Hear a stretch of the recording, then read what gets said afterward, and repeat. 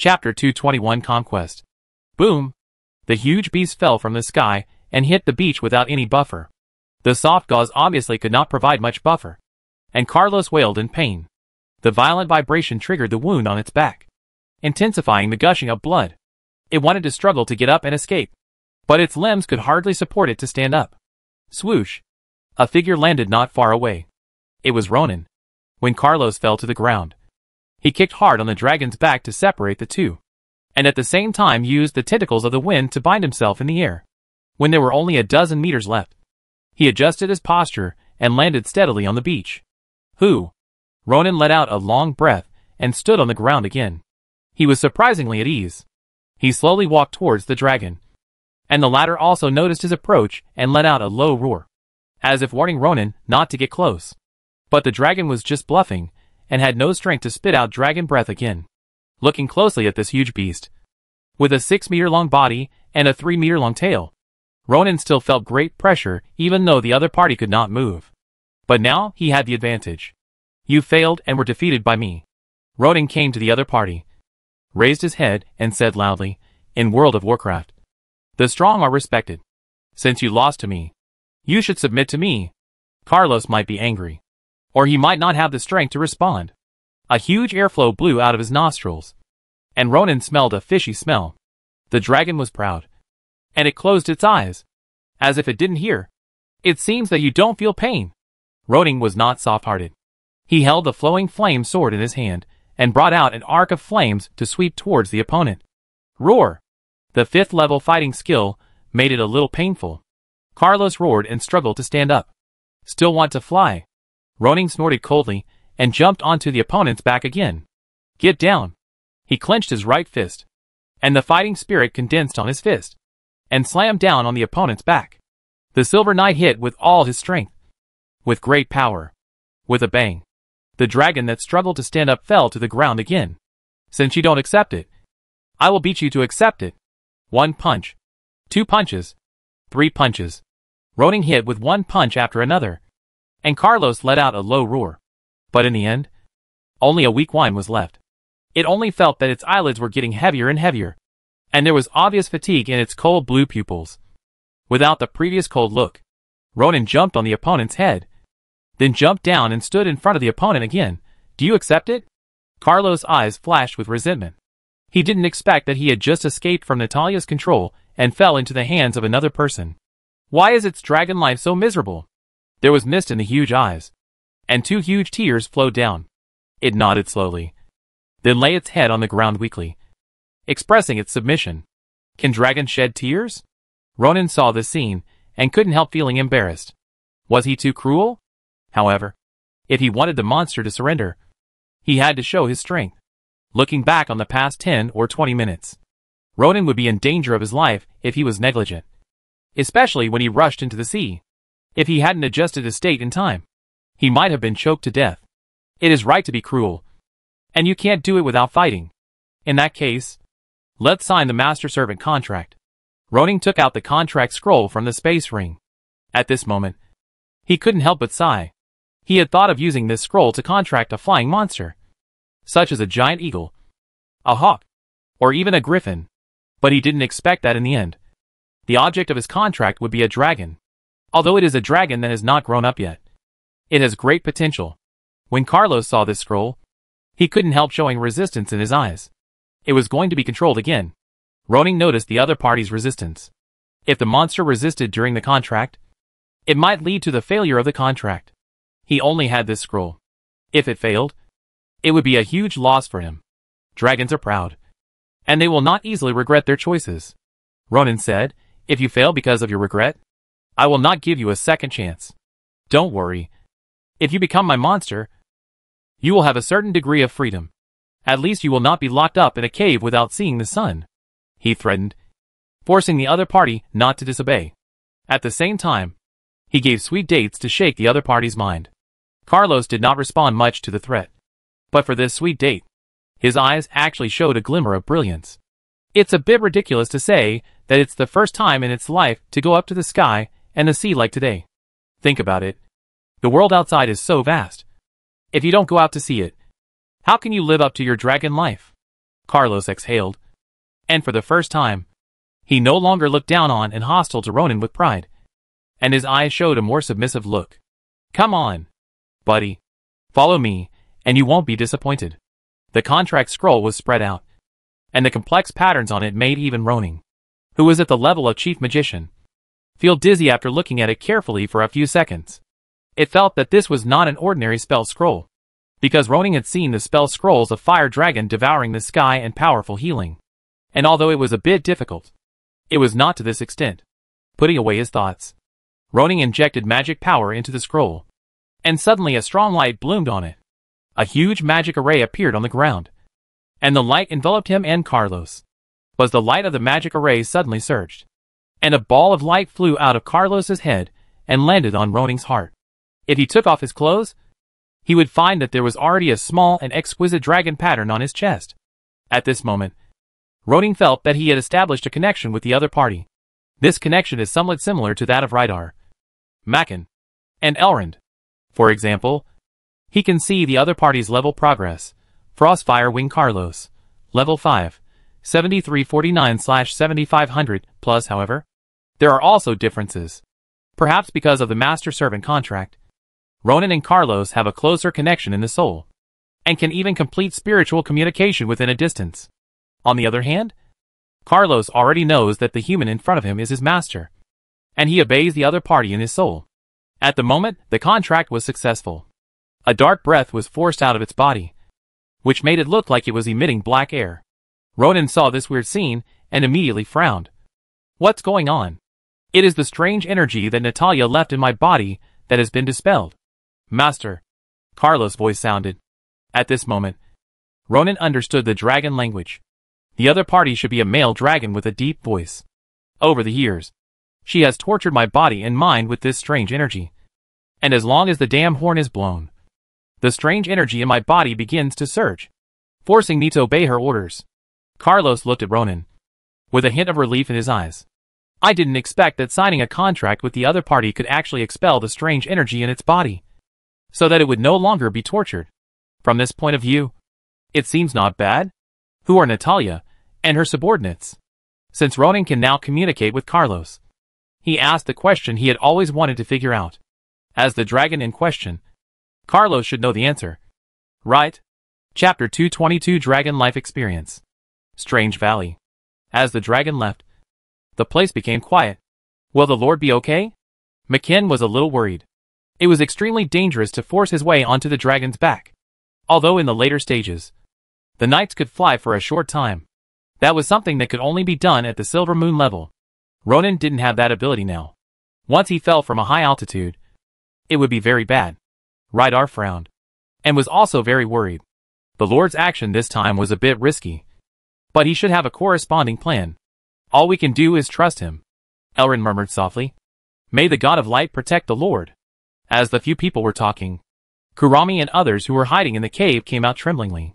The flames brought by the dragon's breath in the valley had been extinguished, but the air was filled with the smell of burning, which was very unpleasant. I didn't expect that we could survive. Jenny looked at her husband. Horn held her hand tightly, and both of them had joy in their eyes after surviving the disaster. The others were basically in the same mood. Carlos's hideous head really left a huge shadow in their hearts, and they might have nightmares about it for a while. Commander, where is Lord Ronan? Tom looked around, and only Rydar, Makan, Elrond and Joffrey were standing outside. But there was no sign of Ronan. Others also noticed this problem, and couldn't help but look at Rydar nervously. The Lord should be fine, right? The Lord was ready to conquer the dragon, and rode on its back to the north. Everyone was shocked when they heard this. For them, it took great courage to just stand in front of the dragon, not to mention climbing on its back. Not only did the Lord do this, but he even wanted to conquer the dragon? They looked up at the sky. How dare the Lord? Makan, Elrond, you lead the team to stay here. Before the Lord and I come back, you need to monitor this cave. But remember not to rush in rashly. No one can be sure whether there are other enemies in the cave. To be safe, we should wait for Ronan to come back before making the next plan. I'll go to the north to see if I can find the Lord. The dragon flew very fast. It lost its trace just after rushing into the sky, but the faint roar seemed to indicate that they were in the north. Although everyone was worried about the Lord's situation, they could not help much. They could only stay here to guard the cave entrance and silently pray that the Lord could return safely. Ronan was listening to Carlos telling his experience on the beach in the north. If one word is used to describe its dragon life, it is miserable. Carlos has been imprisoned in the cave since he broke out of his shell. And more than 280 years have passed. During these 200 years, Natalia has been transmitting some kind of dark energy into his body through a dark altar, trying to transform his body. To be honest, Ronan was stunned by its age. He originally thought that this dragon was at most a few dozen years old, but he didn't expect that it had lived for more than 200 years. What made Ronan even more incredible was Natalia and others. According to Carlos, it has been imprisoned by this group of people since it was born. In other words, Natalia, Nebula and others are older than the dragon? You know, even the lifespan of a meteor star is no more than 120 or 30 years. Natalia is only a silver level. How can she live for more than 200 years? But when asked about this question, Carlos couldn't explain it. As a prisoner, it has no place to get too much information. Carlos only knows that Natalia and others have been doing repetitive things almost every day in these years. For example, they would sacrifice it every morning, patrol outside every night, etc. for more than 200 years. The only difference may be that Natalia's mating partner will change, such as Nebula today, Wutan tomorrow, and another knight the day after tomorrow. As for the Master Elliot mentioned by the female knight, Carlos has not seen him in these years. Not once. After a conversation, Ronan asked Carlos to rest for a while, and he sat aside thinking. More than 200 years ago, the Orlan Empire had collapsed, and the continent fell into decades of chaos. At this time, the two families of Alduin and Tricia, who were related to the imperial family, gradually became stronger and eventually became the two kingdoms of the north and the south. During the hundreds of years of chaos, no one knew what had happened. Even the history books of Wushan Castle only briefly recorded some deeds. So where would they record what happened in the north of Wubei territory? Ronan guessed that perhaps this strange cave, Carlos and even Natalia and others were left by a strong man in that era. It's just that time is too long, and that strong man has forgotten this place. Or has fallen. Ronan couldn't figure it out. So he simply stopped thinking about this problem and focused on the matter at hand. Carlos, I will give you a gift in return for your submission to me. Perhaps the contract scroll of the login reward is different from the contract scroll of Lulin's. Ronan can summon Carlos as a tribute panel like he did to McKen and others. Frostfire Wings Carlos. Level 5. 7349/7500, plus Frostfire Wings is Carlos's title. And it is said that he has had it since he could remember. Ronan is more concerned about its level and progress. Human level 5 extraordinary is the Silver Knight, the Chief Magician, and they only need 1500. 2000 energy essence to break through to level 6. But Carlos, the dragon, needs 7500 points to break through. No wonder it is only a level 5 monster in these long 200 years. But it is reasonable to think about it. For a high-level dragon like Carlos, 300 years old is only considered a young dragon, and its level is only about level 4 to 6. It is very good that it can grow to this level despite being imprisoned and abused. If Carlos's level progress is very low, Ronan may not choose to invest too much. But the other party is just a little bit away from full, so he doesn't mind helping him to improve a little. As Ronan invested energy essence, the other party's panel changed. Frostfire Wing Carlos, level 6, 0/12500, plus this number made Ronan shudder. Good guy. To upgrade this dragon from level 6 to level 7, it actually requires tens of thousands of energy essence. This is pure robbery. Ronan looked at the remaining 1449 energy essences in his hand, and suddenly felt a little powerless. On the other hand, Carlos stared with his eyes wide open, falling into a state of astonishment. It was originally wondering, seeing that the master had nothing in his hands, what kind of gift would he prepare? Unexpectedly, a magical power descended on it in the next moment, making it feel as comfortable as a long drought and rain, and couldn't help but let out a comfortable dragon roar. I have advanced? The edges of Carlos' scales turned red, no longer just ice blue. At the same time, new scales were growing under the old scales. When the new scales grow out completely, the gaps between the scales will be greatly reduced, and it will become very difficult to poke weapons through the gaps. Paw. An old scale fell to the ground, followed by the second. The third. Carlos shook, and hundreds of scales fell to the ground. What are you doing? When my strength increases, some of the aging scales will fall off automatically, and new ones will grow in their place. Carlos' voice became pious. Thank you for the gift, Master. From level 5 to level 6. Although there is only a little over 100 points of progress. If it were to break through on its own, it would take at least dozens or hundreds of years. But now, it actually broke through in a breath. Carlos was both surprised and surprised. Sure enough, this master was much better than Natalia. With such a comparison, it couldn't help but feel moved, and the conflicts and unpleasantness that had occurred before were diluted. Although it is a dragon, it has been isolated from the world for so long, and it still has a bit of a child mentality. This is a good thing. Ronan's eyes lit up, and he quickly walked over to pick up a piece of dragon scale to observe. The ice blue dragon scale is less than the size of a palm, but its toughness is better than steel, and it has a certain resistance to magic. Dragon scale armor. If these dragon scales are made into armor, its defense and value will definitely be extraordinary. Carlos, are these dragon scales still useful to you? Ronan said. I want to use them to make a set of armor.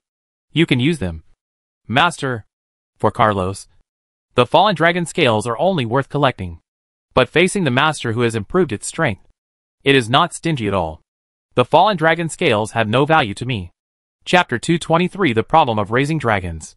Ronan counted and found that there were 136 dragon scales falling from Carlos. According to the size of each scale, it should be no problem to make a set of dragon scale armor. The only problem is, who can make this thing? William, the carpenter of the Ironwood workshop?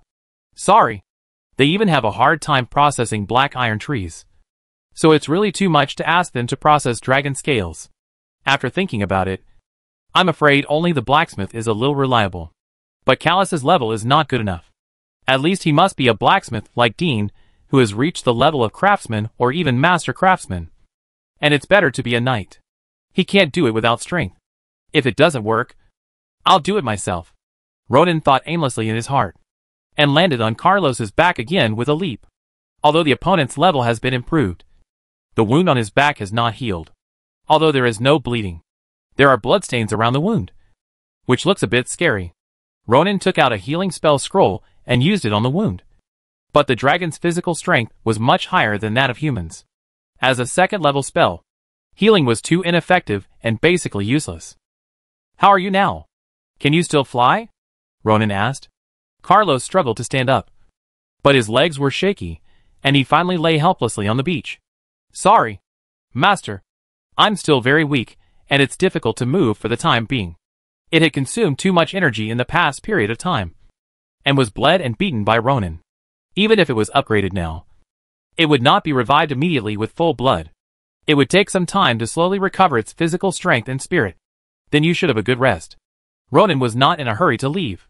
According to Carlos's information, although there were still some people in the cave, they were all servants and posed no threat to Rydar and others. In this way, after Ronan explored the cave, this trip to the north was also successfully concluded. He sat cross-legged on the dragon's back and began to refine magic. From the beginning of the battle to the complete conquest of Carlos, Ronan had used magic countless times. He could only say that he had good attribute affinity, skilled magic casting, and abundant magic storage. If it were another chief magician, he would probably not be able to do this. To refine magic, one needs to carefully perceive the elemental power between the surrounding heaven and earth, and use mental power to absorb the wind element and fire element into the mana space, gradually transforming them into magic and storing them. This seems to be a boring process, but after really settling down to refine it, it can relax the whole person's mental state. Gurgle. An inappropriate sound interrupted Ronan's state. He opened his eyes and looked at the dragon under him in surprise. This sound sounded like his stomach growling. He couldn't help asking, "Are you hungry?" Carlos was a little embarrassed and responded weakly. "That? Yes, Master." It explained. Today's exercise was too big and the physical exertion was intense. And Natalia only provided me with a small amount of food for each meal. So I never had enough. Listen. How miserable. Ronan was a little embarrassed. He had never thought of this problem. It turned out that dragons would also go hungry. It was a pity that the dry food in his space ring was not enough to fill the dragon's teeth. Ronan also thought of a problem. How should he feed this dragon? Bringing it back to the territory is definitely unrealistic. The sheep in Shanlin Town and the hundreds of cows in Swamp Town are probably not enough for the dragon to eat for a year. He couldn't feed all 500 or 600 black buffaloes to Carlos. How could he cultivate the territory? Moreover, black buffaloes are one of the sources of income for the territory. After thinking about it, he only thought of one solution, which is to let it roam free. To the west of Wubei territory is the huge Wushan Monster Mountain Range. Let Carlos go to find food and feed himself. Anyway, with the soul contract, Ronan can send signals to the other party if there is anything. With Carlos' full flying speed, it will probably not take long to get to the territory. What did Natalia give you to eat? Fish. All kinds of fish. Carlos' eyes revealed despair. He didn't know how he had survived these years. Sometimes he felt sick when he saw the fish jumping around. But there was no other way. He had to eat to fill his stomach. Ronan was concerned about something else. Natalia and the others were almost always active in the valley. Unless they were chasing the invading enemies. But they could only run 3 miles at most. Where did they get so many fish? He absolutely didn't believe that they were stored in a warehouse. What kind of warehouse could store food for nearly 300 years? It seemed that we had to go to the cave to take a look. There must be some mysteries in it that Carlo didn't know yet. I'll find you something to eat. Ronan jumped off the dragon's back helplessly, and went into the forest to see if he could hunt wild animals. But the huge noise just now had already scared away the animals here, and he was destined to return empty-handed. After searching for nothing, Ronan could only return to the beach. Fortunately, he returned in time. At this moment, Rydar was holding a sword and asking Carlos where the Lord was. But he also didn't understand dragon language, and couldn't understand the dragon's excuse at all. He was about to use force. Rydar? Stop. Ronan hurried over. I have subdued it, and it is not an enemy now. Carlos nodded humanely. Without the dignity of a dragon, it was really too weak now, and was no match for Rydar. Did the Lord really conquer the dragon? Rydar was shocked. It was one thing for him to believe in Ronan, but it was another thing to see him really conquer the dragon. This is really incredible. Ronan smiled and said, let's not talk about this for now. There is a tricky thing now. Carlos is hungry. In his current state, he can't find food. But I can't find any wild animals nearby. Rydar immediately said, I will go back and ask everyone to look for it separately. I hope there will be gains. For now, this is the only way to do it. You go. Ronan glanced at Carlos. We will also gather in that valley after it recovers a little strength. Watching Rydar leave, Ronan sighed.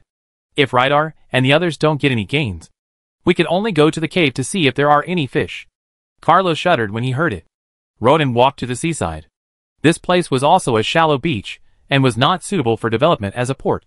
He planned to wait for Carlos to recover, and then take a good look around the coastline of Wubei territory to see if he could find a relatively suitable location. This is the advantage of a flying mount, saving time and improving efficiency. More than 2 hours later, the sun set and dusk began to fall. Carlos stood up.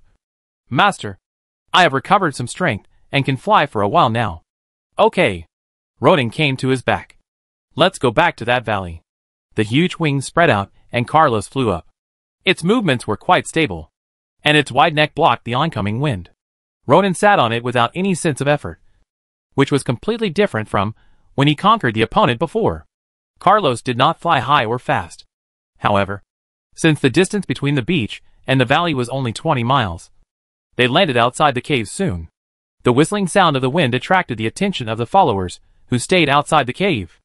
They stood up in horror and looked at the black shadow in the sky. It's a dragon. Everyone's heart was in a panic again.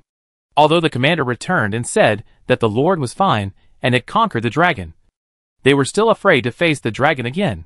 Carlos folded his wings and landed on the open space in front of the cave.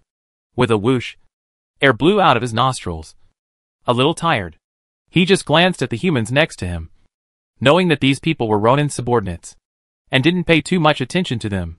The dragons were all proud, respectful, and submissive to Ronan, because they had signed the master-servant contract. Carlos still despised others. It's the Lord. The Lord is back. At this time, the subordinates on the ground saw Ronan on his back. They exclaimed, with awe and admiration in their eyes. Ronan jumped down from the dragon's back and took a look. At this time, only Elrin, Baburin, Jenny, and Grotto were left here. The rest of the people probably went to the mountains to hunt. Baburin, how is your injury? In the previous battle, Baburin was injured by the senior knight on the opposite side. Baburin was a little excited. Now Ronan is not only the Viscount of Wubei territory, but also a strong man who subdued the dragon. Baburin was very excited to be cared for by such a person. And he was also proud that he could follow such a person. Thank you for your concern. The chief physician has treated my wounds, and I am fine now. Elrin added, others were also injured. But they are fine. Don't worry. Ronan nodded and looked at the others. Everyone has worked hard. Rest here first. When Retta and the others come back from hunting, notify me. Elrin, come with me. With that, he took Elrin and Carlos into the cave, leaving a few subordinates staring at the back of the dragon in a daze. Chapter 224 Valuable Cave. The cave is not narrow.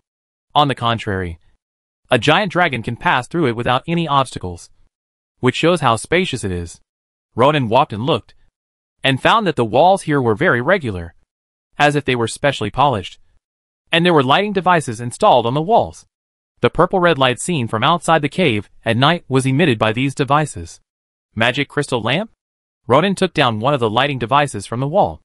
Its appearance was different from the magic crystal lamp in Wishon Castle. I wonder what the structure inside was.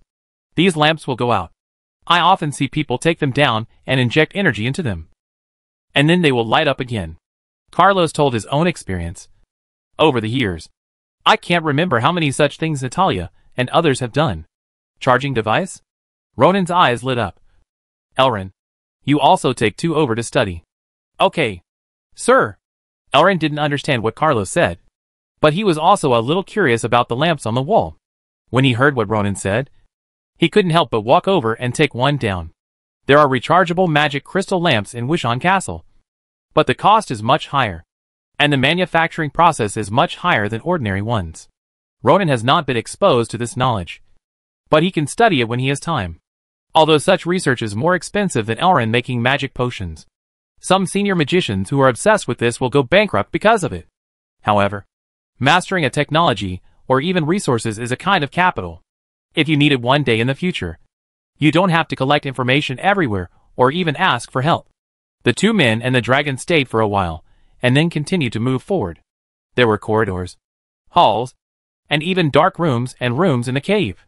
It was like a castle built in the mountains. The only thing that made people uncomfortable was that the air inside was not very circulated, and the smell was very bad. Master, this is the altar that controls me. After Carlos walked around a corridor, he came to another spacious room. There was a round altar in the center of the room, with complex patterns carved on it. According to Ronan's experience, this should be a magic array diagram. And it was a very high-end magic array, because when Ronan concentrated his mental power to observe, he felt a tingling sensation in his mind. How did Natalia do it? Ronan asked. Carlos walked aside. She injected energy into this palm print, and she could activate the magic array on the altar. Oh! Ronan walked over with some curiosity, and tried to inject Do-Chi into the palm print. But the magic array did not change at all. He changed to injecting magic power into it, and the result was still the same. Elrin, you try it. The light magician imitated Ronan and injected magic into it, but his hand was bounced away by a force. My lord, I feel it is rejecting me. Ronan was a little surprised. No matter whether he injected fighting spirit or magic, there was no reaction. Only Elrin was rejected. This can only mean that special extraordinary energy is needed to activate this magic circle. As for the light attribute, Elrin can use purification to dispel Retta's injuries, which means that the light attribute and Natalia's special extraordinary energy are repelled. Just like now, Natalia uses a black energy. Carlos' words confirmed Ronan's guess. Dark energy? Ronan frowned slightly. He thought of Roland's. The other party also had a dark energy in his body, and the erosion effect of the soul-devouring surge was somewhat similar to the effect after Natalia and the others injured their opponents. Of course, the effect is just a little similar, and the erosion process and the characteristics shown are obviously different. However, this does not prevent Ronan from thinking. Is there a connection between these 2 energies? Master, This is the passage for them to transport food. Carlos came to a door, which was only more than 1 meter wide, and could not pass through. Let's go and see. Ronan and Elrin passed through the door together and walked down the steps. They saw a pool with a diameter of 7 or 8 meters, and a depth of 3 or 4 meters at the bottom. There were densely packed round holes on the wall of the pool, which seemed to be leaking water. And what they cared about most was the bottom of the pool, where there was also a mysterious magic circle. Sir, this magic circle is different from the one above. Ronan nodded slightly. He looked around and finally saw the switch on the table on the right side, which was also in the shape of a palm print. Elrin also noticed it and volunteered. I'll try it. This time, the activation device did not reject him. When Elrin injected light magic into it, the magic circle below was activated. Buzz, a buzzing sound, followed by a surge of colorful light, and the whole room fell into a chaotic scene. As the two were curious, nervous, and a little cautious, a pool of seawater suddenly appeared in the pool. Yes, it was really a pool of seawater generated out of thin air. The light dissipated, and the magic circle cooled down. Ronan looked at the scene in front of him in surprise. Was this a summoning? Or a teleportation? The water in the pool flowed out from the dense holes on the pool wall, and flowed to an unknown place along the passage below. As the water flowed clean, the fat fish stayed in the pool, jumping constantly, as if they wanted to jump out of the pool to escape the fate of being caught. But the pool was too high, and the holes were too small, so they couldn't escape. This should be teleportation. Ronan secretly judged that if it was summoned, it shouldn't summon different species. There were several kinds of fish in the pool, big and small, and even shells and turtles. If it was teleportation, there might be a teleportation array at the other end, which was probably built on the seabed. Once this side was activated, the seawater on the other side would be transmitted together with the creatures in that area. This explanation was reasonable. But no matter what, it was too wasteful and unbelievable to use such a high-end method to replenish fish. Elrin. He looked at the doctor, but saw Elrin leaning there tiredly. Ronan's face changed. Could it be that this magic circle has some side effects? What's wrong with you? He hurried over to ask. Elrin waved his hand. Activating this magic circle consumed almost half of my magic power, and a lot of mental power. Thanks to my meditation and refining some just now. Otherwise I would be exhausted by now. Ronan breathed a sigh of relief. As long as there were no side effects, it would be fine. It was reasonable for the activation of a teleportation magic circle to consume a lot of magic power.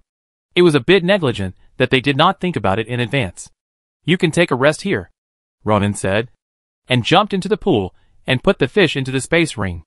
This time, the harvest was not much, and the pile was less than 1 cubic meter. No wonder Carlos said that it was often hungry. This way of fishing consumes extraordinary power. Even if Natalia and the others all go, they can only catch 5 or 6 times a day. If you are unlucky, there is really nothing to eat. Ronan looked at the magic circle that was revealed again. He knew that its value was inestimable. Perhaps the most valuable thing in this cave is it. Teleportation? Should it belong to space magic? The 7 gods that people often talk about represent the 7 attributes of Earth: wind, water, fire, thunder, light, and darkness. Ronan has never heard of a space attribute magician. Chapter 225: The Power of the Witch Soul. Ronan left the fishing room and threw the sea fish he had made with the magic circle to Carlos, who was waiting outside. Although this guy was very tired of this kind of food, he was so hungry that he could only open his mouth and swallow it whole, not asking whether it tasted good or not, but whether he was full or not. Ronan continued to check the remaining rooms to see if there were any other gains. Unfortunately, he was disappointed. After wandering around for a long time, he didn't get anything, such as gold coins, armor, weapons, etc. The only thing that could be considered a gain was probably a few pieces of parchment on the stone table in one of the big rooms. Ronan guessed that this room should belong to Natalia, because as the manager of this underground palace, she was responsible for the supervision and sacrifice of Carlos. And the parchment on the stone table just recorded the method of sacrificing Carlos and the final goal. According to the description on the parchment, Carlos was brought here by Natalia's master Elliot when he was still a dragon egg. Natalia also wrote her worship of Elliot on a piece of parchment. Elliot snatched the offspring of the legendary dragon from its hands. She is the most powerful king in the world. Anyone and any creature will crawl at the feet of the master. I don't know how true the words of the fanatic are. But if he really snatched the dragon egg from the dragon, then this Elliot is definitely a strong man. Back to the content of the parchment. Elliot brought the dragon egg here and summoned many subordinates to build this underground palace. In the end, he arranged Natalia and a group of subordinates to guard it and be responsible for refining the dragon egg. Carlos also told me about the ritual method. When Natalia activated the magic circle in the hall with the so-called power of witch soul, the magic circle would surge with this special extraordinary energy, corroding the dragon egg that had not yet hatched. When Carlos broke out of the shell, this power was planted in his body. And then Natalia could control this power through the soul horn to command the dragon. It was not over at this point. They still had to continue to ritualize Carlos until the black lines representing the power of witch soul spread all over the dragon's body, and special lines appeared on the dragon scales. At that time, Carlos's body would be completely transformed. His soul would be distorted. And a new dragon creature, the witch soul dragon, would appear in this world. To be honest, Ronan didn't quite understand Elliot's operation. If you really want to control a dragon and make it a slave, wouldn't it be enough to just sign a master-servant contract? He didn't believe that this person, who had the ability to obtain dragon eggs, would not know about the existence of a contract scroll. Could it be that this Elliot is very interested in creating new species? Unless he meets Elliot himself. No one can answer this question for Ronan. But after hundreds of years, this person may not have completely disappeared. Right? Sir, Retta and the others are back. Elrond found Ronan. I heard that they destroyed a wild boar den and hunted 7 or 8 wild boars, 2 of which were relatively large. That's a good harvest. Ronan smiled and put away the parchment. How are you recovering? Don't worry. Sir, I just consumed a lot of magic power. And now I have recovered a lot. The two walked and talked, and took Carlos to the outside of the cave. Seeing the dragon with their own eyes, everyone was very shocked. But when they saw the dragon staring at the prey on the ground, they felt that the dragon was not so mysterious. Come on, guys, let's have a wild boar and see fish dinner tonight to celebrate the successful completion of our operation, Ronan said, taking out the remaining big fish. The subordinates began to get busy. Some were dissecting the prey. Some were washing food in the water source not far away. And some had already set up the grill. Being able to serve a dragon and have dinner with a dragon is simply incredible. That night, Carlos finally ate food other than fish. And the dragon's eyes couldn't help but mist. If there weren't so many people here, and they were worried that crying would lose value, the 2 drops of dragon tears would have flowed down. Everyone have a good rest tonight, and we will set off to return tomorrow. After eating and drinking, Ronan told the next plan. Regarding the dragon, Carlos, especially the fact that I conquered it, I hope that everyone will not disclose any information to the outside world. This is the top secret of Wubei territory. Ronan looked around at everyone. Anyone who discloses it will bear the consequences. The dragon is a powerful creature that can shock people, but it is not invincible. Carlos is just a level 6 monster. Its advantage is that it has the ability to fly and control the air. But it is too early to say that it is invincible. Ronan can climb on Carlos's back and make him helpless. Who can guarantee that others can't? Moreover, there are more people in the kingdom who have flying mounts than Ronan. There are also people with stronger strength. It would be a bit too arrogant to think that a level 6 dragon alone is not afraid of everyone. Perhaps, when Carlos reaches level 7, 8 or 9, he will have a huge deterrent power. But when Ronan thought of the other party's level progress of over 10,000, it was destined that it would be impossible to invest energy and spirit in Carlos in the early stage. So it is not realistic to cultivate a powerful dragon in a short time. In fact, for ordinary people, it is almost impossible for them to witness a dragon from hatching to growing to its peak. The growth period of a dragon is too long. And even the strong men who grow to the level of the sun can't wait. But then again, it is undeniable that Carlos has great potential and extremely rare characteristics. If people outside know about it, they may target it. Especially some powerful characters, who can even do things like catching dragons for research. So, the secret of the existence of the dragon should be kept secret for as long as possible. If we delay it a little, when Ronan and others become stronger, everything will be easy. Everyone was thinking about going back and bragging about it. But now seeing the Lord's strict requirements, they could only hide these thoughts in their hearts. However, they believed that the Lord's dragon would appear in front of them one day, and it would not be too late for them to talk about what happened today. Hey, they are all people who can survive the dragon's breath. Sir, what should we do with this cave? Asked Rydar. Ronan frowned slightly. The 2 magic circles in the cave have great reference and learning value for future magic research. So this place must be protected. Fortunately, the materials used to set up the magic circle will not be easily damaged. And this is the north of Wubei territory, uninhabited, and there is no port to dock on the Bund, which saves the trouble of being discovered. When we leave tomorrow, use boulders to seal the entrance of the cave, so that the wild beasts in the mountains will not use the cave as their nest.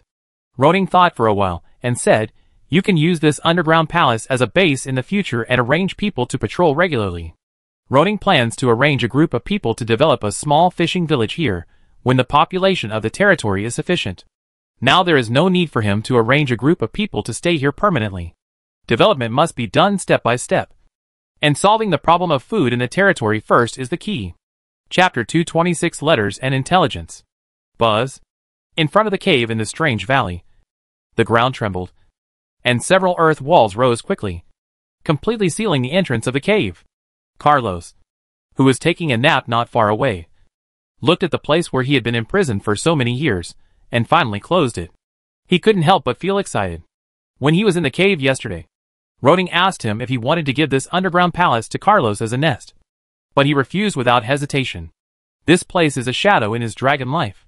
He would rather be exposed to the wind and rain outside than go in again. After sealing the entrance of the cave, the group officially returned, ending this special mission of 8 or 9 days. Ronan did not go with the team. After a night's rest and 2 meals of roasted wild boar to replenish his physical strength, Carlos's condition recovered a little. Ronan sat on the dragon's back and flew all the way back to Shanlin town. He watched the mountains and rivers change rapidly under his eyes, and he felt refreshed for a while. When they came here, they shuttled through the dense forest, and it took them nearly 5 days to reach the outside of the strange valley. Now sitting on the dragon's back, Ronan could vaguely see the direction of the town in a moment. That's the Wushan Magical Beast Mountain Range. Ronan pointed to the mountains in the distance and said, there are many magic beasts there. You can find food there when you are hungry. Carlos cheered happily, and his voice penetrated the clouds and reached below, startling the birds to fly up. Its frostfire wings can finally fly freely in the sky and earth, and finally choose its own food. Ronan continued to make other instructions, such as not eating people, trying to avoid high-level magic beasts, etc. At the same time, he also considered looking for a place to the west of Shanlin town as the dragon's lair. High-level monsters have their own territories, not to mention dragons. At that time, relying on the dragon's might, it might be possible to intimidate the monsters and prevent them from easily invading Shanlin town. In this way, McKen and others don't have to leave the team to patrol the Black Iron Forest area every now and then, and don't have to worry about the problem that the people working in the Ironwood workshop will be attacked by monsters all day long. Soon, 1 man and 1 dragon landed on the hillside. Okay, remember my instructions? Don't cause trouble for me. He patted Carlos's head. I will summon you if there is something. Now, go by yourself. Okay, master. Carlos couldn't wait to spread his wings, flew into the air in a gust of wind, and soon disappeared. Looking at that direction, Carlos should be going to the Wushan Monster Mountain Range. It looks like he's going to have a good meal. Ronan smiled and shook his head, and soon after going down the hill, he reached the mountain path. This road connects Shanlin town and Qingju village.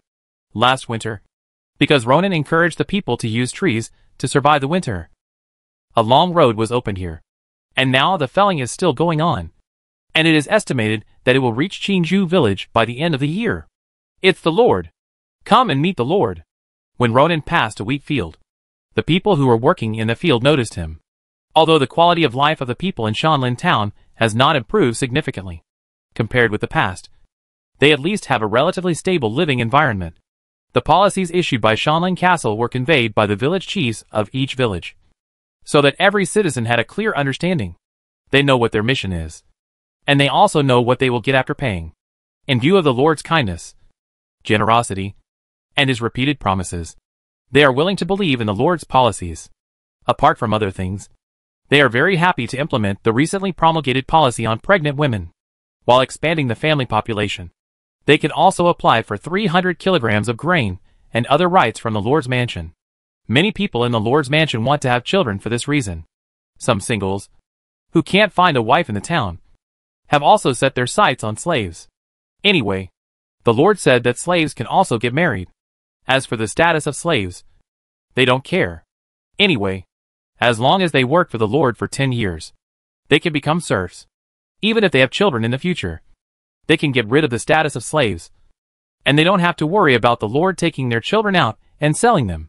Facing the enthusiastic people, Luo Ning stopped to greet them and encourage them at the same time, so that everyone can live and work in peace and happiness. And life in Shanlin town will get better and better. They walked and stopped along the way, and it was almost noon when they arrived at Shanlin Castle. The current Shanlin Castle is relatively quiet. Irene and Black Tiger have moved to Swamp Town, and together with her mother Jenny, they are learning potion making from Elrond. Moreover, the environment of Swamp Town is more suitable for Irene to practice. Sir, why are you back? Butler Chahar happened to be in Shanling Castle. The matter is over. I came back early, Ronan said, asked the kitchen to prepare lunch. And is Ragna back? Knight Ragna is in town. He has brought more than 500 people that Anthony had gathered from Barringcona to Shanlin town, and Wilson is settling them. In addition, Pearson and his caravan have also returned from Wushan City. The ironwood armor and weapons sold this time earned a total of 272 gold coins, all of which are placed in the drawer of your study. The production capacity of the ironwood workshop has increased, and Gal's order has been completed ahead of schedule, just in time to escort it to Wushan City during Ragnar's trip. Also, the messenger bird brought letters from Wushan Castle. Ronan's eyes lit up. The birdway of the messenger bird has been successfully built for some time, and finally it can realize letter communication with the outside world. Where is the letter? It's on the table in your study. Ronan came to the study. The letter was packed in a linen bag.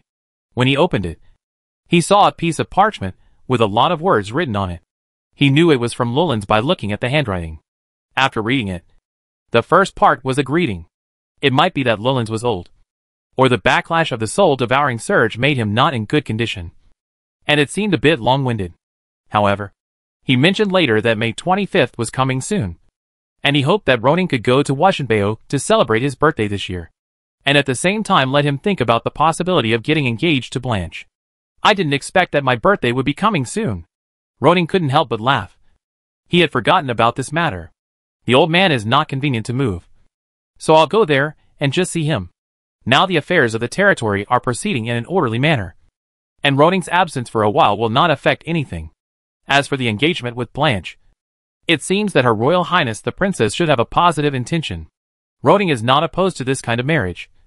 After all, Blanche is not ugly, and her personality seems to be okay. The key is identity. Marrying the princess of the kingdom will bring him another identity. Ronan thought for a while, took out a piece of parchment, and began to write back to Lulans. But he only mentioned that he would return to Washenbeo for his birthday, and he would talk about the engagement later. Dong. Dong. The door was knocked. Come in. Ragna pushed the door open and greeted with a smile. My lord. Long time no see. I just heard from Chahar that you are back, so I came to report. Thank you for your hard work, Ragna. Ronan smiled and said, Cromie is still on the way back. It will take about 4 or 5 days to reach Black Soil Town. Thank you for taking care of Cromie. My lord. I didn't take care of her. The conditions were bad when I was carrying out the mission in the woods. Ronan smiled and said, You have a strong fiancé. When are you going to get married? Ragna scratched his head, as if he was not ready. Originally, we planned to build a small courtyard in Swamp Town. After it is completed, we will talk about the wedding. They are now separated from their own families, so it is natural to hold the wedding in their own small homes. That's no problem. Just tell Wilson which piece of land you like, and I will give it to you for free. Ronan smiled and said, The wedding can be held in Swamp Castle. Thank you for your kindness, sir. Ragna smiled and thanked, then restrained his expression and said seriously, Sir, I got some information when I went out this time, and I need to convey it to you. Ronan raised his eyebrows. Last time, Ragna brought about the trial of Baron Layson. What information does he have this time? You said? I heard that the Polani thieves in the southwest of Wushan territory have been restless since April, Ragna said. Many people speculated that this group of thieves would make trouble at the border again. Chapter 227 The Polani Bandits. The Polani Bandits appeared after the Black Gold Brotherhood. Although one of them is located in the southwest of Wuxinling and the other in the southeast of Wuxinling, the nature and actions of the two organizations are very similar. Attack noble castles, occupy noble territories, and establish a separatist regime. Is Wuxinbao incapable of killing them? The answer is no. In the early days, several knights of Wuxinling and other noble teams were able to defeat them. But only 1 or 2 years later, they emerged again, like bamboo shoots after rain. After several times, Wuxinbao may be tired, or Wiggins's repeated poor command has accumulated a lot of resentment among his subordinates. Over time, the strength of the crusade has weakened. Now, the border seems to be playing a game of push and push. Today you hit me, and tomorrow I hit you back, in addition to causing a large number of deaths of soldiers. This situation also led to the frequent changes of lords in these two directions, so that the border of Wuxinling has been in a state of turmoil. The several nobles, including the king, naturally knew about this happening in the Marquisate. Legally speaking, the kingdom has the responsibility to protect the minor nobles. But that is when the status of the nobles is endangered, such as when the Polani bandits threatened Wushan Castle. For the minor fights at the border, the Aljuan royal family, apart from expressing concern, did not send troops to support. For them, sometimes it is not bad for the nobles below to fight and consume their own strength. Moreover, Wushan Castle never asked for support from the royal family or other nobles from the beginning to the end, so they did not need to worry about it. Ronan pondered for a while, wondering if the action of the Polani thieves group this time was a routine or if someone was pushing it behind the scenes. But no matter what the situation was, the Polani thieves group could not threaten Wushan Castle. After all, the 5th Knights of Wushan Castle were stationed there. They wanted to break through the defense line of the 5th Knights and go deep into Wushan territory. But they probably didn't have the strength to do so. Roner, did you get any news about Count Orson when you went out this time? Ronan asked. At the beginning of the year, Orson was abolished by Lulans and returned to his territory, Black Python City. Ronan didn't pay much attention to it after returning to Wubei territory. I did hear some news. Perhaps Roner hated Orson as much as Marvin. So when you mentioned the latter, he smiled unconsciously. It is said that after Orson returned to Black Python City, he sought medical treatment everywhere and sought help from powerful magicians, hoping to get magic potions or other methods from them to relieve his injuries. He even invited Lord Miroslav of Wushan Town. But unfortunately, he was rejected. Miroslav is the 7th level great magician who made magic potions for Lulans, the honorary viscount of the kingdom, the honorary earl of Wushan territory, and the manager of the Silva Magic Chamber of Commerce in Wushan territory. Such a person, although not a noble with a territory, has extraordinary power. Naturally, he is qualified to refuse the invitation of Earl Orson, and there is no need to worry about any consequences. Ronan chuckled. Orson is thinking too much. If this injury is so easy to cure, my grandfather would not have been troubled for so many years, and could not get rid of it. Rulan's strength, connections, and fame are much better than Orson's. He has not found a solution. Where could Orson seek help? Moreover, Miroslav, who helped Rulan's relieve his injuries, has rejected Orson's invitation for the sake of the Marquis, which probably makes it impossible for the latter to relieve his injuries. What about Barrington? How did he react? Barrington, Orson's son, Diane's brother, and the Earl's Golden Knight. It is said that he is very angry, and even said that he wants to ask the Marquis for an explanation. But later, Orson came forward and said that the failure of the competition had nothing to do with the Marquis. Barrington probably only said that he would ask Rulan's for an explanation. In fact, he probably didn't dare to come to Wushan Castle. A 44-year-old Golden Knight, Barrington is very talented. He doesn't want to be abandoned like his father. Now the affairs of Black Python City are probably all handed over to Barrington. Orson is probably going to rest like the Marquis. Ragna sighed. After becoming a meteor star, he wanted to be high profile. How could he not have expected such an ending? Any news about the Black Gold Brotherhood? Ronan asked. Although we did not defeat the Black Gold Brotherhood last year, we also took back several territories, causing heavy losses to the other party. Even if they want to take back those territories, They need to prepare enough food and train enough soldiers. He shook his head unconsciously when he said this. He felt that the Black Gold Brotherhood should be quiet for a year or two. If you want to know, I will pay attention to their information for you next time I go out. Ronan nodded. Then I'll leave it to you. He treated Roner as an intelligence officer. In his opinion, no matter how strong the Black Gold Brotherhood is, it is impossible to outlast Wushan territory. There must be supporters behind this organization. Since there are supporters, there is still a possibility of a comeback in a short time. However, if the Black Gold Brotherhood also takes action at that time, Wushan Castle will face a two-front war, located at the northernmost end of Wushan territory. Ronan naturally would not worry about the war spreading to Wubei territory, but he still had to make the necessary preparations, such as letting Rydar and McKen train more soldiers. A standard Viscount usually has 4 night squads, and Ronan is currently short of 2. What is the quality of the more than 500 people brought back this time? He asked. It's barely okay. They are all tired after the long journey. Roner changed the subject. But there is a mid-level wandering knight named Kujoliai in the team this time. It is said that he originally wanted to follow Baron Kona, but the latter's financial resources and territory management had problems, so he had to give up. It happened that Anthony was recruiting free people there at that time, so he followed to Shanlin town. Although the population of Wubei territory now exceeds 16,000, the purchased slaves and the 2 groups of free people from outside do not have extraordinary people. It sounds good to be able to attract wandering knights to join now. Maybe I can tell Anthony to invite extraordinary people in addition to recruiting ordinary people. Ronan thought so. Just as the two were discussing, hurried footsteps were heard outside, followed by a knock on the door. Come in. Chahar pushed the door open hastily. Master, Juwait sent someone to report that Sim was beaten. Ronan frowned. What happened? It was said that some newcomers were causing trouble, and Juwait and Sim went to stop them. But the other party was hot-tempered and stronger than the 2 of them. Ronan glanced at Roner, who was also a little embarrassed. Without asking, they guessed the identity of the attacker. Although Juwait and Sim were weak, they were also old members. Under normal circumstances, only Retta and McKen could teach them a lesson. But most of the time, it was based on training and guidance.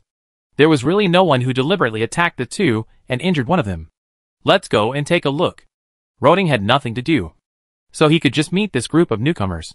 Chapter 228 Wandering Night Cure. Wilson has been the political officer of Shanlin town since today. Although it has not been long, he has helped to deal with disputes between residents and poultry lost in a certain family. Although some political affairs were not handled very well, they barely met the requirements of the Lord.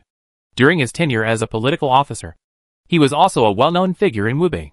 But he has never been as passive as today. The new group of free people actually protested against his arrangement. Not only did they beat up his assistant, but even Sim and Jewett, who came to maintain order, were implicated. Now facing this protest, they can only ask the Lord to come. Thanks to the blessing of the 7 gods, the Lord happened to return to Shanlin town today. Otherwise, he would not know how to deal with the situation in front of him. Ronan frowned and came to the western square under the guidance of the guards. He remembered that when he first came to Shanlin town, he held a meeting with the people here. At that time, this place was a grassland. But later, as McKen and Rydal began to train the guards, this place was renovated into a square. Wilson was here to distribute and arrange the people who came to Shanlin town. At this moment, the crowd formed a circle to surround Wilson. Sim and Juwait in the middle. Outside this circle of people, there were people from Shanlin town who were standing on tiptoe and looking at them, pointing and talking. When they saw Ronan coming, they bowed and saluted. And at the same time, they were looking forward to how the Lord would deal with this matter. At this time, the crowd in the circle also noticed Ronan and subconsciously made way for him. When their eyes met the Lord, they dodged unconsciously. My Lord, you are finally here. Wilson ran up with a self-blaming expression on his face. Sorry. I trouble you to come here in person because of this matter. What's the matter? Ronan frowned and walked slowly into the crowd. Only then did he see Sim lying on the ground and Zuwait with a bruised face. In addition, there was another person lying on the ground covered in blood, and 2 people next to him were plugging the wound on his arm with linen. Hello, Lord Viscount. The middle-aged knight opposite gave Ronan a knight salute. If he guessed correctly, this person was the wandering knight named Kudor. Ronan glanced at him. then turned and walked towards Zuwait and Sim. How does it feel to be beaten on your own territory? Zuwait barely stood up. But Sim's leg was injured and he couldn't stand. The expressions on their faces were painful, but more of self-blame. It was too embarrassing, and it also brought shame to the Lord. Remember this feeling? Don't let yourself taste it again, he said, taking out a healing spell scroll and using it for Wilson's assistant to help him stop bleeding. On the other side, Ragna asked in a stern voice, Kudolii, what are you doing?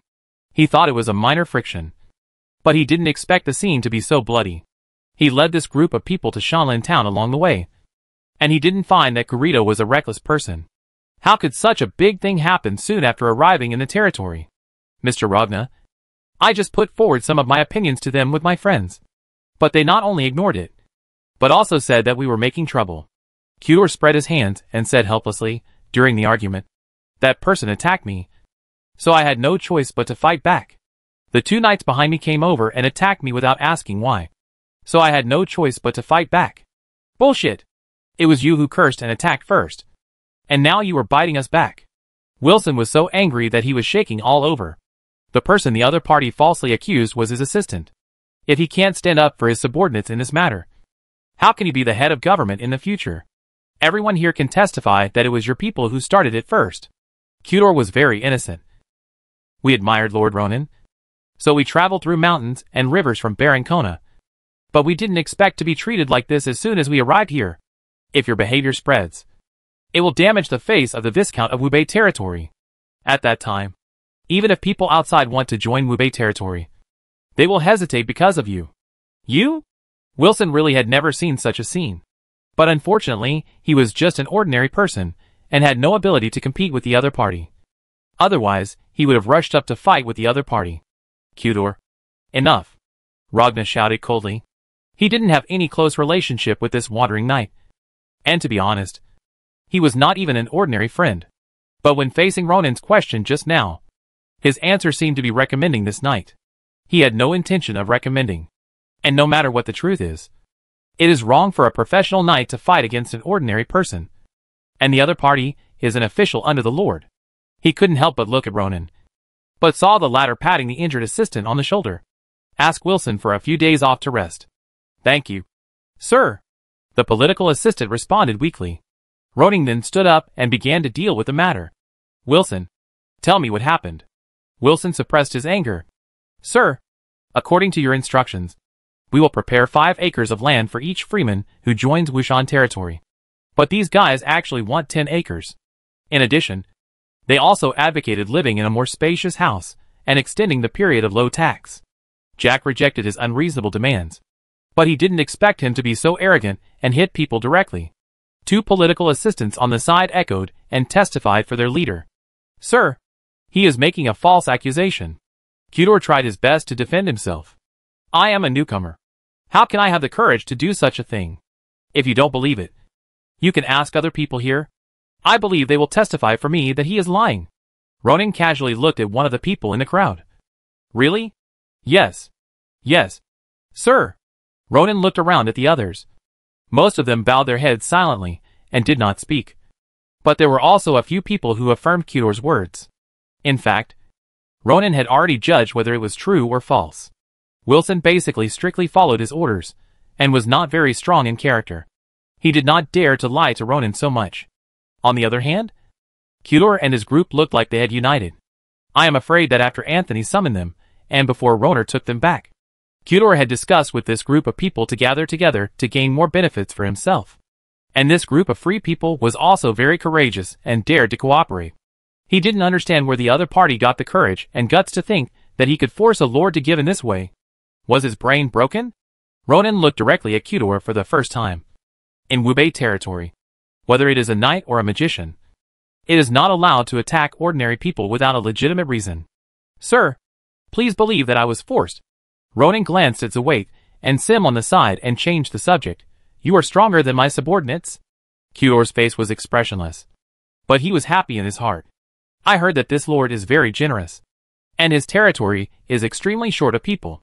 When Anthony promoted it, he said that as long as a person came to Wubei territory, the Viscount here would treat them with courtesy and let them live a good life.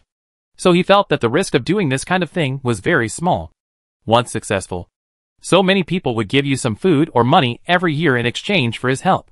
Stepping back, if it failed, the Lord of Wubei territory, who is extremely short of people, should not really do anything to them. Not to mention that he was a mid-level knight. Wubei territory, which was short of people, was even more short of professional knights. Sir, I have reached the peak of the intermediate level, and may soon become a senior knight. He knelt on one knee. I, Kudor, am willing to follow you. Sir, from now on, I will be at your disposal. The free people who followed Kudor also showed a relaxed look. If Kudor gains a high status in Wubei territory, then they will have a support in Wubei territory where they are unfamiliar with the people, and will not be bullied by the locals at will. Kudor, draw your sword. Let me see your strength. Ronan walked to Ragna's side, and slowly drew out the long sword from his waist. If you can take my move, the position of the guard officer of Wubei territory will be yours, and the daily salary will be 1,100 copper coins. Ragna sighed. Although Ronan looked friendly, he knew that the Lord might not be in a very good mood. Wilson and others were a little anxious. Why did the Lord do this?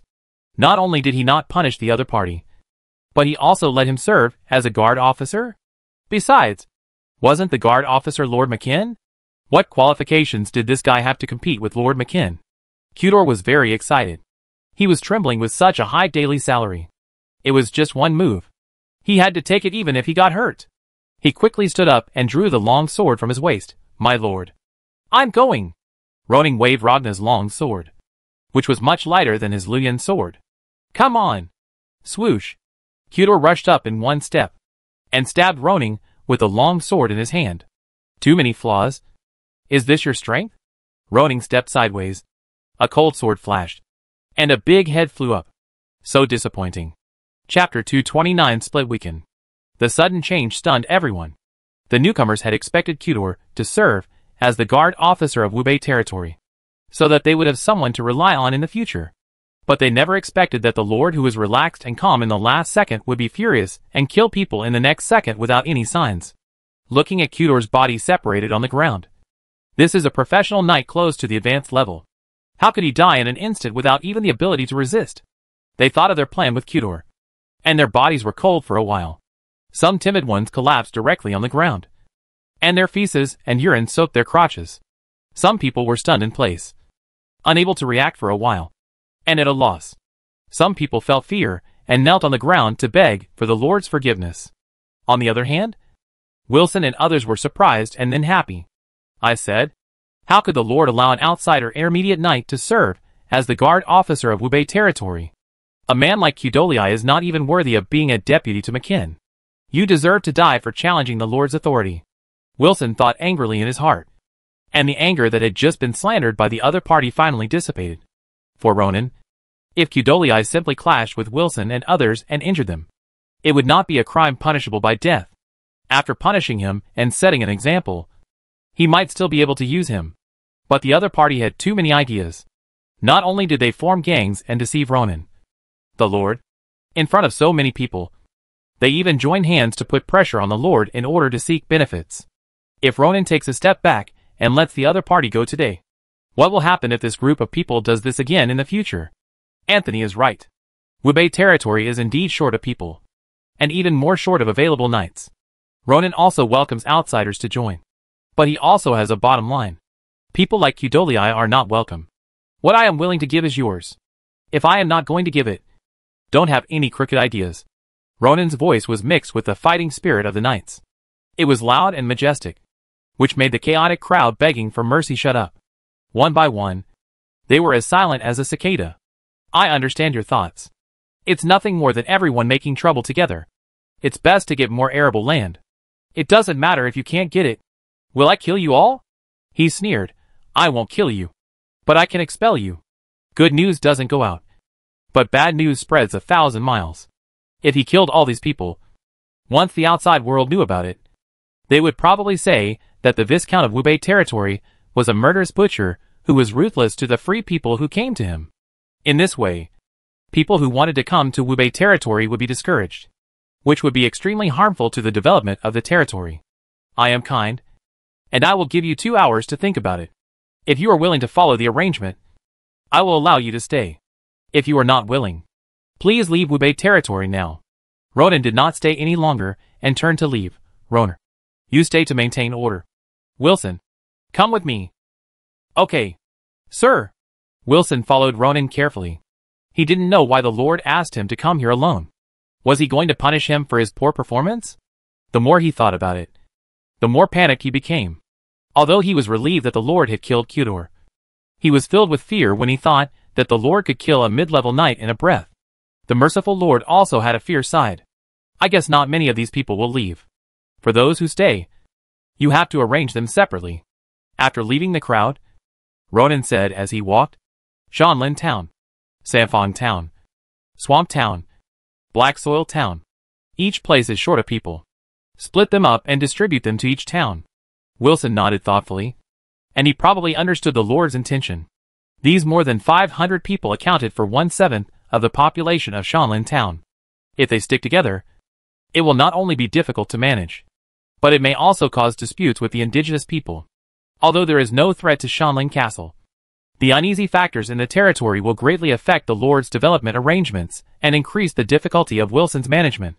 But if this group of people is split up and each town is given a little, it will be much easier to manage. I understand. Sir. Wilson thought for a moment and asked again, if they are a family, do they need to be separated? If they are a family, forget it. Ronan is not yet going to split up the family unit. So there is no benefit in splitting up like this. Wait until McKen returns to the territory and communicate with them. When a large number of foreigners enter the territory in the future, the Knight Squad should arrange cavalry, infantry and professional knights to maintain order on the scene. In a situation like today, it is a slap in the face of the Lord's mansion. Yes. Wilson lowered his head, feeling uneasy. I will make proper arrangements in the future. I can still rest assured that you can do things. But sometimes you need to make more plans. Ronan's tone softened. You are in charge of government affairs, and McKen is in charge of defense. Although the two belong to different departments, they still need to cooperate on some things. After all, maintaining order is also one of the defense of the territory. Wilson bowed. You are right. I understand. Ronan waved his hand and asked the other party to withdraw and continue to settle the free people. He returned to the mountain forest castle. There are more people in the territory, and it is imperative to introduce basic laws and regulations. Before dealing with Kudor, Ronan thought about how to punish him if he didn't kill him. The kingdom has laws, but he has no idea what the legal provisions are. No one else in the territory knows either. It seems that we need to recruit some legal talents.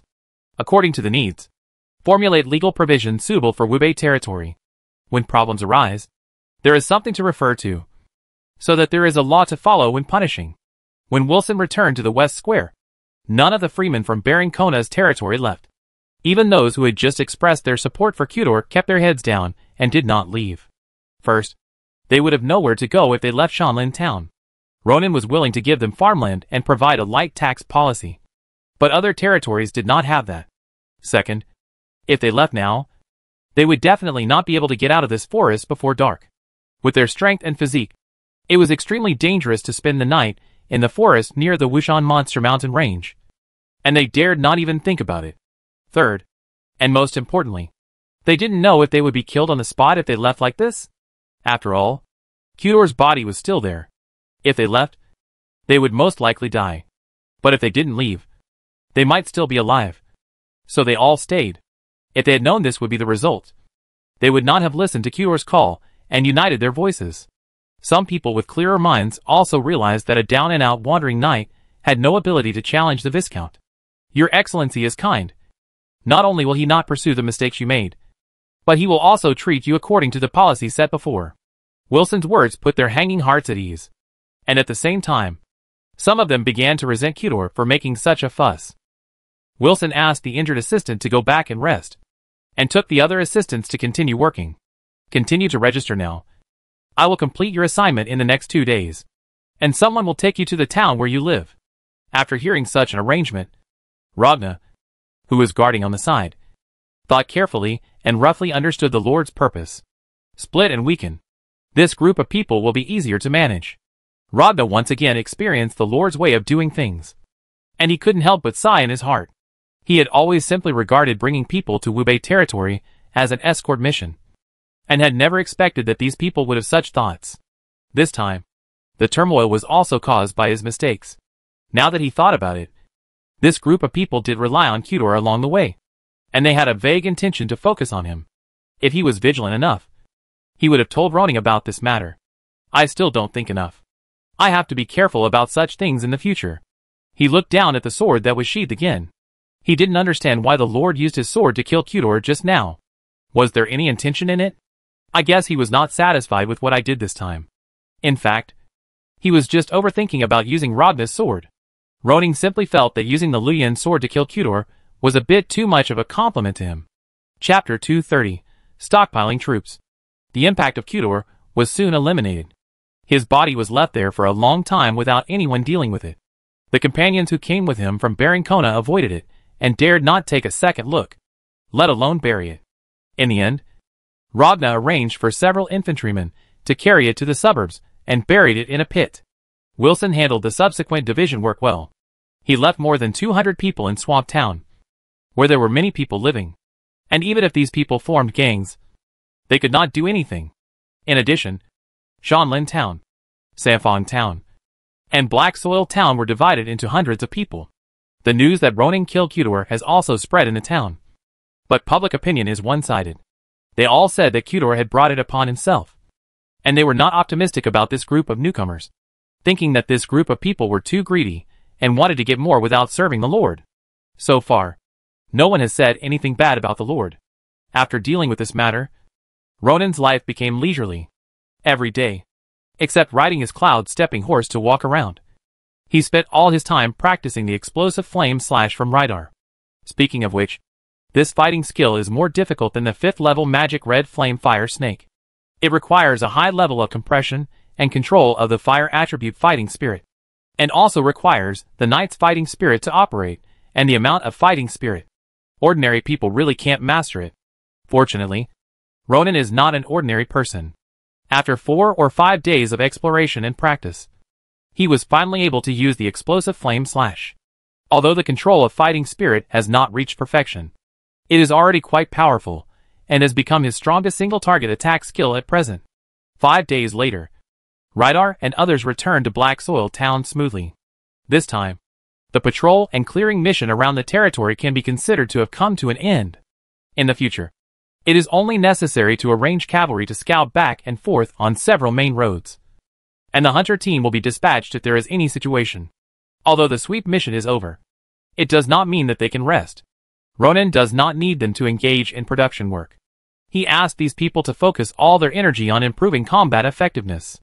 For example, their own practice, sparring, and training cavalry. Infantry and archers are all their tasks. Gradually, Wubei territory formed such a set of actions. Rydar and McKin guided professional knights, and then the knights trained ordinary soldiers. As for the chief magician Elrin, he taught Ginny and Irene magic knowledge, magic potions, and herbal medicine in the swamp castle. The great doctor of Wubei territory also paid for himself and recruited several assistants to be responsible for the collection, cleaning and processing of some common herbs. Whether it is a supernatural person or an ordinary person, everyone in Wubei territory has their own duties and has entered a peaceful period of development. But some places are not so peaceful. On a high mountain, 2 figures stood on a protruding boulder, looking at the town in the distance. This mountain belongs to Chishan Town, located in the southwest of Wubei territory. The town they are looking at is called Kasir Town. It belonged to Wushan territory in the early years, but now it has been occupied by the Polish thieves group. It seems that the intelligence is correct. They are stationing more and more troops in Kasir Town. The speaker is Baron Corian Hansen of Giant Stone City, who is also the head of the 5th Knights of Wushan territory. He also attended Lilin's birthday party, and was criticized by the latter. The blonde and burly knight beside him was named Han Freeman, the deputy leader. Although he was also silver level, his strength was much weaker than Corian. Generally, Han led most of the knights to station in Chishan Town, while Corian spent most of his time in his own territory except for occasional inspections. We all agreed to sell iron ore to these guys, but they are still stationed in Kasir Town. Han said angrily, "What do they want to do? Do they want to capture Chishan Town?" Chishan town has a small iron mine. Although it is small, it has not been mined out after so many years of mining. It is one of the main sources of income for the giant stone territory. In recent years, the Polish bandits group has occupied the shore city, and then crossed the Altai River to occupy the small towns of Sari, Quicksand, and Kalsi, which has caused great headaches for the 5th Knights stationed here. In order to ease the war and reduce the pressure from Wushan Fort, they privately reached a deal with the Poland bandits to sell their iron ore at a lower price in exchange for a relaxation of the relationship between the two sides. This situation lasted for several years. Unexpectedly, the other party began to station troops in Kasir town this year. Perhaps they don't want to pay to buy iron ore from us anymore, but want to mine it themselves, which will be more profitable. Korean narrowed his eyes full of hostility. Although he is the Baron of Boulder City, Chishan town is also under his jurisdiction, and this small iron mine is his treasure. They have a really big appetite. Han sneered and looked at the surrounding mountains. If you want to enter Chishan town, you must pass through the valley below. In order to prevent enemy attacks, he has set up a rolling stone trap on the mountain. If the enemy dares to attack Chishan town, he will definitely make the enemy suffer heavy losses. Korean thought for a while and said, continue to strengthen vigilance in the near future. Whether it is on the mountain or at the foot of the mountain, whether it is day or night, we must ensure that there are 2 teams of people stationed. Don't worry.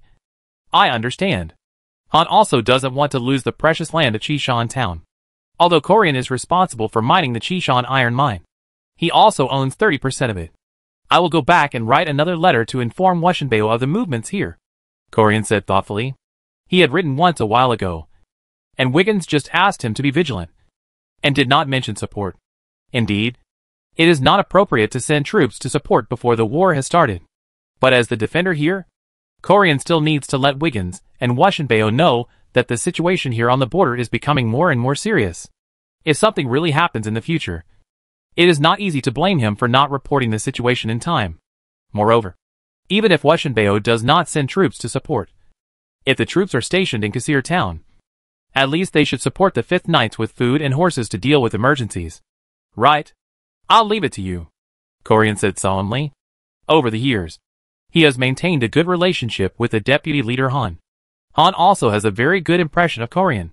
After all, he has indeed gained a lot of benefits from following Korean over the years. Leave it to me, leader. He is very confident. After all, there is an entire Knight's Order stationed here. Although they have not recovered the lost territory over the years, they have curbed the invasion of the Polandi bandits, which is also a manifestation of strength. The other party is just a big city plus a few small towns. It is a bit too dreamy to want to defeat the Knights directly. Han secretly guessed that the Polandi bandits stationed troops in Kasir town. It is estimated that the ultimate goal is to make them lower the price of some iron ore. If that is the case, you can just sit down and talk. If you use force to threaten, you don't know who is afraid of whom? Chapter 231 Searching for New Food Crops. There is a cliff mountain to the west of the Black Iron Forest. Its mountain is not very steep, but its appearance is somewhat peculiar. The higher you go up the mountain, the more granite is distributed, and there are even many that are directly exposed without any soil or vegetation. At the top of the mountain, there is a bare stone forest. After seeing this mountain, Ronan thought of making it the lair of Carlos. That day, he came to the foot of the cliff mountain and called the dragon for the first time through the contract. The connection in the soul is very wonderful.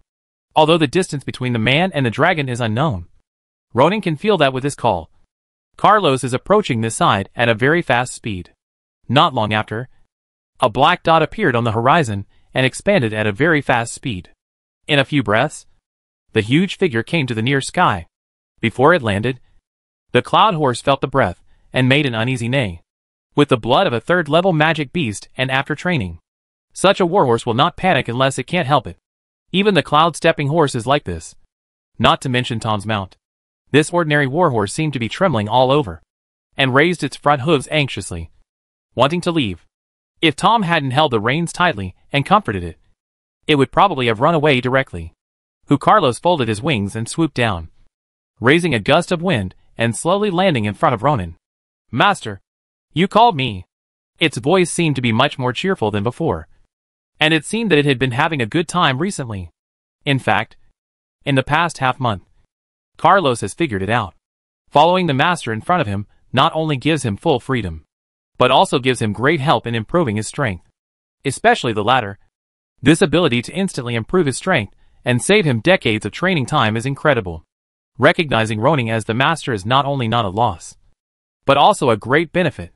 I haven't seen you for half a month, and you seem to be a little bigger? Ronin said with a smile. In addition to the big size, Ronin also noticed that the other party's level progress increased by 3 points. And now it is 3/12500. At this rate, it will become a level 7 monster in more than 100 years. Well, it can only be said that although the dragon is powerful, the process of becoming stronger is a bit slow. Carlos looked back at his body, and he also felt that it was a little bigger. Maybe I ate too well recently, and I made up for the lack of nutrition during that period. A dragon over 200 years old should be much bigger than it is now. I won't talk too much. There are 2 main reasons why I called you here today. Ronin pointed to the mountain in front of him. I plan to use this as your nest. You can come back and live here for a few days when you are free, so that the nearby monsters will not dare to easily set foot in the town where humans live. Carlos looked at the mountain. It didn't reject settling here. On the contrary, it preferred the open-air environment, which made it feel comfortable and free. Don't worry, Master. With me here, the monsters dare not approach, Carlos vowed. After we parted that day, I ate a big black bear here.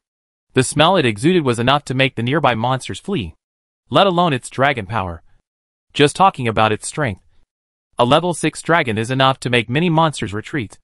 Other monsters knew that there was a dragon living here, so they naturally did not dare to approach easily. After saying this, Ronin asked Carlos to take him to patrol the swamp. This was something he wanted to do after he got the swamp town. But unfortunately, he did not have the conditions at that time. The vast swamp was not only time-consuming and laborious to walk through by manpower, but also dangerous. Even if riding a horse, there was no established road, and the environment in the swamp was easy to rot the horse's hooves.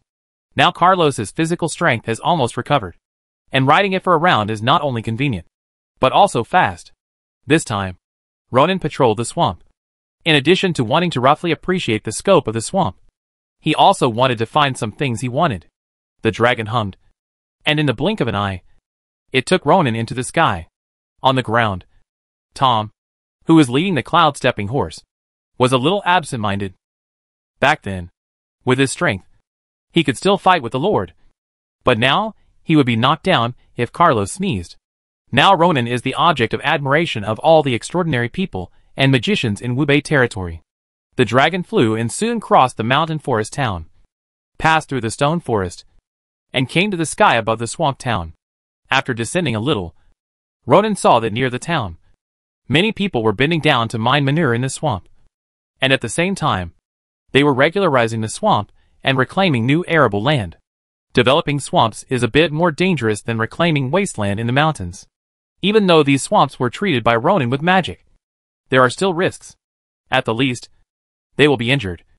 And at the worst, they will fall into the mud or be bitten by snakes and lose their lives. These have all happened. But the people need to work and survive, so they have to go ahead even if they are worried about safety. Moreover, after dinner, the villagers of several villages will compare with each other.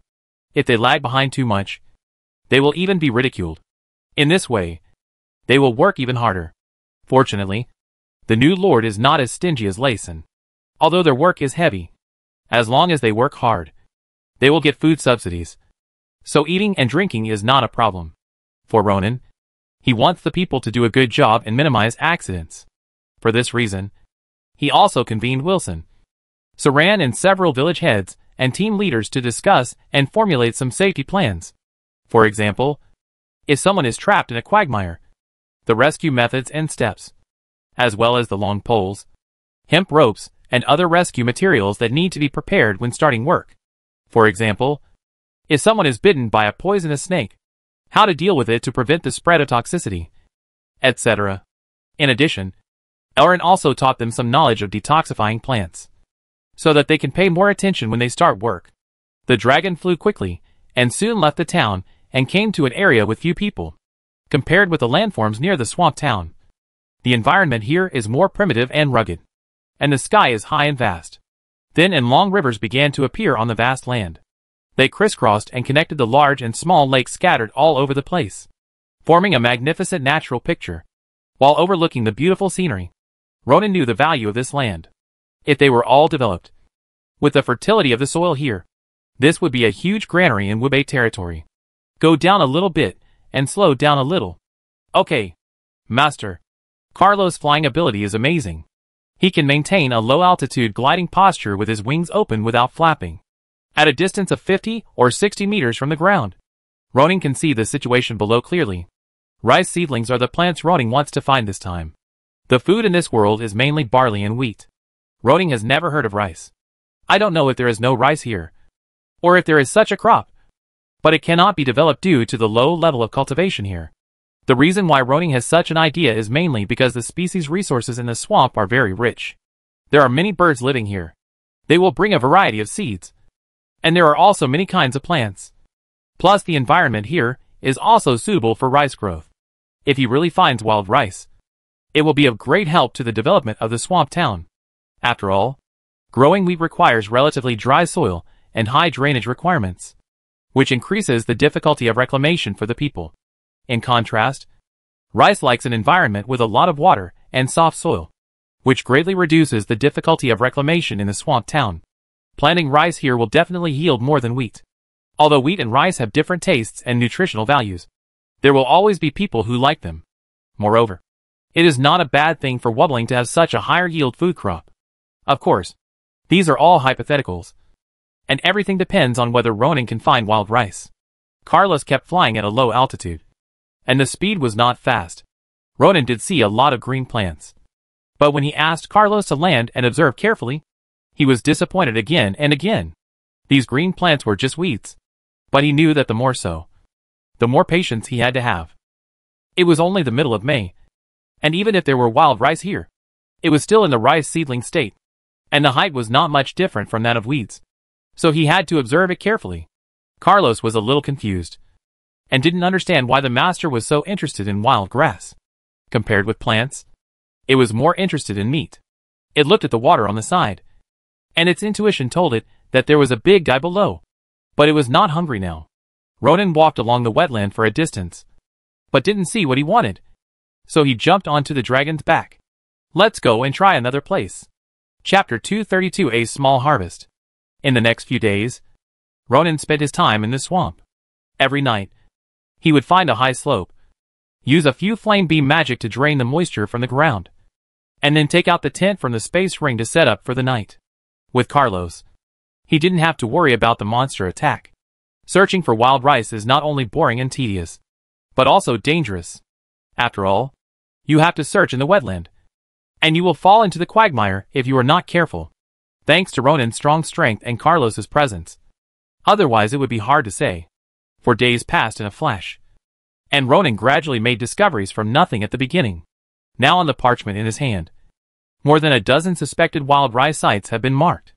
These sites are basically on both sides of the river and in shallow water areas, with reeds, cattails, and these suspected wild rice seedlings. Why use suspected? That's because although Ronan knows the heading rice, he is not 100% sure about the rice seedlings. He could only record the characteristics of these areas on paper, and also asked Carlos to note the location and come back in July and August. At that time, the rice will be an ear and mature, and it will be very easy to identify.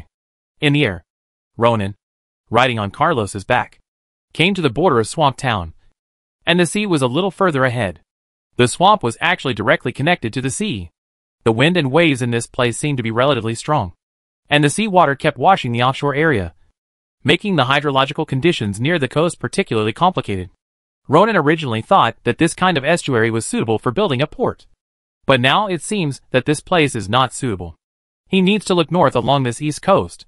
Today is the 19th, and it will be my birthday in a few days. It's time for me to leave for Wushan Castle.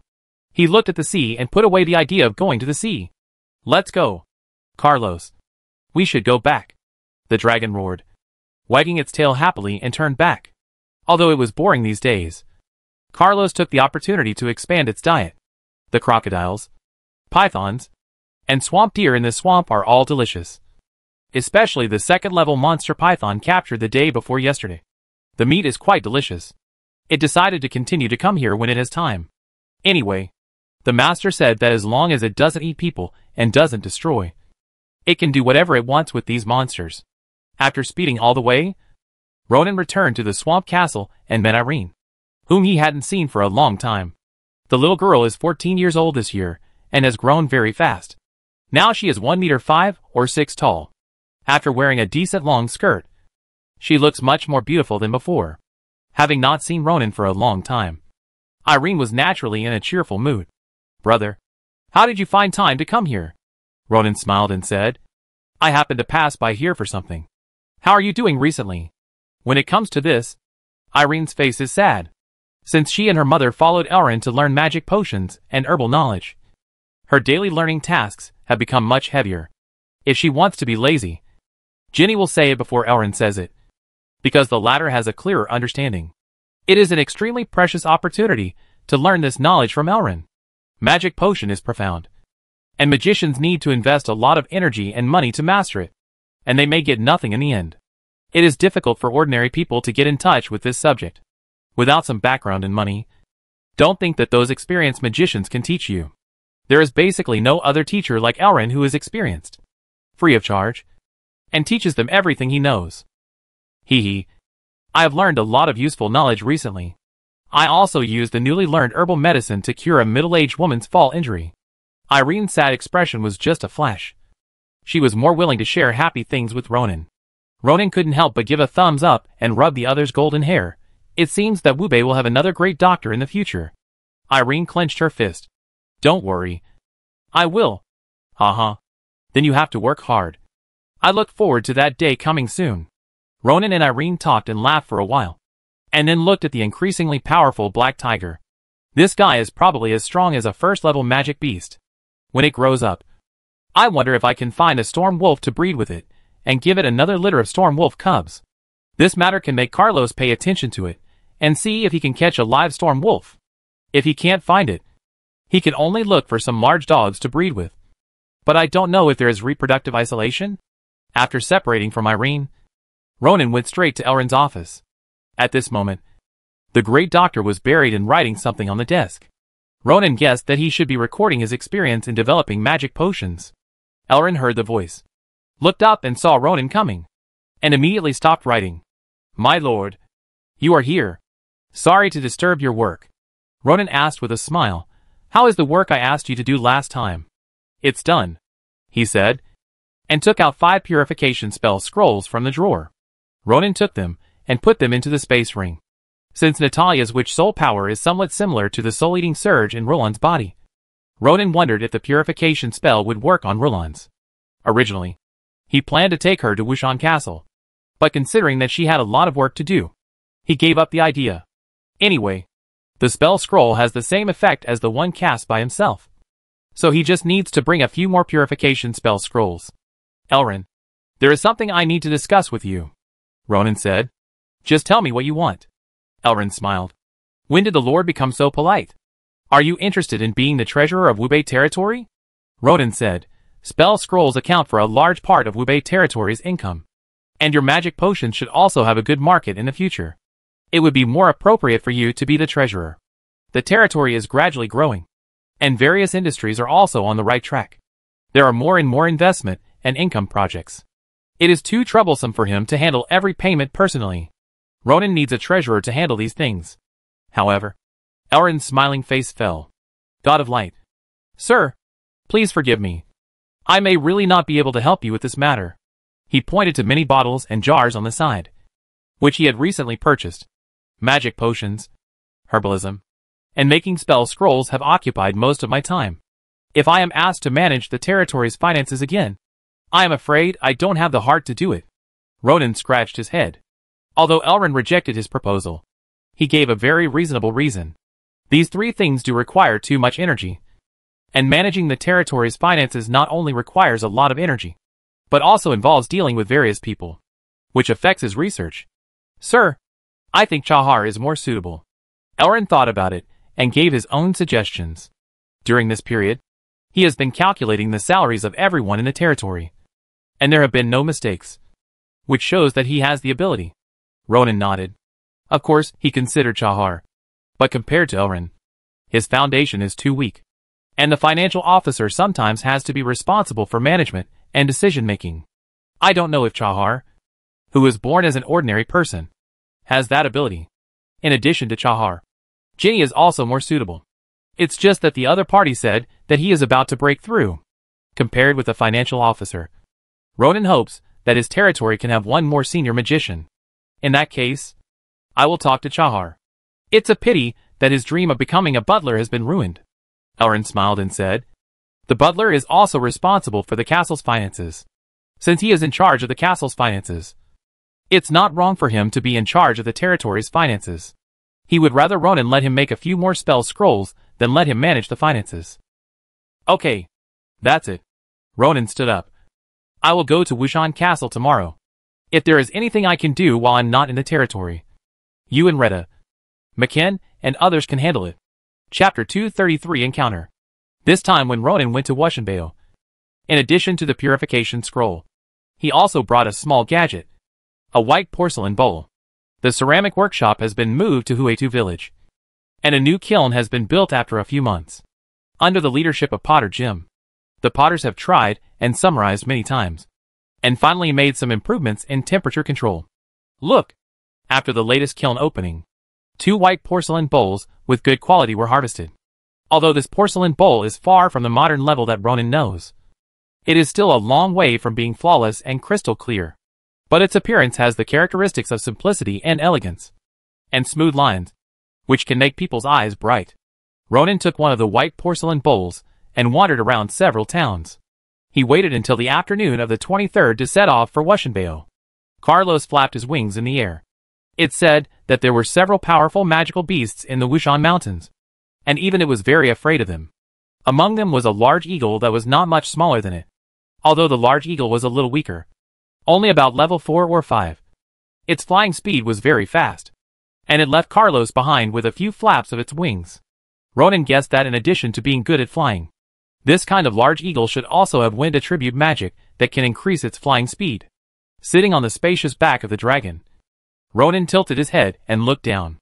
The small swamp town, the prosperous horse-herding city, and the lake town with rich aquatic products passed by quickly under his eyes. He couldn't help but think of the time when he first crossed over. He took nearly 10 days to walk from Wushan Fort to Shanlin town. Later, even with a cloud-stepping horse, it still took them 4 or 5 days to reach Wushan Castle with only Mackin and Tom. But now it is different. With Carlos, it is like having an airplane. At full speed, it will take more than an hour to fly over this distance. Carlos, fly slower. We are not in a hurry. Okay, Master. The dragon slowed down. It would still be on guard against enemies in the Warcraft Mountains, but the danger over this human activity area is much smaller, so it became more relaxed. In order to avoid panic and unnecessary trouble caused by the dragon, Ronan specially set the departure time in the afternoon. When Carlos arrived at Wushan City, it was just nightfall and the sky was dark. Let's land in the forest ahead. Ronan pointed in a direction, and Carlos folded his wings and landed quickly. At this time, on the mountain road, a patrol team from Wushan City was returning to the city in the twilight. Someone looked up and saw a black shadow falling from the sky. Captain, it seems that a giant bird fell from the sky over there. Gallo looked up and saw that the sky was empty at night. Giant bird? Where is the giant bird? This immediately attracted the jokes of the people around him. I think it's getting dark. Is he thinking about finding a job for the giant bird in his crotch? Don't talk nonsense. There is no giant bird in Zaylon. It's just a chicken. Ha ha ha. This kind of joke is basically made every day. After all, patrolling back and forth on this road is a boring thing. Sometimes they would rather see some robbers, bandits, or a wild boar on the road, so as to relieve their boredom. Gallo couldn't help but smile and shook his head. He had made such jokes when he was young, but as his strength and status improved, he no longer made such jokes. However, he didn't stop his men from joking. Joking with each other could not only adjust the team atmosphere, but also make the relationship between team members more harmonious to a certain extent. After a joke, they walked forward again. But before they walked a few hundred meters, A figure on the mountain road attracted their attention. In the twilight, the silver hair was particularly eye-catching. The place where Ronan landed was not far from the east gate of Wushan City, and it would take only 10 minutes to walk there. He planned to find a hotel nearby after entering the city, but he didn't expect to meet a patrolling night team on the road. And he knew the leader. Gallo? Ronan turned and looked at the knight who was riding over.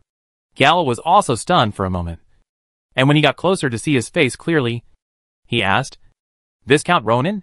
He turned over and dismounted. "Why are you here?" Even if the other cavalrymen didn't know Ronan, they had heard of his name, and they all dismounted to greet him. "I was bored and came out for a hike." Ronan made up an excuse and changed the subject. "Why are you in the patrol team?" He had some understanding of the patrol teams in Wushan City. This team was usually led by 4 or 5 professional knights, and accompanied by 5 or 6 cavalrymen. The leading knights were more common at the primary level, and there were few intermediate knights, and there were basically no senior knights, not to mention bronze knights like Gallo. That's why Ronan asked this question. Gallo spread his hands and said helplessly, "It's all because of Layson." Ronan remembered. In Ragna's intelligence, the Hyde family accused Gallo of threatening and forcing Knight Ferredin to give false testimony and harm the Purple Thunder family, and they wanted Gallo to be punished. "No way. You will be punished for such an accusation?" Ronan was a little unbelievable. He thought the other party would get away with it. Gallo was also helpless. After the trial of Layson, they began to argue for several days about whether he had forced him. How could there be a result when Ferredin was already dead? And during the argument, Gallo was under house arrest. In order to get rid of this situation as soon as possible, he could only compromise a little, exchange a little face for freedom, and also expose this matter. But nobles are the most face-conscious. Gallo shrugged and pretended to be relaxed. "Fortunately, it's just a punishment for me to be the patrol leader for 3 months. And it will be over soon." The two walked and talked, and the team followed behind. Ronan also got some information from the other party. After the Layson incident, it is said that the communication between Wushan and the Hyde family has greatly decreased. At noon, Lady Diane returned to Black Python City to visit Count Orson and returned in a hurry. It is estimated that she only stayed in Black Python City for more than a day. This encounter in Wushan Castle was a fatal blow to Orson. With his arrogant and proud nature, he has fallen into the current state of a half-disabled person who can't use his full strength. It is estimated that he will vent his anger on Diane. In addition to this incident, the situation of the Polani Thieves group in the southwest has become much more serious. Captain Corian has sent several letters, all hoping that Wushanbeo can send a support team in case of any emergency in Chishan town. However, Lowlands did not agree, and just turned a blind eye to Wiggins' transfer of a batch of food from several manors. Is the Polant bandits really that powerful? Ronan frowned slightly. Does it feel unsafe for a knight group to be stationed there? When it comes to this, Gallo's expression is a little disdainful. Corian is the weakest and the most courageous among the 5 knights. He reports to Wushanbeo nervously at the slightest sign of trouble. If the first knights went there, not only would Chishan town be extremely stable, but even the several towns occupied by the Polant bandits would be taken back. The leader of the first knights was Gallo's father, Toru, now a golden knight. But Ronan felt that Gallo was also bragging. Although Toru is strong, the first knights do not have a second gold or silver knight. And the 5th knights, in addition to Korin, also have Han, who is also a silver knight. And the bronze level below is also more than the first knights. The reason why Lowlands placed Toru's first knights in Wushan City was mainly because of their loyalty. Chapter 234 Attitude Change. Ronan and Gallo talked as they walked, and they said goodbye after entering the city. After Gallo completed today's patrol mission, he needed to lead the team to the parade ground for handover. Otherwise, he would be very willing to invite Ronan to his home. Caravans traveled to Wushan City frequently, so there were many hotels near the city entrance, providing safe and comfortable accommodation for travelers and caravans. The owners of these hotels were of all kinds. Some were wealthy free people in the city, some had aristocratic backgrounds, and some large chambers of commerce open chain hotels in various cities.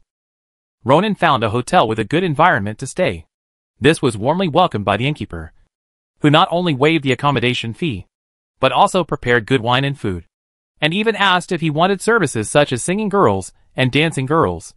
It was a great honor for such a big man as the grandson of Lord Rollans and the Viscount of Wubei to stay in their hotel.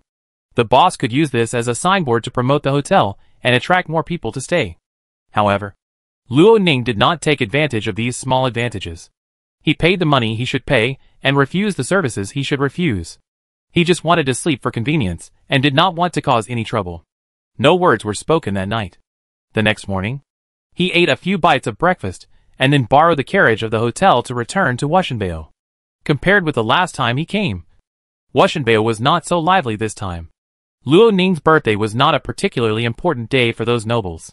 They would not come here from afar to congratulate him, like they did to Lu Lan's.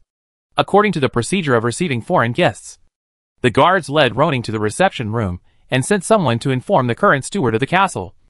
Diane? Roning could go directly to the backyard to see Lulins first, and no one would stop him. But since he has moved out of Wushan Castle, he should follow the host's wishes when he comes here. Not long after, brisk footsteps were heard, and Diane walked in quickly, bringing a gust of fragrant wind.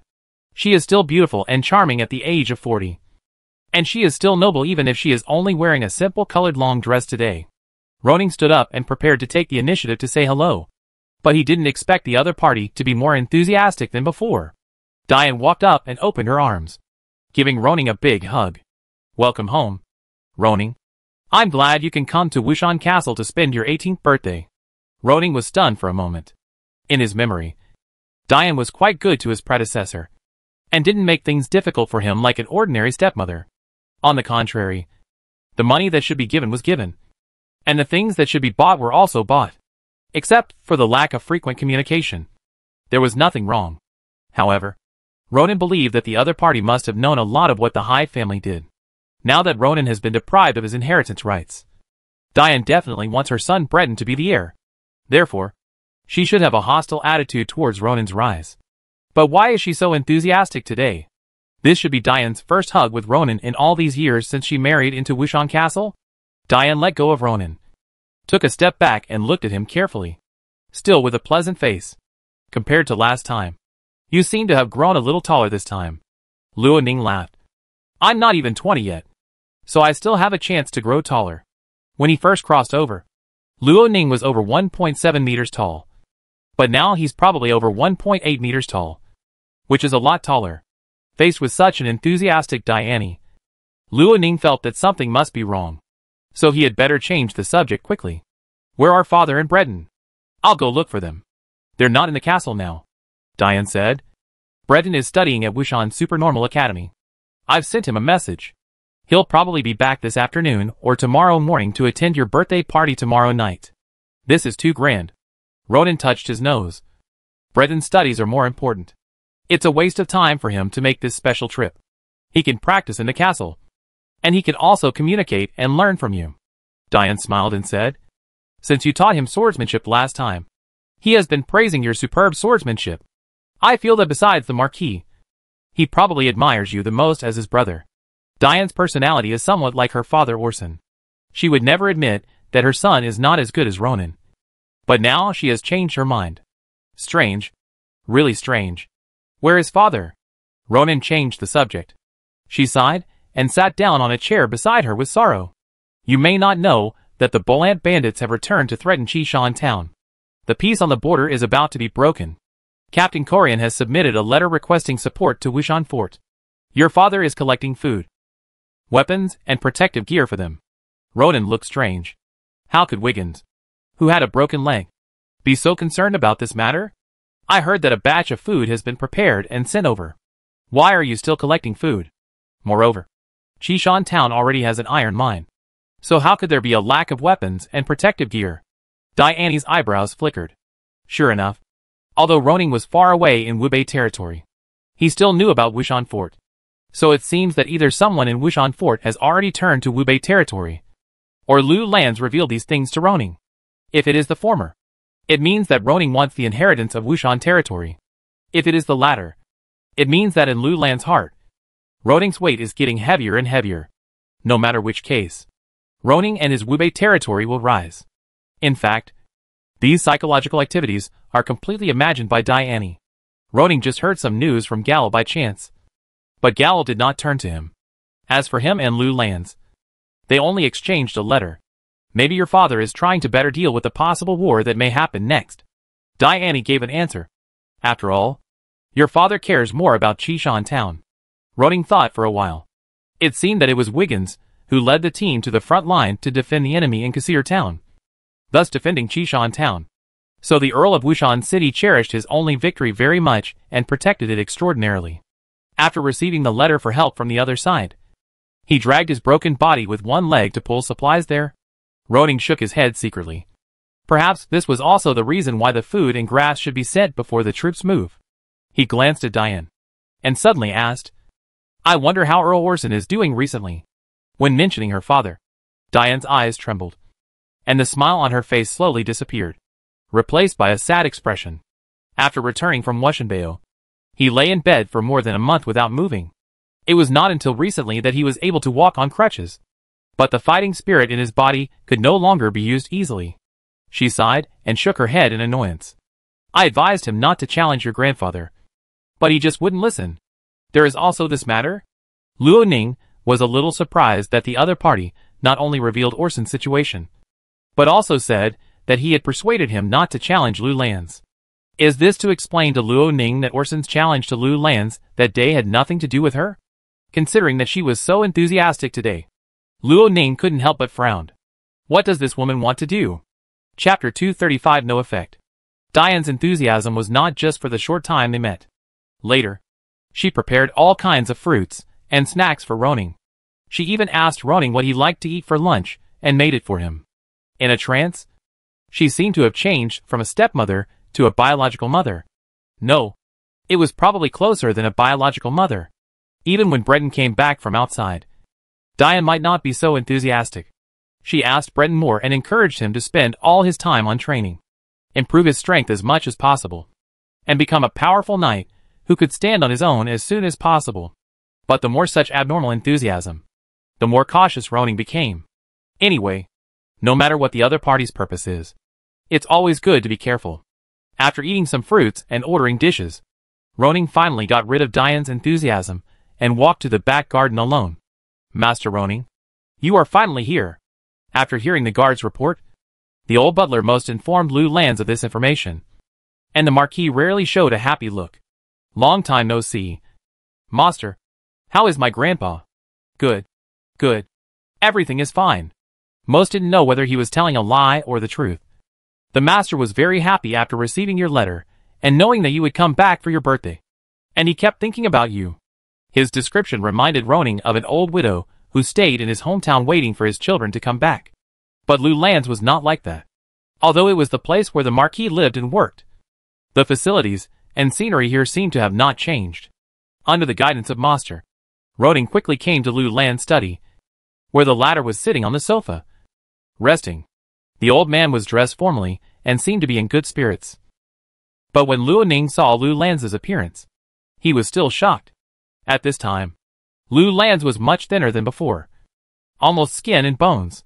His hair was completely gray, and his eye sockets were sunken. Grandpa, how are you? Luo Ning asked with concern. Why are you so thin? Lu Lan's raised his hand, and most understood, and immediately bowed and left the study and closed the door. The side effects of the soul-devouring surge are like this. After a violent use, the backlash effect will become stronger and stronger until a balance is reached again. Lulansi smiled. Don't worry. I'm just a little thinner. He looked Roning up and down, then nodded slightly. I've grown a little taller and more mature. How is the construction of Wubei territory going? Roning took out a purification spell scroll from his arms. Grandpa, I got a few light magic purification spell scrolls. See if they work? Purification spell scrolls are not easy to buy. It seems you spent a lot of money. Lulansi took the scroll, opened it and took a look, then put the spell scroll away. It's a pity that you spent money. But unfortunately, it has no effect on the soul-devouring surge. Not at all? Roning asked subconsciously.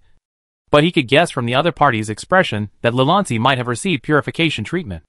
Next, the other party's words confirmed Roning's guess. I've heard of the 4th level light attribute magic purification technique when I was young. Although light attribute magicians are rare, there are still some if you look at the entire Orlan continent. Back then, I found a great magician of light attribute through my connections. He performed the purification spell himself. Apart from making my body feel comfortable, it had no effect on the soul-devouring surge. That's right. I don't know how much Lu Lan spent, and how many connections he had to make to cure the disease in his body. He must have heard of the magic of purification, and definitely tried it. This magic is very special. Lu Lan said, when other magic is injected into my body for treatment, it will not only have no effect, but it will easily trigger the backlash of the soul-devouring surge. But the light attribute healing spell, purification spell, and some magic do not have this concern. This is also the main reason why Miroslav and Silva insisted that light attribute magic can heal my injuries. Ronan had to put away the purification spell scroll. Okay. I will find a magic to heal you. If he had the 6th level magic beast Carlos, he would have no problem protecting himself. Rydar is also improving his level with his cultivation talent. Ronan will give his next energy essence to Elrin, so that he can become an 8th level magician as soon as possible. Just looking at Lulan's current situation, I don't know if he can still hold on for 7 or 8 years as he said before. If the time is too short, Ronan is afraid that he will be too late. After all, there are only a handful of 8th level magicians on this continent. If you want to cultivate subordinates of this level, even if you can get a lot of energy essence by signing in every month, there is still a huge pressure. You still have to work harder on your achievements and try to accumulate more energy essence. The development of Wubei territory is on the right track. Since he couldn't treat it, Ronan answered the other party's question. It's just that the biggest problem at present is the problem of population shortage. Ronan said, I have asked people to collect more free people to join Wubei territory for me, which alleviated the pressure of population shortage. But it is still relatively slow. The development of a territory is not a matter of one day or one night. Make a good plan. Proceed step by step. And be patient. Lu Lan's reminded, the general population of a Viscount territory is about 50,000 to 60,000. And even the prosperous Trojan city has a population of more than 100,000. This is the result of many years of development. As long as the economy of the territory is developed, and its characteristics are developed, and at the same time, your reputation is improved, naturally many free people and knights will join you. The population, even if it is natural reproduction, wait for more than 10 or 20 years. As long as the resources of the territory are built up, the population will naturally increase. This is just a general method. Ronan wants to achieve more. He needs to increase the population in the short term, waiting for more than 10 or 20 years. Let's not talk about whether Luo Ning wants to wait or not. Let's talk about Lu Lanxi. He will definitely not have the chance to wait until then. However, Luo Ning still listened carefully to Lu Lanxi's teachings. Grandpa, you just mentioned the characteristics. This time, I brought the characteristics from Wu Beiling. Oh! Lu Lanxi smiled and said, it won't be silk clothes again. He loved the scarf last time very much. That's not the case. Wu Beiling has a little more characteristics than you know. As he said, he took the wooden box from the guard beside him, put it on the table, and slowly opened it. The wooden box was filled with grass leaves to act as a buffer, and a white porcelain bowl was placed in the center. What is this? Lu Lanxi picked up the white porcelain bowl from the box in surprise. How can it be so delicate? Is this pottery? Chapter 236 Sales Plan. Lu Lanxi looked at the white porcelain bowl in his hand in disbelief.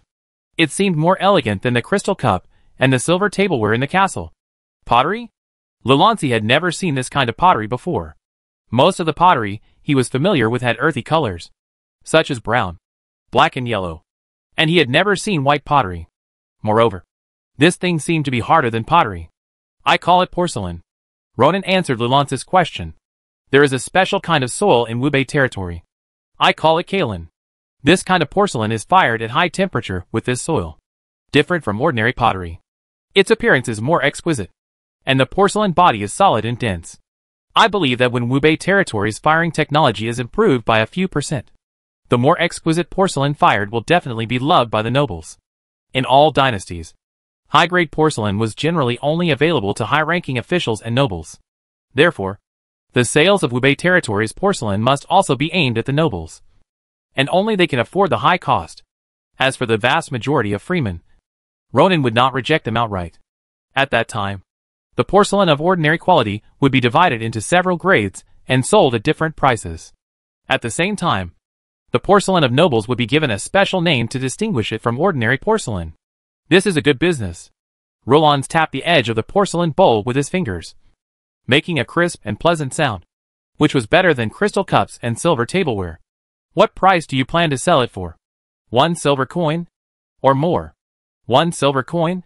Ronan felt it was a little too little. After all, kaolin is a special mineral. Even if there is kaolin in other places, they can't make porcelain without firing technology. This means that this industry is temporarily monopolized by Ronan, so the price can be higher. Although it is not as high as 1 gold coin for a small bowl, it can be raised a little.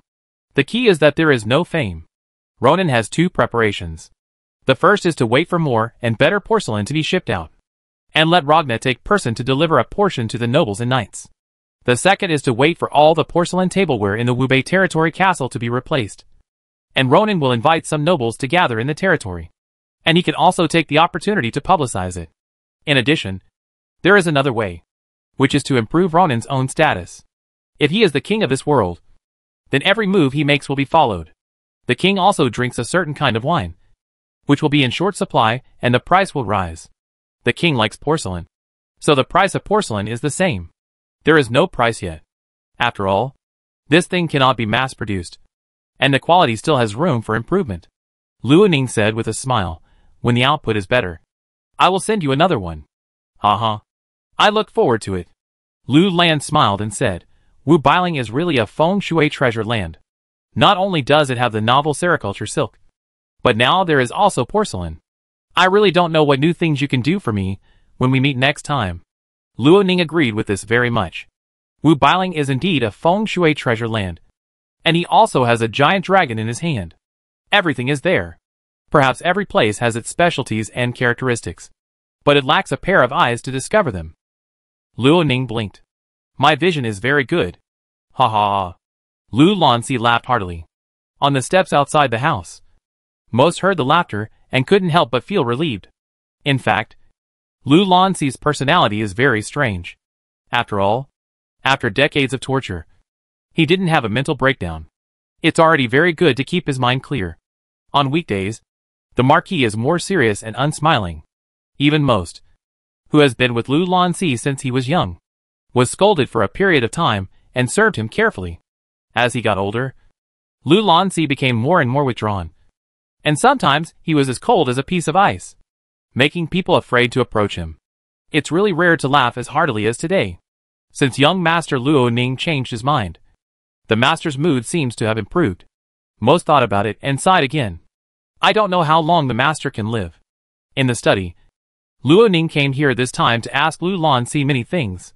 Grandpa, at the last Wushan Castle banquet, the royal family of Aljuan and Count Jesus both had griffins as flying mounts.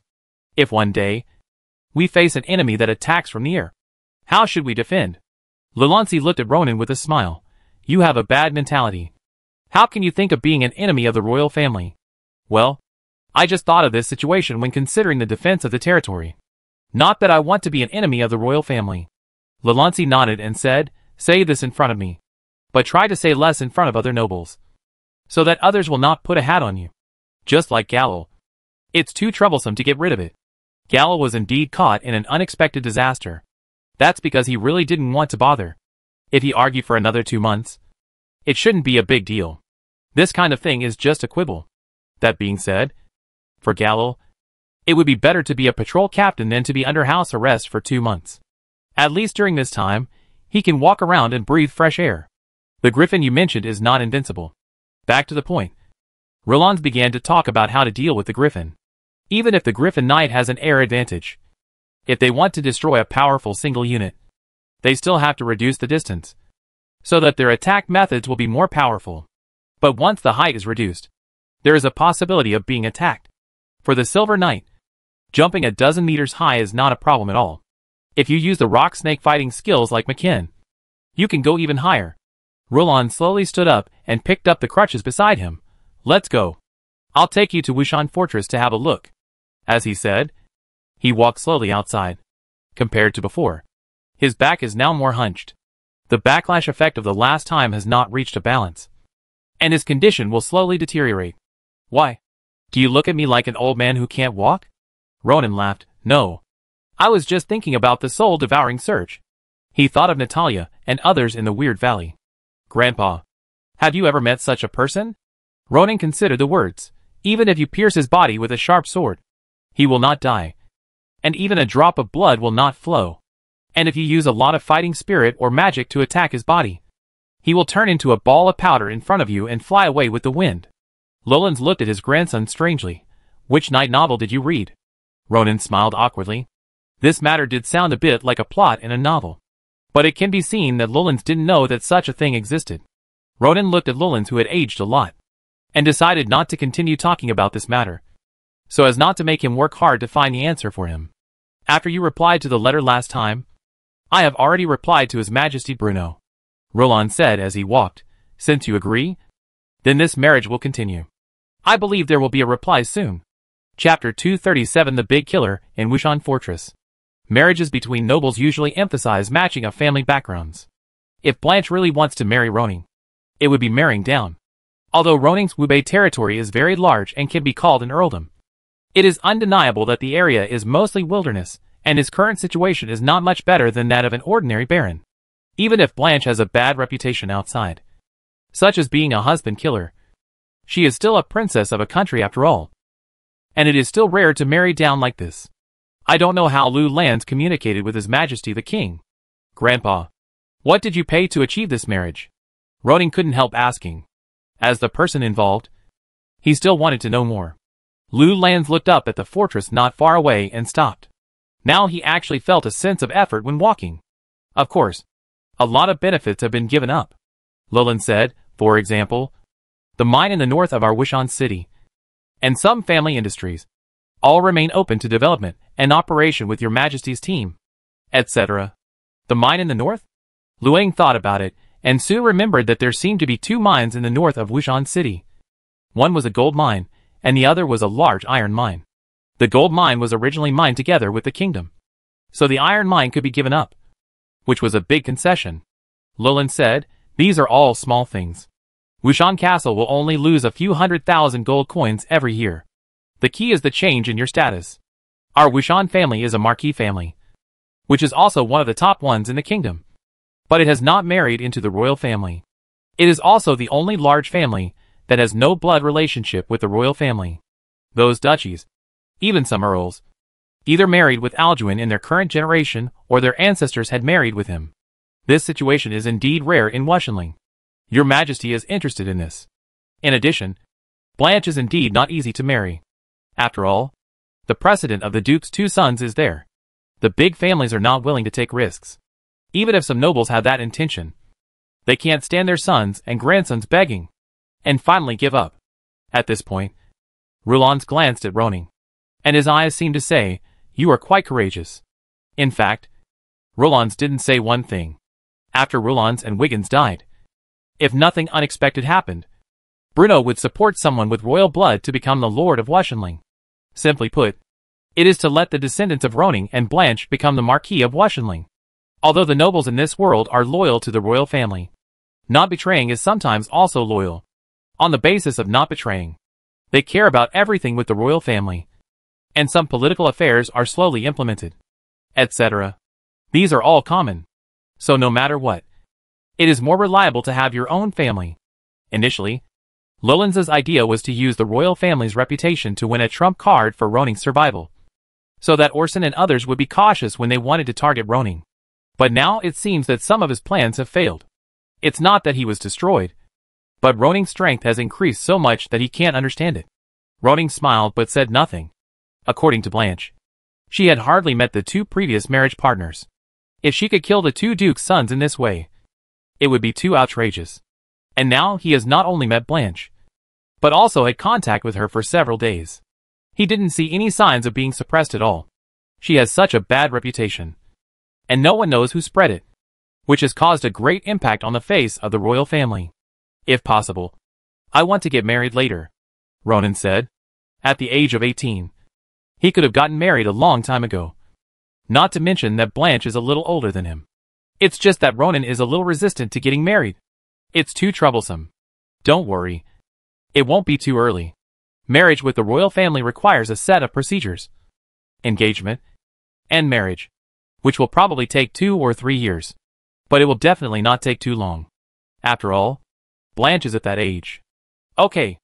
As the two talked, they entered the Wushan fortress. Ronan was very familiar with this place. When he first crossed over, he was escorted to the fortress hall to face the High family's accountability. But this time, Lu Lans took him not to the hall, but along the outer corridor to the storage room on the 3rd floor. Open it. Lu Lans took out a key. Ronan took the key, walked to the door of the storage room, and opened the black lock on it. Needless to say, there must be valuables inside. But can a lock alone protect the things inside? He secretly pulled hard, which caused Rulans to laugh. Don't try it. Although this lock is ordinary, the materials used to make it, and this storage room, are very precious black gold. Even if the Golden Knight wants to tear it open with brute force, it will be very difficult. Ronan was a little embarrassed, and quickly opened the lock with the key. What is black gold? A special material that is currently only in the hands of the Alduin royal family. It is very hard to make weapons, armor, and precious objects with it. Can a blacksmith forge such a rare material? The heavy door opened, and the cool air inside rushed in. Of course not. This kind of metal requires a blacksmith who is at least a high-level knight. The processing of some metals is not just about calcining with fire, and mixing fighting spirit into the process of hammering can maximize the value of the material. Ronan was originally going to ask who could forge this material, but at this moment, he was attracted by the items in the storage room. There are many items in the huge storage room. Ronan can't name them, but their appearance can be found in reality. Spears, bows, arrows. What is this? Ronan walked to the back, where there were clearly 3 red cannons placed. Magic cannon. Its name. Lelancy introduced. It has a spell array engraved inside, and when it is activated, it can cast the 6th level magic fire dragon swallowing the sky. He pointed to the last magic cannon again. Using it can cast the 7th level wind attribute magic piercing wave.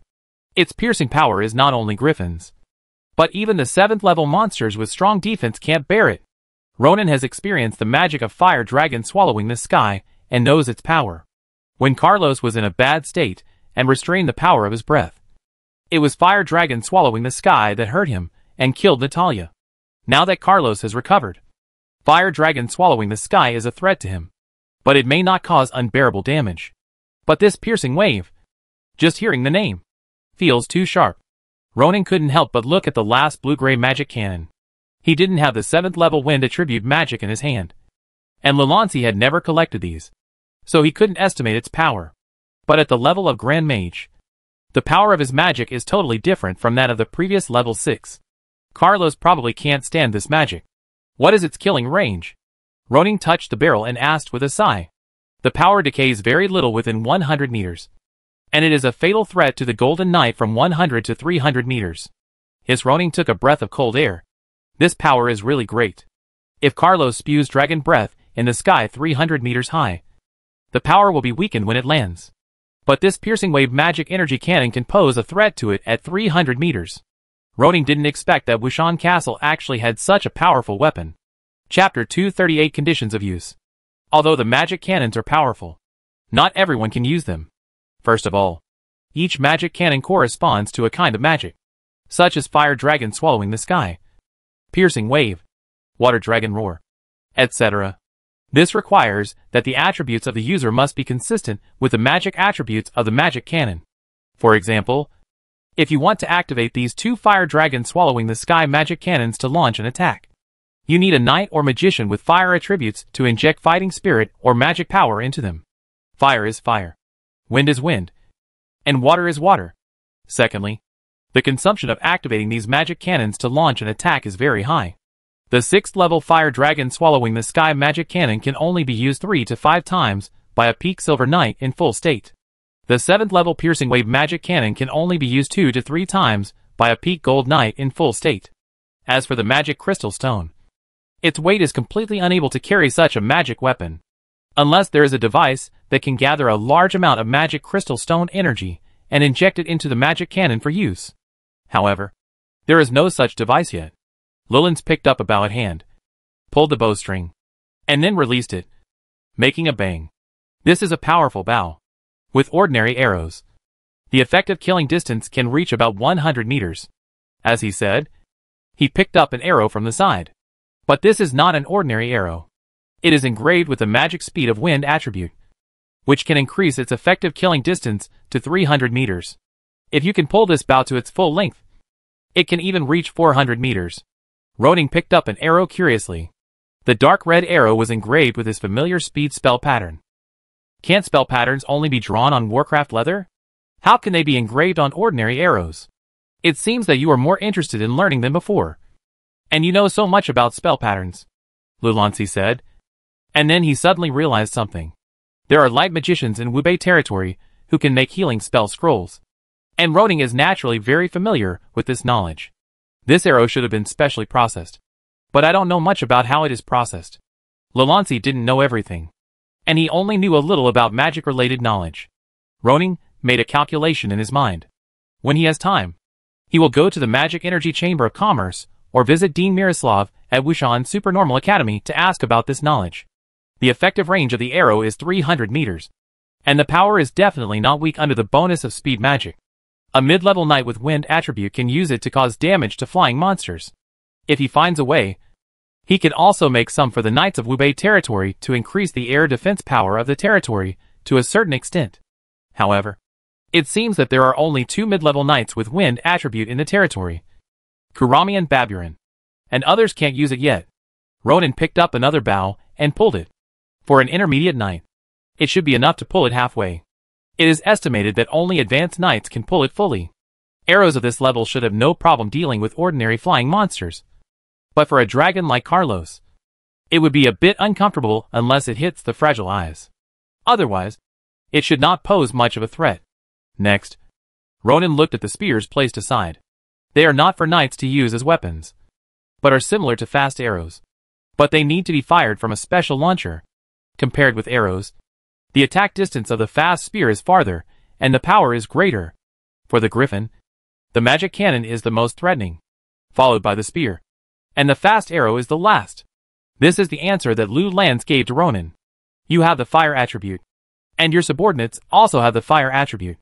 When you return to Wubei territory this time, take a fire dragon swallowing sky magic cannon with you, so that your Wubei territory's defense ability will be stronger.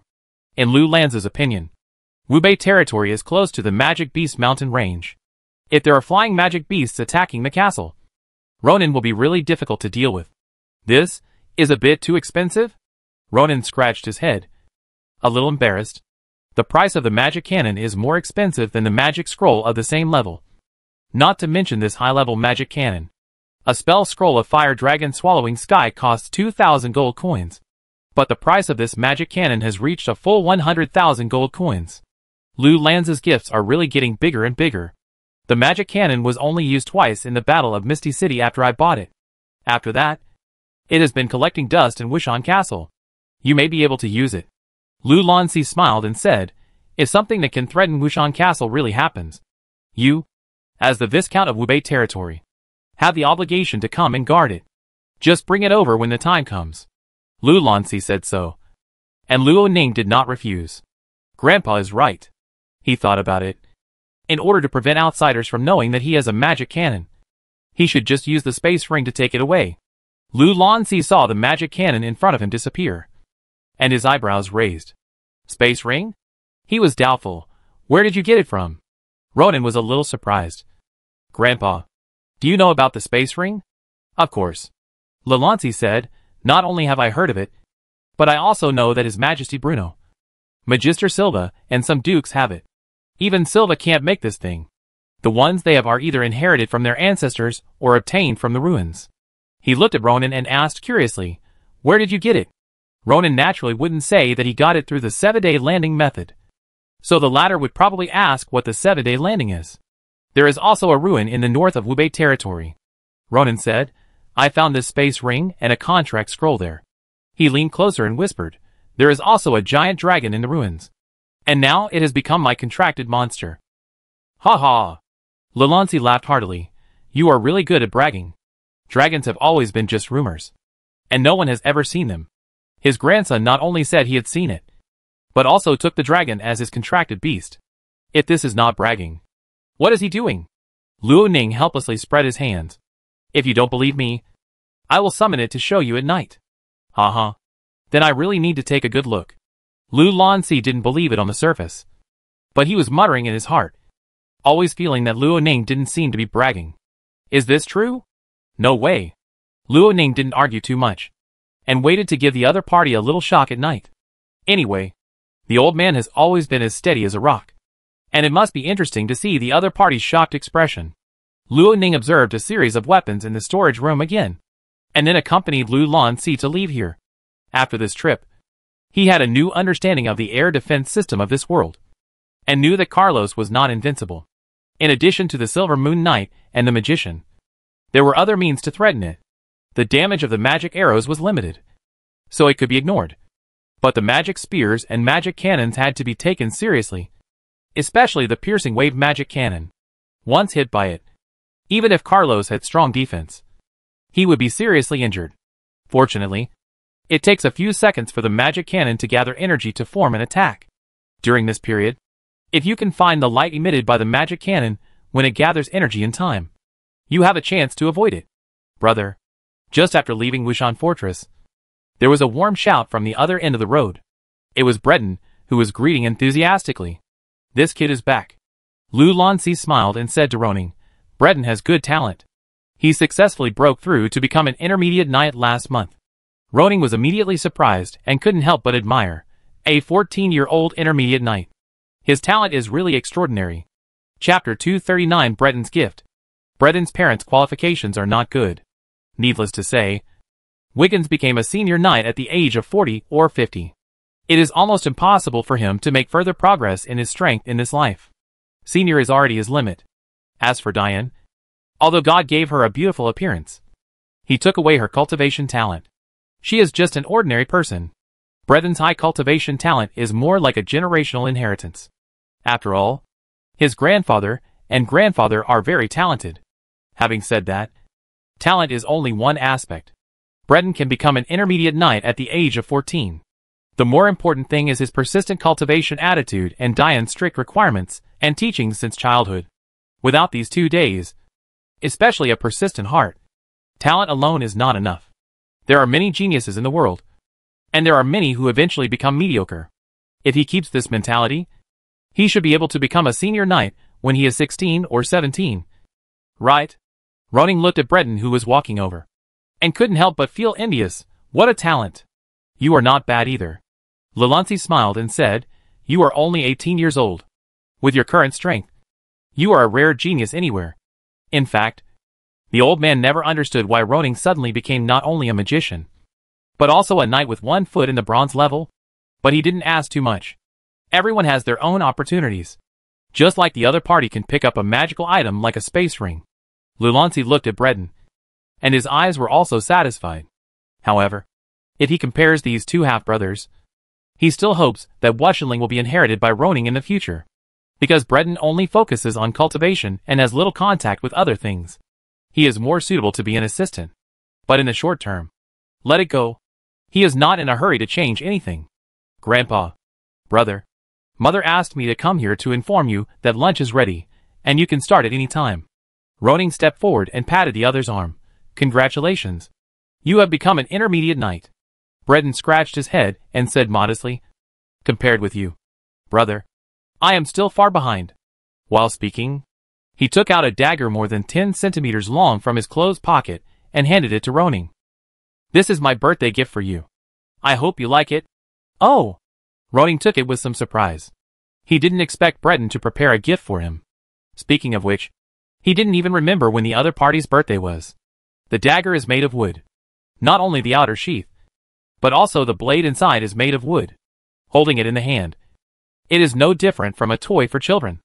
The words Happy Birthday are engraved on the sheath of the dagger, and the pattern of the Wushan family is engraved on the blade of the dagger. But the coloring is a little inaccurate. Not a pure golden mountain range. Roning looked through it twice. He originally thought that this dagger had some secrets, such as a spell array engraved on it. But unfortunately, it was just an ordinary dagger carved out of wood by Breton, let alone a spell array. It would not be very useful for cutting meat. Ronan smiled and put the dagger away. Although it was not worth much, it was a token of his love. Thank you, Breton. I like your gift very much. Hee hee. Breton was a little embarrassed. After hearing that Ronan was going back to Washinbeo for his birthday, he thought about what gift to prepare. The first thing he thought of was weapons. But he had seen the Lian sword and knew that this sword was extraordinary. So he was not going to buy weapons. What's more, spending money to buy a weapon outside could not reflect his love. He thought about it, and finally decided to do it himself. So he made such a dagger. Although it was carefully polished for a while, it still looked a bit rough. Fortunately, Ronan didn't say anything and happily took it. Lu Lancy smiled, and watched the scene in front of him. He didn't expect that the relationship between the two brothers was not bad. This was also thanks to Ronan's open-mindedness, and Breton's lack of obsession with the right of inheritance. If it were someone else, after Lu Lance's operation, the brothers would also have hatred. Maybe I should have waited a little longer, Lilans thought, if he had not thought about destroying Ronan. But waited a few months to see.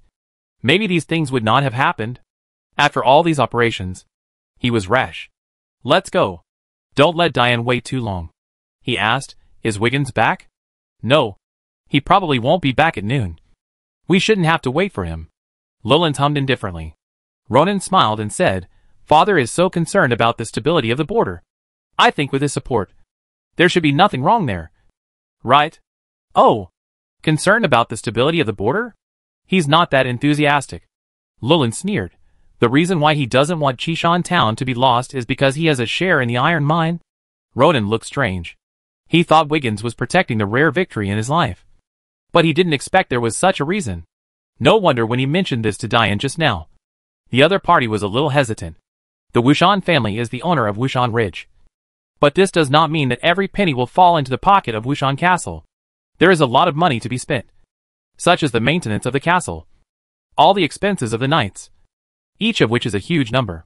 Except for these expenses and the budget left, it is unknown how much money can be left to Wushan Castle.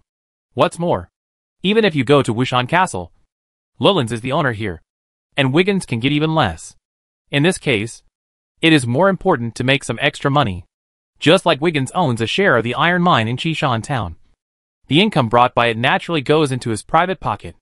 Now the Paletti Thieves group is eyeing Chishan town covetously. This is clearly an attempt to take Wiggins's private property, and he will naturally not agree.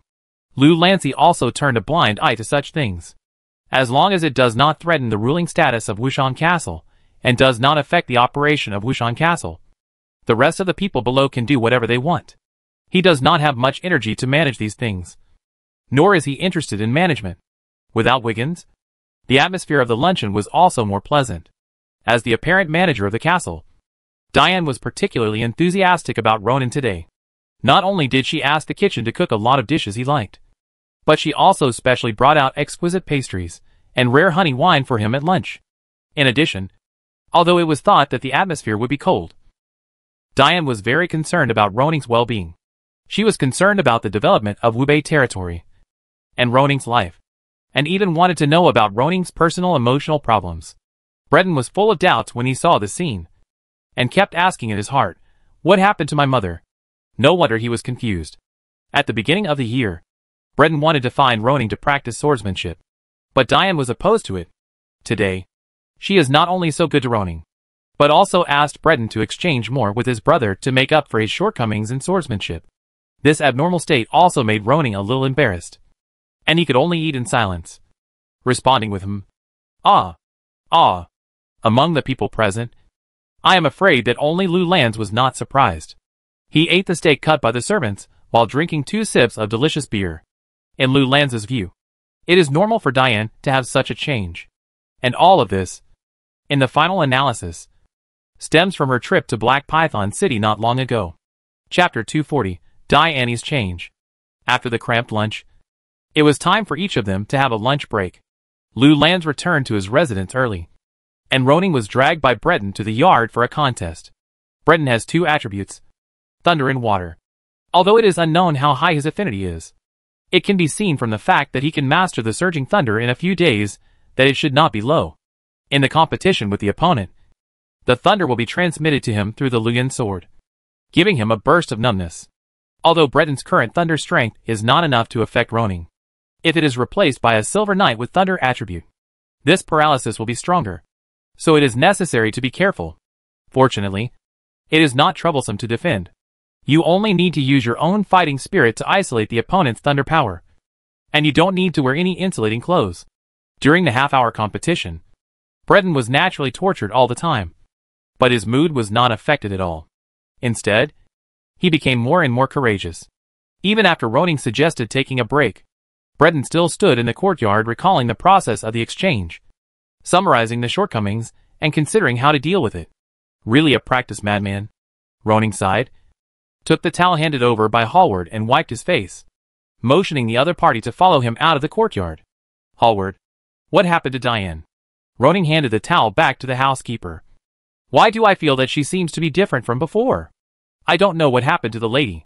Hallward pondered slightly, as if considering where to start this matter. After a long while, he said, I only know that the lady has not left the door for 2 or 3 days after returning from Black Python City last time. When she came out again, her personality seemed to have changed a little.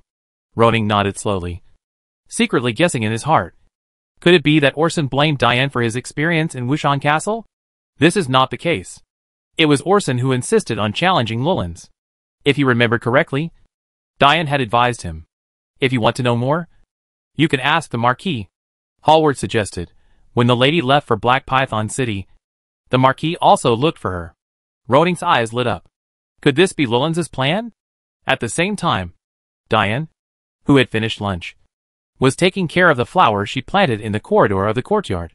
After watering, she sat in a chair in the sun, and half asleep and half awake, she thought about what happened in Black Python City that day. As Orson's daughter, she returned to her former home to visit her father, who was seriously injured. But what she was greeted with was her father's avoidance and the accusations of her brother Barrington, the heir of Black Python City. Ronan thought that his speculation was a bit outrageous, but it was really an excuse for Barrington to accuse Diane. The other party even threatened that they didn't want to care about Breton's affairs anymore, and even if Rollins wanted to restore Ronan's inheritance rights, they would not intervene. The quarrel lasted for a long time, and Diane defended herself for a long time, but it was ineffective. In the end, it was her uncle Alan Hyde who stood up to separate the two and persuaded both sides. In the end, Alan gave his suggestion to let Breton marry Kalima. In this way, Breton is both the grandson of Earl Orson and the son-in-law of Barrington, and it is more legitimate to intervene in the dispute over inheritance rights. This seemingly good proposal was like a sword piercing Diane's heart, making her miserable, because before she left, Lullins found her and had a conversation. In addition to asking her to bring a greeting of "How are you?" to her father, the Marquis predicted the next move of the Hyde family in front of her. Let Breton marry Kalima and give birth to children. After Lullins died, kill Wiggins first, then kill Breton, and finally support the baby, who may still be in the cradle, to become the master of Wushanling. When Alan said that, Diane felt tired. She used to simply think that her father and brother supported Breton because the latter was their nephew, and the nephew's Wushanling would naturally benefit the Hyde family. All she had to do was to tell Breton to practice hard and become strong without being controlled by others. But when Lullins's guess had the possibility of becoming a reality, she panicked. She was just an ordinary person who couldn't even beat a fierce dog. In front of this group of extraordinary people who fought and killed at will, she couldn't change anything, even if she had to sacrifice her looks to win over some former suitors. The best she could do was just a silver knight, which wouldn't change anything. But fortunately, she still had a choice. Let's just take care of the flowers. Diane lay on the bench, basking in the sun and falling asleep. In the afternoon, Wiggins returned to the castle. After Roning got the news, he paid a courtesy visit. However, the other party was discussing the collection and transportation of food and weapons with several officials from Wushan City. He simply exchanged a few words with Roning and continued his own business. Looking at Wiggins's focused and busy appearance, he didn't seem to be too incompetent. Roning also left the other party's study in time, and seeing the sunset was about to set, he thought about sending a little shock to Lu Lands. On the mountain road, Lullins called his Thunder Wind Chaser and rode on its back to slowly climb the mountain. When Ronan asked about Diane, Lullins did not explain in detail, but simply said, I just let her understand her identity. Now she should be my daughter-in-law, Wiggins' wife, Breton's mother, and then Orson's daughter. Lullins looked down at his grandson, who was walking on the side with his head down. and changed the subject. Do you really have a dragon? He always felt that it was unlikely. And even after lunch, he specially found a few books to read. The dragons introduced in them were all fictional, and could not stand scrutiny. There was no record that seemed to be real. But seeing Ronan's serious look, his heart was beating again. Ronan's mouth curled up slightly.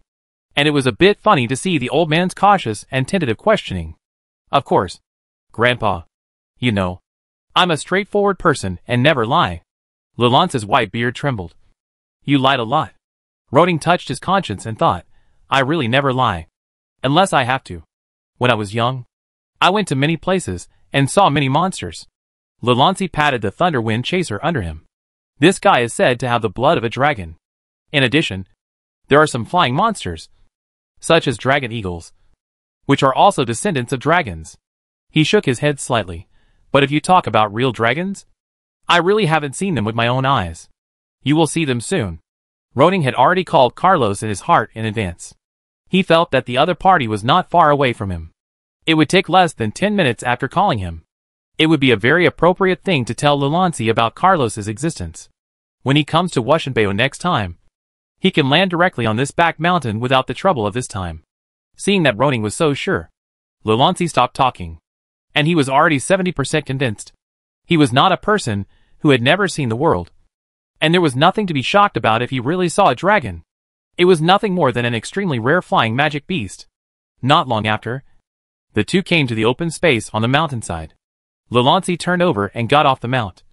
And the Thunderwind Chaser walked into the exclusive house on the side. But suddenly, its movements froze. And it suddenly looked back at the sky, making an uneasy low moan. Here it comes, Ronan reminded. When Lalance sensed the uneasiness of the contracted magic beast, he looked up at the sky. In the dim twilight, a black dot gradually enlarged in the air, and the appearance of the dragon was not yet clear. But a faint pressure enveloped Lalance's heart. As a well-informed person, he knew that this was a pressure from blood. Only a true high-blooded monster could have such an effect on people. His eyes flickered, revealing the shock in his heart. Is this a giant dragon? Chapter 241 Lalance's expectation. Whether Lalance had prepared in advance or not, he was still deeply shocked when he saw the dragon up close. The huge body, ferocious head and huge tail like a steel whip gave people a full sense of oppression. And its dense ice blue scales, mixed with red lines on the edges, seemed to be bathed in blood, conveying blood and violence to the outside world all the time. Lalance had seen many monsters, both huge and ugly. But he had never seen such a monster that was born with pressure and the aura of a king. This pressure was not caused by the difference in strength, but a mysterious psychological effect. It was like a mouse seeing a cat, which was easily frightened and immobilized. Of course, for a meteor knight like Lalance who had seen the world, although he was shocked, he could quickly regain his composure, and was far from being frightened to the point of being unable to move. But his magic beast, the Thunderwind Chaser, was feeling uneasy at the moment. It didn't know whether to flee or stay where it was. So it could only make a low humming sound and ask its master for help. Lalance gave it a reassuring look. And perhaps it was a connection in the soul. And the Thunderwind Chaser gradually calmed down. Carlos glanced at the other party. Master, I sensed a very weak breath of dragon blood from this magic beast. Its tongue moved involuntarily. Such a magic beast must be very delicious. But the other party's master was obviously related to its master, so it couldn't be eaten. Luo Ning was a little surprised. He didn't expect that the Thunderwind Chaser really had dragon blood. He thought it was just a rumor from the outside world. Lalance's eyes trembled. He could see that the dragon was communicating with Ronan, but he couldn't understand. However, he was very sure of one thing, that the young man in front of him would definitely not be inferior to him in the future. How did you conquer it? At that time, Carlos was relatively weak, so I took the opportunity to climb on its back. After a lot of tossing and turning in the sky and sea, I conquered it while exhausted, and then successfully signed the contract. It seemed to be an understatement, but Lalance heard it thrilling. Who would have the courage to climb on the back of a dragon and be taken to the sky and sea? This is a matter of life and death. You are very brave. Kid, Lalance exclaimed, I am proud of your courage. His eyes returned to Carlos. Its size is a few circles smaller than the powerful individuals among the griffins. But the griffin can grow to level 6, which is the limit. The potential of your dragon should be more than that. Ronan had seen the Griffin team that escorted Blanche last time. Most of those Griffins were level 4 magic beasts, smaller than Carlos. But the level 5 Griffin of the Deputy Leader Brawl was almost the same size as the dragon. The powerful individuals mentioned by Roland should refer to the Griffins that reached level 6. But Ronan had never seen this. So, Carlos did not have an advantage when facing the Griffin group? Roland looked thoughtful, and finally shook his head. Size comparison is only one aspect, and the specific details still depend on actual combat. He looked at the dragon's scales. Can I touch it? Of course. Ronan smiled. Lillian's approached slowly, and reached out to touch the cold scales. Carlos never approached strangers. But since the master allowed it, it could only exhale an unpleasant breath and let the other party touch it. Originally, it didn't care about the old man in front of it. But it didn't expect the other party to flick a finger. The huge impact force acted on the scales, making a dong sound. And it actually felt a little pain. Master, Carlos began to complain. Ronan signaled the other party not to get excited. Lillian's coughed twice. He just mobilized some fighting spirit, which made him feel uncomfortable all over. He touched the scales that had just been flicked, and there was no trace of dents. Its defense is very good. Even a level 6 Griffin cannot compare with your dragon. What level of magic beast is it? It has just entered level 6. Ronan did not hide it. It was only level 5 when I subdued it. It has such a strong defense just after entering level 6. It is worthy of being a legendary dragon. Lelancy could not help but sigh. Magic beasts are really blessed by God. They do not need to practice and temper. In some aspects, they are naturally stronger than humans. I don't know where its upper limit is. It should be level 8 or 9. Right?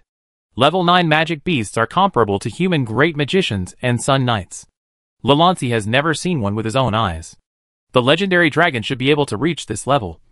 Right? But his evaluation is still too conservative. Ronan said, according to Carlos's inherited memory.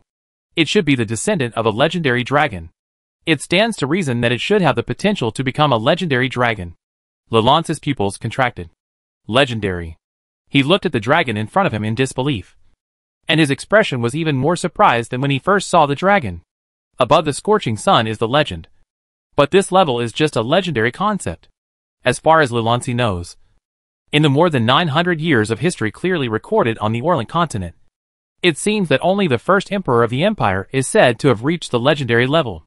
Since the fall of the first emperor, there seems to be no more legends on the continent. And this dragon has the possibility of becoming a legendary creature. Lelancy looked at Ronan. His eyes were more eager than ever. Do you know what the legendary level means? Ronan concentrated. What does it mean? Lelancy laughed and said meaningfully, it means you can build a country. He quickly denied this statement. No. It should be said that it is an empire. Ronan's eyes flashed. Legendary level. How powerful is it? Lelancy shook his head. He was only a level 7 meteor knight. Although he entered the ranks of the strong, he had only a vague concept of how powerful the Sun Knight was. The main reason was not that he was blocked from information, but that there were too few Sun Knights, and he had never come into contact with them. It is said that the Sun Knight may still be killed by the combined efforts of low-level knights. But once promoted to legend, there will be earth-shaking changes, and it is no longer a simple encirclement that can defeat it.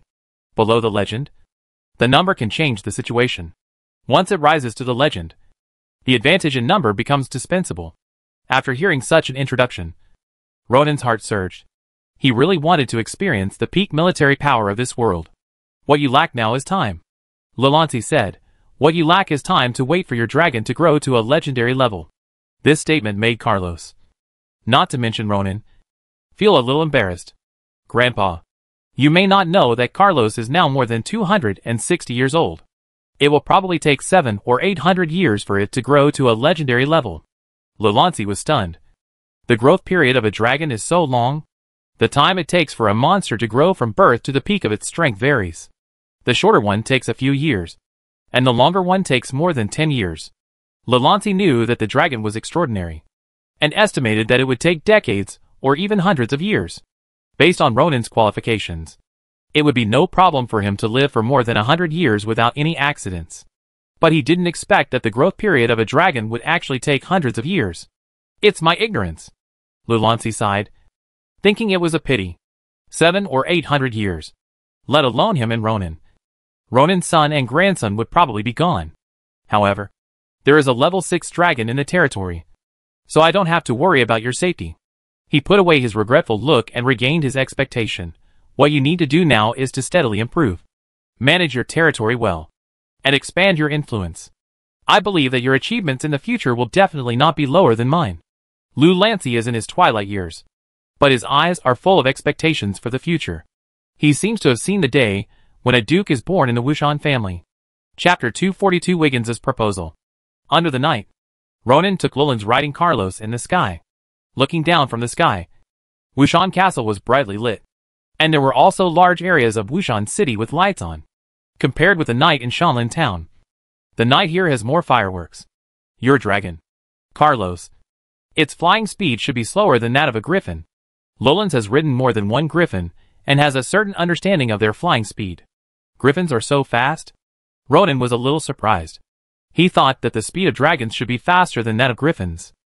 Most griffins belong to the wind, and some of them have mastered wind magic, and they are naturally good at flying. Lulan's explained, although Carlos is about the same size as a griffin. It is obviously much heavier, so its flying speed is naturally slower. But it seems that it should be able to fly longer than a griffin. Ronan nodded slightly. It seems that Carlos and griffins have their own advantages and disadvantages in flying. However, he was still very confident in the dragon. When Carlos grows to the later stage, he will definitely be able to crush the griffin in terms of flying. After a test flight, the dragon landed on the mountainside again. Lulan's got off the dragon's back and looked back at Carlos, his eyes full of envy. Although the meteor knight who broke through the gate was unstoppable, he was still bound to the earth. To rush into the air, you either have a flying monster or upgrade to Silver Moon. But not only is it very difficult to upgrade to Silver Moon Knight, it is also very difficult to contract a flying monster that can carry people.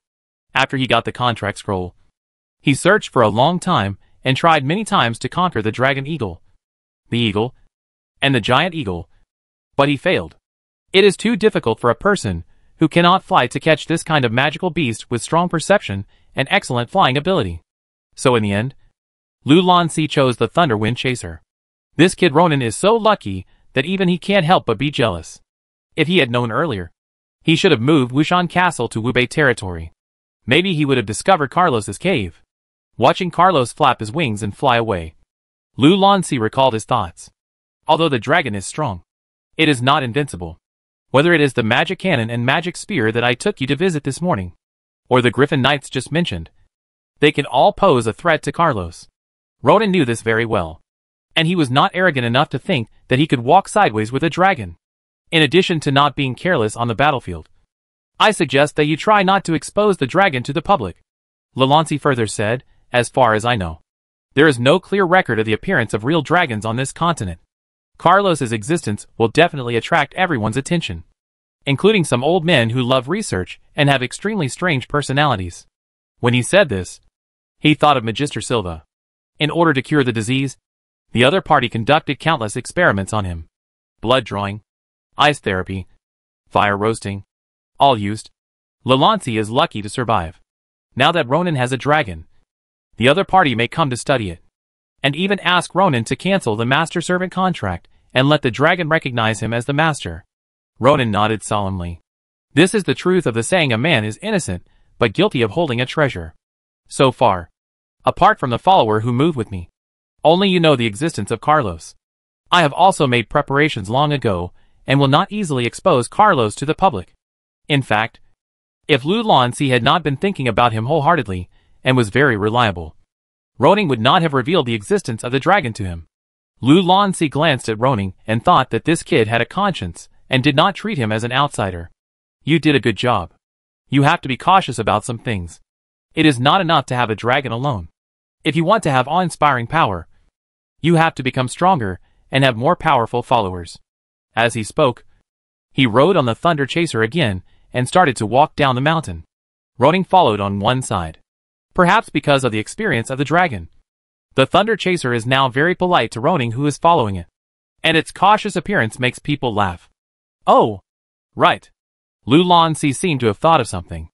I remember that the chief magician of the water system can master a magic called bending light and refraction, which can manipulate the water element to distort the surrounding vision and achieve the effect of hiding. Ronan's eyes lit up, and he immediately understood what Llewellyn's meant. Carlos is known as the Frost Fire Wings and masters the two elements of water and fire. If it can master the magic of bending light and refraction, it can reduce the risk of exposure to a certain extent. The fighting skills and magic books that Grandpa gave me don't seem to have this magic. The level of the two water magicians in Wubei territory, Ginny and Irene, is too far apart, and Ronan can't learn about this knowledge from them. That's why Ronan ignored the information about this magic. I'm not a magician. Why do I collect so many magic books? Llewellyn laughed and scolded. Go to the Silva Magic Chamber of Commerce. You should be able to buy it. But as far as I know, the concealment effect of this magic has considerable limitations. First, if the movement speed is too fast, the controlled water element cannot keep up with the movement speed, which will destroy the concealment effect. Secondly, people with keen observation will notice the distortion of light and find something wrong. And people with my strength can sense it approaching even without seeing it with my eyes. These 2 points are nothing. Ronan will just let Carlos fly slower at that time. As for the second point, he doesn't want Carlos to be invisible and become an assassin. This magic is enough to avoid the public sight. Grandpa, you know so much. You learn too little. Lelancy laughed and scolded. I think you should buy less night novels and more useful books when you have time. When the two went down the mountain, candles were lit along the road at the bottom of the mountain, and the rows looked a bit like streetlights. Most was waiting at the foot of the mountain. Master, the dinner is ready, and the Earl and Countess are waiting there. Lelancy was in a good mood. Let's go! The atmosphere of the dinner was similar to that of the lunch. Diane was still enthusiastic. Even Wiggins couldn't help but tease her a few words about how she suddenly changed, which attracted Lelancy's glare. Wiggins smiled awkwardly, then raised his glass and drank a glass with Ronan. After putting down the glass, he smiled and said, to be honest, I thought you would be devastated in Shanlin town. But I didn't expect you to have so many changes after you got there. Sometimes I feel that it is thanks to my vision that I picked that feng shui treasure land for you. Luo Ning laughed and returned a glass to the other party. Father is right. Wiggins said again, today, I have almost prepared the food and weapons and equipment to be transported to Chishan town. I will set off in 2 days after everything is ready. He changed the subject and looked at Ronan eagerly. But I still need someone to represent me and go with a transport team to send greetings to the 5th Knights stationed in the southwest. Are you willing to go there for me? Originally, Wiggins was still worried about who to send. Letting Toru and others go was not formal enough. Letting Breton go was too young. It was not until he met Ronan in the afternoon that he finally had a candidate. Ronan, the blood of the Wushan family. His son, the Viscount of Wubei territory, and a young senior knight. No one is more suitable than him to represent Wiggins to Chishan town. Ronan did not expect that he would be assigned a task when he came to Wushan Castle to celebrate his birthday. Chishan town. I have never been there. He pondered, considering whether to agree to Wiggins' proposal. Chapter 243 Consideration. If it was Lu Lans who asked Ronan to escort this batch of materials and go to Chishan town on behalf of the Wushan family, then Ronan would go without hesitation. But this matter was proposed by Wiggins. To be honest, Ronan only had a polite attitude towards this father, and there was no deep family affection between them. They usually lived their own lives, and it was enough to maintain basic courtesy when they met. If he was asked to do something more troublesome, Ronan still needed to think about it carefully. The development affairs of Wubei territory had been planned 2 months ago, and the implementation of the affairs was left to the officials led by Wilson. And he didn't need to worry too much. If it was Wubei territory, only the soap paper-making materials had not been processed. If he went there and delayed for too long, he didn't know whether these materials would be damaged. On the other hand, Wiggins saw that Ronan did not directly refuse, so he thought that the latter was considering it. So he quickly followed up and persuaded, although you have never been to Chishan town, there will be a night team leading you, so you don't have to worry about such trivial matters. When I was as young as you, although I was not as strong as you, I had already been running around and gained knowledge. Now that you are a high-level peak knight, you should go out and walk around. He said, you can gain a lot of knowledge by seeing more, which will also help you govern Wubei territory. It can't be seen that Wiggins can still say such a set of great truths, but he has been wandering around for so many years. And he hasn't gained much knowledge. Ronan smiled. Neither agreed nor refused. But asked, I don't know what I did to you. My father hasn't asking you to do this. Wiggins didn't understand what Ronan meant. What do you mean? Breton blinked and looked at his brother. He thought his brother would agree directly. Diany stopped the fork in her hand and looked at the father and son. She heard that Ronan didn't want to go. At least not casually. Lou Lancy raised his eyebrows and took a sip of wine. If you want me to go as a father, I have to think about it. After all, it takes a lot of time to go to Chishan town. And there are many things waiting for me to deal with in Wubei territory. I may not be able to get away. However, if you are the first heir of Wubei territory, I think I need to discuss it with Grandpa first. Wiggins thought Ronan wanted to say something. But it turned out to be these two questions. Why bother your grandfather with such a small matter? Wiggins shook his head.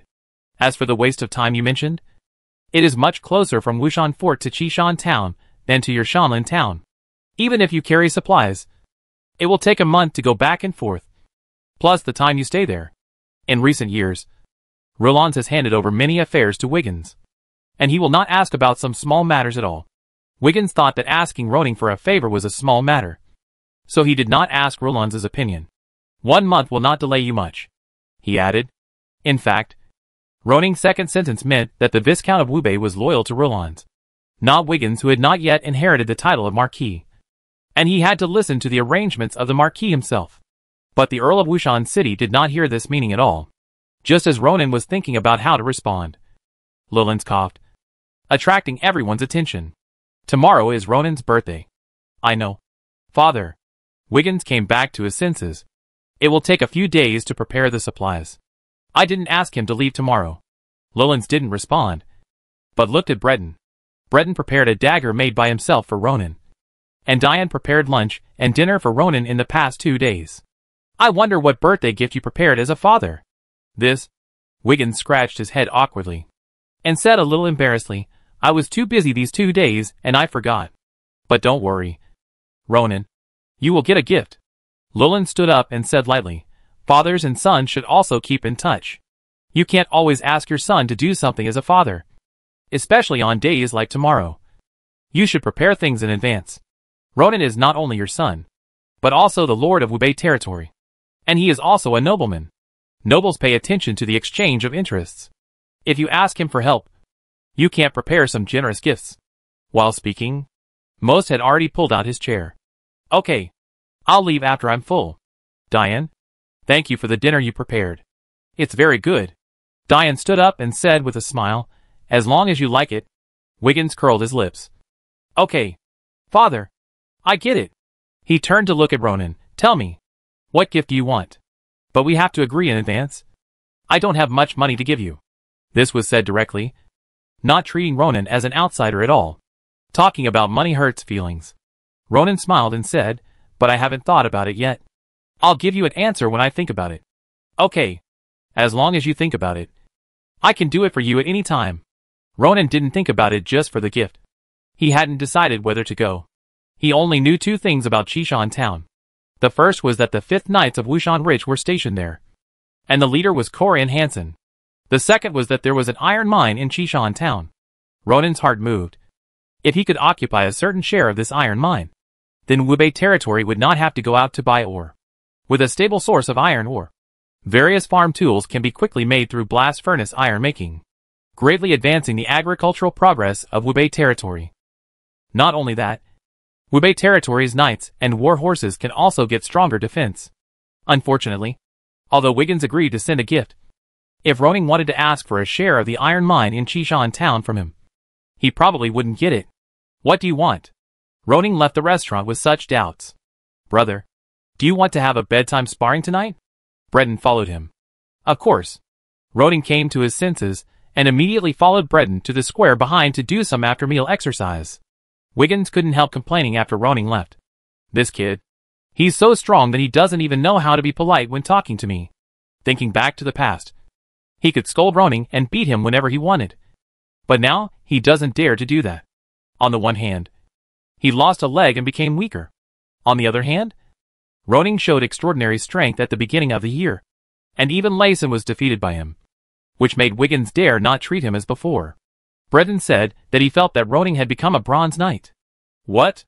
Wiggins was so shocked that the juice in his mouth almost spurted out. This is an illusion. An 18-year-old bronze knight? He is more powerful than my brother? Dany watched the servants clear all the plates on the table. She leaned back in her chair and sighed slightly. Perhaps Roning is really better than Graham's, the former genius of Wushenling. You should think about what gift to prepare for Roning tomorrow. She smiled and said, otherwise, I don't think Roning is willing to run a trip for you. Humph. If he doesn't want to go, then don't go. Can't I find someone? Having said that, Wiggins still got up and went to the study, looking for something rare and valuable for Roning. Chapter 244 Emergency. Chishan Town.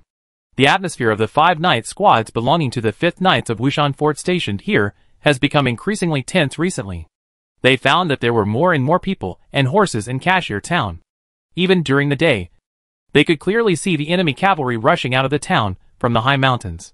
The enemy not only set up camp outside the town, but also sent out scouts and other characters to observe the terrain and topography along the mountain road, as if preparing for an attack. War may break out at any time. What is the situation tonight?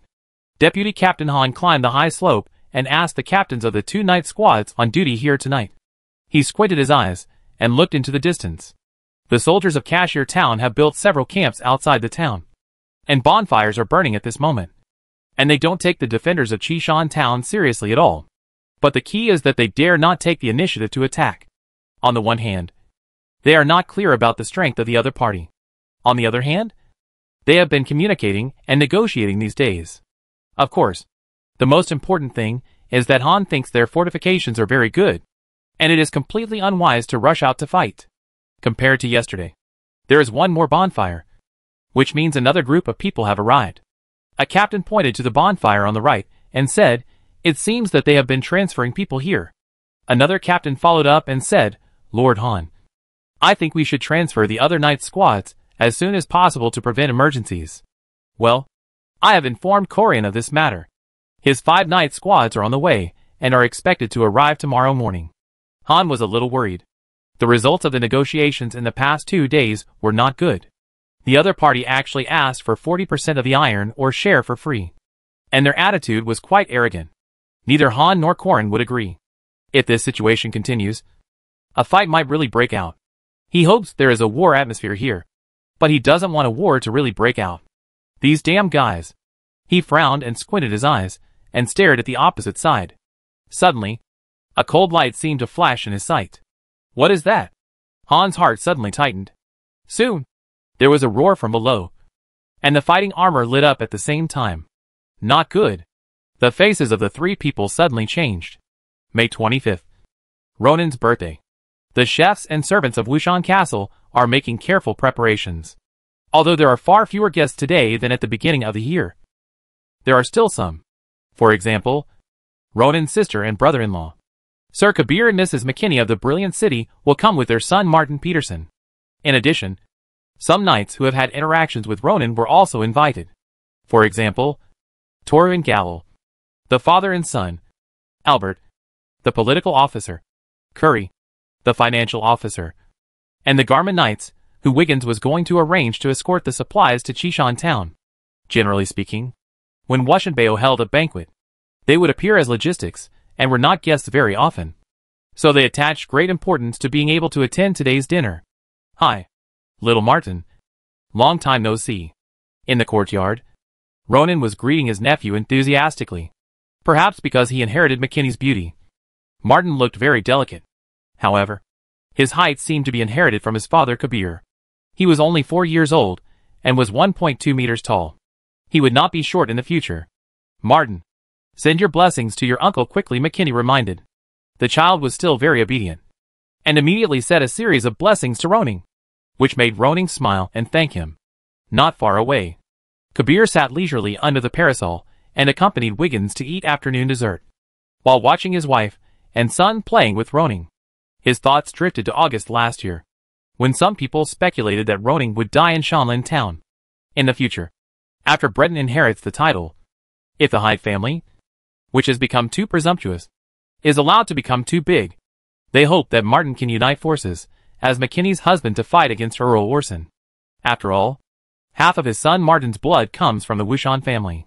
To be honest, he hesitated for a while at the beginning. This was indeed a huge temptation for the Peterson family, which had not yet become a true noble. However, he did not take any action, but chose to watch the development of things quietly. Now it seems that thanks to his lack of any statement at the beginning, who would have thought that Ronin, who was arranged to a poor and remote place like Shanlin Town, would rise so rapidly, not only making a big splash, but also regaining the trust of the Marquis. Kabir's father was an ordinary mid-level knight of the Wushan Fort Knights, and his mother was an ordinary freeman. He was able to become a knight and marry McKinney, 10% of which was due to the opportunities given by his father in the early days, and 90% was due to his own efforts. Now he is not only the leader of the Second Knights, but also the administrator of the Brilliant City, which makes the Peterson family an emerging force in Wushan Ridge. As an emerging force, Peterson believes in the idea of steady progress and not taking risks, which is also in line with his more cautious personality. Now that Ronin has emerged as a rising star, he doesn't need to worry about the future. Moreover, Lillans is still here, and his father-in-law Wiggins is also alive and well. No one knows what the future of Wushling will follow. After playing with Martin for a while, Ronin returned to his chair and sat down, drinking a sip of tea. Father, I thought about it for a long time last night, and there are two things I hope you can help me with. Wiggins took away the book covering his face, sat up a little sleepily, and smiled. Ronin said this, probably agreeing to go to Chishan Town on his behalf. Go ahead, Ronin. As your father, I will definitely help you if I can. Kabir on the side also became curious. First of all, Wubei territory is in the intense development period now, and I need a lot of people to work for me. So, see if you can transfer some people to me, whether they are free people or slaves, as long as they can work. Wiggins waved his hand without much consideration. This is a small matter. Wushan City has a sufficient population, and there are also large and small towns and manors nearby, whether they are free people or serfs. As long as I transfer them, it will be no problem to get you 10,000 or 20,000, he said.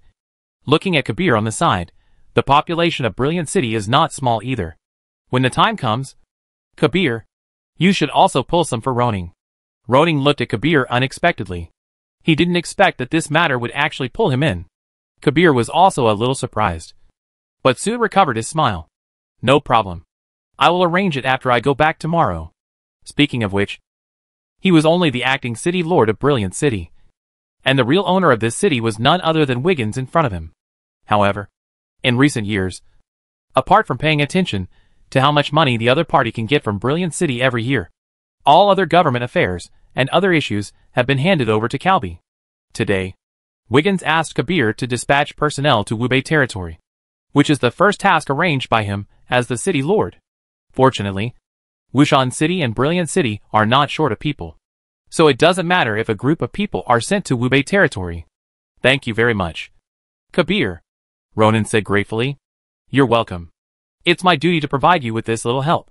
Kabir was not lying in this sentence. He was happy to see Wubei territory become stronger. What's your second thing? Wiggins asked with a smile.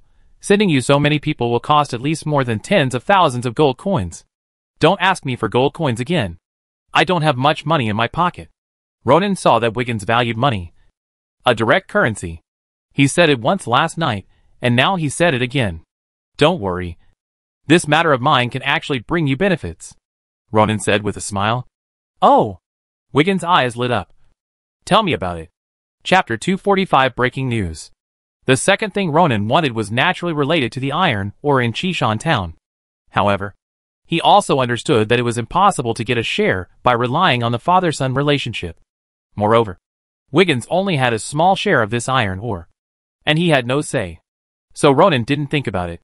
I hope my father can help me talk to Chishan Town so that the iron ore produced there can be sold to me at a preferential price. Last time, Roner and his team purchased 50,000 kilograms of iron ore, which was sold at 8 copper coins per kilogram. It cost 400 gold coins, not including transportation costs and subsequent smelting costs. You want iron ore? Wiggins heard Ronin's intention and was a little surprised. Do you want to smelt iron in Wubei territory? Ronin nodded. Wubei territory has a lot of trees that can be used as fuel, And I can smelt iron by myself. This way, I can save a lot of gold coins. The price of iron ore turned into wrought iron increased by at least 5 or 6 times. Refining by yourself can not only save a lot of money, but also produce the molten iron you want for casting. How many kilograms of iron ore do you expect your territory to need each year? Wiggins asked immediately. I made a simple estimate last night that the annual demand for iron ore in Wubei territory is about 200,000 kilograms. But this is only the current situation. When Wubei territory develops, the demand will be even greater. With the current smelting level, 200,000 kilograms of iron ore can produce 60,000 to 80,000 kilograms of iron, which is very good. With so much iron, Wubei territory may not be able to consume it all. But it doesn't matter. Wubei territory has no iron ore. Being able to buy iron ore cheaply from outside can be regarded as hoarding strategic resources. Kabir on the side looked up to Ronan. The young Viscount could report this number without thinking, which shows that he has a clear understanding of the situation in the territory. He couldn't help thinking, Ronan has only been a lord for less than a year, and he handles things like an experienced lord. When did he change so much? On the other side, Wiggins calculated in his mind to see if it was profitable. After a while, he said, I can offer you a preferential price of 6 copper coins per kilogram of iron ore. But you need to transport these ores from Qishan town to Wubei territory by yourself. I am not responsible for transportation. The price of iron ore on the market is between 5 and 8 copper coins per kilogram. But this range is not fixed, and is often affected by transportation costs and demand. If it is a wartime state, the price of iron ore as a strategic resource will inevitably rise. Although Wiggins asked Ronan to handle the transportation issue himself, the price of 6 copper coins was a concession. Okay. But father, you can't sell me poor quality iron ore. Wiggins smiled and said, Don't worry. The quality of iron ore produced by the iron mine in Qishan town is not the best. But at least it won't be too bad. His mood suddenly improved. He owns 10% of the iron ore in Qishan town, which is about 360,000 kilograms of iron ore per year. However, he is not responsible for mining, transportation, sales and other links. He is only responsible for getting money from Korean and Han every year. Today, by negotiating an order with Ronan, it is equivalent to selling a large part of it himself. So it is estimated that he can earn a few hundred more gold coins. Ronan, if your Wubei territory can take in more iron ore, I may be able to give you more discounts. For example, for these 200,000 caddies, I can give you 5 copper coins per caddy for the next 100,000 caddies of iron ore. Ronan grinned and said, I believe that with the help of my father and Kabir, the population of Wubei territory has increased. Maybe I will need more iron ore in 2 or 3 years. Ha ha ha. Good. Wiggins laughed happily. Manage your territory well. I am optimistic about you. Kabir also echoed, with Ronan's ability. I believe that Wubei territory will definitely have a large city like Wushan City in the near future. The leisurely afternoon time passed quickly. As dusk fell, the guests who came to Wushan Castle to attend the banquet tonight arrived one after another. In addition to the nobles, Diane also asked Hallwart to find the best performance team in Wushan City. After all, such a banquet, only drinking and eating meat, communicating with each other is naturally boring. Things like music performances, dance performances, social dances, etc., must be arranged. In his past and present lives, Luo Ning has never had such a lively birthday, all thanks to the noble class. Of course, it is more due to the change in his identity and status today. Take his unlearned predecessor as an example. In the past, he only celebrated his birthday with some friends at Wushan Supernormal Academy. At the birthday party, Lu Lans also showed up. In addition to communicating cordially with Luo Ning, he also greeted the other people present. This is the first time that Lu Lans has appeared in public since the beginning of the year. The rumors that he and Orson had difficulty getting out of bed should be refuted after tonight's party. Ronan, here is a letter. Lelancy pulled Ronan aside, took out a letter from his arms, and handed it to him. Who wrote it? Ronan took it with some surprise. Of course, it was Blanche. Lelancy laughed. The letter arrived in the morning. Just in time. Ronan walked to a corner of the ballroom, opened it and read it. This is a happy birthday to you letter. Blanche's handwriting is very beautiful. Although there is no explicit expression of love between the lines, there is also a feeling of missing. Ronan sneered. He didn't expect that his charm was so great that he would leave such a deep memory in the other person's heart. What are you laughing at? Ronan? McKinney came over. Come and dance with me. Ronan smiled bitterly. Why? Beautiful sister. No one has invited you to dance? McKinney smiled. I'm not an unmarried girl. How could anyone easily find me? This is true. Noble ladies need to consider more issues when accepting invitations to dance, such as each other's status, the identity and motivation of the inviter, etc. Okay then. Ronan had no choice but to put away the letter, stand up, and take McKinney's hand into the dance floor. After attending several banquets, his dancing skills had become higher and higher.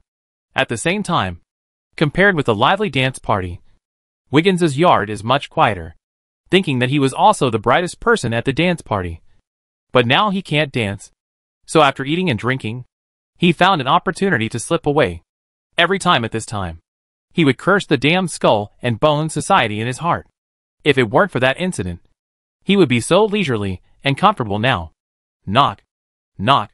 Knock. There was a hurried knock on the door outside, which made Wiggins even more unhappy. Who? My lord. It's me. Carolina.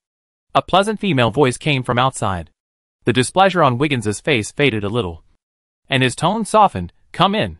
Carolina pushed the door open. As the liaison officer of Wushan Castle, she was already middle-aged and had a beautiful face.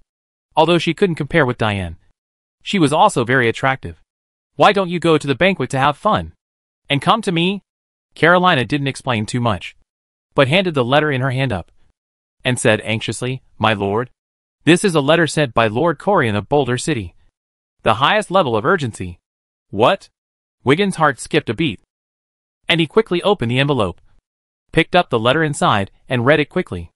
As he read, his face became more and more flushed, and his breathing became more and more rapid.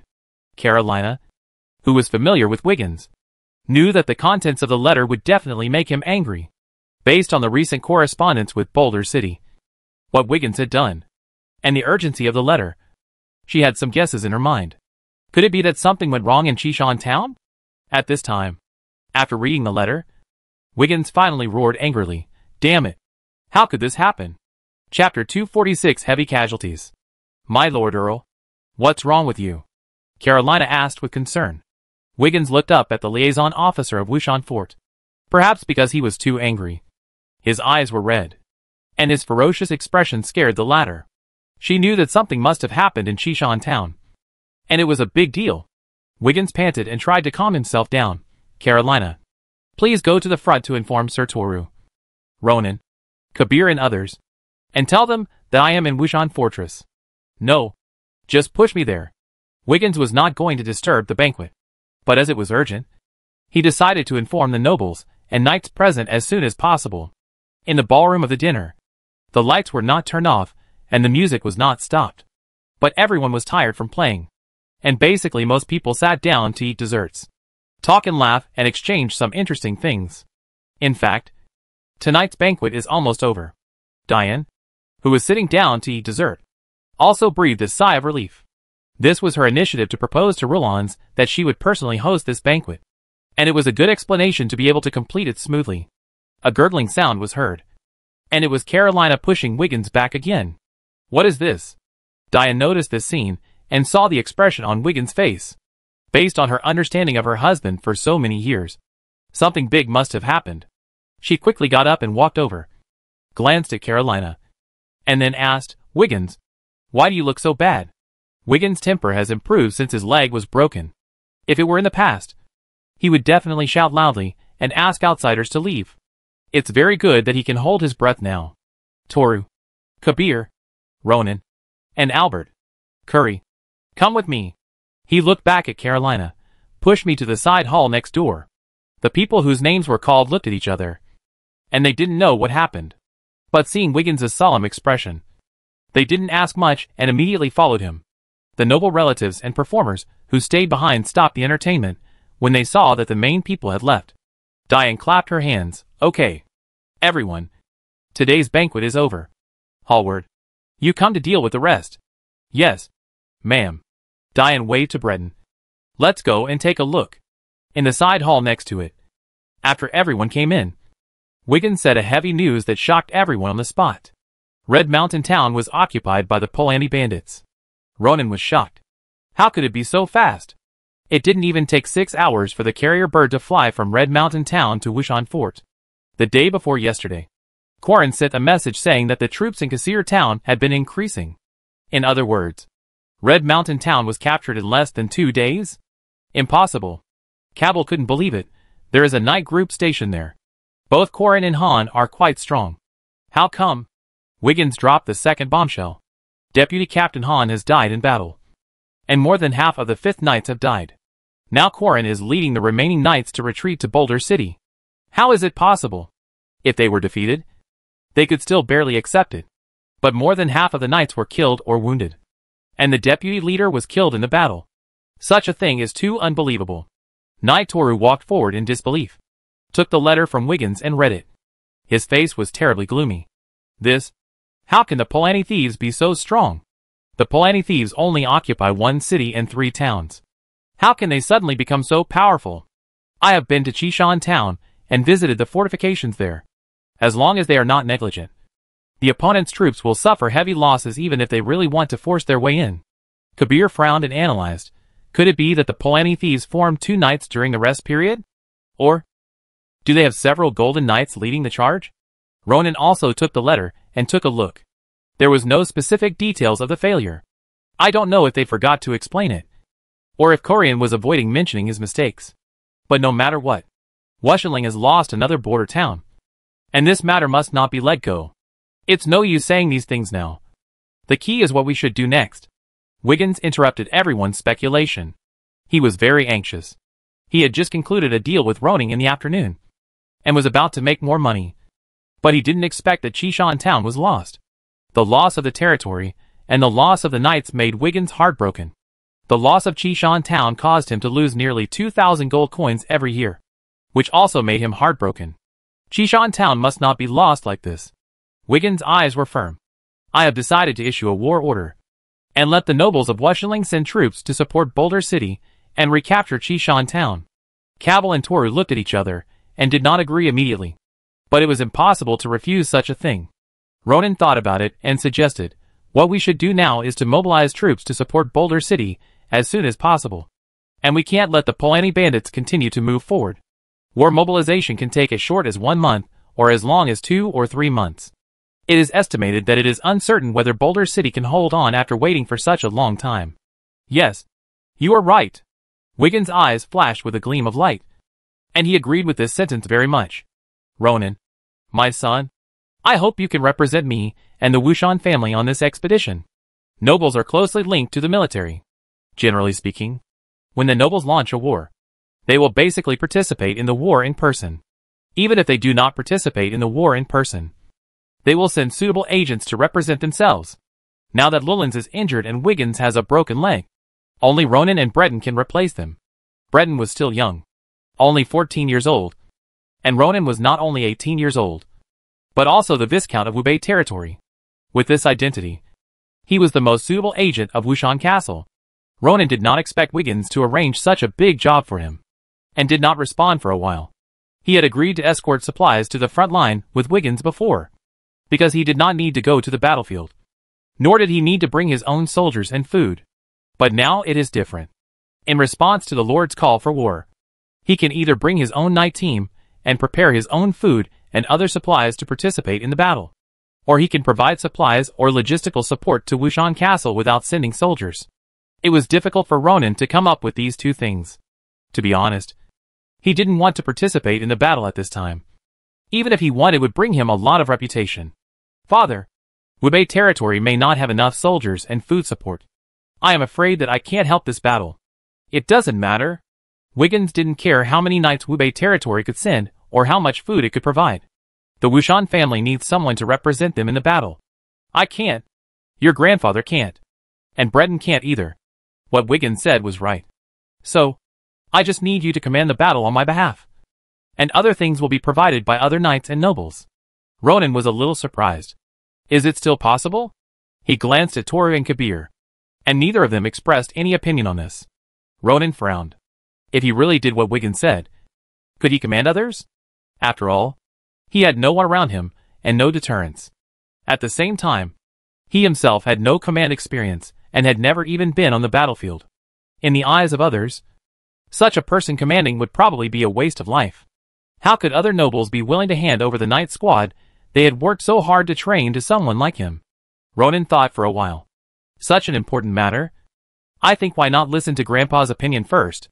Toru and Kabir nodded slightly in agreement. Wiggins thought about it, and seemed to think it was necessary.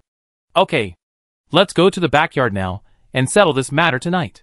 Chapter 247 The Marquis's Attitude. Lalancy had been preparing to go to bed. But he didn't expect such a major event to happen in the middle of the night. He leaned against the bed, holding the letter for help sent by Corian in his hand. His expression calm, as if he was used to it. The letter must be real. The Knight Commander would write several letters every year. Lalancy had known the other party's handwriting for a long time. And the marks on the letter bird also proved that it was impossible to forge. He sighed and looked at Wiggins sitting in a chair next to him. What are your plans? Wiggins said what he had just thought.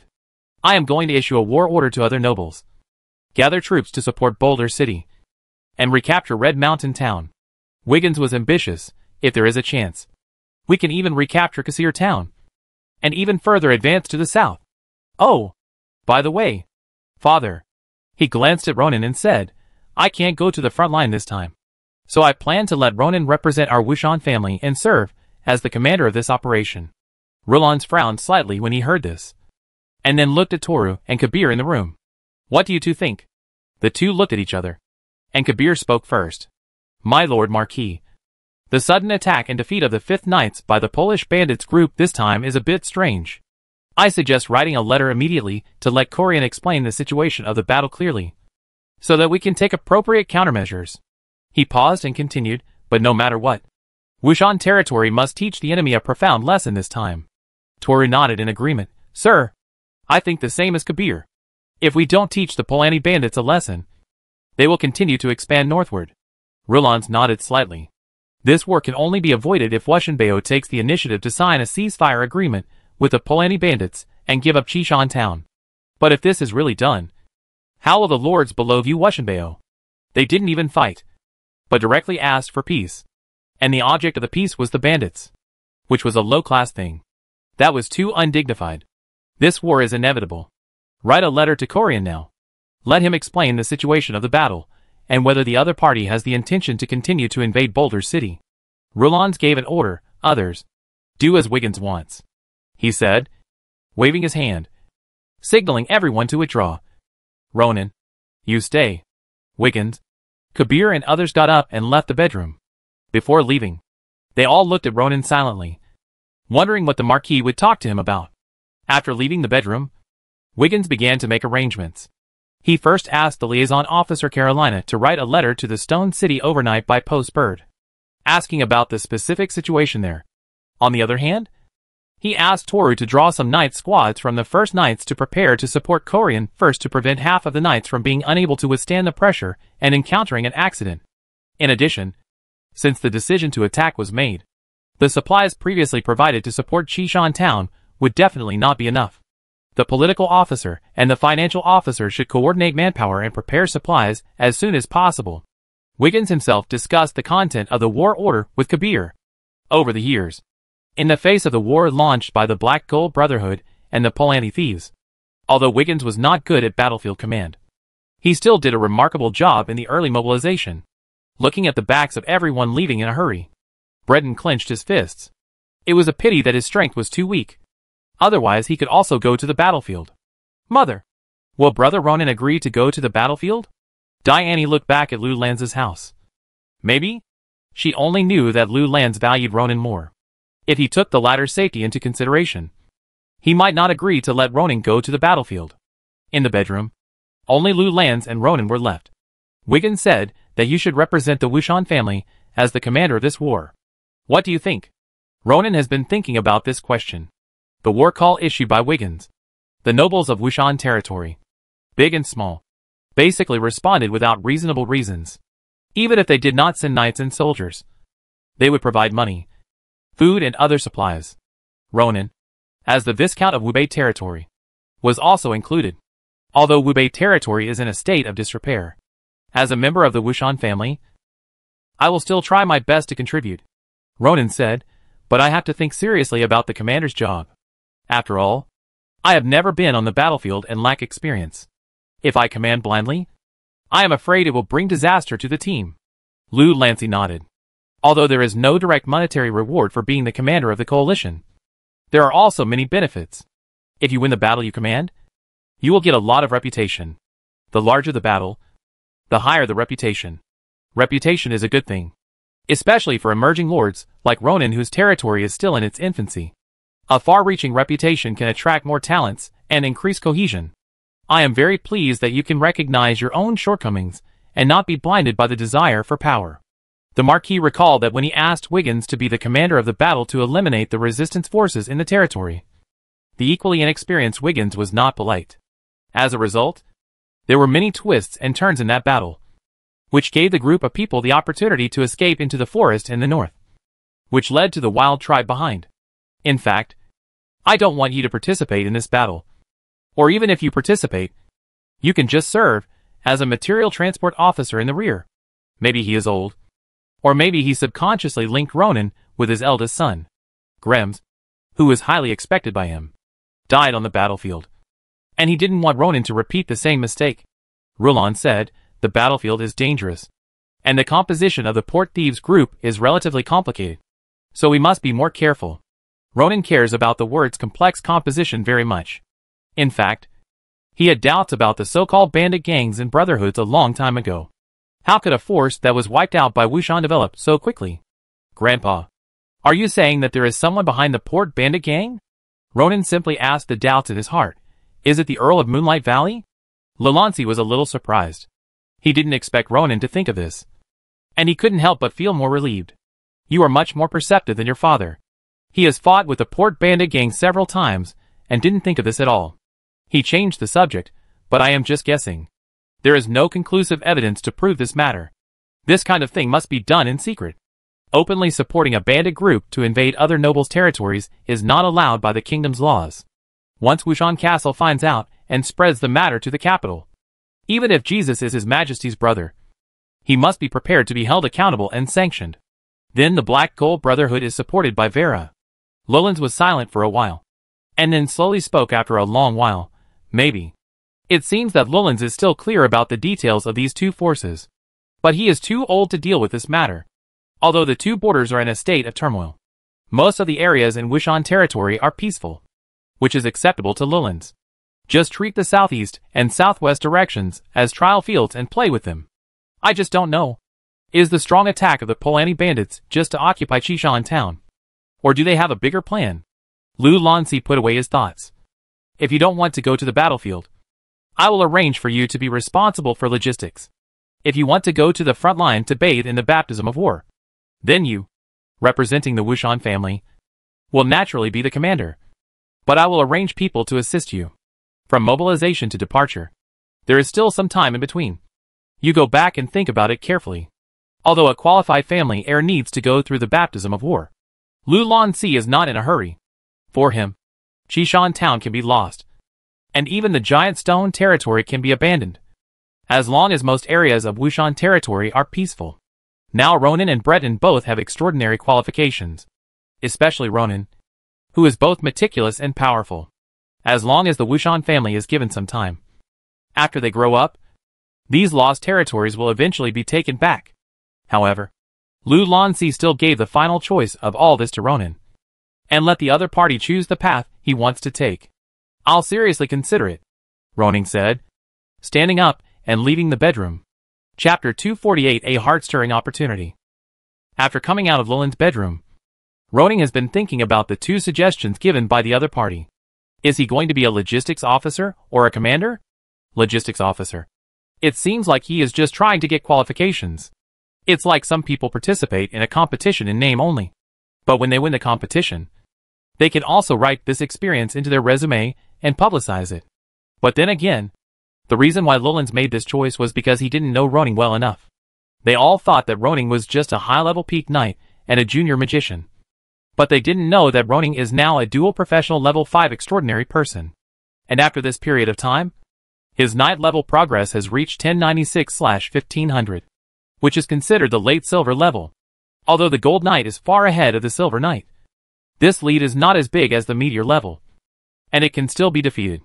With his physical strength and fighting skills that surpass those of ordinary people, and with the help of various magics, Ronin can fight with ordinary golden knights. Even if he doesn't win the battle, he can at least last for a while. What's more, Ronin has 3 extraordinary people and a level 6 dragon under his command, so he can come and go freely on the battlefield, even if the portal thieves may have the support of Moonlight Valley behind them. And even if Jesus has Meteor Knight under his command, it is certain that this Meteor Knight will not appear in this battle, because once such a person appears, it means that the war will escalate, and this force cannot be simply linked to the thieves' group. Its existence will threaten every noble. In this war, the Golden Knights are already the strongest force. Therefore, Ronin is not worried about his own danger. In that case, let's go to the battlefield. He has already made a decision in his heart. It's good to go to the battlefield, so that Wubei territory can spend less manpower and material resources. Anyway, Wiggins has already said that he represents the Wushan family, and does not need to bring many soldiers. At that time, Ronin only needs to bring 1 or 2 confidants. The candlelight in the street lampshade flickered, illuminating the road in the castle, and a figure in front attracted Ronin's attention. Hallward? Ronin wondered, it's so late. Why are you here? Judging from Hallward's appearance, he should be waiting for someone. Master. Hallward bowed slightly and said politely, the master asked me to wait for you here. If it's convenient for you, please go to his study. Oh! Ronin didn't expect that it was so late. Wiggins would still have something to find him, and he didn't expect the other party to be so active in this war. Okay. Let's go now. Please follow me. The events in Qishan town have not been revealed yet, but Hallward has already sensed the changes in the nobles. The informal end of the banquet, and the fact that everyone just went to Roland's place together all indicate that a major change has occurred outside. Although Hallward is very curious about what happened, it is not something that he, as a butler, should actively ask about. Soon Ronin arrived at Wiggins' study. You are here, Ronin. Wiggins motioned Hallward to close the door, and then asked, what did your grandfather tell you? Ronin sat down on the chair and told Rollins what he had said. Grandpa gave me 2 choices. I can go to the front line, or I can be responsible for the transportation of materials and not participate in direct combat. This is not a secret that cannot be told, and he has no need to hide it. What do you choose? Wiggins asked immediately. Ronin shook his head. I am considering it, and I will give Grandpa an answer later. I know your grandfather's plan. He is worried that something will happen to you on the front line. But don't worry. The commander does not have to charge into battle. You see, I am also a senior knight. I have participated in dozens of wars over the years, not to mention hundreds of them. There is no danger at all. It can be seen that he really wants Ronin to go to the front line as a commander. I will consider it. Ronin did not tell his statement, but asked, you asked me to come so late. Is there anything I can do for you? Seeing that Ronin did not respond to his words, Wiggins was a little annoyed. But he was not in a hurry. There were some things that still needed Ronin's help. I hope you will be the commander of this war. Wiggins didn't beat around the bush and directly stated his purpose. I plan to mobilize half of the knight squads and soldiers from the 4 knight orders, and cooperate with the teams of other lords to launch a large-scale battle. Not only will we drive the Polani bandits out of Qishan town, but we will also take back as much territory as possible. When the war is won, your reputation and merit as the commander of the coalition forces cannot be ignored. I can take this opportunity to recommend you to your grandfather and transfer the management rights of Qishan town to you. Didn't you ask me to sell you iron or at a preferential price this afternoon? Haha. When you get Qishan town, you don't have to buy it from me. After all, the iron ore in the entire Qishan town belongs to you. Hearing this, Ronin's heart was pounding. But why did Wiggins suddenly consider him so much? If I remember correctly, the management rights of Qishan town are in the hands of Korean. That iron mine. That was in the past. Wiggins interrupted Ronin and snorted unhappily. Korean is so disappointing. There are more than 100 professional knights in a knight group, but more than half of them were lost. With such a defeat, he can no longer serve as the leader of the 5th knight group. Qishan town was also lost in his hands. As long as we take it back, The management rights will never be given to him again. Chishan Town does not belong to the Giant Stone territory. Taking back the management rights does not mean depriving Korean of his title or reducing his territory. Wiggins softened his tone and said to Roning with a smile, "Your grandfather thinks highly of you now. As long as you can win this battle, and I propose again, you are very likely to take over the management rights of Chishan Town." He raised 4 fingers. "I don't want more at that time. Just 40%. No, 30%. And it will be enough for you to give me 6,000 gold coins every year." Roning couldn't help laughing. In the end, Wiggins was so active because of the extra money brought to him by the iron blocks in Chishan Town. He was unwilling to bear such a loss. But after hearing this, Roning's mind became active. With so many forces gathered this time, it is very feasible for Wiggins to take back Chishan Town. At that time, Roning may really get the management rights by taking advantage of the opportunity. Even if he took a step back, even if he didn't get the right to operate, he should still be able to get a share of the iron ore. This opened up a fast channel for Wubbling to obtain iron ore resources. How about it? Are you interested? Wiggins grinned. This is a big gain. Roning took a deep breath and said with a smile, "Since you have arranged it, I will naturally give it a try." Wiggins laughed happily and praised, "You are worthy of being my good son. Now you have a good rest and prepare for the expedition. Leave the mobilization to me." Roning left the room with a smile. In fact, there was one thing he didn't say. That is, the distribution of iron ore. Although Wiggins has his role, such as pre-war mobilization, it is obviously inappropriate to take away 30% of the iron ore resources just by this. But there is no need to discuss this matter now. He is eager to divide the spoils before the 8 characters are even drawn. This is too impatient. Ronin never underestimates his opponents, let alone opponents like the Polish bandits, who have a special background, relying on the large number of soldiers in hand. He thinks that he is sure to win, which will easily lead to defeat. But this is indeed an opportunity that cannot be missed. Chapter 249 Conscription Order. Wushan Fortress covers a large area with many buildings inside. There is an area on the left side, with a square tower erected. Hundreds of carrier birds are raised here, which come in and out every day, becoming an important liaison station for Wushan Fortress to communicate with the outside world. On May 26th, it ushered in the busiest day here. Liaison Officer Carolina sealed the letters written by the officials overnight, tied them to the carrier birds, and sent them out. As the carrier birds flew into the sky, the news that the Polani bandits occupied Chishan Town would spread quickly. The nobles and knights knew that the war was coming again. Last year, Wushan territory also launched a forced counterattack, and the enemy was the Black Gold Brotherhood that disturbed the southeast border. This year is also a forced counterattack, but the enemy has changed to the Polani bandits on the southwest border. I don't know since when. Wushan Marquis territory has been constantly disturbed by these two forces. Although the nobles are annoyed, they are not surprised. Over the years, some people have even used these two forces as a trial field to gain experience and merit. If they perform well, they can even get a fiefdom from them. For example, last year, although several pieces of territory were given to the High family for distribution, the remaining 2 pieces were awarded to brave knights, and 2 new barons were born. The nobles were not very opposed to such a battle. Wiggins's conscription order can be delivered to the nobles of Wushan within 1 or 2 days, which is relatively fast. But the time for each leader to mobilize is not so fast. The nobles below need to prepare their troops, food and other supplies, which will take a long time. Fortunately, dealing with the Polish bandit group is not a major battle. Combined with the experience of previous years, this level of mobilization takes about half a month. And then it takes another month to reach the front line. In other words, the noble coalition will arrive in Boulder City in about mid-July, and the real war will start at about the end of July.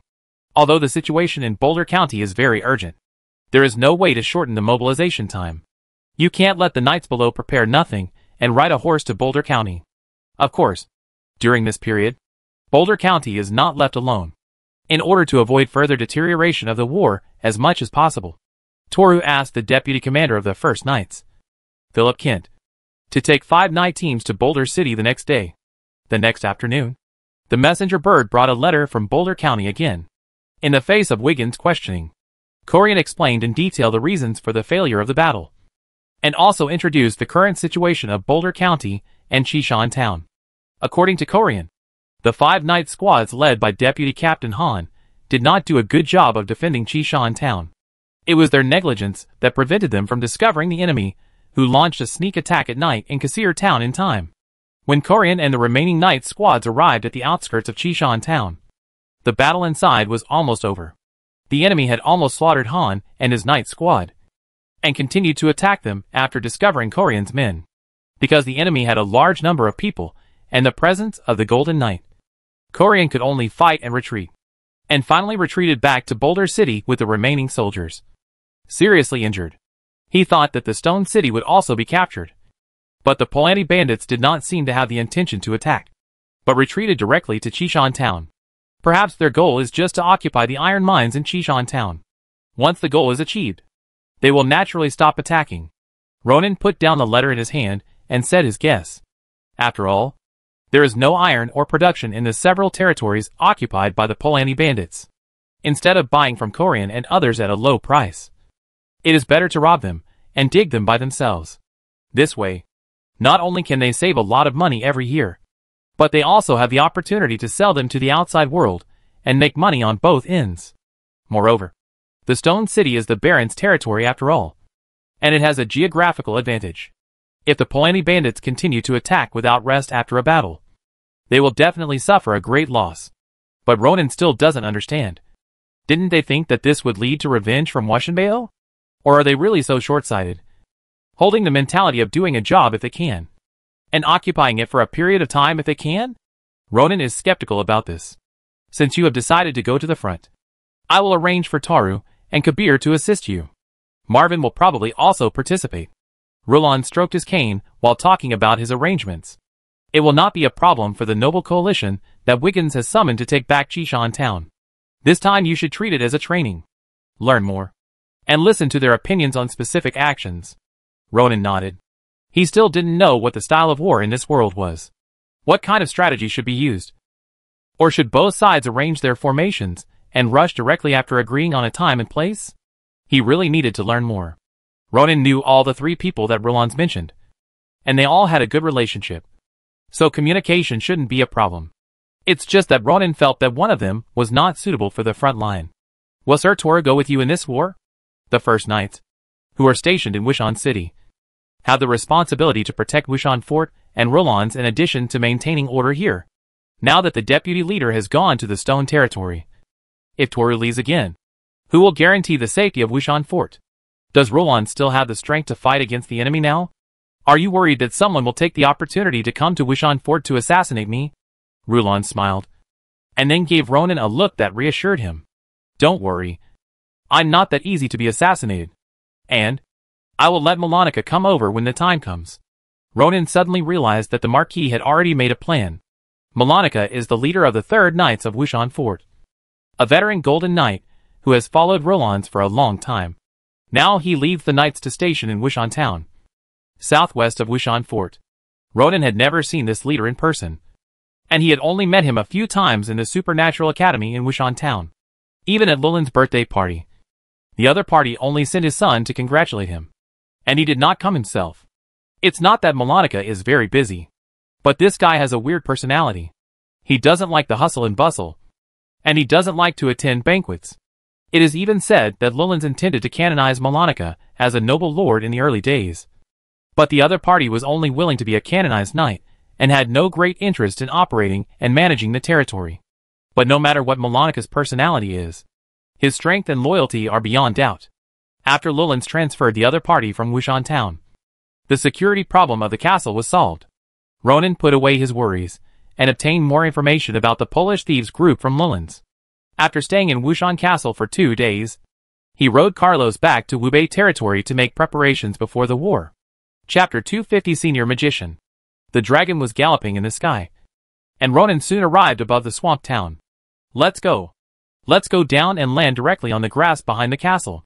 Ronan pointed to an approximate location, and Carlos slowed down to the slowest speed and landed slowly. At the same time, the light around its huge body began to distort, hiding its and Ronan's figures. This is the effect of the 5th level water magic light refraction. After learning about the incident in Chishan town, Ronan asked Hallward to help him go to the Silva Magic Chamber of Commerce in Wishan City to buy this spell book for 200 gold coins the next day. Carlos is worthy of being the descendant of a legendary dragon. He has a very high talent in magic. In less than a day, he can skillfully perform this magic. At this moment, with the blessing of magic and the cover of dusk, the guards on the castle tower did not find Ronin's figure. But before Ronin could rejoice, Elrin, who happened to pass by here, stopped and looked at the courtyard in confusion. He seemed to have sensed something wrong. Who? He whispered softly, and cast a holy shield on himself. He was sure that there was something strange in the empty environment. Ronin's eyes twitched. He didn't expect to be discovered. But it's understandable, if you think about it. The concealment effect of this magic is average. And Lowlands also said that people with keen observation can notice the distorted light. Elrin not only has strong observation ability, but as the chief magician, his mental power is also very strong. It is reasonable for him to sense Carlos's approach. Seeing that the other party was preparing to cast the light-binding spell, Ronin spoke up quickly. Don't be nervous, Elrin. It's me. Ronin patted Carlos and let him fly away. Without the cover of the curved light, his figure was revealed. My lord. Elrin was stunned and dispersed the magic on his body. What are you doing? It's Carlos's concealment magic. But the effect is a little poor.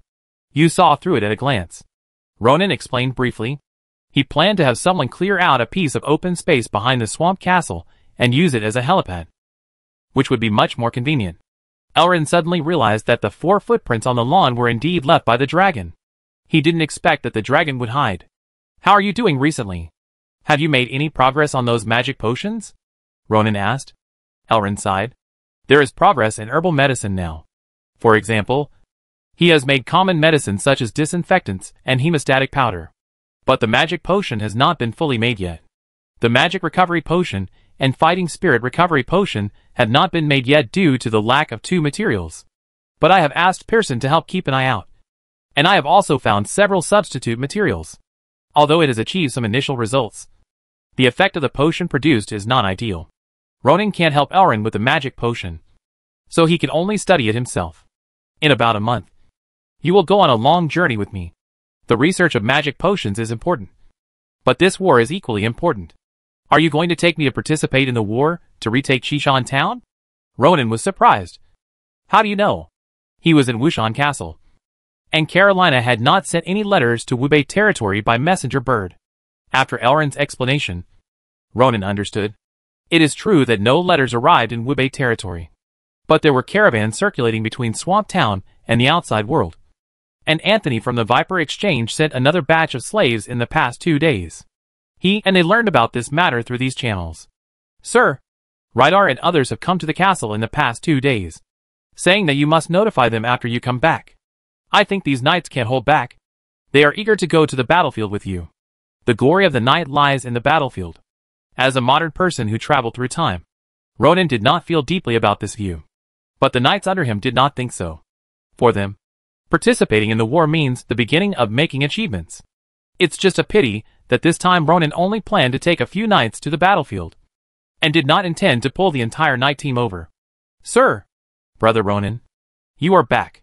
When he arrived at the main castle, Ronin met Jenny and her daughter Irene. By the way, sir, there is a happy event that I just forgot to tell you. Elrin pointed at Jenny and said with a smile, we have a new senior magician in Wubei. Ronin's eyes lit up, and he couldn't help but take a closer look at Jenny. The mana fluctuations on her body seemed to be really stronger. Jenny, a 34-year-old senior magician with water attributes, has a good talent for magic. Congratulations. Jenny, Ronin said, taking out the 2 third-level spell books that Lu Lans gave him. These are the 2 magics of Ice Arrow and Frost Imprisonment. I hope you can master them soon. Both spells have certain destructive power, especially Ice Arrow, which is much more powerful than the 2nd-level magic Water Arrow of Water attribute. If Jenny can master these 2 magics, her role will be greatly improved. Thank you, sir. These 2 days, she was preparing to go to Numa City to buy suitable magic books. But she didn't expect Ronin to have them here. Brother Ronin, I also have a gift for you, Irene said, turned around and ran back to her room. When she came back, she had a piece of cloth in her hand. What is this? Ronin took it with some surprise. Although it's a little late, I still want to wish you a happy birthday, Irene said. Ginny smiled and explained. This is the first water-gathering spell scroll made by Irene. She originally wanted to give it to you on your birthday. But unfortunately you left. Ronan opened it, and saw that it was indeed a spell scroll. But this animal skin was different from the Warcraft leather he usually bought. So he didn't recognize it at first glance. It's great to be able to make spell scrolls. Ronan smiled and touched the other's head. Thank you for your gift. I like it very much. Although the effect of water-gathering magic is not great, it is enough to show that Irene has talent in this area. In the future, when she reaches the intermediate and advanced magicians, she will be able to make more powerful spell scrolls. The more people make this kind of strategic material, the better. The news of Ronan's return soon reached the ears of the knights. They asked the 4 people, Rydar, McKen, Ragna and Joffrey, to ask about the next battle plan. However, Ronan has not yet determined the specific candidates. He just asked everyone to train the soldiers well and prepare for the later battles. At the same time, he asked Rydar to prepare a small amount of materials and set off for Wushan Castle in half a month. The knights felt it was a pity that the Lord was only going to bring some people to the war. However, they also hoped that they would be among the selected people. As time slowly passed, the nobles of Wushan territory were actively preparing, although most of the nobles did not plan to go out in full force. After all, these professional knights and cavalrymen had been trained with great effort, and sacrificing one was one less. If the whole army was annihilated, it would be a huge blow to a territory. However, they did not hide their shortcomings too much. The team they brought out had to be at least acceptable, and at least had to have a clear attitude to respond to the call for conscription. Everything was going according to plan. But halfway through, a letter from the southeast broke everyone's original plan. Chapter 251 Urgent Intelligence. It was only the first week of June, and when Ronan was about to announce who he would take to Chishan town, a messenger bird flew over from Wushan Fort and changed his mind. Is the Polani Thieves group working with the Black Gold Brotherhood? The content of the letter was nothing but news about the Black Gold Brotherhood. This force had gathered troops on the southeastern border of Wushan territory, and had even begun to harass the neighboring noble territories. Rydar, what do you think? Rydar took the letter and read it carefully twice. After a little thought, he expressed his opinion. Sir, there are 2 possibilities. The first is as you just said. The Polani bandits and the Black Gold Brotherhood are connected. They cooperate with each other in action.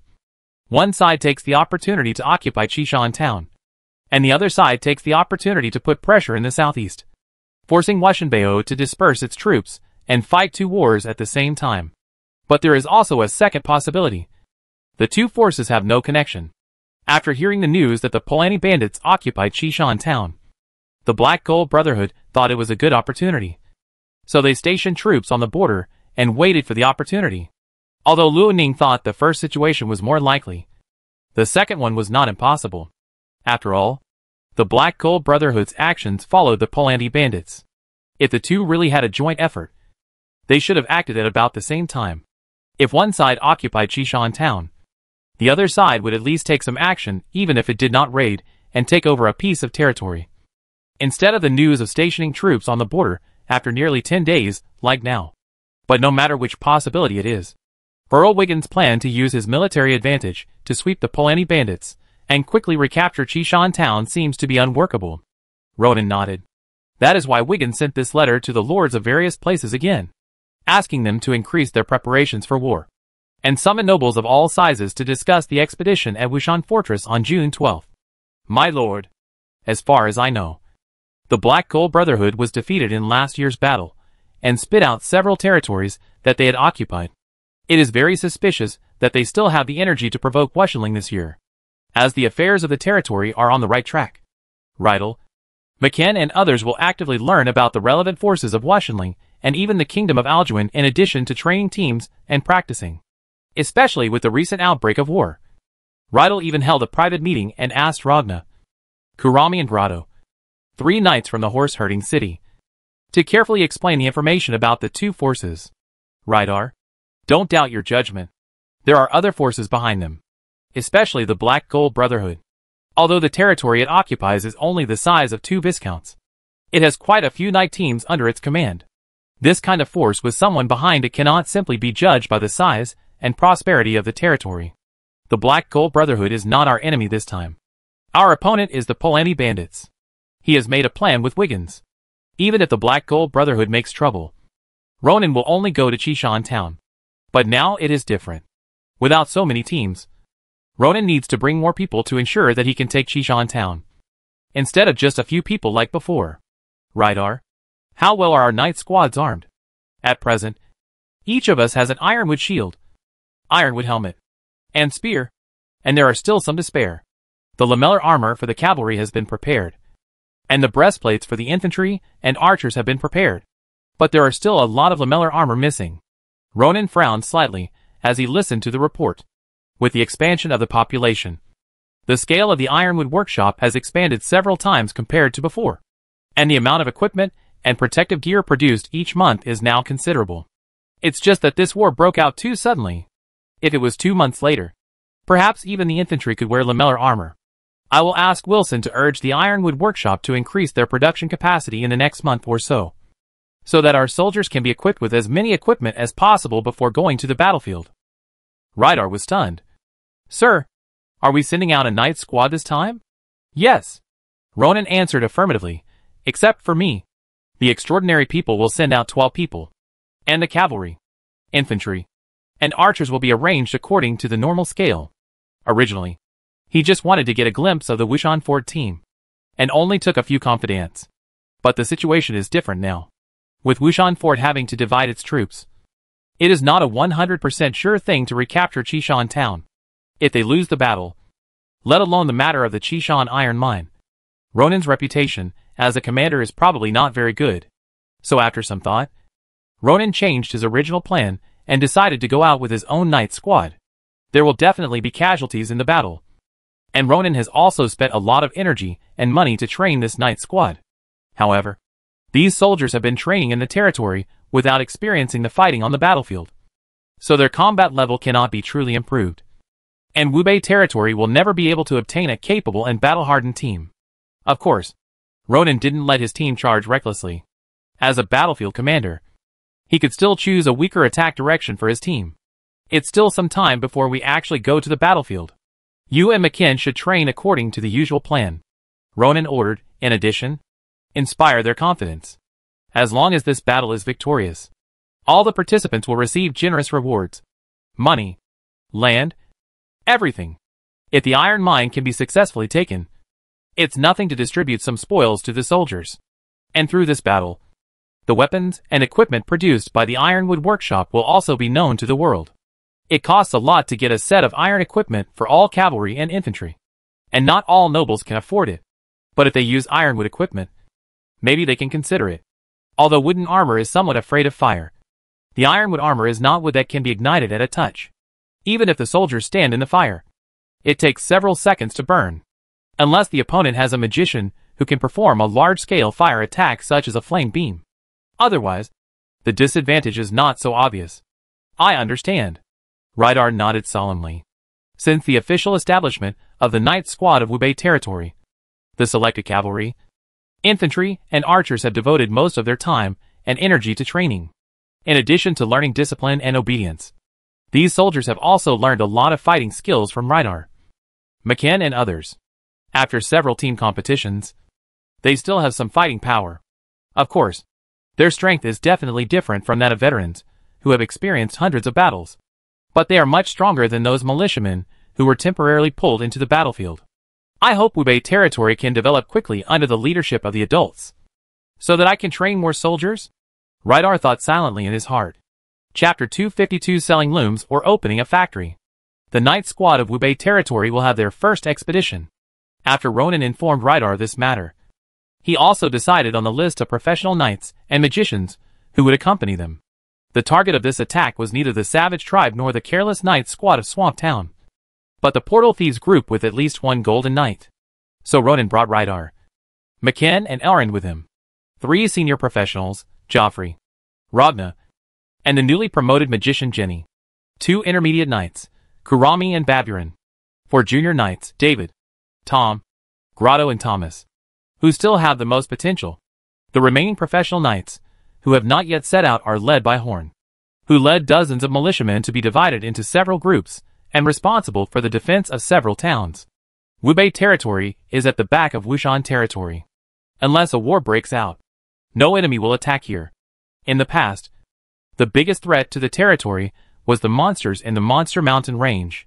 But with Carlos's recent wandering, no beast with a bit of sense would approach this place.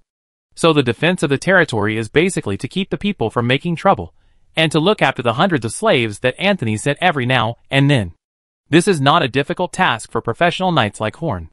The only thing that made Ronan feel a little regretful was that he might not be able to witness this year's autumn harvest. He didn't know whether the grain in the field would give him a surprising yield after technological innovation and fertilizer application. Ronan came to Zigua village in Sanfang town with the sound of the horse's hooves. The main reason why Ronan did not take Horn with him was because he needed to take the lead in raising silkworms. With the arrival of June, the temperature in Hubei territory rose and became hotter and hotter, which was suitable for raising silkworms. 10 acres of mulberry land and 10,000 mulberry trees were green at this time, and these leaves would become the food for the silkworms.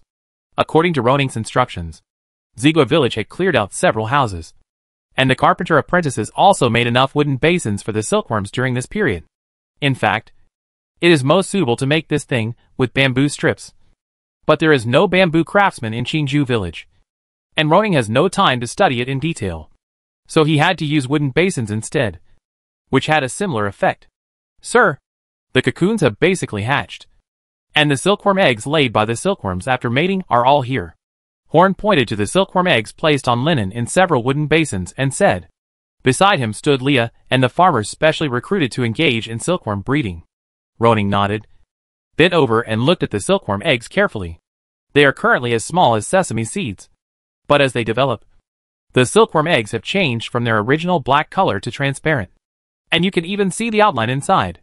I think it will take 2 or 3 days for the silkworms to hatch. After they hatch, remember to feed them with tender leaves from the top of the mulberry tree. When feeding, remember to wipe the leaves clean of moisture, and cut them into pieces and sprinkle them evenly on the surface. Don't put too much. Silkworm breeding usually takes about 1.5 months. Luo Ning will definitely not have time to come later, so he can only give more advice now. In addition, pay attention to the sleeping state of the silkworms. At this time, they usually raise their heads and do not eat or move. You don't need to disturb them, and you don't need to feed them mulberry leaves. After the molting is complete, feed them with whole mulberry leaves, and use the mulberry leaves to spread them to more silkworm basins. In fact, Roning had told Horn about these things before. Now, in front of more people, he said it again so that they could all remember it. Especially, the cleaning of dead silkworms must be timely to avoid threatening the healthy silkworms around. There are no disinfectants or anti-infection drugs in this world. Horn and others are breeding for the first time, so the best way is to spread them out a little. In addition to the good hatching of mulberry silkworms, good news also came from the craftsman Dean, who also moved to Zigua village. Combining Roning's suggestions last time, and referring to the structure of the waist loom used by tailors such as Leah, Craftsman Dean made a detailed transformation of the pedal loom. After several months of continuous improvement, the first loom in wobbling finally made a breakthrough. There are no problems in terms of mechanics and usage. We only need to deal with the 2 functions of reading and wefting, and basically it can be handed over to Leah to use. Although we will encounter different problems and continue to optimize during use, we have now achieved a breakthrough from 0 to 1, which is very rare. Luo Ning praised the other party greatly and wished him a breakthrough to become a master craftsman. At the same time, let him continue to improve and use this loom as a template to transform a loom suitable for the production of linen and wool. After all, silk, linen and wool are different materials. The structure of the loom has something in common, but there are still differences in details. For example, flax fibers are relatively thick, requiring greater tension and a stronger mechanical structure to handle and weave. Silk is softer and requires a more sophisticated mechanical structure and tension control. Now that there is a silk loom, it should only be a matter of time to improve the linen loom on it with the ability of the craftsman Dean. After the loom is produced, Roning can consider selling the loom or opening a weaving factory to cash in. If the loom is sold to cash in, it will definitely attract others to imitate it, and the market for it may not be large at that time. Just like the curb plow at the beginning, Roning chose to sell it to Washenbei at one time. After Wushanbao sold it several times, it could not be sold anymore, because those lords who did not buy it had obtained imitations through their channels. Although they also spent some money, it was much cheaper than buying it from Wushanbao. If Roning sells the loom, he may also face such a problem. If we take advantage of the fact that there are no looms in the outside world and Wubei territory has the advantage of looms, and open a weaving factory in Wubei territory, collect flax, wool and other resources from other nobles in Wushan territory, process them quickly, and then sell them at a relatively low price on the market, can it bring great improvement to Wubei territory's financial problems? After leaving Master Dean, Ronan had been thinking about this matter until he met Chahar, and then handed the problem of the weaving factory to the newly appointed financial officer. Master, your question is really difficult for me. Chahar frowned. Since he became the financial officer of Wubei territory, he has been happy and worried. What he is happy about is that he is deeply trusted by the Lord, and all the money management matters are handed over to him. What he is worried about is that there are too many places in the territory that need money, and sometimes an expenditure requires hundreds of gold coins, and his hands are shaking when he takes the money. There was another thing that worried him even more. That was the problem of storing gold coins. Although the castle was guarded by guards, although the gold coins were hidden in secret passages and hidden rooms, and although ordinary people could not find them, but he was still worried every night, fearing that all the gold coins would be gone when he woke up. How could he explain to the Lord? It doesn't matter if you don't understand. You can learn. Ronan said earnestly, didn't I raise your salary? You can go outside and find a businessman teacher to learn how to do business. If you don't have enough money, tell me. I will sponsor you to learn. At this point, he changed his tone again. You are still young. If you retreat when you encounter difficulties, how can you make progress in the future?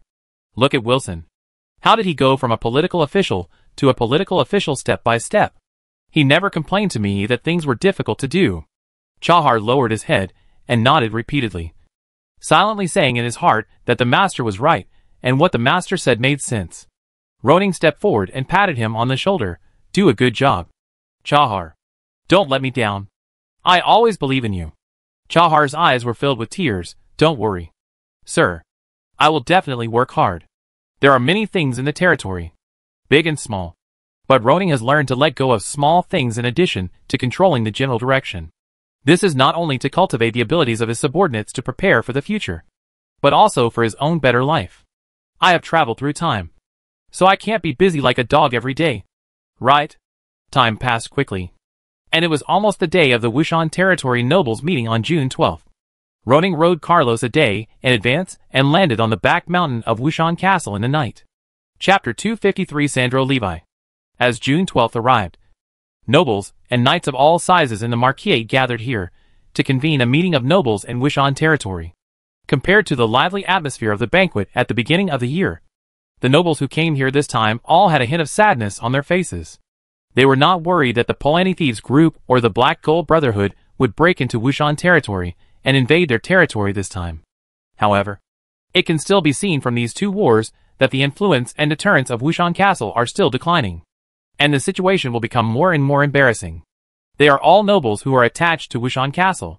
If the feudal lord is not protected, they will also be greatly affected. Even if they change their family and pledge allegiance to others, they will definitely go through a long period of turmoil. During this period, the reputation and wealth of their family will be greatly affected.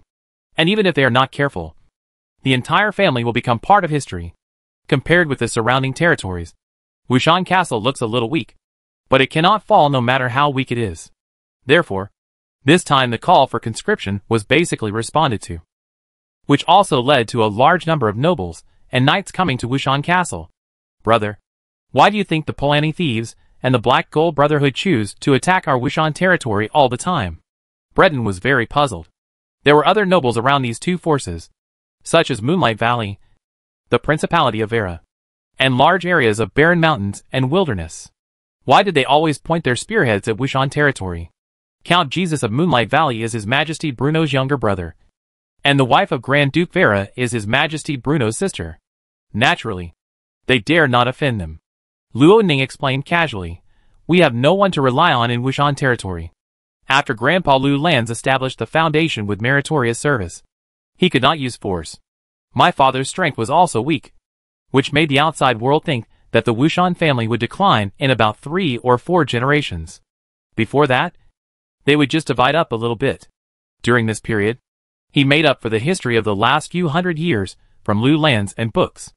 Although the 2 kingdoms in the Orient continent seem to be peaceful now, it has only been in the past 30 years.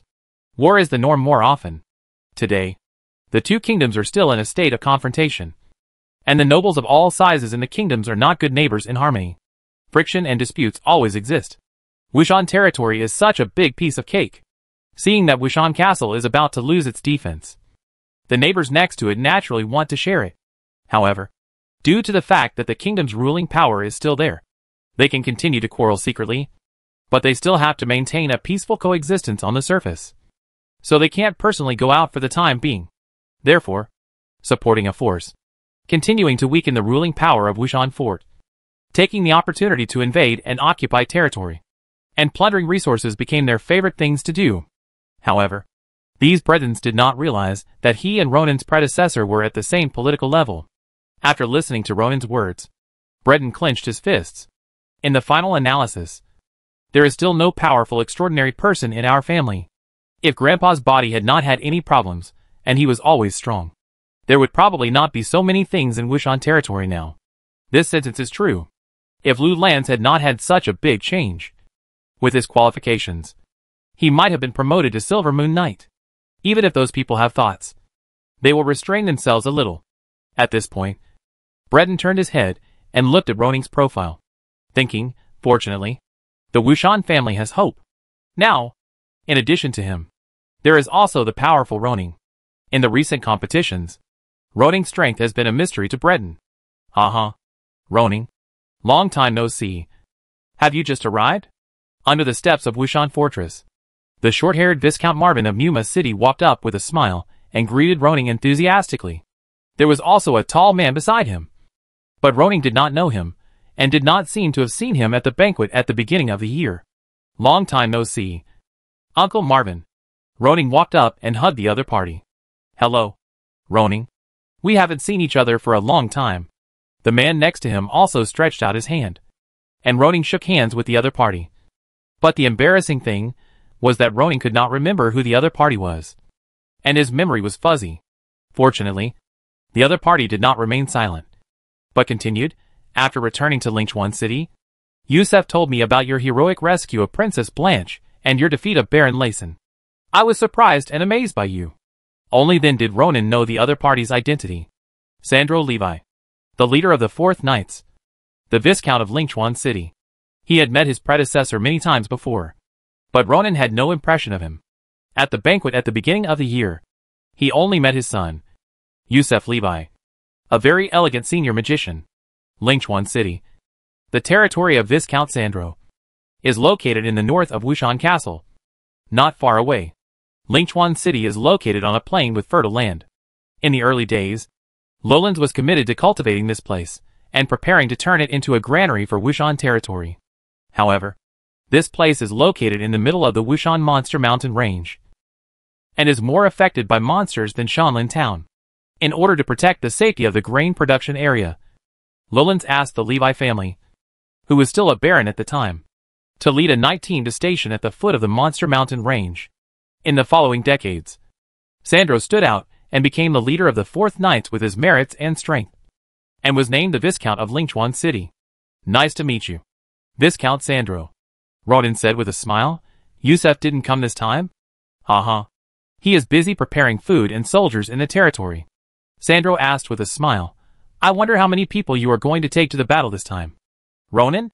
Ronan didn't expect that Sandro would be the first to ask this question. He smiled and said, the Wubei territory has just been established, and my manpower is still very insufficient. I can only draw out a knight team. Sandro thought the first 2 sentences were very reasonable, but he was stunned when he heard the last sentence. A full knight team? He asked in surprise. When he was chatting with other nobles, he talked about how many troops Ronan would bring to the war. Most people guessed that 7 or 8 knights and dozens of soldiers would be enough. He also thought that this was more reasonable, but he didn't expect Ronan to give such a number. Yes, a full knight squad. Sandro was surprised. You have a knight squad in less than a year since you became a baron? Ronan laughed and looked at Viscount Marvin beside him. This is thanks to Uncle Marvin's care for me. So I bought dozens of war horses at a preferential price. Viscount Marvin smiled. I'm not selling it at a loss. It's your ability that I can buy it. Sandro couldn't help but look at Marvin. This guy seemed to have high hopes for Ronan. It was said that even his second son followed him. However, when forming a knight team, war horses are secondary. The core is still professional knights. How many professional knights does Ronan have under his command? Except for McKinn, Rydar and Roner, who are often heard of. The rest are not just randomly gathered together. Right? Well, it seems that this is the only way to think about it. He hasn't heard that Roland's asked the knights, who followed Wushan Fort, to turn their allegiance to Wubei territory. If it is a knight team that is randomly put together, the combat power will be far inferior to that of a knight team that has been formally trained and experienced for many years. Sandro couldn't help but put himself in Roning's position. If it were him, he would not bring this immature knight team with him on this expedition. If this knight team is all lost in the battle, it will take several years to recover. What's more, with the Knights of Wushan Castle, he doesn't need to bring so many people to deal with the Bolan thieves. Yusef still overestimates Ronan, although his son Yusef said that Ronan was calm. In Sandro's opinion, the young Viscount was still a little hot-blooded. Chapter 254. Goodbye, Negan.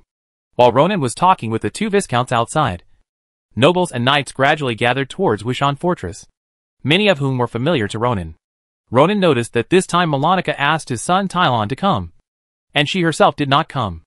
Now, among the 5 leaders of the Knights of Wushan Fortress, only this one Ronan had never seen, and the other party was really unique. Look!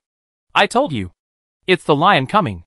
Marvin pointed at the mighty knight, who was walking over at the end of the fortress avenue. This man strode with his head held high. His eyes were indifferent and fierce, and people were intimidated. Negan Golden Mad Lion, the Golden Knight under Earl Orson. Ronan knew this man. When he first crossed over, he was shocked by his momentum. It seems that Orson will not come to this noble meeting, and his son Barrington will not come either. This person was sent as a representative again. No. Such a meeting still needs someone from the Hyde family to come. Look at the one next to him. Sandro said, if I remember correctly. He is Alan Hyde, the younger brother of Count Orson. He is said to be a silver knight.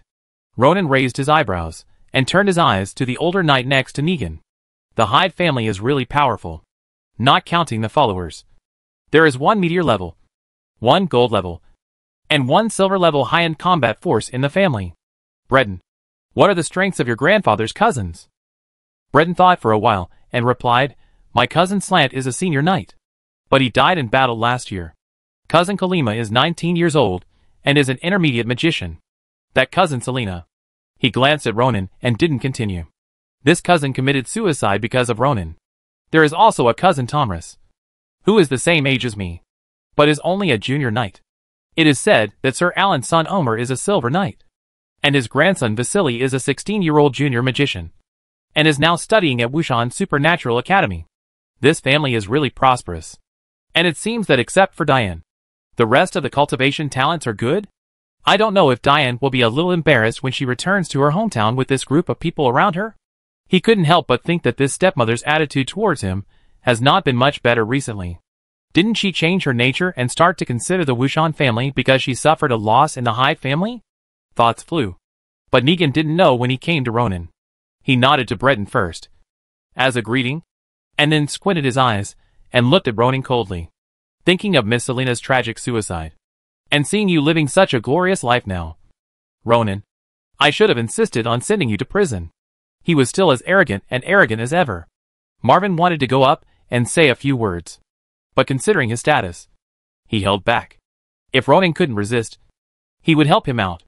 At this moment, people were coming and going, and Negan's move immediately attracted many nobles and knights to stop and watch. If it was Ronan last year, facing Negan's oppressive atmosphere and aggressive attitude of the Golden Knight level, he would have been timid. But now is different from the past. The Golden Knight is only 1 level higher than Ronan. If they really had to fight to the death, Ronan might not lose to the other party. Negan, you made another mistake. You should regret not killing me on the spot to avenge Selena. Not just regretting not sending me to prison. Ronan's tone was quite provocative and sarcastic. He looked directly into the other party's eyes. I just don't know if you dare to do it to me now. If I lend you the courage? Nobles are polite and talk properly. But that also depends on the occasion. There are also indecent scenes of swearing at each other, and even spitting at each other. Facing Negan's impolite words, Ronan didn't have to be polite. Oh! After becoming the Viscount of Wubei territory, your courage has increased? Negan sneered. And he exuded a cold aura. This aura spread, making the knights around them shudder. And those with weak strength shuddered. It's rare to see fighting skills that affect the spirit. Marvin subconsciously wanted to help Ronan out. This horror atmosphere is Negan's specialty. If it is used to fully impact the spirit of a senior knight, it will cause a short dizziness and a period of dizziness, although there is no substantial damage. If it is on the battlefield, this moment of dizziness will be fatal. However, when Marvin saw Ronan's calm and indifferent attitude, he was a little surprised and did not attack again. Even Sandro on the side looked at Ronan with a higher opinion. This young Viscount is really different. Ronan's mouth corners were slightly raised, and his tone was still calm. Knight Negan, put away your momentum. He is the chief magician, and his mental power is much higher than that of the Golden Knight. He did not feel that his spirit was attacked at all. If you have that energy, you might as well use it to deal with the Black Gold Brotherhood. He said, I see that you, the Earldom of Hyde, are strong enough. So this year's Black Gold Brotherhood will be left to you to deal with on your own. Haha. Viscount Ronan is right. Marvin said at the right time. The Black Gold Brotherhood is probably only a little more than a knight group. With the strength of the Earldom, it is not a problem to deal with it at all. And we don't need to help at all. Many nobles who were disgusted by Negan's rude behavior laughed. At this time, Sir Alan beside Negan finally spoke. He smiled slightly and eased the atmosphere as soon as he opened his mouth. Negan, you are a little rude, Alan said, although the past events were a little unpleasant. They are all in the past. Don't let your impulsive personality affect the friendship between the Wushan family and the Hyde family. Negan snorted coldly and put away his momentum. But his eyes on Ronan were still full of scrutiny. Compared with the last time they met, the young man in front of him seemed to have changed. His manners, conversation style, and even strength were completely different from that waste. No wonder the Earl believed that Rulons would restore Ronan's inheritance rights. This Ronan was indeed a trouble. According to the instructions of the Marquis, the Earl's territory has been fighting with the Skull and Bone Society and the Black Gold Brotherhood, and has suffered heavy losses during this period of time. Now the Black Gold Brotherhood has once again stationed troops to invade Wushan territory. As a vassal of Wushan Fort, our Hyde family will still actively respond to the call. Alan smiled and said, however, fighting against this group of thieves is not the business of the Hyde family. Let's go. Nobles, let's listen to the instructions of the Marquis. After speaking, he bowed slightly, and then took Negan into the Wushan fortress. Many nobles also greeted each other, and followed into the fortress. How do you feel about Negan's strength? Marvin asked with a smile. Ronan thought about it seriously. I am no match for him. This made the two of them smile. How could a high-ranking knight be a match for the Golden Knight? The two of them thought this was Ronan's humorous way of answering. Chapter 255 Noble Assembly. As most of the nobles arrived at Wushan Fortress, a grand mobilization meeting was officially held. Although Rulon showed up, he only said hello to everyone briefly and sat upstairs, leaving the rest to Wiggins in a wheelchair. For this kind of mobilization meeting, Wiggins seemed to be familiar with it. He first gave a stimulating speech, portraying the dangers of the border, the misfortunes of Han who died in the battle, and many knights, exaggerating the sins of the enemy, and finally talked about the goal of this war.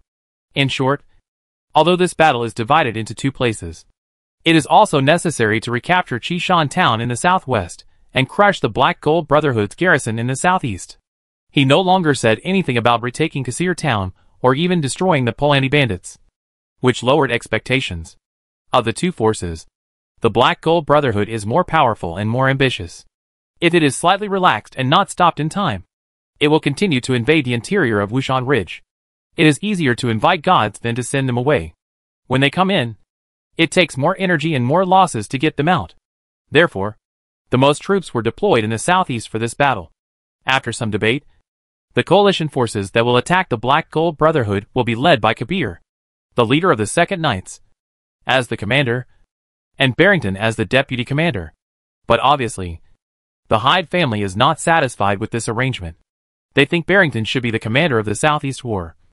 After all, the Earl on the border contributes the most. For this reason, Allen and Negan, who attended the meeting, argued with Wiggins and others for a long time, and finally decided to let Allen and Kabir have a duel, and whichever side wins will take the role of commander. Ronan really didn't expect that assigning a commander would be related to a duel. Isn't this equivalent to fighting before fighting the enemy? If one is not careful in the duel, both of them are injured and unable to participate in the battle. Wouldn't it be a loss of 800 before hurting the enemy? Anyway, Ronan doesn't understand. But it seems that others think this arrangement is more reasonable. So, halfway through the meeting, everyone ran out of the fortress and watched a duel. Fortunately, the final result was good. Kabir defeated Allen and took the commander's seat. And neither of them was seriously injured in the duel, which did not affect the subsequent war. But obviously, Allen and Negan are still not convinced by such a result. And I don't know if there will be any moths later. Compared with the war in the Southeast, things in the Southwest are much easier to deal with. According to convention, when someone from the Wushan family goes to war, they will be named commander. This time Ronan leads the team to go to war, and the commander is naturally him. The key lies in the selection of the deputy commander. Lowlands had planned to let Toru, Kabir and Marvin assist Ronan, which was almost the same as deputy commander. But now Kabir and Sandro have gone to the Eastern Front, leaving only Toru and Marvin. Fortunately, one of these two is the leader of the First Knights, the Golden Knight, and has sufficient strength. The other is one of the few viscounts in Wushan territory, with sufficient qualifications and strength. No one has any objection to letting them serve as deputy commanders. After the commander's question is determined, the next step is to divide the troops in detail, which is also a controversial task. The nobles can see that facing the Black Gold Brotherhood in the southeast is a tough battle. And there is also a dispute over command rights, which is very complicated. On the Western Front, although Ronan had no battlefield command experience in their eyes, and looked like a fool, fortunately he had the assistance of Toru and Marvin. Considering Ronan's recent performance, he should not be worse than Wiggins. So after comprehensive comparison, they were all willing to come to the Western Front to face the Polant bandits. After all, the soldiers sent to the battlefield, no matter how good their quality was, were the property of the nobles. Who wouldn't want to lose less? If you are lucky enough to win a battle, maybe there would be some benefits. The issue of team allocation was argued from morning to afternoon, and it was not until the sky was covered with sunset that it was barely finalized. The distribution of troops on the East and West fronts was about 70:3. And the strong knights were basically on the Eastern Front. There was no other Golden Knight on Ronan's side except Toru. If it weren't for Corian saying that there was a Golden Knight on the opposite side, Toru would probably not have arranged it. Such an arrangement obviously did not take into account the variables of the war situation. If the Polant bandits suddenly had 2 more Golden Knights, how to deal with it? At the meeting, Ronan raised this possibility. But Wiggins can mobilize very few Gold Knights. Among the 5 knights, the real gold level ones are Toru and Malonica. And there is Kabir who can fight against the Gold Knights. Kabir is the commander of the Eastern Front, and Malonica is responsible for the safety of Rulons. Neither of them can be transferred to the Western Front. In desperation, Wiggins can only arrange 2 more Silver Knights to the Western Front. Anyway, the gold level is not invincible. Several Silver Knights have a great chance of fighting against the Gold Knights together. Even if they can't win, a draw is enough. Marvin, Philip, Thorstein, Corian, Vittorino. Ronan counted. There were 5 Silver Knights on his side. Plus these nobles might have silver-level vassals under their command. If they were also brought to the battlefield, the number would still be considerable. Add to that the 3 people under Ronan, Reda, Elrond and McKin. Even if the Polish thieves group had 2 more Gold Knights, it would be enough to deal with it. The high-end combat force is strong. The number of professional knights is more than 100, plus cavalry, infantry, and archers. If all these are counted, it is estimated that there are 2,000. In addition to the main force, there are also horsemen, craftsmen, transportation, camp construction and other logistics personnel accompanying the army, adding up to tens of thousands. Ronan has transformed himself into the commander of a combat force of tens of thousands of people. Ronan, don't forget our agreement. At night, Wiggins found Ronan and told him in person, although there was an accident in this plan. The people I arranged for you are enough. and it should not be a problem to take over Chishan town. What he was thinking about was the iron mine in Chishan town. Don't worry, father. I will do my best to take back Chishan town. Ronan showed full confidence. But father, in order to win this war, I even pulled out the only night team. Although I have gathered all the participants, I am short of a lot of food, fodder for horses and other supplies. You have to help me. That's easy. Wiggins agreed happily. Leave the logistics to Gallo. I will let him know that the food, fodder and logistics needed by Wubei territory in this expedition will all be borne by Wushan Fort. Generally speaking, vassals who go to war with their lords have to bear their own material consumption. Although some lords provide support, this situation is relatively rare. As for Wiggins, he still expects his son to develop the iron mine in Chishan town to bring him huge profits in the future. So he naturally doesn't care about these material consumption. This just meets Ronan's wishes. If he is responsible for the logistics of the Wubei Knight squad, he will have to recruit serfs. And in addition, he will need to purchase a batch of food from outside. After all, Wubei is not rich in food. Now that Wushan Fort is responsible for the logistics of his team, it saves a lot of trouble and energy. In this way, the lively noble meeting ended smoothly. The nobles hurriedly left Wushan Fort the next day and returned to their respective territories to start the final adjustment. As time approached the end of June, the team sent by the nobles set off one after another, advancing towards their respective battlefields in a mighty manner. Chapter 256 Unexpected Coalition. The news that the Lord will lead a team of knights to go to war has long been spread in Wubei territory. Many people, especially those living in Swamp Town, are worried about whether they will be pulled to the battlefield. After all, Baron Layson was like this at the beginning. As a vassal of Wushan Castle, he would respond to the call. But this does not mean that he will take out the most elite team to fight. When Layson thinks it is profitable, he will send more knights. Otherwise he will send fewer. The least time seems to be that only 3 junior knights were used to lead the team. If there are fewer knights, the well-trained cavalry, infantry, and archers will naturally be sent less.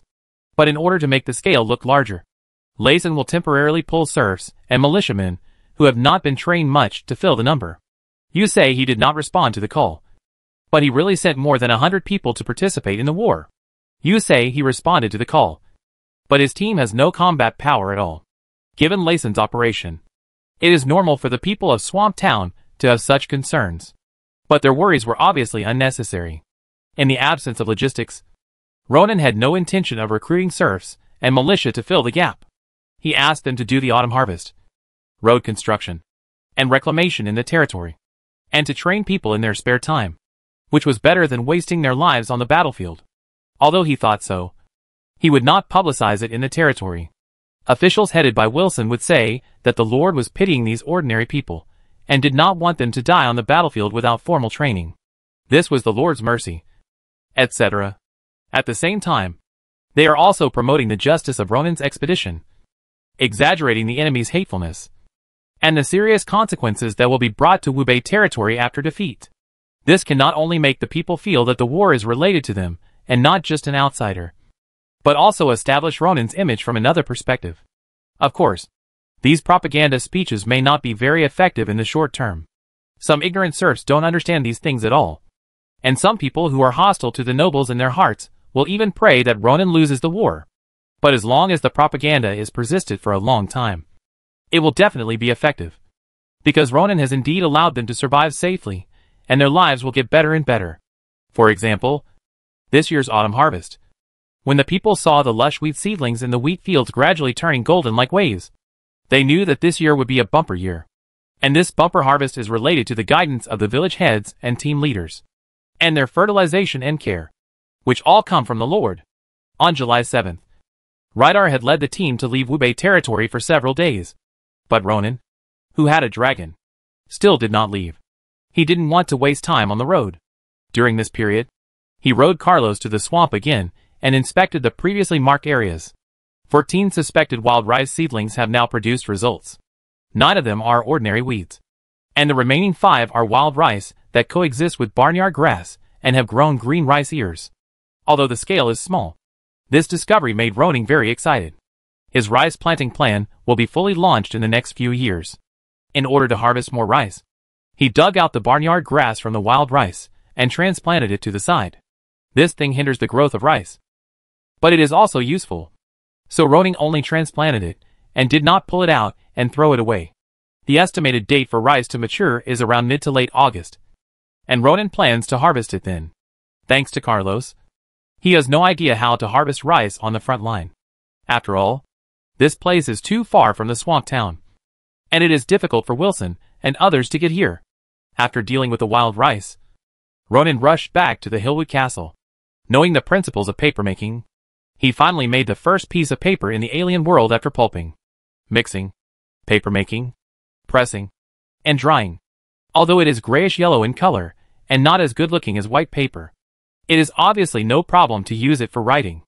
Ronan spent 2 days handing over the raw materials and boiled fibers required for papermaking to Gallon, asking him to prepare more materials while he was away. When Ronan returns to Hillwood Castle after the war, he can recruit some papermaking craftsmen to get more people involved in the papermaking business and get rid of the expensive parchment for the territory. After dealing with these trivial matters, Ronan rode Carlos out of the territory when he saw that the autumn harvest work in the territory began to proceed in an orderly manner. Soon he caught up with the team led by Retta. "Sir, you are finally here." Looking at Ronan, who suddenly appeared from the woods on one side, Retta was not surprised at all. But the soldiers behind him were very confused. Wasn't the Lord still in the territory? How did he come out of the woods? How was it? Did you meet other noble armies along the way? "We met the armies of the horse-herding city and the lake town," Retta replied, "but their logistics team is longer than ours, and the marching speed is a little slower than ours. Now it is estimated that they are more than 10 miles behind us." Ronan nodded. He did see a team behind him when he was in the air, but he couldn't see it clearly. These guys didn't have the emblem flags flying high like the team of Wobbling.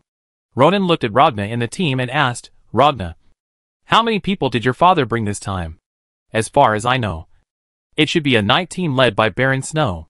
Baron Snow is Kurami's father, a silver knight. This Count Marvin was very thoughtful to be able to pull out a knight team to participate in this war." "Is Baron German the leader of the lake town?" "Yes, sir." The person who answered the question was McKin. He had followed Ronan to Lake Town and Wushan Castle, and met the one-armed lone wolf Baron German himself. However, his team is smaller than Viscount Marvin's. I estimate that there are 5 or 6 knights, a dozen cavalrymen, and 40 or 50 infantrymen. Although Lake Town is a barony, his aquatic business is good, and German's family is rich. He should have 2 knight teams under his command. Ronan frowned slightly. It seems a little too little to bring only a few people out, but fortunately, it was led by a bronze-level lord himself. Although the number of people was a little small, the overall strength should not be weak, which is also okay. The front is only 100 miles to the giant stone territory. We slowed down the pace of marching and maintained the physical strength and condition of the people and horses.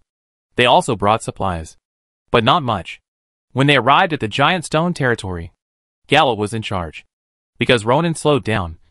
On the 3rd day, Viscount Marvin and Baron German caught up with the team. The winding road was suddenly crowded with people, and it looked like a march. Ronan glanced at the 2 men's teams. The knight squad of the horse-herder city naturally looked better overall.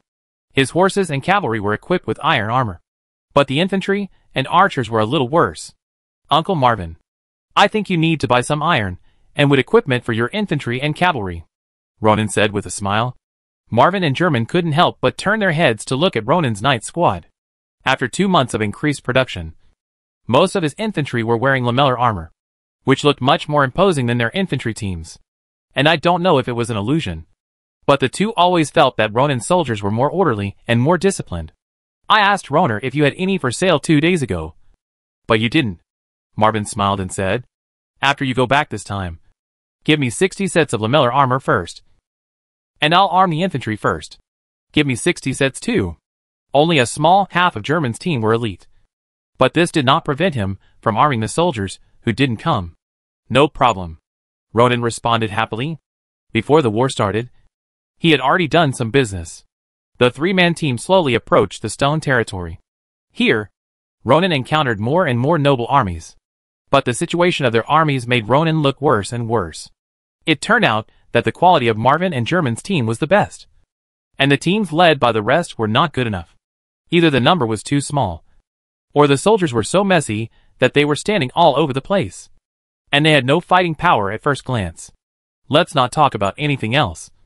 Just talk about Baron Kona, who was about to go bankrupt. Ronan was moved by the other party's loyalty to Wushan Castle. He was about to go bankrupt and still participated in the war. But the other party, and his team of only 3 people were not good enough. Isn't Viscount Vittorino here? Ronan frowned slightly. Viscount Vittorino appointed city was a silver knight. If he didn't come, the high-end combat power of the coalition would be one less. Who else didn't come? Chapter 257 Reasons for Not Coming. Vittorino Dennis is the Viscount appointed city and a silver knight. At the nobles meeting held in Wushan Castle last month, he not only attended in person, but also said that he would personally lead elite troops to fight against the port thieves. Ronan didn't expect that the other party would be absent, so he sent someone to inquire about it. And then he learned the reason why the other party didn't come. It is said that a large sea monster sword shark about 7 or 8 meters long suddenly broke into Dennisport, destroying many merchant ships recently and even causing dozens of casualties. In order to solve the port problem as soon as possible, Viscount Vittorino took his elite knights on a warship to try to destroy the monster. But he didn't expect that the other party would pierce the hull, causing the warship to gradually sink. If the sword shark hadn't been too arrogant and rushed onto the hull when the warship was about to sink completely, and was killed by Vittorino and others' bombardment, I really don't know what the ending would be. Although they won the battle, Vittorino and his elite knights were injured, especially the Viscount himself, whose thigh was stabbed by a sword shark, and he is still recovering in the castle, and can't get out of bed. Obviously, he can't participate in this war with the port bandits. Not only him, but also the elite knights, who went to the sea with him to kill the sword shark and were seriously injured, are unable to participate. Defeating a level 5 monster sword shark at sea. Just hearing about it, you can know how dangerous it is.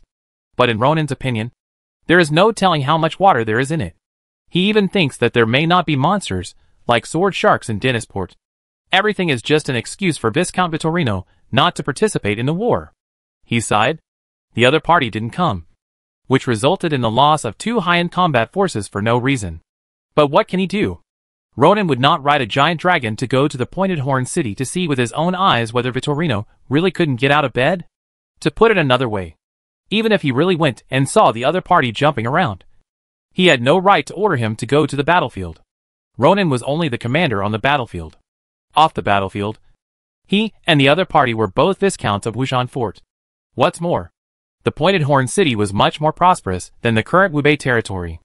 However, although Vittorino and his elite knights could not participate in this war, in order to express the loyalty of the Pointed Horn City to Wushan Fort, he still sent a team of 300 people to arrive in the giant stone territory as scheduled.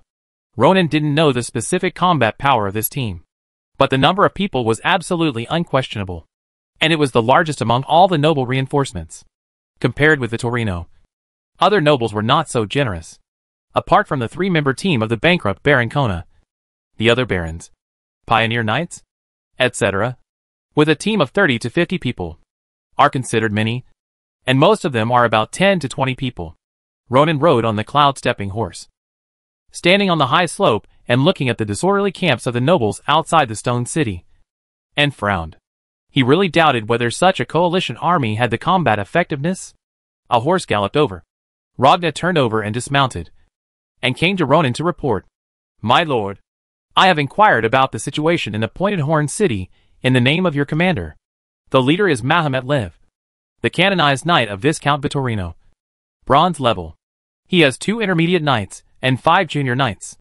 The remaining infantry and archers are all ordinary people, and there are no cavalry. The bronze knights are pretty good, but the combat power behind them is hard to describe. Ragna, tell me why Viscount Vittorino is unwilling to participate in this war."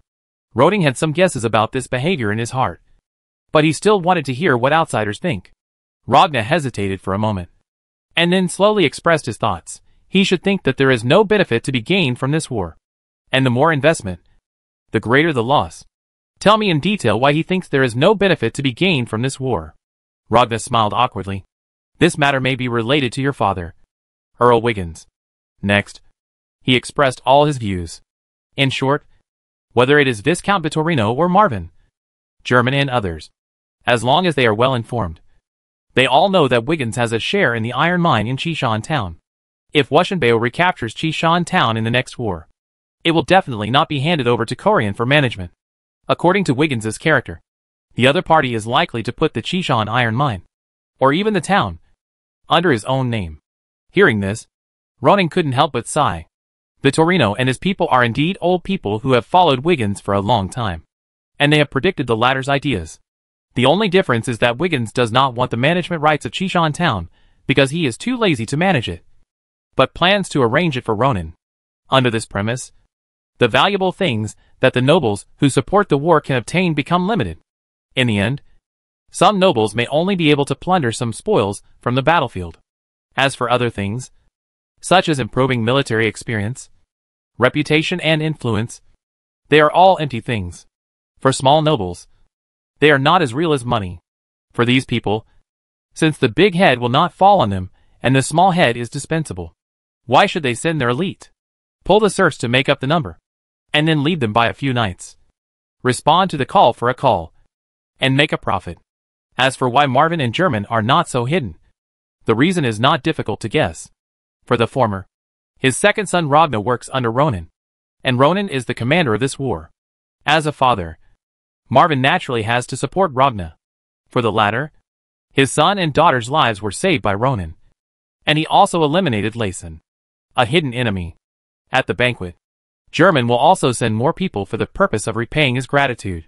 So in the end, the main force of this war will still be the 3 knights of Wushan Castle, Hubei Territory, Muma City and Lake Town, which are composed of more than a dozen knight squads. More than a dozen knight squads are enough. Sir, Ragnar said, the enemy is estimated to have the strength of a knight at most, and the advantage is ours. Maybe? Ronan waved his hand. I have to trouble you to inform the leaders of these teams. Since everyone has come to the stone territory, let's act together from tomorrow. After entering the stone city tomorrow and meeting with Toru, Korean, Philip and others, we will find a time to hold a meeting. Glad to serve you, sir. The reason why he gave the task of contact to Ragnar was mainly because the other party knew many people. Unlike McKin, Retta, Joffrey and others who had not seen much of the world, which was Ragnar's advantage. Ronan returned to his tent and called Retta, McKin and Elrond. In this war, I am afraid that the high-end combat power of Hubei territory can no longer hide its shortcomings. But it's worth it for the iron mine in Chishan Town. Chapter 258 The Wizard of Hubei Territory. A tree that stands out in the forest will be destroyed by the wind. But if the tree is too tall, the wind will not be able to move it. For Ronan now, there is no need to expose his strength as long as he can survive. But when it comes to showing off and gaining benefits, even if he does not show off his strength, he needs to at least let his subordinates show off their skills. It is not advisable to hide one's weakness too much and miss the opportunity. Calling out the familiar attribute panel and consuming all the attribute points. Ronan's Silver Knight level progress has been full, and the Magician progress has reached 76/2000. In addition, the accumulation during this period has also given him 1999 energy essence. It's been a long time since I improved your strength. Ronan looked at the 3 subordinates standing in front of him. During this period, they have improved their strength in different ways through their own practice. McCann, Silver Knight, 31/1500. Elrond, Chief Magician, 380/2000. Rydar, Silver Knight, 649/1500. Although they all practiced on their own, Rydar has already surpassed them and has the fastest level growth among the 3. This is also related to his Scorching Sun aptitude.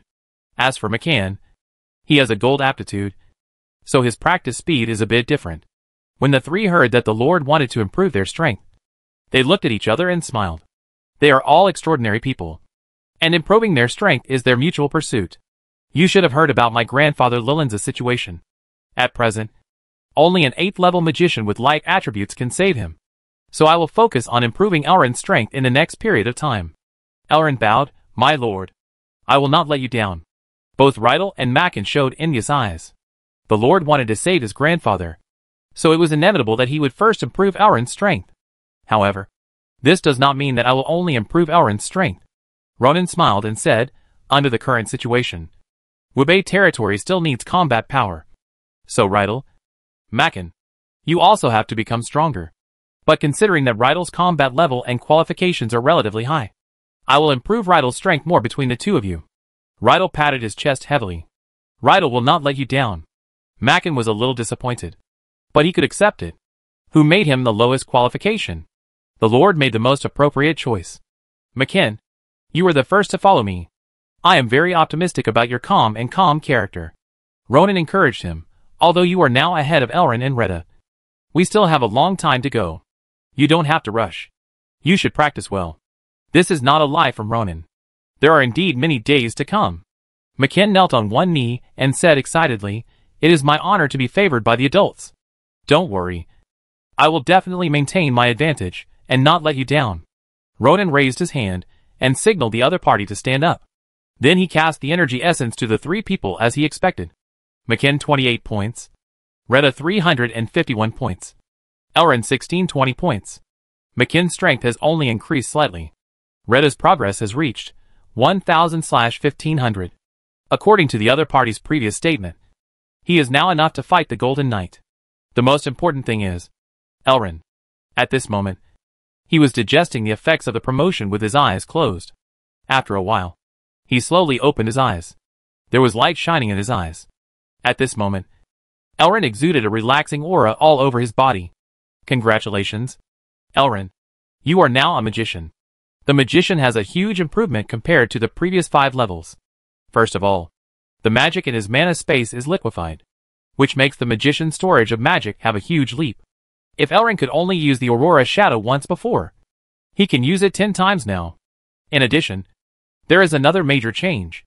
The magician can enhance the power of ordinary magic. In other words, the effect of his current healing spell has been greatly improved compared to before. Accordingly, the power of offensive magic such as punishment and holy judgment will also be improved. This is all your gift. Sir, Elrin bowed and said. His voice was extremely pious. May the light be with you. Compared with before, you have more of a charlatan aura. Charlatan? Elrin was a little puzzled. Ronan laughed and changed the subject. Tell me what you got after you were promoted. Elrin recalled his memories. My lord, I didn't wake up much of my memories of my past life this time. They were all pictures of medical patients. But one of them was a bit similar to the group of weird people we met in the mysterious valley. Ronan raised his eyebrows. You mean those guys Natalia can't be killed? Elrin nodded. There is indeed a picture that can't be killed. But as long as you pierce the opponent's body and madly inject your extraordinary power into it, you can turn the opponent into ashes. Rydell and Mackin also showed surprise. Since Elrin had experienced such a thing, they should have experienced it too. It's just that they didn't upgrade their level this time. And there were no new memory images. Could those guys in the cave be old antiques that have existed since your previous life and live to this day? Considering Carlos' age, that is to say, Elrin and others' previous life was at least 1,000 years ago? He didn't delve into this matter. When the levels of the 3 people behind him are upgraded, there should be more information. In addition to this, what about magic? Yes, now I can use the new magic strong healing. In addition, I have awakened information about making burst potion. Ronan's eyes lit up. Strong healing. This is a continuous healing spell.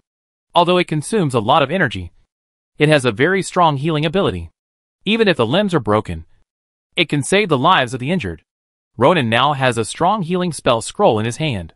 When Wiggins' legs were cut off, it was this spell scroll that saved him from death. I know this magic. It works very well. Ronan exclaimed and asked, what is the burst potion you mentioned? It can make the knight burst out 50% of his strength in 1 minute. But it will be weak for 1 day. The other 3 people in the tent are professional knights.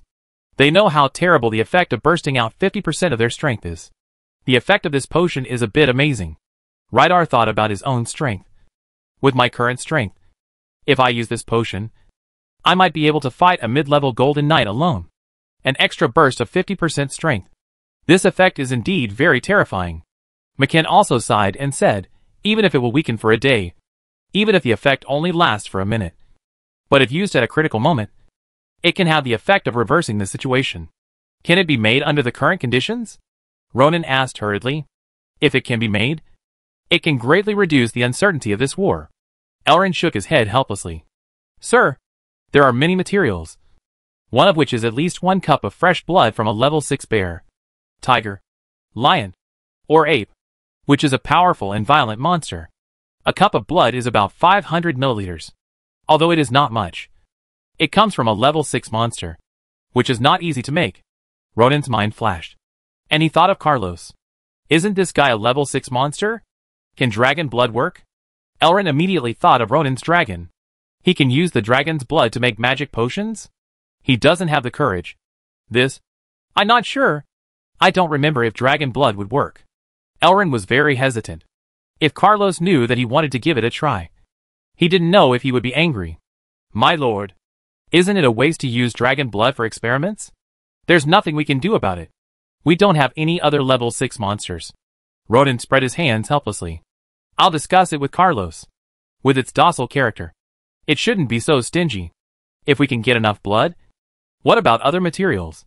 That depends on whether they are sold in Boulder City. Although Boulder City is a barony, it bears the heavy responsibility of resisting the enemy, and is taken care of by Wushan Castle. The prosperity here is not comparable to that of ordinary baronies. There should be various shops, like the Magic Energy Chamber of Commerce here. Go, and have a look after you enter the city tomorrow. Ronan said, forget about not finding all the materials. If you can, see if you can make 1 or 2 bottles before the war starts. I understand. My lord. Chapter 259. The leader of the bandit group. Boulderstone City. Since May, the shadow of war has been hanging over the city. Faced with the loss of Chishan town overnight, and the annihilation of half of the knights by the enemy, the people living here are worried every day, fearing that they will not see the sun the next day after falling asleep. Fortunately, the reinforcements from Wushan Castle arrived, which eased the situation. That night, the study of the Baron of Boulder City, Captain Corian, the remaining knight squads of the 5th Knights have been taken over by Sir Toru. Corian snorted coldly. His face was extremely indifferent. Captain? Brisso, do you think I can still serve as the captain of the 5th Knights? As Toru entered Boulder City with Roland's order, the remaining knight squads of the 5th Knights had been quickly taken over by him. Toru did not say it clearly, and Roland's did not formally order his dismissal.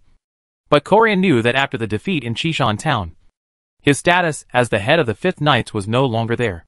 From now on, his identity was simply a vassal of Wushan territory and a baron of Jushur territory. And the only troops he could mobilize were the 3 knight squads in his own territory. In addition to this unpleasant matter, in order to make up for the mistakes made in Chishan town, Wiggins also asked him to mobilize all the knight squads in Jushur Ridge and provide supplies for the Wushan Fort Knights and Wubei Territory Knights. And it is foreseeable that even if Wushan Fort wins this war and recaptures Chishan town, he will definitely not have a share of the iron ore there. Brizo laughed and did not continue to say more about the matter of the head of the group. I heard that the commander of the Noble Coalition this time is Ronan. Baron, I wonder how much you know about this Ronan. He's just a kid who just came of age. Corian's tone was full of disdain. I don't know if he hit his strength before, or if he got lucky and became a senior knight. But even if he has performed well in the past 6 months, it can't cover up his ignorance and stupidity. He thought of Wiggins and his son, and became more disdainful. You know Wiggins's command level. How much better do you think his son can be than him? The person in charge is clear, and the bystander is confused. Corian only knew that Ronan got rid of Layson and became the Viscount of Wubbling. But he didn't know the latter's temperament and style of doing things. Then what should we do about this war? Although Brisso was asking, he seemed to know Corian's plan well, so that there was a faint smile on his face. Should we obey Ronan's command? Or, of course we should obey his command. Corian interrupted him. I lost in Chishan town first. If I don't obey the command and lose the war, won't I become a punching bag for the Noble Coalition to vent their anger? That's true. Brisset nodded secretly. The two of them were not worried at all whether the Bolant bandits would continue to attack after losing the war, thus threatening Corian's territory. After all, there were many knight squads from Wushan Castle in the Noble Coalition this time. Even if they were all killed by the enemy would lose a few layers of skin. Corian took a deep breath, with a calculating light flashing in his eyes. Go. Get ready. We still have to go outside the city to pick up the commander, and the coalition forces of the nobles to enter the city tomorrow. At the same time, in Chishan town, the mansion hall that originally belonged to Knight Han was now illuminated by the brilliant candlelight. The 5 people in the hall were all very burly, casting huge shadows around them under the candlelight. They were the leaders and core members of the Polanyi thieves group. The noble coalition of Wushan Castle has arrived, and I'm afraid they will attack Chishan town soon. The person who spoke had a worried tone. What are you afraid of? Can't we just fight them back? Haha. Yes. Chishan town has been occupied by us. Do we have to give it up? The people below were talking in a flurry. Some were worried. Some were not afraid at all. But no one spoke out to seek peace. Okay. Shut up.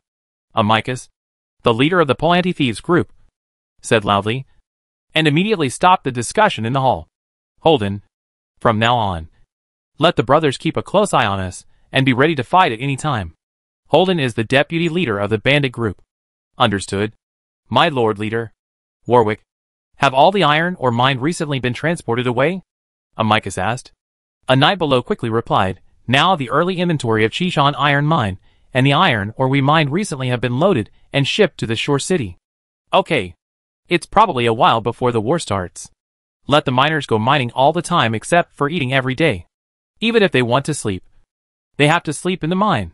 What is this? Sir? The deputy leader frowned slightly. This style seems to be thinking of digging a little more before leaving. Is he retreating? Haha. We always have to be prepared for things. If there is an unexpected situation, and we have to withdraw from Chishan town, then we can take as much iron ore as possible before leaving. I understand. Sir. Knight Warwick, who is in charge of iron ore mining, showed a cruel smile. I will urge the miners to dig out more iron ore. Remember to feed them, and let them sleep for 2 or 3 hours a day. Amicus kindly reminded, if they are too tired, the output will be low. I think the miners will appreciate your kindness. They discussed for a while, and then dispersed. Although the Polanyi thieves group is a force not recognized by the kingdom and local nobles, it also has a management organization inside, and does not do things casually. Watching his men leave the hall, Amicus couldn't help but stand up and stretch. As a golden knight, if he follows other nobles, not to mention becoming a fiefdom noble, but becoming a canonized knight and entering the ranks of nobles is completely no problem. But how can these be as comfortable as ruling one's own territory? Back then, he saw the decline of Wushan Castle, and chose to make trouble in this place with the support of the nobles. Even he admired his vision. Now, as long as he can grasp the right degree and avoid being besieged by the kingdoms, he can easily establish himself in the southwest of Wushan territory like a noble. Anbian City and its surrounding towns are his territory. In this way, what is the difference between him and those feudal nobles? The noble coalition of Wushan territory has not experienced your strength for several years. I wonder if you have improved.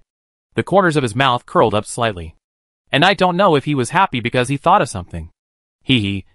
Marquis Lu Lands wants to use us to fight a battle for his grandson's reputation. This idea is doomed to fail. Chapter 260 Marching Problems. The next morning, the noble coalition stationed in the north of the Stone territory lined up and set off after breakfast. Although each noble team had a dedicated person in charge. When these people gathered together and headed towards the Stone City at the same time, there were problems with the march. After all, there was only one road. And if everyone had to go, it would inevitably be crowded. And one team might be squeezed apart, with a few here and a few there. Ronan originally wanted to wait until he arrived at the Stone City to worry about the team. But in the face of this situation, he, the commander, needed to do something. First, he asked Retta, McKen, and others to order all teams to stay on the spot, under the condition that the Wubei Territory Knight Squadron maintained order. After a noble team was on the road, the next noble team would follow. Secondly, Ronan also asked Jenny and Kurami to go to the front of the team in advance. And when a team passed by them, they would record the detailed information of the team.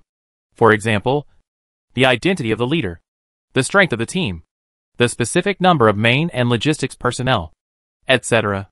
Although the process was not fast, at least after this operation, the chaotic team was initially in order. I thought that the march would give Ronan a headache, but I didn't expect him to solve it so quickly. The one-armed lone wolf German was a little surprised. Although Ronan's method was not complicated, it was very good that he could find a solution so quickly when he was on the battlefield for the first time and served as a commander. Compared to Wiggins, Ronan seems to be better at this. Marvin beside him also nodded. As the deputy commander, His main responsibility was to assist Ronan at the beginning of the attack. As for the march, he didn't care much. In fact, even if Ronan didn't make any arrangements, the Noble Coalition would arrive at the Boulder City noisily. It was just a little slower, or some friction. While the two were talking, Retta rode over and politely reminded Baron German, "It's your turn." German nodded, then signaled his subordinate Knight Andrea to lead the team to catch up with the previous team. And he looked up and down at the commander of Wubei territory. "Knight Retta, your voice just now is not simple. I wonder what your strength is now." It was Retta's roar, like a roar of a dragon, that calmed the chaotic situation.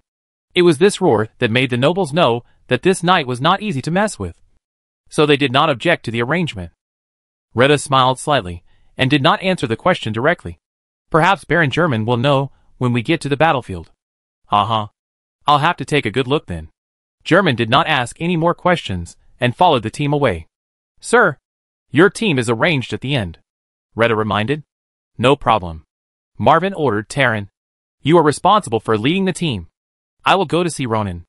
"Okay, sir." At this moment, Ronan was riding on the cloud horse, observing the empty camp after the coalition left. After a night, a lot of garbage and feces were left here, just like some tourist attractions after holidays. In a mess. Fortunately, they only camped here for one night. If they stayed for a few more days, hygiene would become a big problem. For the extraordinary, this is not a big deal. After all, they have strong physiques, and will not get sick easily. But ordinary people such as infantry, cavalry, and logistics may not be the same. If they don't handle it well, and a plague breaks out, it will be troublesome. "Ronan, what are you looking at?" Marvin came over. "I'm thinking about how to deal with the sanitation problem when camping during the march." Ronan looked at Marvin, thinking that he had been through many battles. So he asked, "I wonder how you dealt with it when you fought before?" Marvin obviously didn't expect to be asked this question. He stroked his chin and pondered. When he was marching before, he didn't pay much attention to this aspect. "When we set up camp, we usually choose to camp below the water source to keep it clean." He pointed at the garbage on the mountain. "As for these things, I don't think you need to care too much. If they are too dirty, we can just move to another place.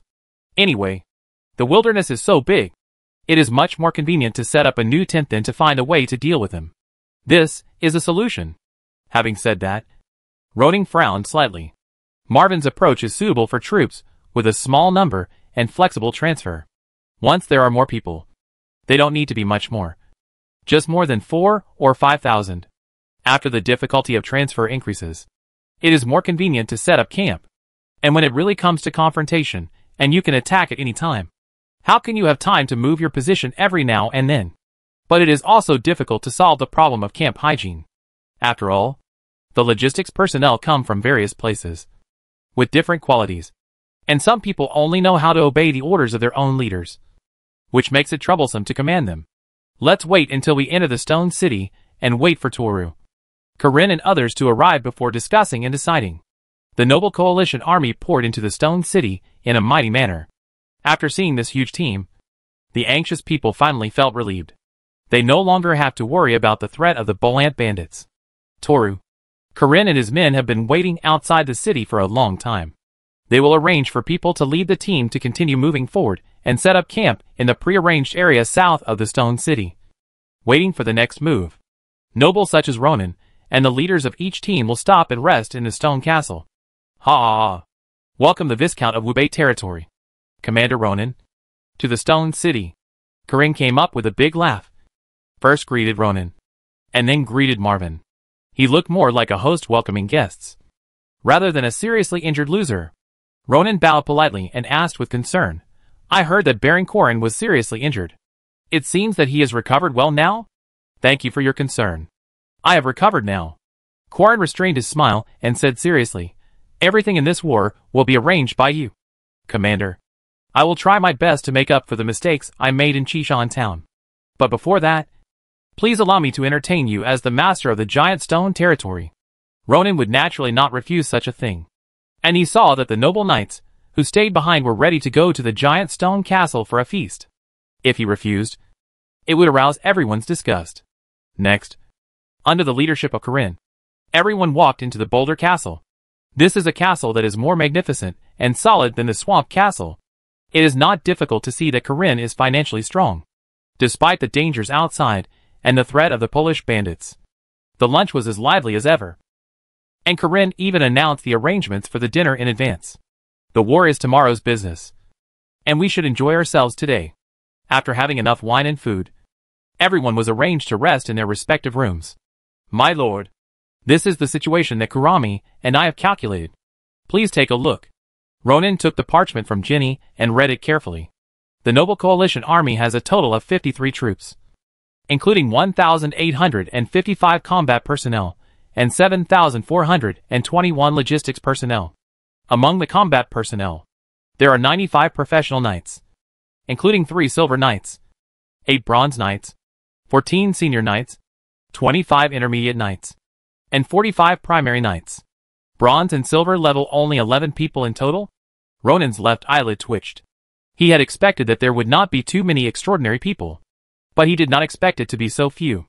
Fortunately, the first knights, the fifth knights, and the people of Wubiling were not counted. Otherwise, with such a small number of people, he would not know how to fight this battle. Chapter 261 Beauty Trap? Knock. Knock. The door was knocked.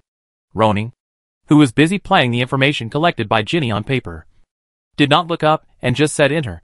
He thought it was Retta or Elrond and others who came, but he did not expect that a girl who was dressed gorgeously and looked like a noble lady came in with a fruit plate. Who are you? Ronan put down the pen in his hand. The girl bowed, opened her red lips, and said in a sweet voice, My Lord Viscount, I am the daughter of the political officer of the Stone Territory. You can call me Betty. As she spoke, she put the fruit plate on the table, came to Ronan's side with a wisp of fragrance, and took the initiative to reach out and massage Ronan's shoulders. My Lord Viscount, you have worked hard all the way. I came here specifically to serve you. Ronan frowned slightly, picked up a book and covered it on the parchment. Although the other party's movements were gentle, and Ronan could still feel the softness of his shoulder, and although he could vaguely feel the hot breath of the other party hitting the back of his ears, he still felt a little puzzled. Miss Betty? Ronan pushed away the other party's hand and looked directly into her eyes. Did Corin ask you to come here? Betty's eyes clearly flashed with a trace of panic. She didn't expect to be rejected. Didn't Lord Corin say that the man in front of him liked sex very much? Why did she take the initiative to approach him, and even deliberately tease him? But the other party's expression seemed to be not happy at all. She hurriedly walked away and stood on the side of the table. Betty felt the coldness in Ronan's tone. Although she was the daughter of a political officer, she still lacked confidence in front of a real noble. The Baron said you were too tired, so let me give you a massage, and then help you wash and take a nap. How do I serve you? Ronan's mouth curled up slightly. Does it include offering your body? Instantly, Betty's face turned red, and she lowered her head shyly. Yes. Yes. As long as you are willing. I can do it anytime. Looking at the other party's previous performance, it was obviously a skilled veteran. But at this moment, she looked like an inexperienced girl. Corin is really considerate. Ronan smiled, and then shouted outside, Tom, David, come in. Tom and David, who were waiting not far away outside, ran over quickly and subconsciously glanced at Betty, who was standing awkwardly aside. My lord, what do you want? You have been following me for a long time. Why did you not inform me in advance when an outsider came to see me? How do you do your duty? Ronan's blaming attitude, on the one hand, was indeed criticizing the two, and on the other hand, it was also for Betty to see. Faced with the Lord's rebuke, Tom and David immediately panicked and knelt on one knee, asking Ronan for forgiveness and explaining the reason. It turned out that they heard Betty say that it was arranged by Corin, and thought that Ronan had discussed it with the other party, so they did not stop her from coming in. But they did not expect that there was a misunderstanding. In the future, even if a fly wants to come in, it must come and report to me first. I will let it in after I allow it. Yes, sir. Tom and David trembled with fear. It was indeed their fault in handling this matter. They should have reported it first at that time. Ronan waved his hand. Take her out. Seeing this, Betty dared not stay here any longer, and hurriedly left. Take the fruit plate away, Ronan added. Okay. Okay. She turned around quickly, took the fruit plate and left quickly. looking at the other person's back. Ronan frowned and analyzed the purpose of Curran's doing so. Did he just send a woman because he thought I was lustful? Or did he want to ruin my reputation? The war was about to begin. If Ronan was caught in a storm like Selena because of a woman, Ronan's reputation would probably be as bad as Wiggins. With the previous experience, how could he repeat the same mistake? On the other hand, Curran was very surprised when he heard Betty's report. You can leave now.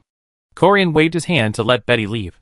Still a little bit unbelieving, Betty's appearance is first class. I didn't expect Ronan to be able to hold back and not do it. Has he really changed his character? It's possible. After all, he suffered a loss at the hands of Count Orson's granddaughter, which is why he lost his inheritance. Brissett was a little regretful. In this way, the plan to ruin his reputation has been ruined. It doesn't matter. Corian sat down. There is not only one way to ruin a reputation. If this war is a disastrous defeat, his reputation is probably worse than his father's. If the Noble Coalition is completely wiped out, he, Ronan, as the commander, will probably be considered incompetent by all the nobles. Right? These coalitions, no matter how weak they are assets of the nobles. Losing them will be more or less painful. And then, there will be rumors about Ronan. In the evening, Elrond returned to the stone castle and reported the materials for the explosive potion. Unfortunately, the required potions could not be gathered in the stone city, especially the material of blood hemp grass, which no one in the magic energy chamber of commerce had heard of. It seemed impossible for Ronan to have explosive potions in a short time. Ronan did not attend the dinner at the stone castle, but discussed with Rydar, McKen, and others how to set up camp. This was their first war, and many things could be left undone, but they could also use this as an opportunity to accumulate experience. When Joffrey, Ragna, and even Tom and others grow up and lead the team in the future, they will know how to deal with this matter. Sometimes improvement is not only limited to strength, but also important in the ability to handle things. The commander's absence from the Corian dinner seemed ordinary, but different people had different understandings. Those knights or nobles who belonged to other nobles naturally did not care. But the three people like Toru, Philip, and Thorstein had to face it. They already knew Ronan's attitude towards work. Before taking over Chishan town, they needed to appropriately refuse banquets like this, even if it would damage the face of the inviter. The next morning, Ronan summoned all the leaders, including Toru, Corian, and others, and held a meeting in the fortress of Giant Stone Castle. Although there were nearly 60 people attending the meeting, only a few high-end fighters could actually make decisions, and the other responsible persons only had to execute them. When marching and fighting, the first thing to do is to know your own situation. Ronan took out what he had prepared yesterday and circulated it to Toru and others. I didn't move the team with a complete knight squad, but I need to organize the other idle people into a team, assign a person in charge, and assign relevant matters. Toru took the parchment and carefully browsed the text on it. The more he read, the more shocked he was. Ronan didn't attend the dinner yesterday just to do this? He couldn't help but secretly glance at the young man next to him. This speed and way of handling things is really something that someone who has never been on the battlefield can do. Sir Toru, what do you think? Ronan asked. If you feel there is something wrong, you can propose a modification. I think your series of arrangements are very reasonable. As he said, he handed the parchment to Marvin on the side, and the two deputy commanders took a look first. Lord Rollans asked Marvin and me to come to assist you. Now it seems that you may not need us to preside over this war. After Marvin quickly browsed it, his eyes were full of shock. He was a rough man and couldn't do such delicate work. But this didn't stop him from admiring those who could do such delicate work. Toru is right, Ronan. I have no objection. Let's do as you say. He might not be satisfied with what he said, so he added, I feel that an outstanding military strategist will appear in our Wushan territory. After saying this, all those who didn't see the content of the letter became curious. What was written on this piece of paper that made the two commanders admire and praise it so much? Corian was suspicious. Was it really so exaggerated? Could it be that the Marquis arranged it in advance to pave the way for Ronan? However, thinking of Betty's report yesterday, Ronan was indeed writing something on the table. But Betty didn't see the specific content. Viscount Marvin. Can I take a look too? Marvin was startled. He forgot to circulate it, and quickly handed the parchment to Corian. Corian quickly took it and read it. You don't know until you see it. You will be shocked when you see it. On the parchment, Ronan's team number, team leader, main members, and tasks of each team were neatly written. These tasks are not general, but detailed. For example, some teams are responsible for reconnaissance. Some are responsible for defense. Some are responsible for analyzing intelligence. And some are responsible for maintaining the security of the camp, etc. In addition to the combat troops, Ronan also has a division of labor for logistics. Craftsmen, cooks, grooms, and even cleaners have teams and responsible persons. If the scattered Noble Coalition army really follows the rules of Ronan, the effect will definitely be better than each acting independently. This, Corin was shocked, but still wanted to find some faults. Commander, I think there is something wrong. Oh! Ronan was not angry at all in the face of doubts, but showed a pleasant expression. Baron Corin, please let us know what you think, and we can discuss it. Chapter 262. No need to go through so much trouble. Our battle with the port bandits will not last too long. In my estimation, it will take at most 3 or 4 days at the slowest, and the winner will be decided within a day at the fastest. Corian put forward his opinion. Your plans are indeed good, but if the war ends quickly, digging drainage ditches and making simple toilets will be a complete waste of time and soldiers' energy. Ronan understood what the other party meant, and it was nothing more than rushing forward with his men and horses to do it directly, while motioning Philip and Thorstein, the 2 deputy commanders, to look at the contents on the paper. He asked, Baron Corian, you just said that the outcome can be decided within 1 day. I wonder if we will win or lose. Of course we will win, Corian said without a doubt. We have gathered so many troops now. How can the port thieves group fight against us? So my suggestion is to rest today and tomorrow, and attack them the day after tomorrow to take down Chishan town in one fell swoop.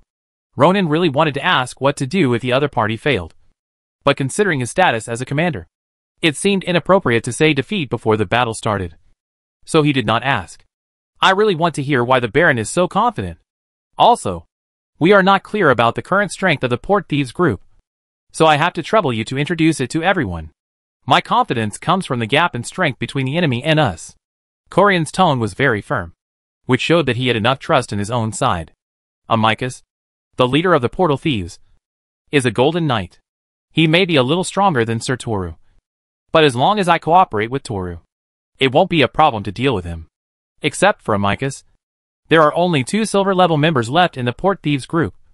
One is their deputy leader Holden, and the other is the capable General Gilbert. Corian's eyes swept over several silver knights in the hall.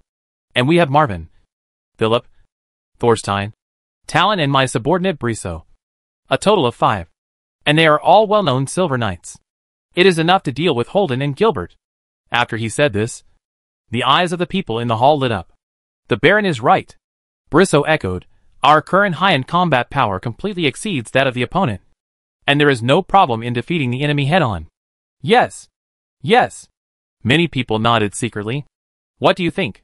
Ronan looked at Marvin and Toru. As deputy commanders, he wanted to hear their opinions. Viscount Marvin thought and said, if the situation is really as Corin said, we can indeed attack directly from the front if we have a great advantage. Toru added a little opinion, as far as I know. The fortifications of Chishan town are basically arranged in the south to resist the enemies coming from Kasir town. There are basically no fortifications in the north. Chishan town was previously under the jurisdiction of Corin. To its north is the Stone Territory, so there is naturally no need to set up any fortifications. After the Polani bandits took control of Chishan town, they did not have time to set up any fortifications in the north. If we attack from the front, we have an advantage in personnel and no disadvantage in terrain. Marvin continued, I think we can follow Ronan's method to organize and form the Noble Coalition forces, which is conducive to battlefield command. In terms of logistics, we can simply deal with it. As for the time of attack, we need to make another agreement. It can be seen that they are more in favor of direct frontal assault in terms of attack. In fact, if there is enough high-end combat power and a lot of middle combat power, Ronan is also willing to attack head-on. And the sooner the battle is resolved, the better. But is this war really that easy? Corian, let me ask you. How much do you know about the enemy's combat power loss in the battle that night, when Chishan town was captured? Corian was stunned for a moment. His expression was slightly hesitant, and after a while, he shook his head. The battle ended before the team I led arrived at Chishan town at night. And I don't know much about the enemy's casualties. Ronan immediately said, as far as I know. In addition to Deputy Captain Han, there are 2 Bronze Knights in the 5-Knight squad stationed in Chishan town. One of whom is at the peak of the bronze level, and has half a foot in the silver level. Korean's face suddenly looked a little ugly. Perhaps because he felt that Ronan was going to hold him accountable in public, which made him lose face.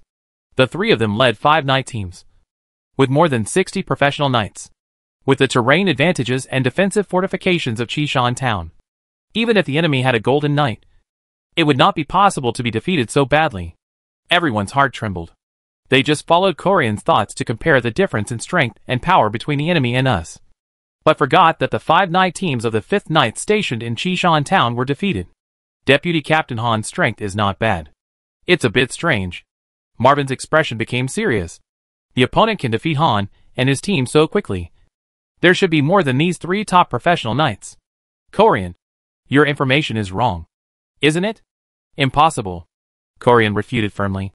Although we have been hostile to the Polani Thieves group over the years, we have also had trade exchanges in peacetime. And we know their combat effectiveness very well. According to the soldiers who were lucky enough to escape, the reason why Han was defeated was that he drank too much at night and neglected defense. When the enemy crossed the line of defense and killed inside, they reacted, but it was too late. How credible are the words of the escaped soldiers? Ronan spread his hands. But your statement is indeed one of the possibilities. But there is another possibility. He paused, seeing that everyone was listening quietly, and continued. That is, the Polani Thieves group has hidden its strength, or a stronger professional knight has joined recently, and Han and his team are no match at all. There is such a possibility. Everyone nodded. If the information is incomplete, we do need to be more cautious. With Ronan's hypothetical point of view being put forward, the next discussion shifted to what to do if the enemy hides its strength. Although no good solution was determined after a long discussion, Ronan's arrangement had to be implemented, because everyone knew that it was unlikely that the battle would be resolved in 1 or 2 days, as Korin said. After another discussion, a temporary plan was finally determined. Marvin, Toru, and Retta were responsible for the reorganization of the coalition forces. Taryn and McKen were responsible for the defense and security of the camp. Philip and Thorstein, the 2 deputy commanders, led the cavalry to patrol and investigate the periphery. The Boulder territory was responsible for logistics. The reason why Ronan's measures could reach a consensus and start to be implemented so quickly was mainly due to the fact that Toru, Marvin and others always stood by him. This was also due to Roland's arrangement. If Negan had followed to the Boulder territory, I'm afraid there would be a dispute over who had more say. The bustling Boulder fortress finally quieted down, and Corinne sat on the chair with a frown and did not leave. Brisso, do you think Ronan doubted me? His subordinate, Brisso, also looked solemn. I'm not sure, but he did make everyone subconsciously exclude your suggestions during several conversations. At the beginning of the meeting, Corinne's words could still resonate with many people, but after Ronan's hypothesis was thrown out, his words were no longer as effective as before, even in the final division of tasks. When Corinne took the initiative to take on the periphery alert and investigation work, he was rejected by Ronan. The reason is that the Stone territory is responsible for a lot of logistics work, so it is more appropriate for them to be responsible for logistics. Korean let out a long breath, digesting the unpleasantness of the meeting. I take back my previous opinion. This Ronan is really good at doing things. No wonder he regained the favor of the Marquis. Brisso smiled and said, then this proves the necessity of our action. Yes, it is necessary. Chapter 263 Suspicion. The Noble Coalition army was large and diverse, and Baron Korean could not use his castle to settle this group of people. In order to resist the enemy, he found a relatively flat place near the border of the Stone territory in the south for the coalition army to set up camp. After the meeting, Ronan rode on the Cloud Horse and left the Stone Castle with Rydell and others and arrived at the camp. Sir, according to your request, the commander's tent is built at the back, and I have arranged people to guard the hillside behind. Joffrey took Ronan to the outside of the central army tent and introduced the surrounding arrangements. The former leader of the Wildling tribe was very satisfied with his current situation and work. He knew that among all of Ronan's followers, Rydell, McKen and Elrond were definitely in the first tier, and no one could shake them. And he also knew that as long as he did his best to do his job, He could enter the second tier among other followers. Now that the UBI territory is booming, the status of the Lord is becoming more and more noble, which gives Joffrey more motivation. When he was still the leader of the savage tribe, he had been thinking about making achievements. Now was the best opportunity. Ronan looked at the tent. The supplies arranged by Gallo were indeed good. The tent was much larger than his own. Like a small room. The big tent was backed by a hillside, which was guarded by infantrymen. No one else would approach it. To outsiders, Ronan seemed a little too cautious. But he did this mainly to facilitate Carlos landing. Come in. Ronan called in 12 extraordinary people, including Retta, and held a small meeting for Wubei. The meeting made clear the goal of this operation, to capture Chishan town and win the first iron or resource for Wubei territory. In addition, Ronan also emphasized that this war was a good learning opportunity. The 12 knights who followed the battle this time may become captains, governors, etc. in the future. Ronan needs them to watch and learn more. How to deal with reconnaissance, defense, logistics, and even camp hygiene. What problems will be encountered, no matter how big or small. All need to be paid attention to. Ronan handed over the specific affairs and personnel to Rydar to arrange and allocate. He will hold an exchange meeting after announcing the end of the war. At that time, everyone needs to express their gains and experiences before leaving the big tent. Fortunately, the adults didn't ask us to write an experience. David breathed a sigh of relief. He did learn some words from Irene, but this was not enough to support him to write an experience. And his handwriting was a bit ugly. Not only David, Tom, Baburin, Thomas, and even Joffrey were a bit bad. Rydar said with a smile, "It is more difficult to ask you to write 2 more words than to swing the sword 1,000 times. Don't let the adults ask you to write something, and you can't write it." After leaving the big tent, Ronan went up the hillside behind alone and called Carlos over. Red Mountain Town has been blocked by the Polish bandits. During the war, no one could enter from the direction of the Stone Territory. Ronan originally wanted to ask Corian for a map of Red Mountain Town, but the other party told him that there was no such thing and promised to draw one within a day. This speed is fast, but don't expect too much detail and accuracy of the map. I don't know if this Corinne really doesn't have a map, or if he has one but deliberately didn't give it to me. It's hard to imagine that a person in charge of guarding the border didn't even make a map. This can be considered a dereliction of duty. And from the other party's face, Ronan didn't see any regret or self-blame that he should have shown for the death of Sirhan. The 5th Knights. I don't know why the leader of the 5th Knights was given to Corinne. Ronan was a little confused. But fortunately, observing the terrain is not just about maps. With Carlos here, these are not a problem. With his call, Carlos, who was already in the wilderness nearby, quickly landed on the top of the mountain. Ronan climbed on the back of the dragon and rushed into the air. Pay attention to the effect of light bending and refraction. And don't go too fast. Ronan warned, try to avoid the crowd. There are knights of the same level as you in Chishan town. Don't worry, Master. As long as I stay at a height of 30 to 50 meters, they can't find me. Carlos is very skilled in using light bending and refraction magic, and he can coordinate it with speed at will. So it is indeed a bit difficult to find him. Ronan took a look at the opponent's level progress, which is currently 16/12500, which has increased a little, but not much, let alone waiting for a dragon to grow up. It is difficult to wait for it to level up. Sitting on the dragon's back, Ronan quickly arrived above Chishan town, and without much thought, he saw the Chishan iron mine that looked like a cave at a glance. At this moment, there are hundreds of miners working hard. It is a bit of a beautification to say that miners are actually a group of enslaved people. Those supervisors wave the whips in their hands and hit anyone they don't like. Ronan saw the bodies of miners piled up at the edge of the mine. There were more than 100 miners, if not 100, in order to get enough iron ore. This group of people probably brought all the residents of the town here. Carlos continued to fly south, and Ronan saw carriages moving on the road, pulling the mined iron ore to the town of Kasir in the south. From this, it can be seen that one of the purposes of the Polani bandits' capture of Chishan town was probably this mine.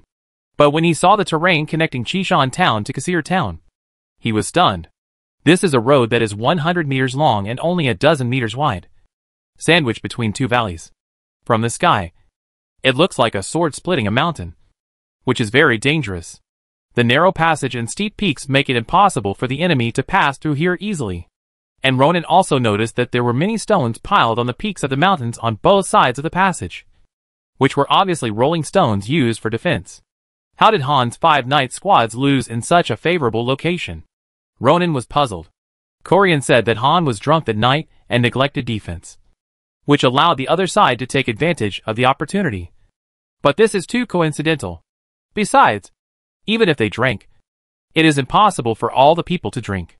As long as one knight squad guards here, it can hold out for a long time. He suddenly grasped some information and frowned. Is there anything wrong with this Corian? All along, he had never doubted Corian, but subconsciously thought that the other party was eager to attack out of the mentality of atonement. As for arranging the giant stone leader to be responsible for logistics, this was not as Corian suspected. But Ronan really thought that it would be more appropriate to let the other party handle this matter. Besides, facing the possibility of war breaking out at any time, would Han really be so stupid? Once the seeds of doubt are planted, they will soon take root and sprout. After this idea emerged, it was out of control. If there is really something wrong with this Corian.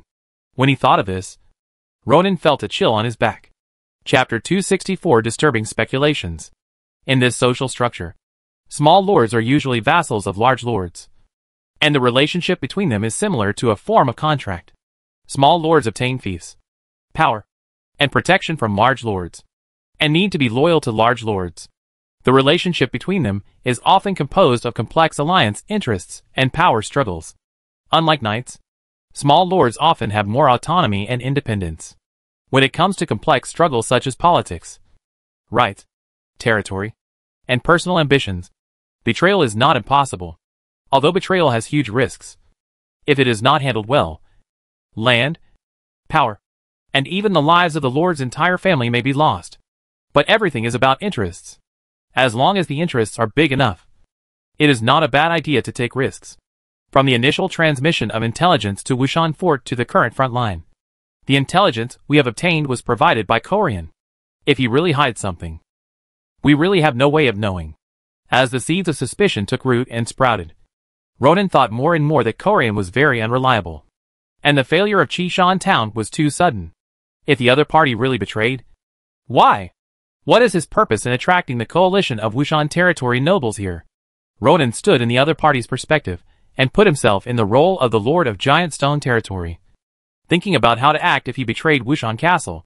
Soon, a thread became clear.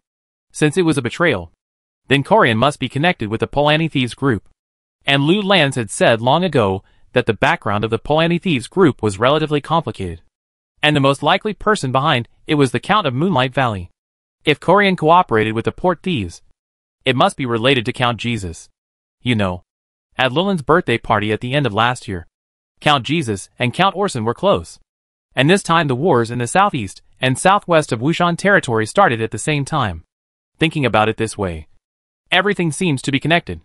With the endorsement of Moonlight Valley and Black Python City, Corian has the confidence to betray. If these three parties are put together, what is the purpose of their action this time? Ronan thought of himself at the first time. Could it be that they joined forces to remove him? The thorn that might affect Breton's inheritance? But soon, he denied this speculation, because Chishan town was lost early. There was no noble coalition at that time, and he was not a commander. Even if the war broke out, how could Corian and others be sure that he, Ronan, would go to the front line? So eliminating Ronan should not be their goal. Ronan was concentrating on thinking, and his eyes suddenly became sharp. It's the noble coalition.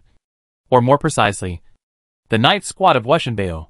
If the commander this time was not Ronan, but Toru or Marvin, they would definitely lead the team to attack Chishan town rashly under Corian's statement that the advantage is mine.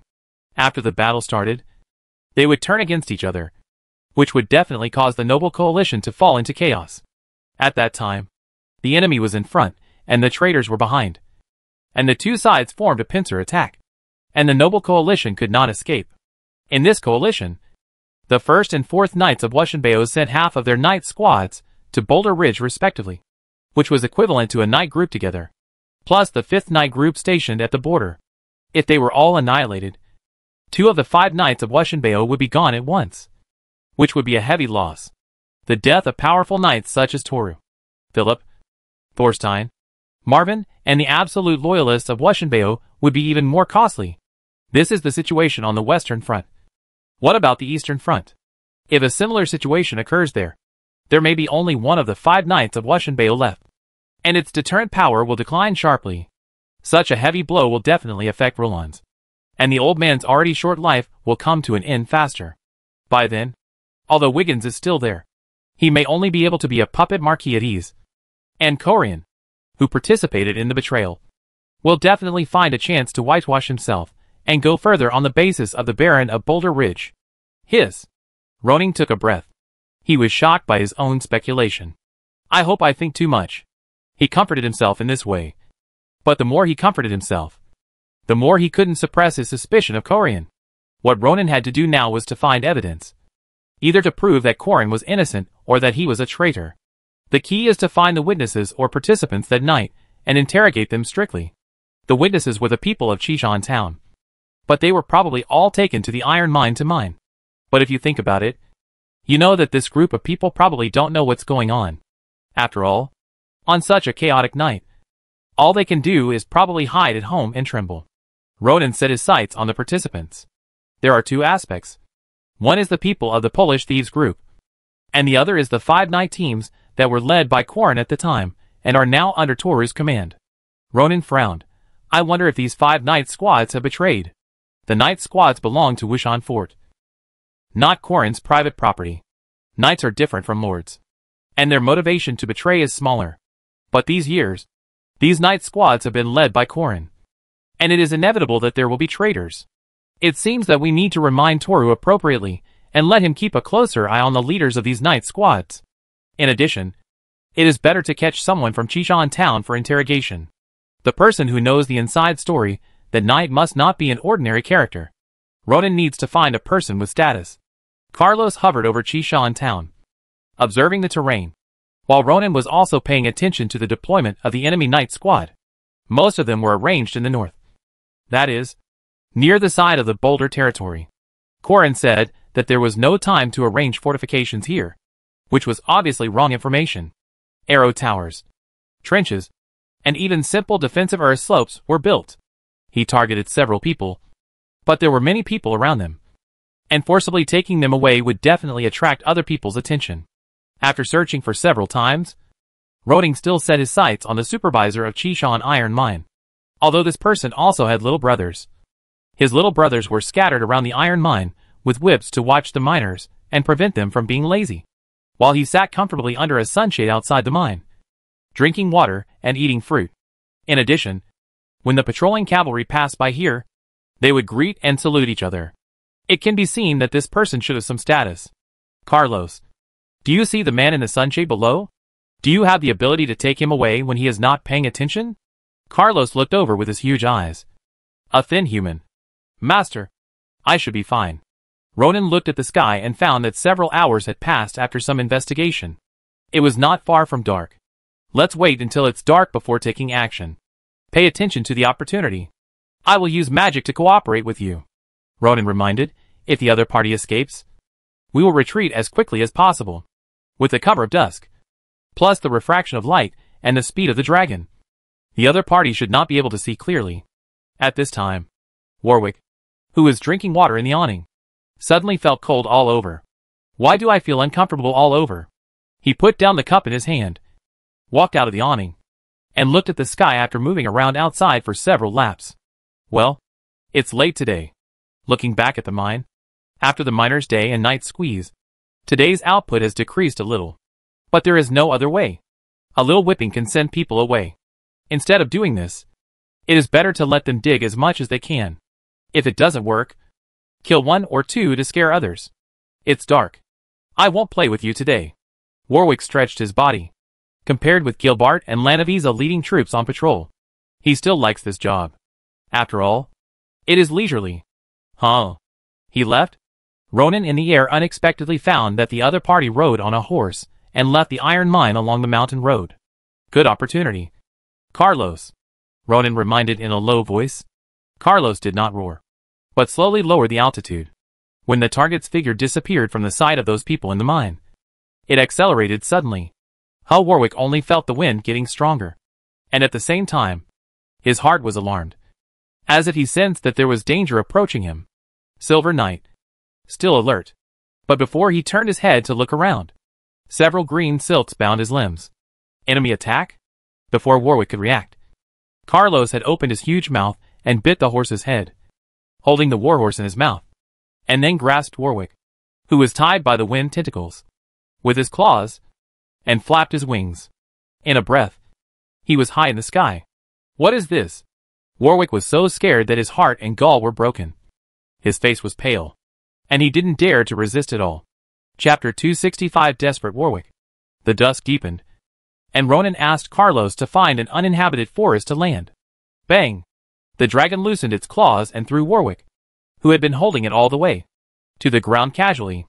Warwick, whose heart had long been shrouded in fear, only then saw the full appearance of the monster that held him. And it was this one glance that made him feel cold all over, as if he fell into an ice cave. What kind of monster is this?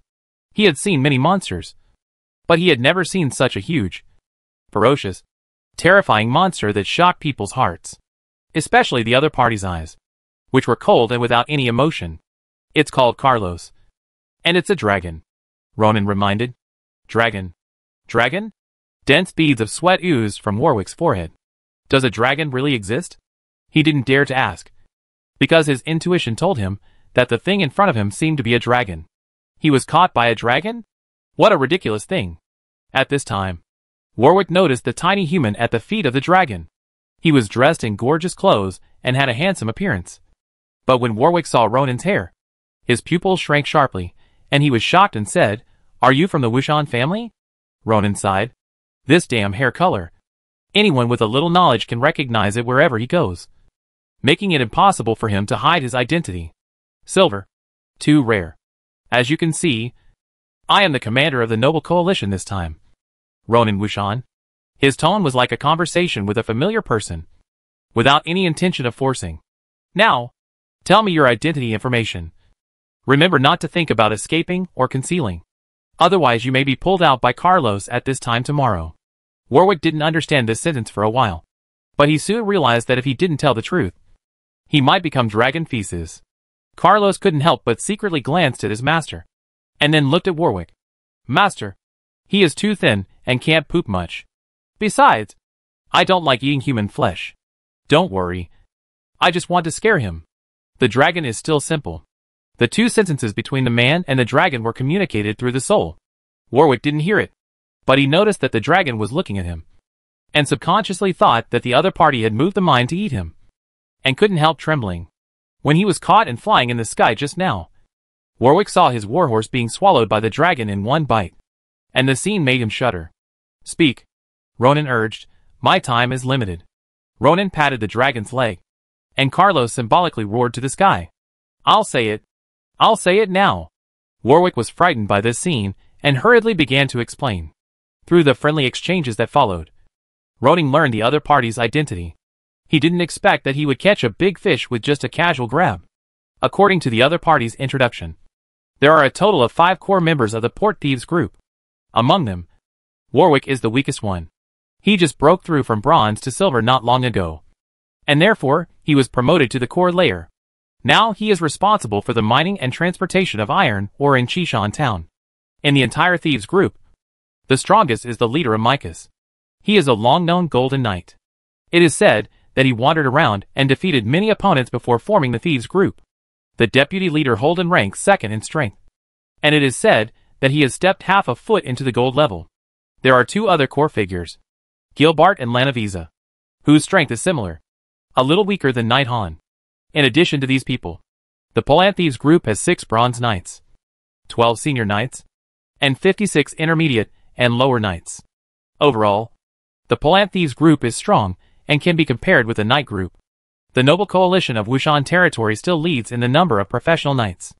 But if the opponent is well trained, it is hard to say who is stronger in terms of overall strength. In the fortress of Boulder Castle, Corian sneered at the Polant Thieves group, thinking that the latter was vulnerable. Now it seems that he underestimated or deliberately provided false information. And if Ronan's guess comes true, once Corian temporarily rebels on the battlefield, The combat power of both sides will change drastically. Warwick knelt on the ground and asked tentatively, "My lord, I have said everything I should say. Can you let me go?" Although Warwick felt that he would most likely die, he still couldn't help but want to beg for mercy. He had just become a Silver Knight, and had not had time to enjoy the life brought by his new status. He did not want to die just like that. Ronan smiled amiably. "Don't worry, Warwick. Since you have confessed so honestly, I will naturally let you go. What about your dragon? It won't kill you either." Ronan said something to reassure the other party. Warwick was relieved. But now, he looked at Ronan with more fear than at the dragon. They had thought about killing Ronan on the battlefield before. But Warwick knew that this was impossible. With flying monsters like dragons, even if Ronan himself is not strong enough, he can still escape from the battlefield. By the way, when did Wushanbeo have a legendary creature like a dragon as a monster? If this is known to the outside world, who knows how big a wave it will set off? I have another question for you. Ronan continued to ask. How did you break into Chishan town at night 2 months ago? This? Warwick hesitated. Perhaps the only person who knew about the battle in Chishan town was Amicus. But after all, he was promoted to the core layer. Even if he did not participate in some things, he heard some opinions, and could probably guess about 5 or 6 points. Don't want to say? Ronan laughed. Then let me guess. He decided to use the other party's words. Baron Korean of the Stone Territory cooperated with your Port Thieves group. The two of you joined forces to easily annihilate the 5 Knight squad stationed in Wushan Fort and Chishan town. He paused, as if he knew everything. Am I right? Warwick was shocked. How did you know? He guessed such confidential matters after hearing some statements. People like Ronan, who knew nothing about it, should not have known about it. How did he get the news? Could there be a traitor in the thieves group? Warwick's mind flashed the faces of core figures such as Holden. It's impossible. These people can't be traitors. Could there be a problem with Korean? Ronan didn't care what Warwick was thinking. He only knew that Korean's betrayal was already a done deal. I didn't expect that this border baron who controls the 5th Knights of Wushan Castle would actually do such a thing. Since you have chosen to betray, you must bear the price of betrayal. Ronan is already thinking about how to deal with this traitor. Should he take Toru, Marvin and others to capture Quarren first? Or use him? It is still possible to use traitors to spread information and deliberately confuse the enemy. He can even use Quarren to lead the Knights of the Stone Territory to fight the bandits of Chishan town. But this approach is very risky. Once the other party notices it, they may directly join the Port Bandits with the Knights of the Stone Territory. And now that Warwick has been captured by him, the disappearance of such a core figure will definitely alert the bandits. And Quarren may also know about it. In that case, all that Ronan did is equivalent to stealing a chicken and losing a rice. Quarren and his subordinate are both Silver Knights. I don't know the specific combat effectiveness of his Knight squad. After comprehensive comparison, it is better to control Quarren directly before the battle. After some consideration, Ronan decided to take down the opponent first and eliminate the hidden dangers in the rear. The forest was quiet. Warwick looked at Ronan, who was frowning and thinking. He quietly observed the surroundings, looking for opportunities to see if there was any possibility of escape. He was confident that he could deal with Ronan. After all, how strong could a young man of 17 or 18 be? The key was still this dragon. Warwick looked at the dense forest around him. The interference of the trees prevented the dragon from flapping its wings freely. He might be able to use the dense forest to try to escape. You may not be able to survive if you stay here, but you may be able to survive if you run away. Warwick stopped hesitating and stood up and ran away at a very fast speed while Ronan was thinking. Ronan was thinking about how to capture Korean, but he didn't expect Warwick to do this. Master, he seems to have run away, Carlos reminded. Ronan rolled his eyes. He was thinking and didn't pay attention to Warwick. What was Carlos doing just now? Was he savoring the taste of horse meat? Thank you for your reminder. I saw it. He didn't dare to delay and chased after him immediately. He couldn't lose this key witness. Whoosh! 2 figures passed through the dense forest quickly. Warwick glanced back and was shocked to find that the distance between Ronan and him was rapidly shortening. What's going on? He was confused. Although I can't compare to Holden and the others. I am also a Silver Knight after all. How can I not be able to outrun a little devil? Ronan is now at the peak of the silver level. Even without the assistance of the speed magic, his speed alone is far ahead of the opponent. You dare to escape under the eyes of the dragon. I really admire your courage. Ronan punched out, and the flaming fist hit the opponent's vest. Warwick dodged the blow and turned around with a ferocious face. I can't beat the dragon, but I can't deal with you. He stopped running away and turned around to take down Ronan. As long as I take you down, I am not afraid of your monster, even if it is a dragon. Chapter 266. Draw the snake out of its hole. Bang! Warwick was thrown to the ground again. This time, his bones seemed to be broken apart, and he couldn't get up. Babylon!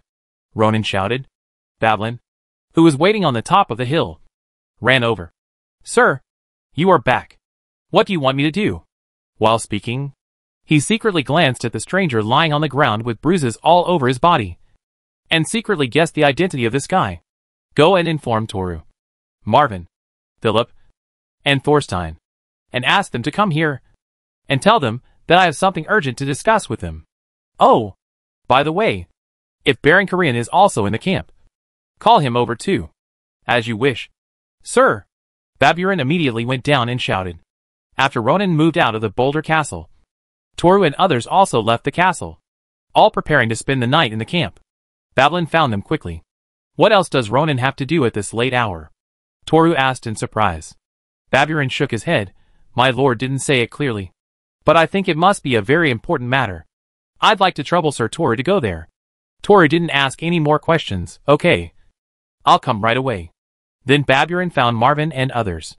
They were also confused, but they didn't refuse the invitation. Not long after, everyone gathered in Ronan's big tent. Ronan looked around. Korin didn't come? My lord. Baron Korin has returned to his castle. Ronan nodded and waved his hand to signal Baburin to leave. Marvin couldn't help asking, Ronan, what's the matter with you gathering us so late? There is something very important that I want to discuss with you. He first turned his gaze to Toru. Sir Toru, as the first knight of Wushan Castle, will you betray Wushan Castle and Marquis Roland's? Toru frowned, not understanding what Ronan meant.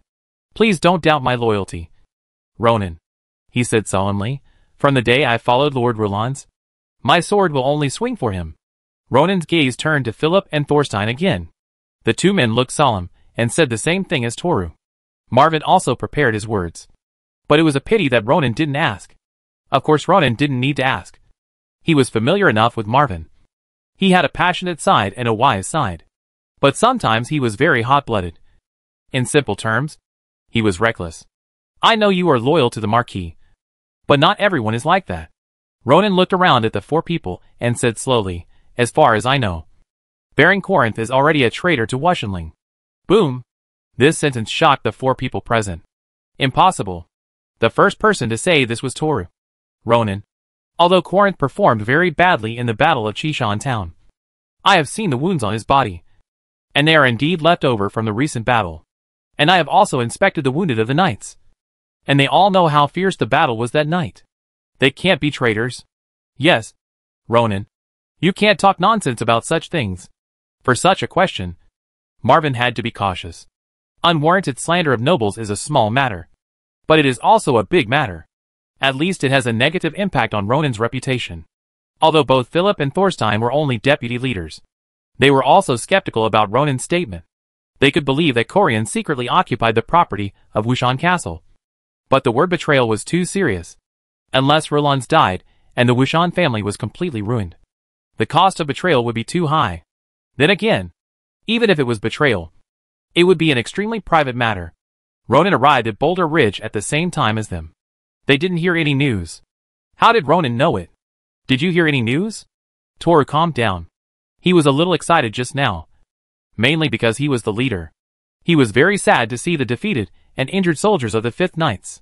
He didn't want to see these people who fought bloody battles being wronged. Not only did I hear the news, I also caught a witness. Ronan clapped his hands, and Joffrey pulled the injured Warwick in and threw him on the ground. What is this? Toru and others looked at each other, a little puzzled. One of the core figures of the Port Thieves. Silver Knight Warwick. What? Everyone looked at the injured person lying on the ground in shock. Someone from the Port Thieves? Marvin squatted beside him, pulled up his sleeves, and kneaded his flesh. The skin and flesh have obvious signs of strengthening. It is indeed the Silver Knight. Toru realized the seriousness of the problem. because even if Ronan was talking nonsense, he could not use the Silver Knight as a witness. He also squatted down and checked, confirming Marvin's statement that the injured person was indeed the Silver Knight. Ronan. What's going on? Ronan laughed. Warwick. Tell me about your identity and what Corin did. Warwick, lying on the ground, trembled unconsciously when he heard Ronan calling his name. The battle in the forest just now was the most thrilling and weakest battle he had ever experienced in his life. He thought he had a sure win, but he was at a disadvantage in the first move of the fight. And then, he was crushed in all directions. Warwick was shocked to find that Ronan was actually a Silver Knight. Such a young Silver Knight. This overturned his cognition. He really wanted to tell Amicus, Corin and others that everyone was deceived by this young man. And this guy was the biggest conspirator. I am indeed a member of the Polish thieves group. Warwick began to tell what happened in Chishan town in a broken and weak voice. In the tent, apart from his voice, there was only the increasingly heavy breathing of Toru and others. After Warwick explained the purpose of this war and annihilated all the noble coalition forces, the hot-tempered Marvin couldn't help but swear. Damn Corin. I'm going to kill him. Toru also gritted his teeth. Damn traitor. Philip and Thorstein even asked directly, Sir, why don't we leave the night team to surround his castle and capture him alive? Yes. Surround his castle overnight. Marvin also agreed. Toru also nodded and said, although the defense of the giant stone castle is strong, Corin also has 3 night teams. But 2 of them are now in the camp.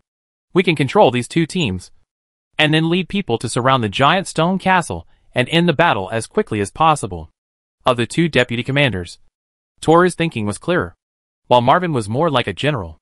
At this time, the curtain of the big tent was drawn open, and Retta walked in. He nodded to the others first, and then reported to Ronan, Sir. In the evening, most of the 2 night squads of Korean were withdrawn, saying that they were to maintain the defense of Boulder Ridge. Now, everyone was more convinced of Korean's betrayal. These 2 night squads had been recruited, and Korean had no command at this time, let alone withdrawing them without notifying the commander and deputy commander. Ronan frowned slightly. He had not caught Warwick in the evening, so Korean's transfer of these people should not be due to exposure. Retta, how many soldiers are left in the camp? 6 professional knights. Half of the cavalry and half of the infantry. Ronan nodded. Joffrey, who was guarding outside the tent, walked in. Go and inform Knight Mackin and Talon that no one, especially those from Corin, is allowed to leave the camp tonight. Yes. Toru looked at Joffrey, who was walking away. He suddenly realized that the command of this war did not seem to require his assistance. Perhaps Roland still did not know his grandson well enough. Perhaps this battle between Chishan town and the port bandits will be the battle that Ronan became famous. Ronan, how are you going to deal with Corin? Toru asked. We will follow your arrangements. Marvin and the other 2 also looked at Ronan.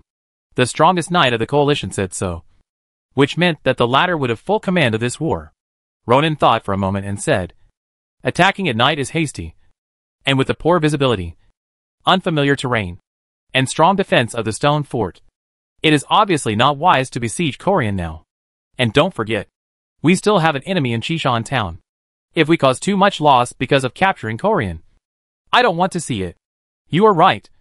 We were just blinded by anger. Marvin took a deep breath and calmed down. I have observed the stone fort of Corin. The wall is very thick. Even with fighting skills, it is impossible to blast it open easily.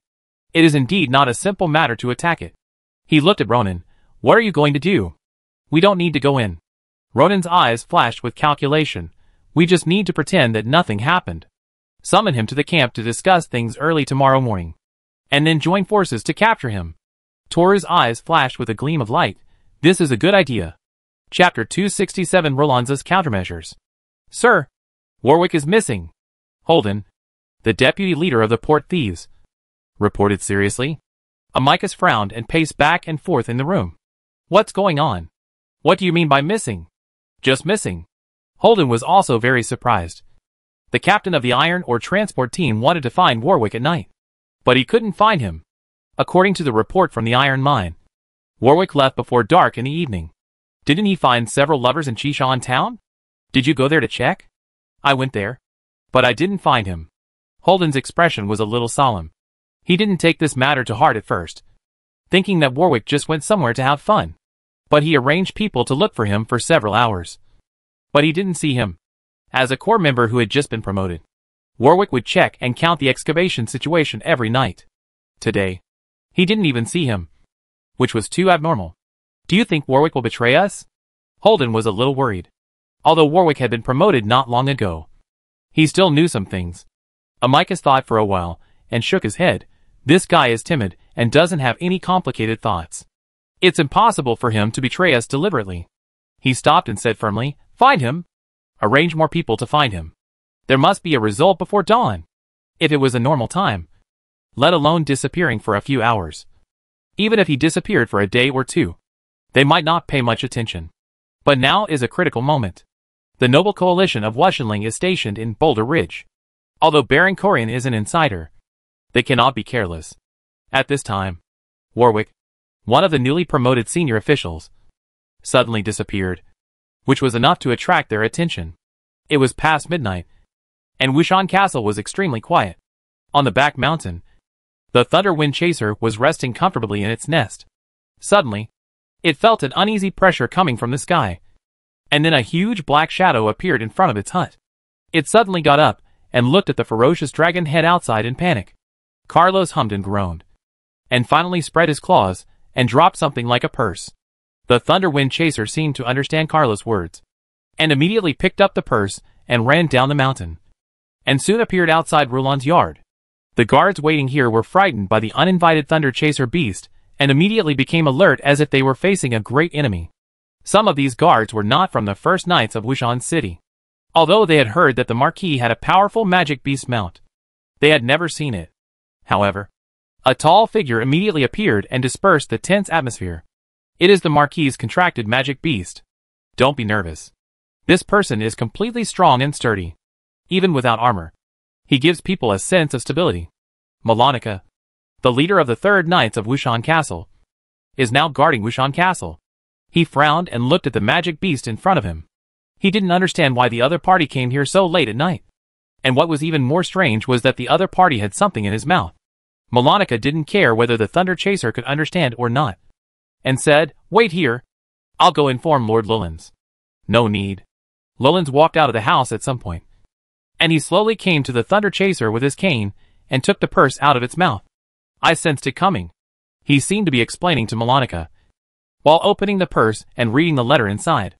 This was naturally written by Ronan, reporting the situation on the Western Front to Lulens, and at the same time asking him to remind Kabir and other personnel fighting on the Eastern Front to be careful of any conspiracy.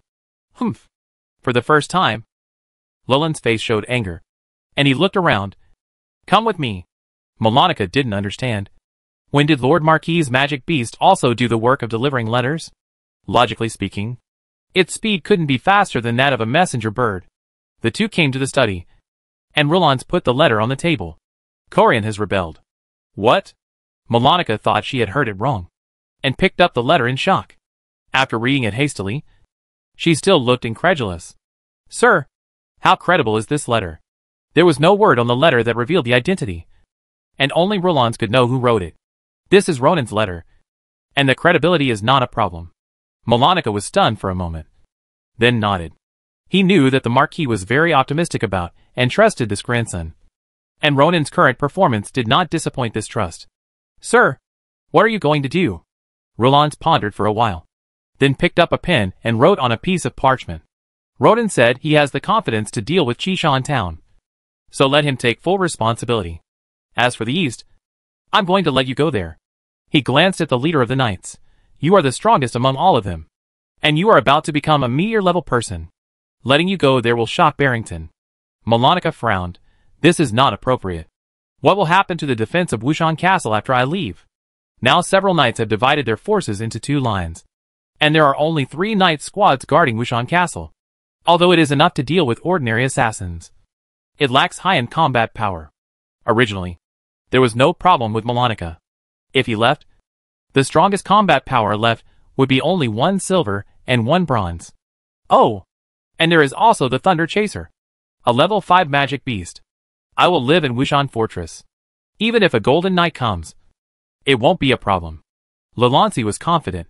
As for the meteor class, With Orson's experience, they won't take risks easily without sufficient interests. Although Orson didn't die, he was crippled by Lulancy in a weird way, which was more painful than death. If those Meteor class want to assassinate Lulancy, they will risk being crippled. Without sufficient interests and certainty, they won't try easily. Maybe, but I still think it's enough to let someone notify them. Lulancy shook his head and insisted on his own approach.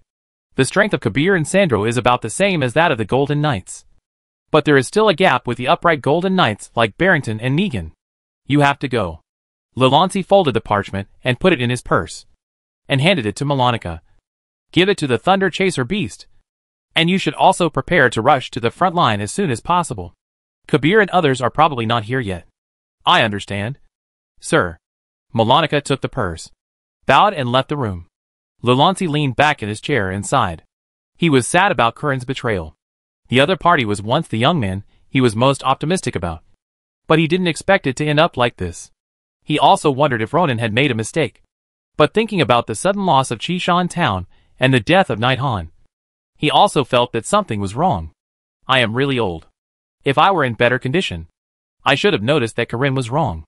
When people get old, they will trust people or things they once favored. Just like the first impression has a great influence on people. Over the years, Lulancy knew about the tricks between Curran, Han and Wiggins, but he didn't bother to care. But he didn't expect Curran to betray him.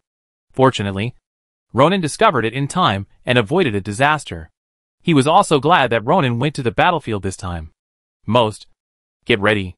Let Wiggins, Diane and Breton move into Wushan Fortress tomorrow. Yes, sir. That night, a lot of things happened in Chishan Town and Wushan Fort.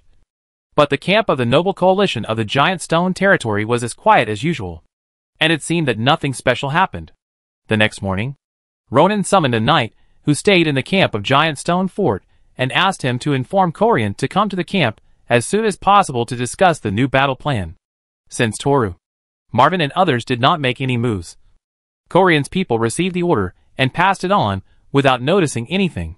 This way, the latter would not be suspicious. Rydar, Talon and others began to arrange manpower to prevent the night squad of Giant Stone Fort from rioting. Everything was ready, just waiting for Corian to arrive. Chapter 268 Variables. In the Giant Stone Castle, as all the nobles evacuated to the camp outside, the place returned to its former tranquility. Baron Corian slept until he woke up naturally as usual, then hummed a tune of unknown tune and enjoyed a delicious breakfast served by a group of servants. He was not indifferent to this war, but was very concerned. After all, this was a gamble for him. Although Ronan rejected his plan to attack immediately, it did not affect the overall situation. In his opinion, it was nothing more than staying in the camp for a few more days. As the food was consumed, they would eventually take action. As long as the Noble Coalition army went to war with the Polish bandits in Chishan Town, his Giant Stone Castle Knight squad would become a sharp dagger, completely piercing the front line and changing the situation. Master, the knights who stayed in the camp are back, saying that they brought the order of the commander. Viscount Ronan, the steward of the Giant Stone Castle, reported respectfully. After what happened before, Corian's impression of Ronan changed. But after a good night's sleep, that change seemed to be washed away, and he began to disdain Ronan again. He wiped the grease off his hands. Let the knight come to see me. Soon.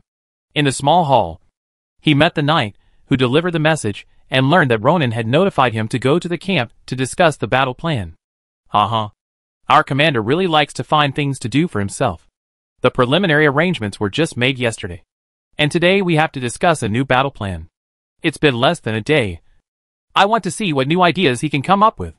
Before the war officially started, Corian was a defeated general, so he would not do anything that obviously violated the commander's arrangement in these small matters, which would undoubtedly cause trouble for himself. So after receiving the order, he immediately prepared to go to the coalition camp. Did anything special happen in the camp last night? He asked casually. Last night, Ronan summoned Toru and others to discuss something, and also came to find you. But you were not there. Maybe it was late at night, so he didn't let us come to the Giant Stone Castle to inform you. Corian couldn't help but curl his lips, thinking that it was fortunate that he went back to the Giant Stone Castle to rest. Otherwise, he would have to go out for a meeting in the middle of the night. Commander, Really love to show off and toss. Go and inform Briso. Let him take the knight team to go to the coalition camp with me. Briso is a new knight who joined the giant stone castle. He is very powerful, and is undoubtedly the most respected person by Baron Corian. If the giant stone has its own knights in the future, this knight Briso will definitely serve as the leader. But these are the opinions of the knight team members. In fact, Briso was not a follower of Corian. The other party came here purely to help him complete this gamble. Soon, the knight squad of the stone castle assembled. Corian rode on his warhorse, and Briso also arrived. Let's go, Corian said. More than 2 knight squads, a total of more than 200 people, began to set out towards the camp of the noble coalition. Seeing that Ronan's plan of luring the snake out of the hole and catching the turtle in the jar was about to succeed, a figure ran out from the small road on the west side of the castle and quickly came to the front of the team. My Lord Baron. My Lord Baron. Corian pulled the reins and looked back. It was the messenger bird manager of Giant Stone Castle. What's going on? He asked in a deep voice. My lord, there is an urgent letter for you. Corian frowned. What kind of urgent letter would there be at this time? Could it be from Wushan Castle? He quickly took it and opened it, and his face suddenly changed. What's wrong? Briso noticed something wrong and asked curiously. Corian looked at the other party with a complicated look, as if there was regret, anger, and a little madness. Stand by.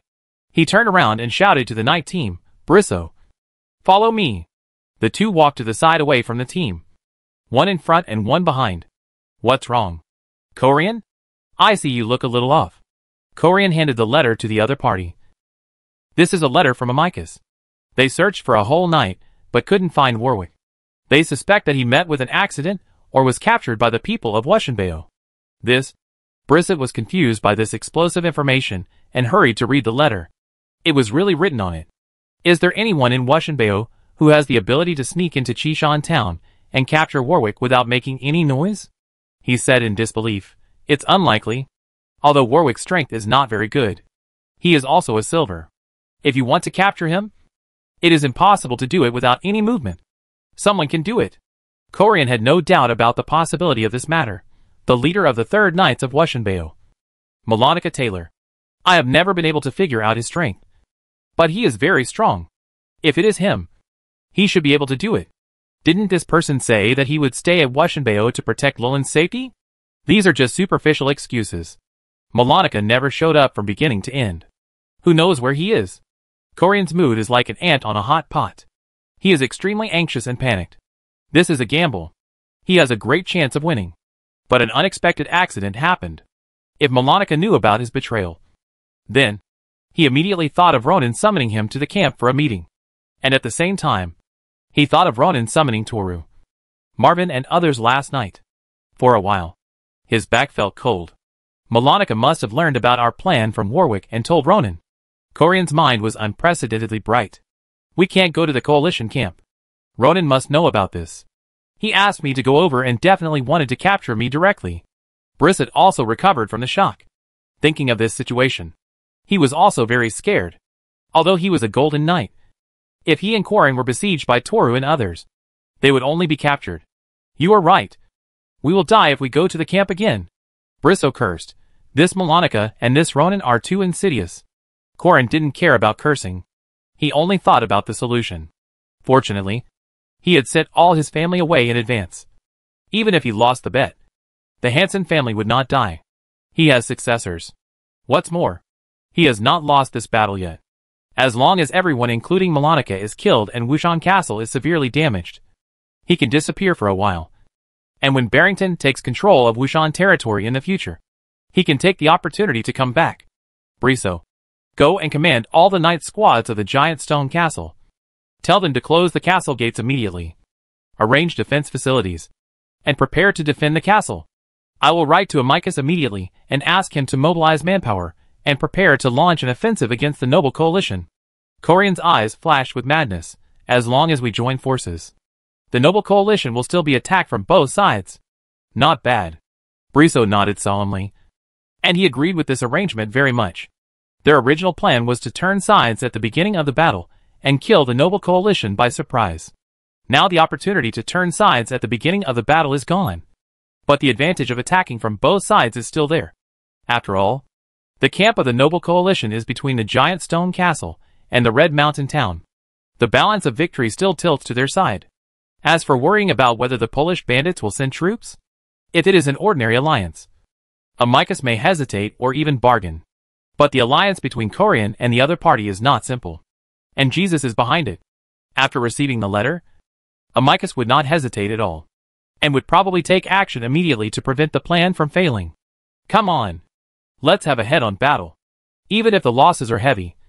As long as the final victory belongs to us, everything is worth it. Corian whipped the horses, and galloped towards the Bird of Faith Tower. Brisso drove the horse to the night team, and began to command everyone to deploy the castle. The wall of the giant stone castle is more than 10 meters high and 7 or 8 meters thick. It cannot be easily destroyed by ordinary attacks. At the same time, there are enough food and supplies stored in the castle, so there is no worry about food and drink. Brisso believes that relying on the giant stone castle, they can hold on for a few days without any problem. These few days are enough for Chishan town to take action. Chapter 269 Flag Sacrifice. Time passed by minute, and the Allied camp looked like no one was interested. What's going on? Marvin looked at the entrance of the camp. Even if that Corinne dresses up like a woman to go out, he should be here soon. Don't worry. Philip should be back soon. After the voice fell, Philip quickly walked into the tent. It's not good. That Corinne closed the castle gate. And now even the castle servants, who go out to do business, are not allowed in. And no one comes out. Everyone was stunned for a moment when they heard such news. Fuck. Who leaked the news? Marvin roared. Is there a traitor among us? Corinne stayed indoors. Obviously he had heard the news, and it was normal for Marvin to have such suspicion. For a while, the people in the tent looked at each other, and they were all a little alert. In addition to Ronan and his people, the only 4 people present yesterday were Toru, Marvin, Philip, and Thorstein. Even Terran didn't know the inside story. If there is a traitor, it must be among these 4 people.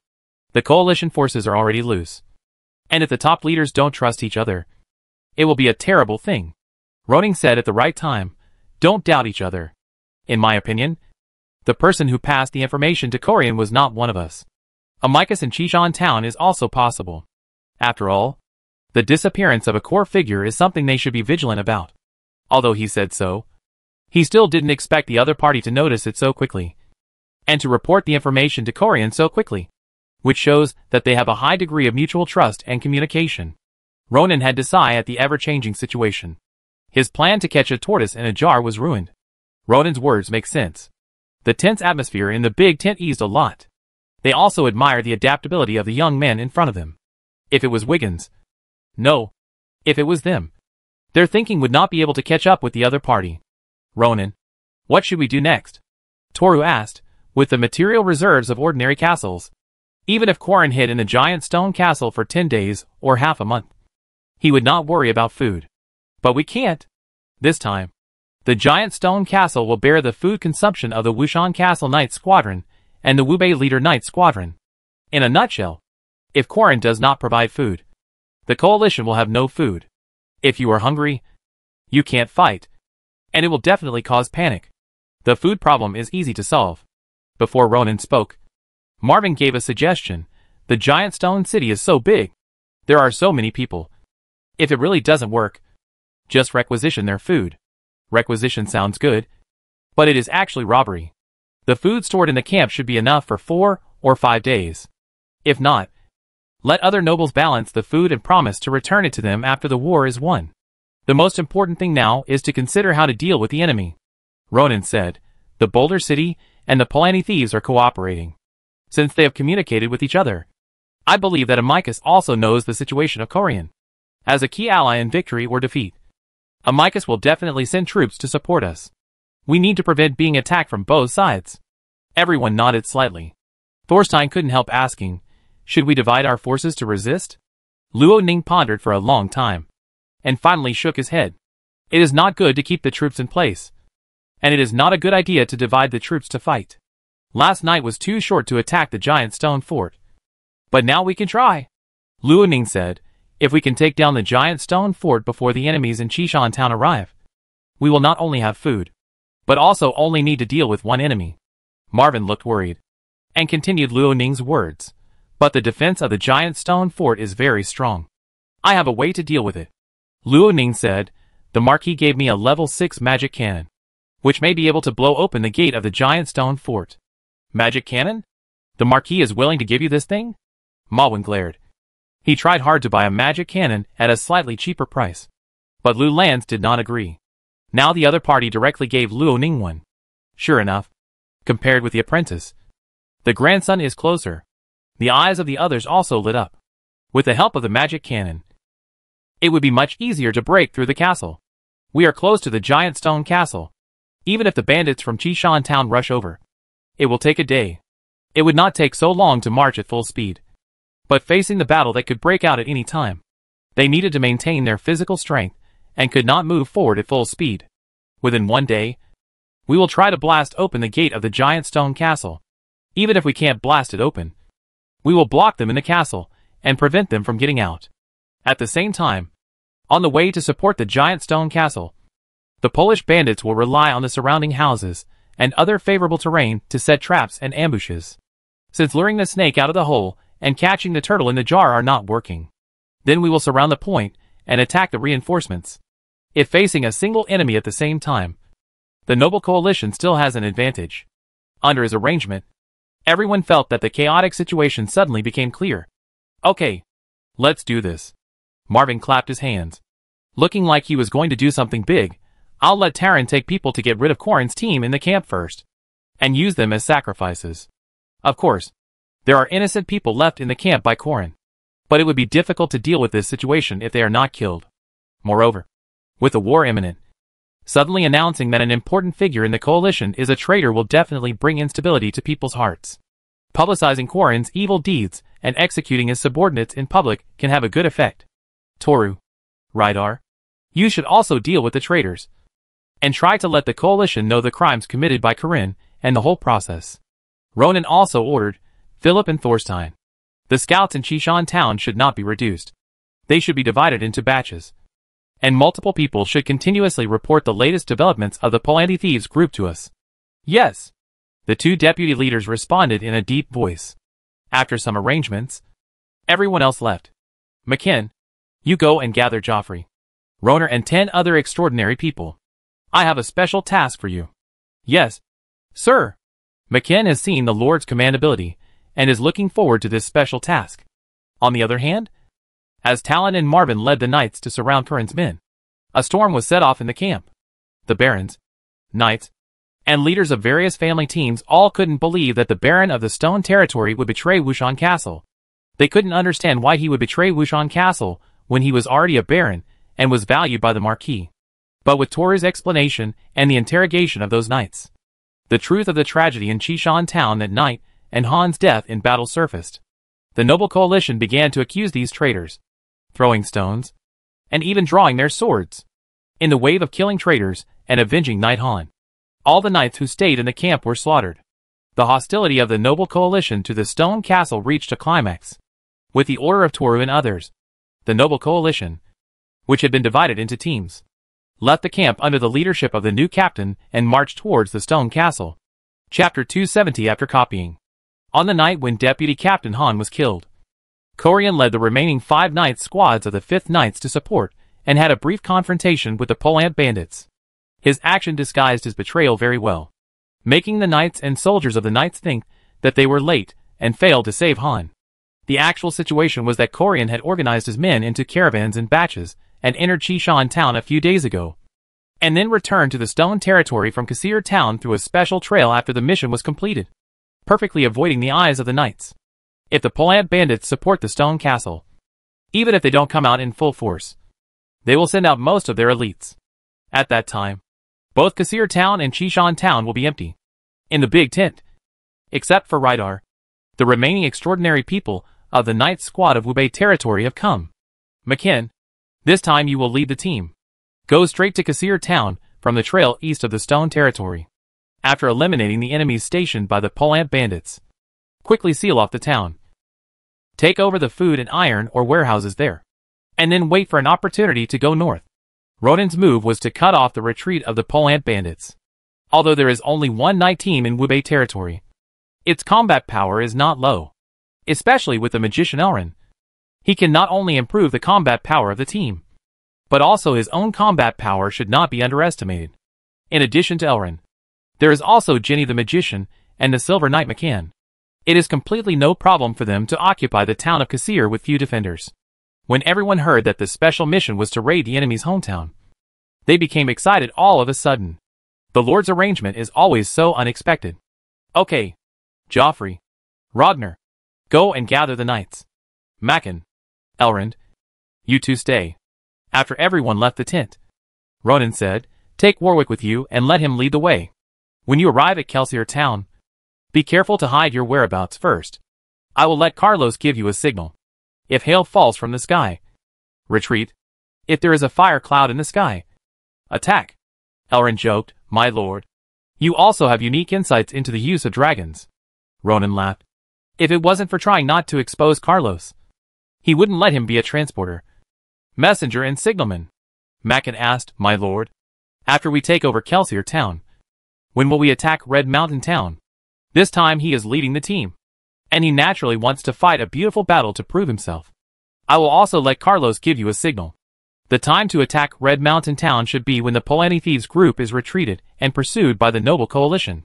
But this is just Luo Ning's idea, and the specific results will depend on the outcome of the battle. If the Noble Coalition is defeated, then all these arrangements are redundant, and they can only be passers-by in Kasir town.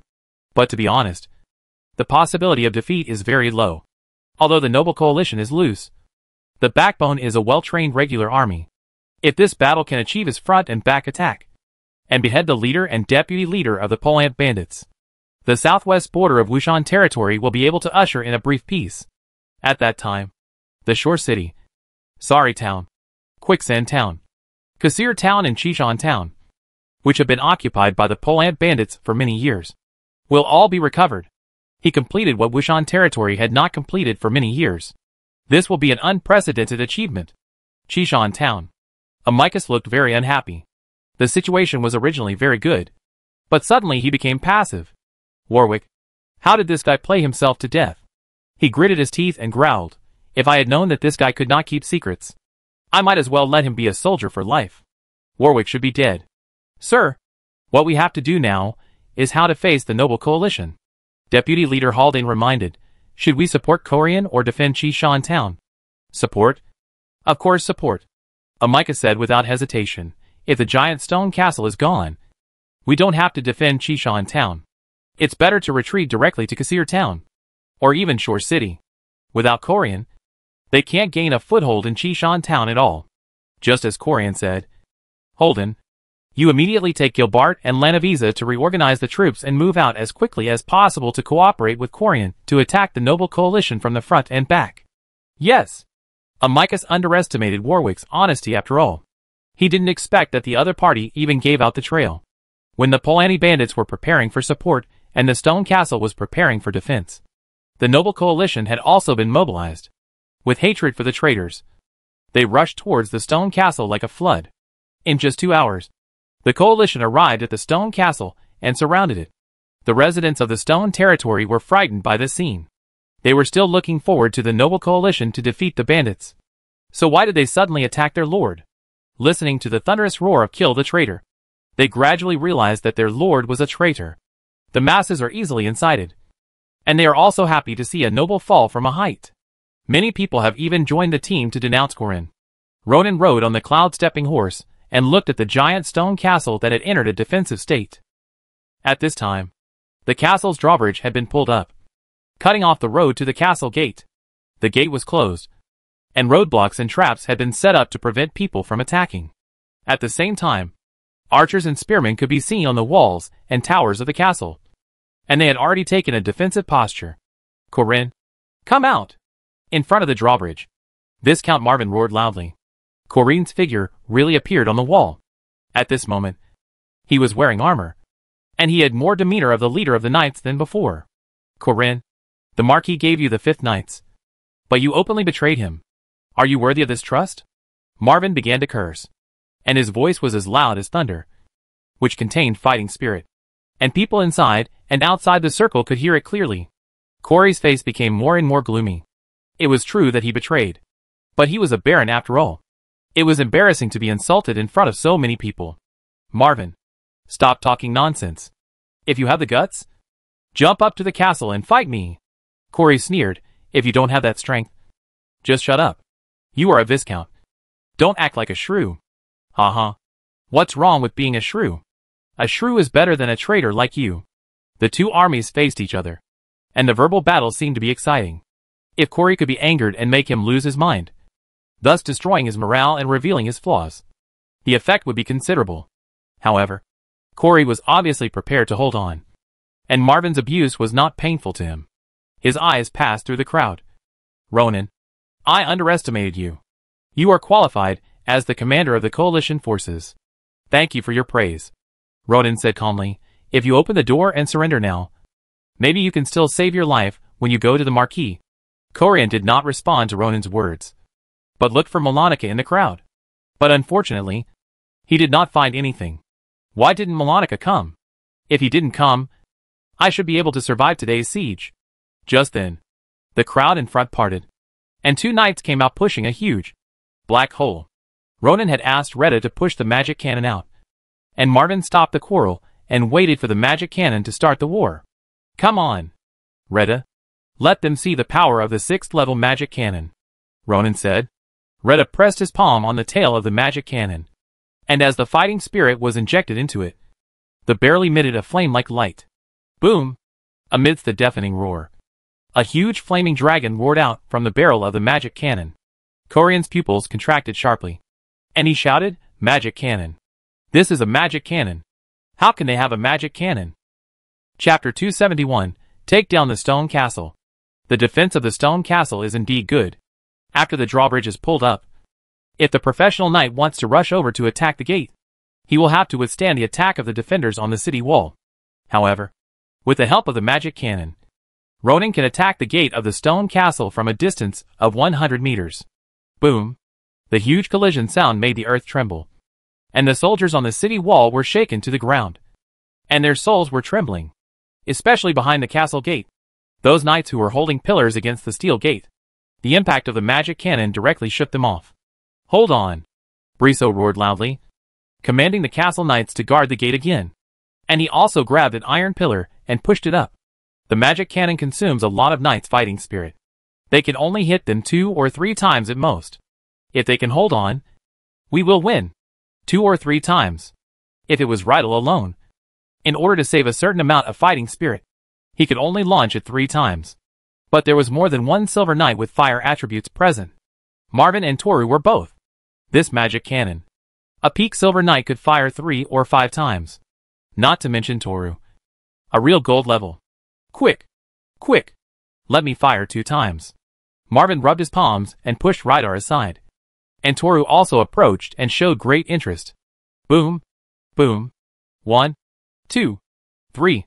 No matter how powerful the steel gate of the giant stone castle was, it could not withstand the continuous bombardment of the 6th level magic. Finally, after the 4th bombardment, the iron gate could no longer withstand the huge impact force, and it fell off the wall directly, and was pushed into the castle by the hot air wave. The knights behind the gate were blown away. Some were killed by the iron gate, and some fell heavily to the ground and could not get up again. Broken! Everyone was refreshed. Ronan drew out the flame flow sword, and his voice spread across the battlefield. Attack! Although the suspension bridge was pulled up by Corian, the width of more than 10 meters was not a problem for professional knights. They could jump across it. Kill! Viscount Marvin's fighting armor lit up. He bent his legs and kicked the ground hard. The whole person shot out like a cannonball and fell heavily on the opposite side. Not only him. Toru, Terran, Philip, Thorstein and others almost took action at the same time. A group of bronze and senior knights also lit up their fighting armor and followed closely. On the city wall, Corian looked pale. He didn't expect the situation to suddenly turn out like this. He had observed the troops of Wushan Fort and Wubbling, but he didn't find any of them carrying magic cannons. How could they suddenly come up with such a big thing? The broken city gate dealt a heavy blow to Corian, pushing him to the brink of death.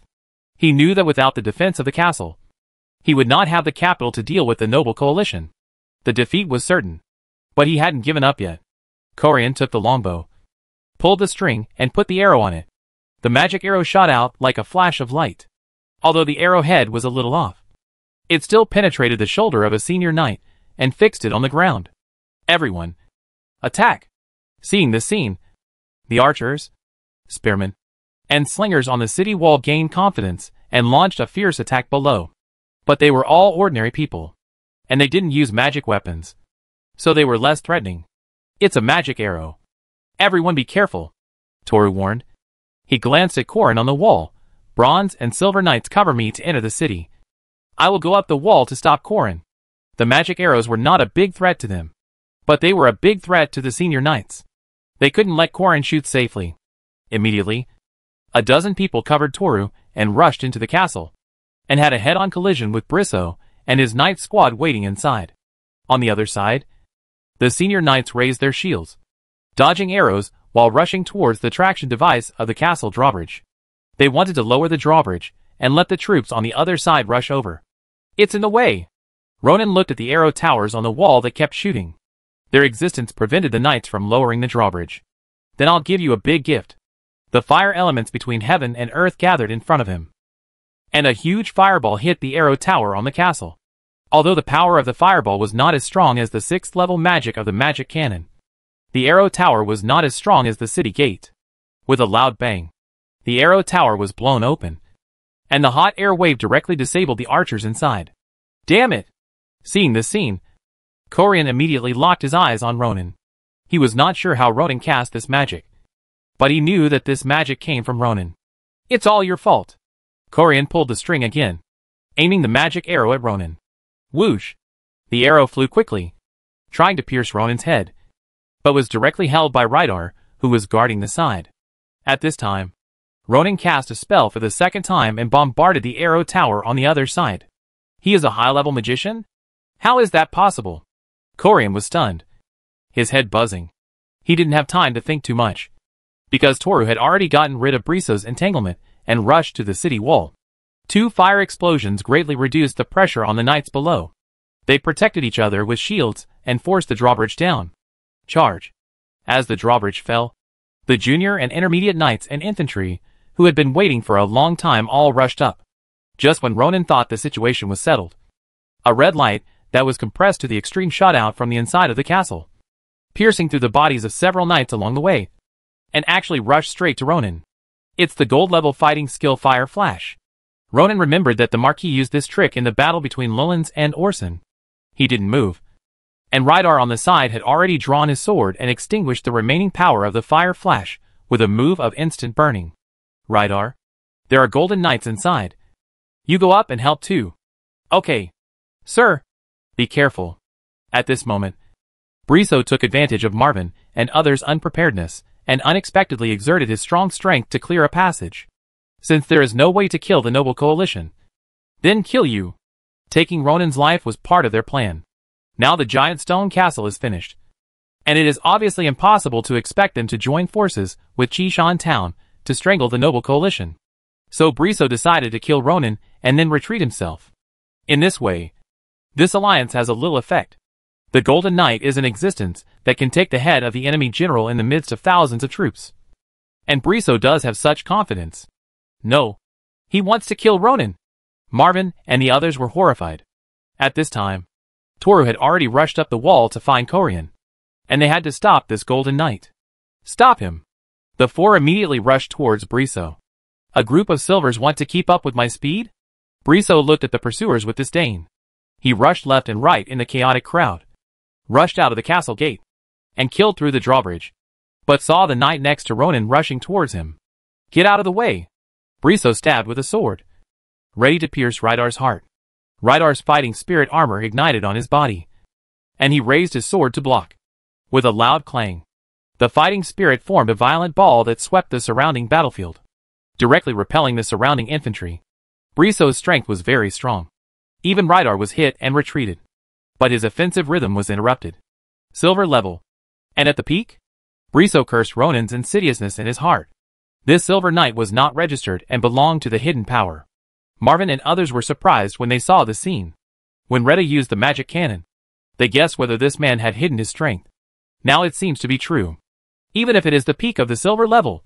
Don't think of stopping me, Briso roared wildly, trying to break through Retta's defense, but was stopped by the latter's continuous attack. This delay. The 4 knights chasing behind quickly surrounded him. Even if Briso is a gold knight, facing 5 silvers at the same time, it is difficult to resist and soon defeated. On the other hand, Corian is no match for Toru at all.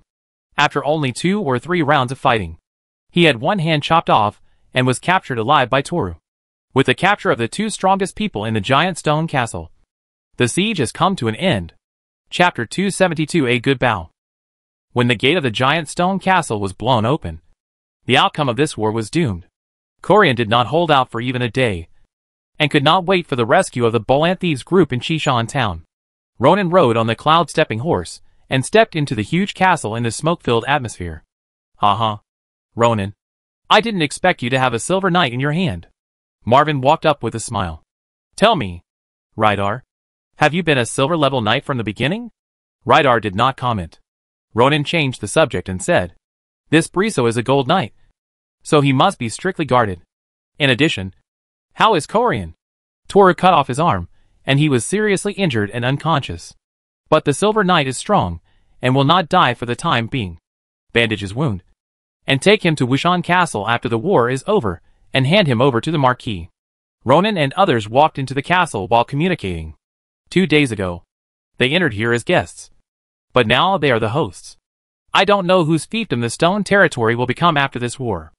After conquering the stone castle, the knights and servants inside were controlled, and the property was counted. In the fortress of the stone castle, most of the leaders of the coalition were already present, listening to the reports of their subordinates. First, there were no family members of Corinne among the captives. Obviously, he had moved all his family members before the noble coalition came, and everyone didn't even know where they went. Secondly, the property of the stone castle was not as much as it seemed. There were less than 3,000 gold coins, and not many other precious jewels. It was estimated that Corinne took them away when he moved his family. When they heard this report, everyone felt a little disappointed, and their dream of making a fortune was gone. Ronan, how are you going to deal with these spoils? Toru asked. Although it is inevitable that some people will take the spoils of war privately when counting them, most of the time, the commander decides how to distribute them. In the past, after Wiggins won a battle, he would say that he would give him time to come up with a distribution plan. At first, everyone really believed it, thinking that the distribution plan would come out in 3 or 5 days at most. But who would have thought that this plan has not appeared until now? And those spoils have long become Wiggins' private property. As Wiggins' son, how will Ronan deal with it? For Ronan, this battle is his performance battle, and his every move will be seen by these nobles and knights. His own strength is one aspect, and the ability to command, the attitude towards others, and the way of distributing spoils all affect everyone's view of him. If he really wants to become bigger and stronger in the future, he needs followers. Therefore, Ronan will naturally not do such a stupid thing as Wiggins. Regarding the spoils of war, Toru, you should pick a few responsible persons from the noble coalition to formulate a distribution plan. The distribution should be roughly based on the number of nobles and the contribution of each noble. And those nobles who suffered greater losses should be given some care. After all, others paid for the war out of their own pockets, and some people even sacrificed their lives. It is obviously unreasonable not to let them get some spoils of war. And for Ronan, thousands of gold coins, jewelry, and the armor and weapons of the knights under Corinne are secondary. The things that cannot be taken away are the main thing. After hearing this, everyone's eyes lit up. With this arrangement, everyone can get some benefits, so the hard work is worth it, and they are more and more satisfied with the young commander. Sir, I just received a report from the scout cavalry that the troops of the port thieves have left Chishan town and are heading towards the direction of the giant stone territory. The news that the giant stone castle was captured has obviously not yet reached the ears of the port thieves, and the other party naturally thought that Corian was still resisting. Philip, you continue to be responsible for reconnaissance of the enemy. Thorstein, you lead the troops to strengthen the giant stone city and block it. No one is allowed to go out, especially to the south. When the noble coalition entered the giant stone city, Ronan had already ordered the personnel to block the city and prevent anyone from going out to inform. Now that the giant stone castle has fallen, if the thieves know that Corian has lost, they will probably retreat to the Red Mountain town.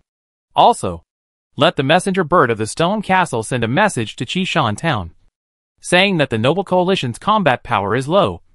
Baron Corian has resisted 2 waves of attacks, and now it is getting late. Both sides will stop fighting, and hope that Amicus can come to support as soon as possible. Everyone couldn't help but smile sinisterly after hearing this. I'm afraid that the people of the Port Thieves will be overjoyed to hear such news. After all, Corian can block the Noble Coalition with the castle.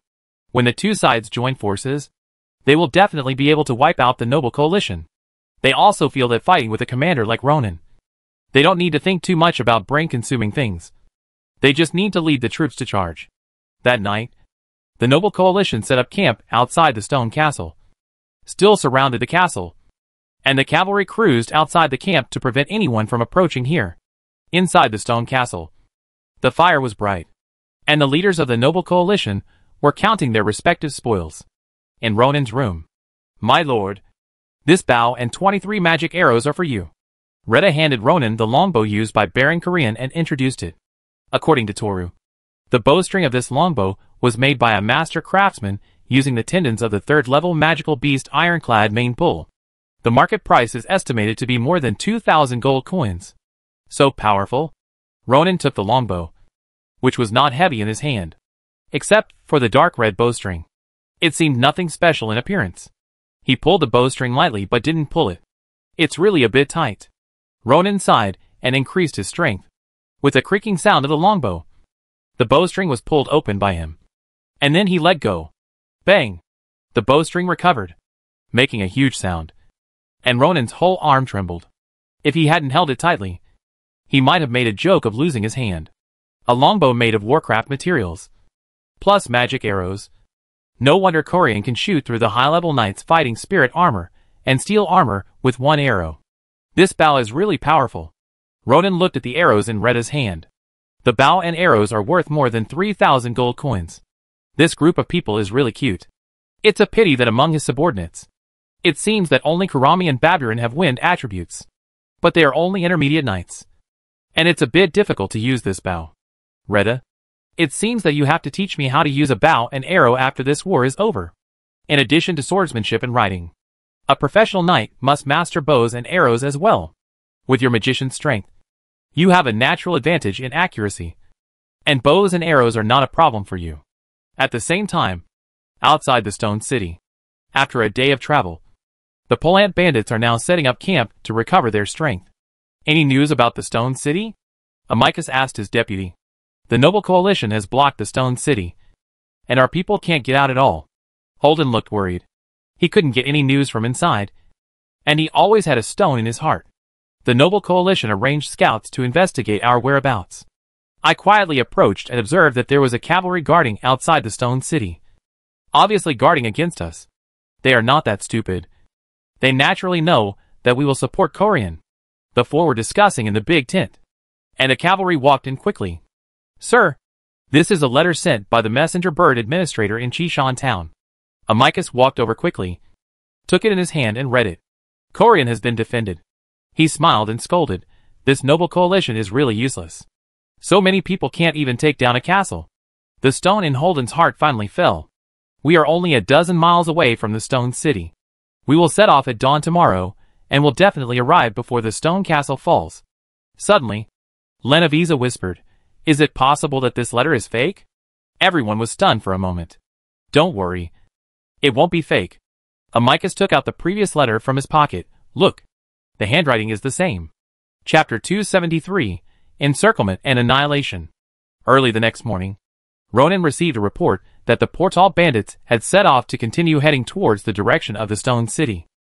This shows that the blockade of the news has worked, and the other party still does not know that Corian has been defeated.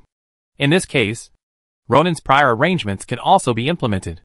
He needs to clear the streets near the south gate of the Stone City and arrange the Noble Coalition forces on the left and right, and wait for the bandits' army to enter the city, flanking from the front, back, left and right, attacking from 4 directions. The enemy's morale will surely be in chaos. Although there are extraordinary people in this world, people's hearts can still affect the battle. In a panic, even the Golden Knights can hardly perform at their normal level. At the same time, the McKinn Knights, who had already arrived in the town of Cassir through the dangerous trail yesterday evening, were stationed in the mountains at this time, waiting for the signal set by Carlos. The sun was rising, and the warm sunshine dispelled the slight chill of the morning. But there was a faint vibration, and Elrond looked up at the sky, only to see a white cloud turning red at a speed visible to the naked eye. McKinn, look! McKinn and others looked up and saw this scene. It was rare to see white clouds in the sky in the early morning, not to mention that this white cloud was turning red, which was even more peculiar. This is Carlos's signal. McKinn stood up and shouted loudly, "Everyone get ready. We will attack Cassir town in 3 minutes. This is our first battle, and it is also a crucial battle. I hope everyone will show 120% of their spirit and 150% of their strength to let the Noble Coalition see the combat effectiveness of our Wubei territory." The Knight squad of Wubbling shouted loudly, and they were also looking forward to this battle. Soon, they left the camp and followed the trail to approach the town of Cassir under the guidance of Warwick. There is a scout fortress in front, usually guarded by 2 guards, Warwick said. As soon as the voice fell, 2 figures came out of the wooden house in the woods. Whoosh! Whoosh! Joffrey and Ragnar rushed out together, and the 2 were killed before they could see the situation clearly. "Keep going!" McKinn shouted. The exhausted Warwick wanted to find a chance to escape, but after knowing the overall strength of his team, he had no evil thoughts at all. Further ahead is the entrance to Cassir town. There are usually more than a dozen people guarding there, but there are only 2 junior knights, and the rest are ordinary people. McKinn hummed and ordered, "David, Tom, Grommy, Thomas, the 4 of you will lead the attack here, and a small team of infantry will assist." After the Polant bandits occupied Chishan town, they moved their main forces to Chishan town, as Cassir town is the rear area. Although there are small roads, there is no danger here with Corian as an ally, so McKinn's Knight team will not encounter any problems. At the same time, the Polant bandits have arrived outside the Boulder city. Gilbert pointed to the city gate and said, "When I secretly observed yesterday, there was still a team of soldiers here, but now they have withdrawn. What can a team of soldiers do? They must know that our army is coming and have joined the Noble Coalition." As the few people were talking, a rumbling sound came from a distance. Amicus's mind moved, and he guessed, it should be the Noble Coalition that is attacking the stone castle. It seems that they know our army is coming, and they are anxious. Then what are you waiting for? Join our allies as soon as possible and annihilate the Noble Coalition. As Amicus gave orders, the thieves poured into the stone city. As soon as they entered the city, they found that the streets were empty, and there were no people in the houses around them. But they did not find it strange. The people were afraid of war, and after learning that this place would become a battlefield, it was inevitable to run away in advance. But they didn't know that behind the houses far away from the street, many knights and soldiers were holding their breath, waiting for the signal to start fighting. When they passed the street and could see the stone castle from a distance, the sound of horse hooves and footsteps sounded, and a team of people and horses intercepted right in front. Amicus pulled the reins and smiled at the young man, who was the leader of the other side. The silver hair was very eye-catching. "Ha ha ha. What? The Noble Coalition actually asked you to lead a small team to stop the army of Chishan town? The main force of the Polani Thieves group is out this time. In addition to him, the Golden Knight, there are 2 Silver Knights, 6 Bronze Knights, 12 Senior Knights, and 56 Primary and Intermediate Knights. Ronan only brought a small team, which was too arrogant. But at this time, footsteps sounded on the left and right sides, and more troops surrounded the 2 wings. What is this?" Amicus' eyes widened. "Oh no! We are surrounded." Lanavisa's happy mood suddenly sank. Holden asked in a deep voice, "You all come to attack us. Aren't you afraid of Corian's attack from behind?" Ronan spread his hands very easily. "We took over the giant stone castle yesterday. Don't you know?" As soon as the voice fell, the bandit group was in a commotion. Lanivisa shouted, "I knew that the letter was fake." The other 3 also realized this, but it was too late. Amicus looked at the postures around him, and had already begun to retreat. It should be possible to escape in the chaos. As for these soldiers, they were not trained by themselves with painstaking efforts. If they were lost, they would be lost. At worst, They could be gathered together later. The trailing Kasir town. Ronan looked at Amicus and said slowly, "It is said that Corian's Knight squad returned to the giant stone territory from Chishan town through that trail, avoiding the sight of the Wushan Castle Knight squad." Amicus' eyes widened. "How do you know?" "It's Warwick." "Definitely Warwick." Lonnie Visa screamed again. "Damn it!" Ronan kindly reminded, "Warwick is a good man. It is with his help that my knight team can take over the town of Kasir for you so smoothly." "You?" "For a while. Not only the 4 giants of the thieves group, but also the knights and soldiers behind them became restless. If they lost the town of Kasir, it would mean that they had no rear and no way to retreat. Originally, they wanted to surround the noble coalition, but now they were surrounded by others. The effect of disrupting the morale of the army was achieved. Ronan raised the flowing flame sword. Everyone listened to the order. Annihilate the enemy. Kill! The deafening shout of killing sounded, and a bloody battle began on the wide streets of the stone city. After hearing the sound of fighting, the army in the rear immediately surrounded them. For a moment, the army of the Polani thieves was like being wrapped in dumplings, with enemies all around. The infantry squad behind was directly slaughtered by the knight squad that rushed up, and blood was splattered, staining the ground red. Various colors of fighting spirit lit up, and the battle between the top knights began. Amicus's heart was trembling. Now it was not a question of how to make a comeback, but how to survive in this stranglehold. Kill! Because they knew Amicus's strength. Toru, Marvin, and Terran went straight to Amicus. Retta challenged the silver-level peak deputy leader Holden alone. The remaining Gilbart and Lanavisa were dealt with by deputy leaders Philip and Thorstein. This kind of street battle and alley battle is the real meat grinder. Affected by this solemn and murderous aura, Ronan lit up his fighting spirit armor and rushed into the crowd. Puff! The Luyan sword cut through the inferior armor, leaving a long wound on the enemy's body. He kicked the opponent away with a flying kick, and the huge force caused the thieves to fall down. With the strength of the peak of the silver level, he was simply invincible when avoiding the 4 giants of the thieves. Kill! Kill him! The bronze knights and the thieves saw Ronan join the battle and immediately surrounded him. If they could kill the people of the Wushan family or capture them alive, they might still have a chance of survival. Ronan also wanted to have a hearty fight, and he applied speed and light body skills to himself. And his speed was as fast as a phantom. So fast, the bronze knight only felt a gust of wind blowing in front of him. And then he felt a chill in his neck, and his aorta was cut, and his consciousness quickly blurred. Kill! Kill! Several bronze and senior knights gathered around Ronan. Ronan rotated with his body movements, and a thick flame tornado expanded in all directions, sweeping away the weak senior knights. Fuck! Ronan is so strong! Marvin, who was kicked away, stood up and saw this scene, and couldn't help cursing. Compared to Ronan's big fight with the thieves, his fight with the Golden Knight Amicus seemed cautious. Sometimes he couldn't fight head-on, and could only assist Toru from the side with Terran.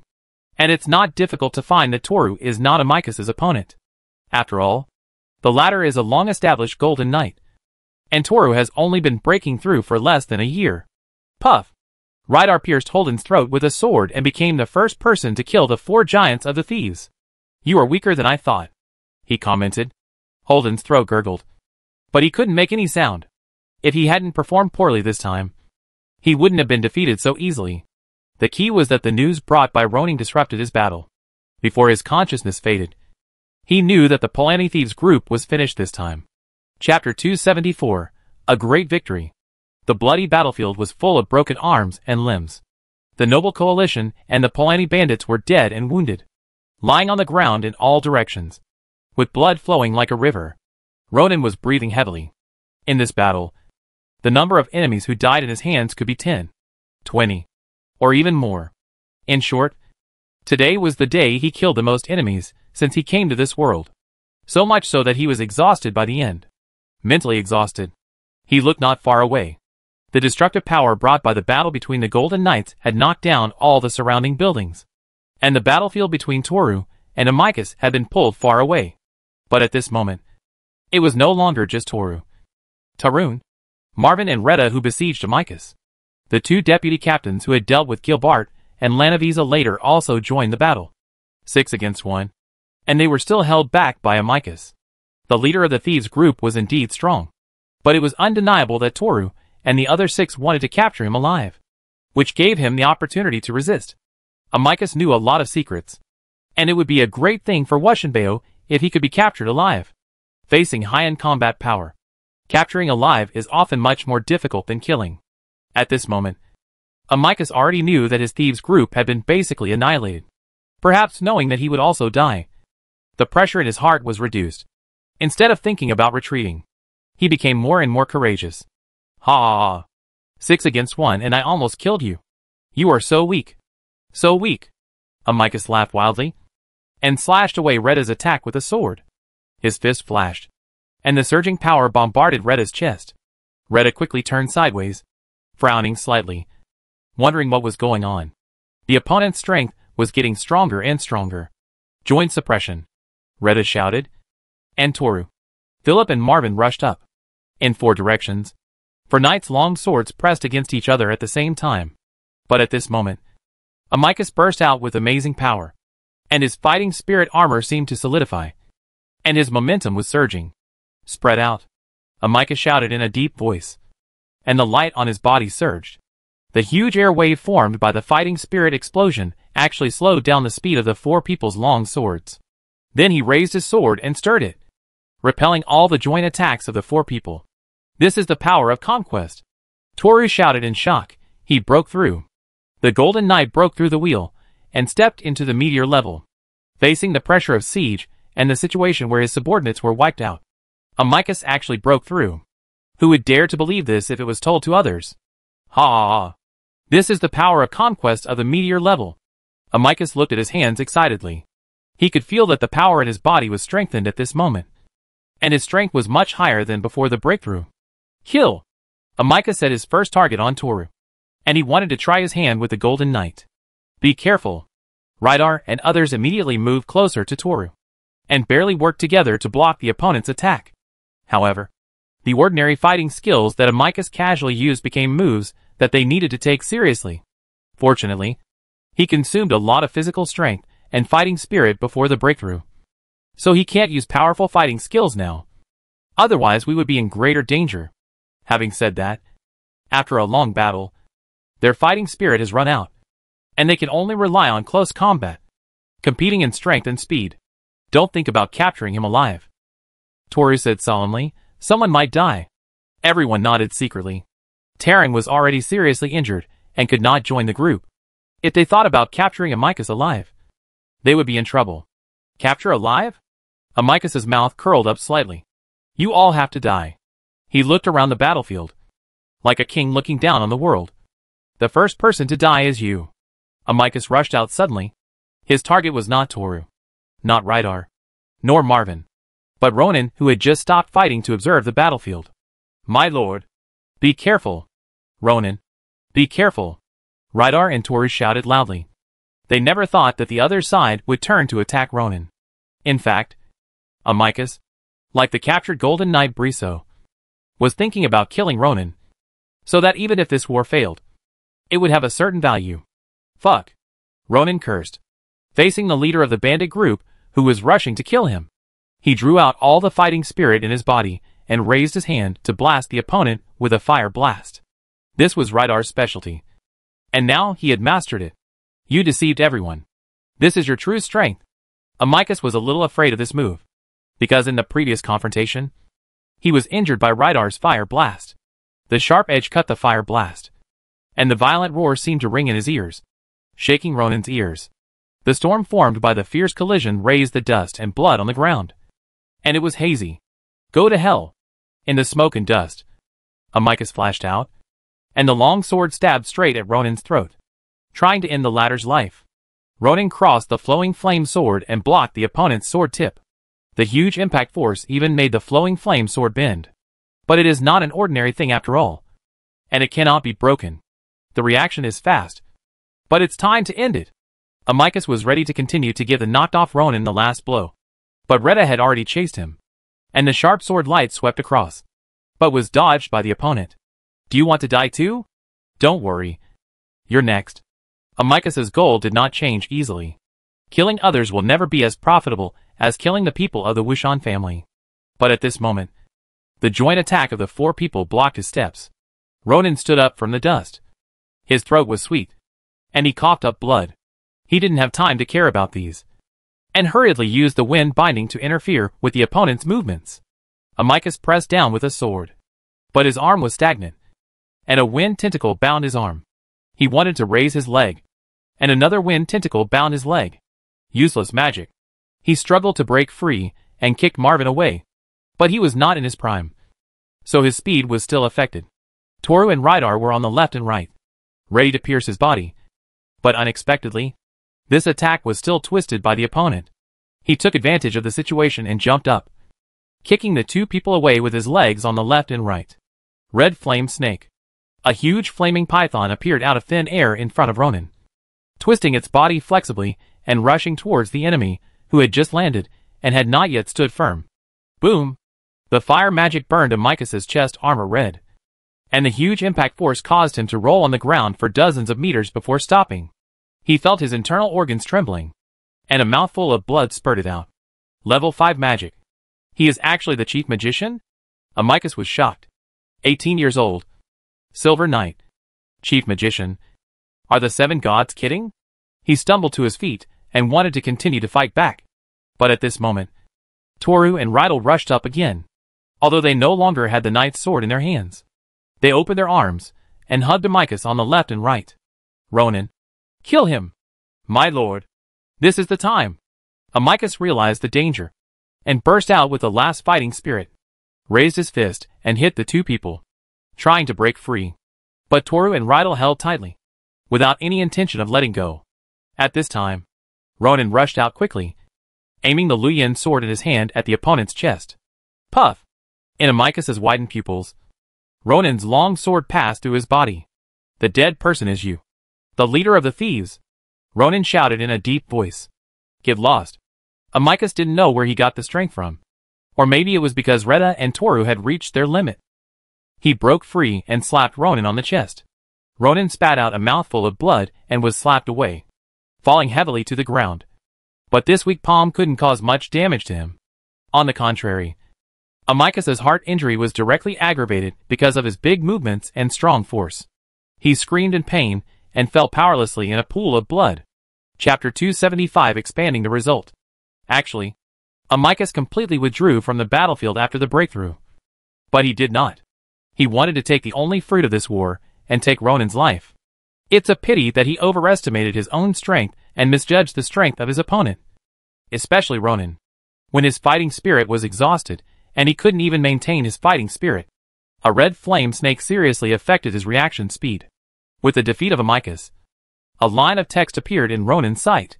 King of Killing achievement achieved. Attribute points plus 1,000. Energy essence plus 2,000. Ronan climbed up panting and looked at Amicus in a pool of blood. He didn't expect that the other party's breakthrough in the battle would prompt him to complete this achievement. The last time the King of Killing achievement required killing the Golden Knight. This time it was the Meteor class. Ronan didn't have a specific feeling about the power of the Meteor class before. But after fighting with Amicus today, he experienced it personally. They had one Gold Knight and several Silver Knights, and they joined forces to kill the Meteor Star. But it was so difficult to win. Under normal circumstances, Ronan estimated that he would have to reach the gold level and the late stage of the magician to achieve this achievement.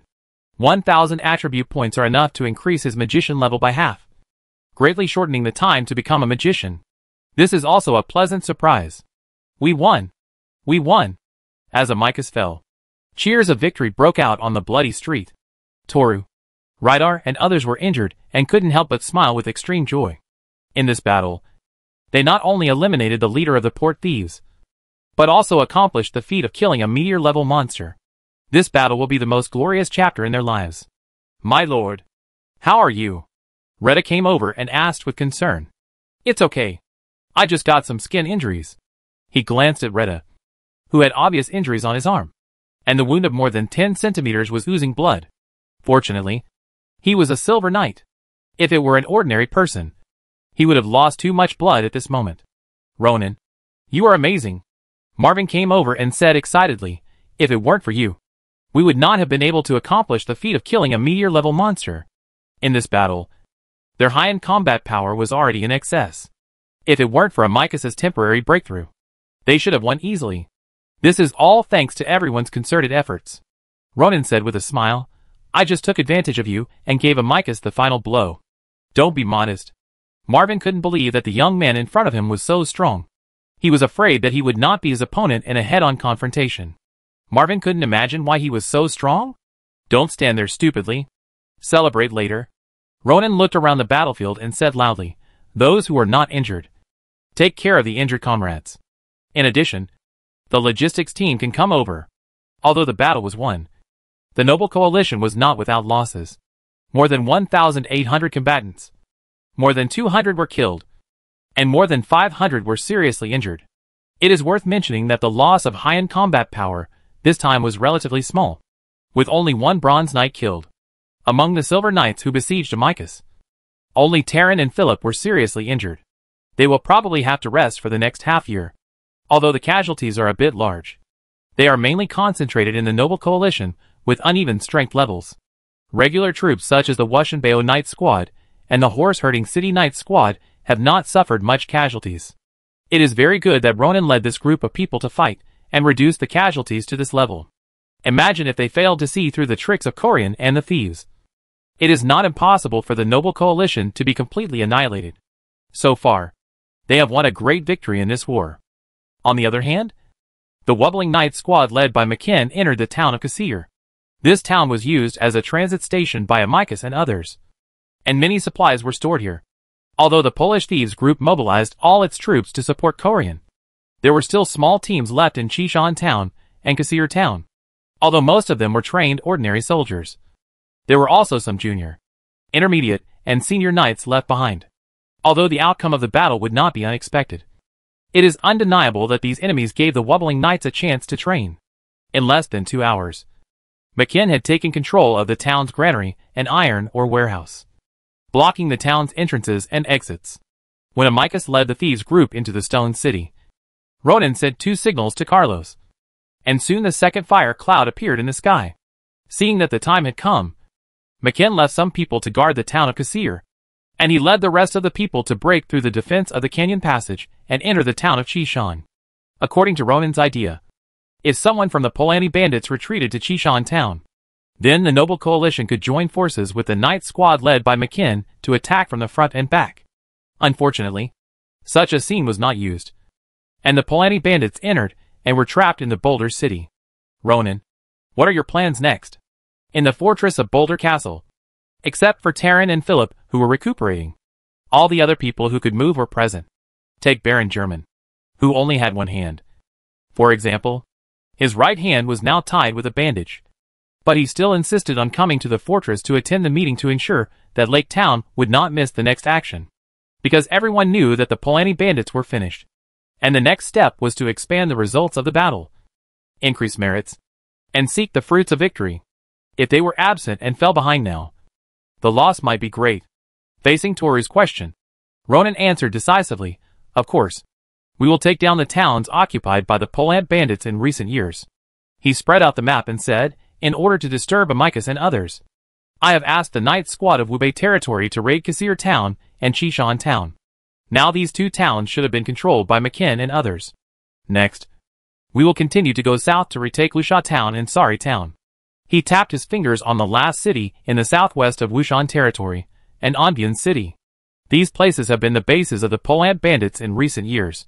Now that the bandits are gone, it will be very easy to take them back.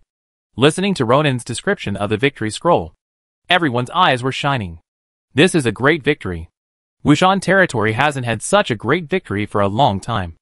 And the reason why all this went so smoothly was all thanks to the young commander in front of them.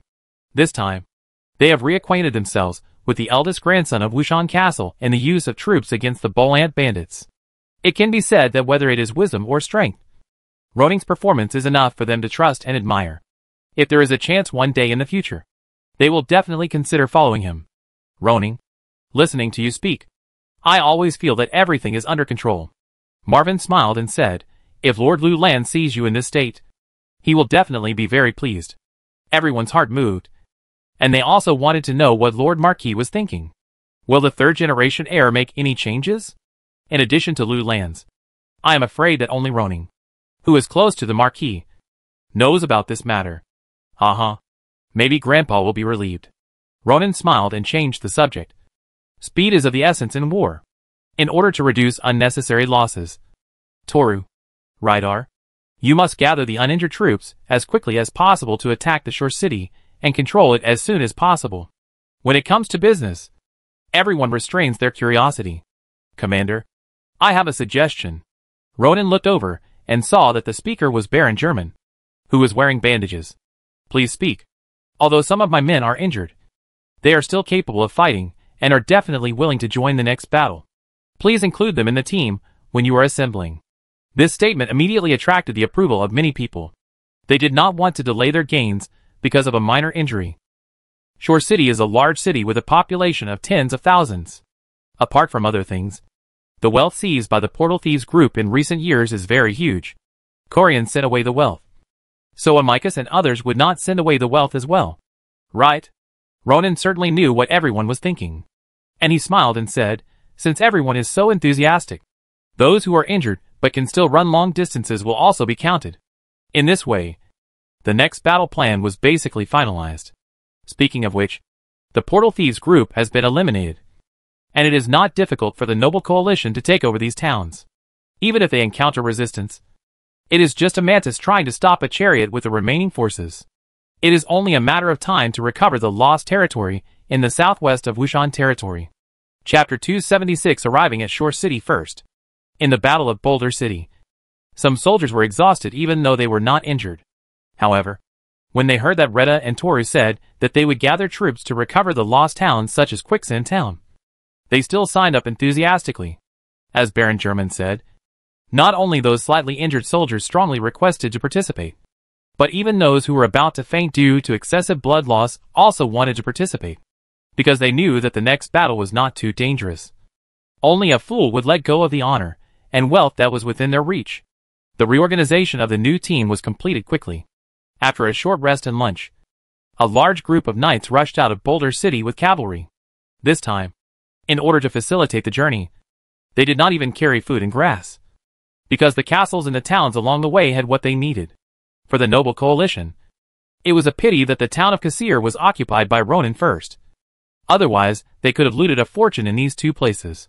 Ronin and Retta followed the team to Chishan Town and listened to McKenn's report. Sir, we occupy Kasir Town and Chishan Town very smoothly. However, in the several small-scale conflicts that broke out, more than a dozen infantrymen were still seriously injured, and one of them had his neck cut off on the spot. Even Elrin used a powerful healing spell on the spot, but he couldn't save him. Elrin said helplessly, there is only a little flesh left on his head hanging on his neck.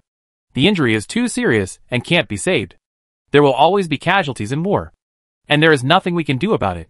Ronan said, write down the list of casualties.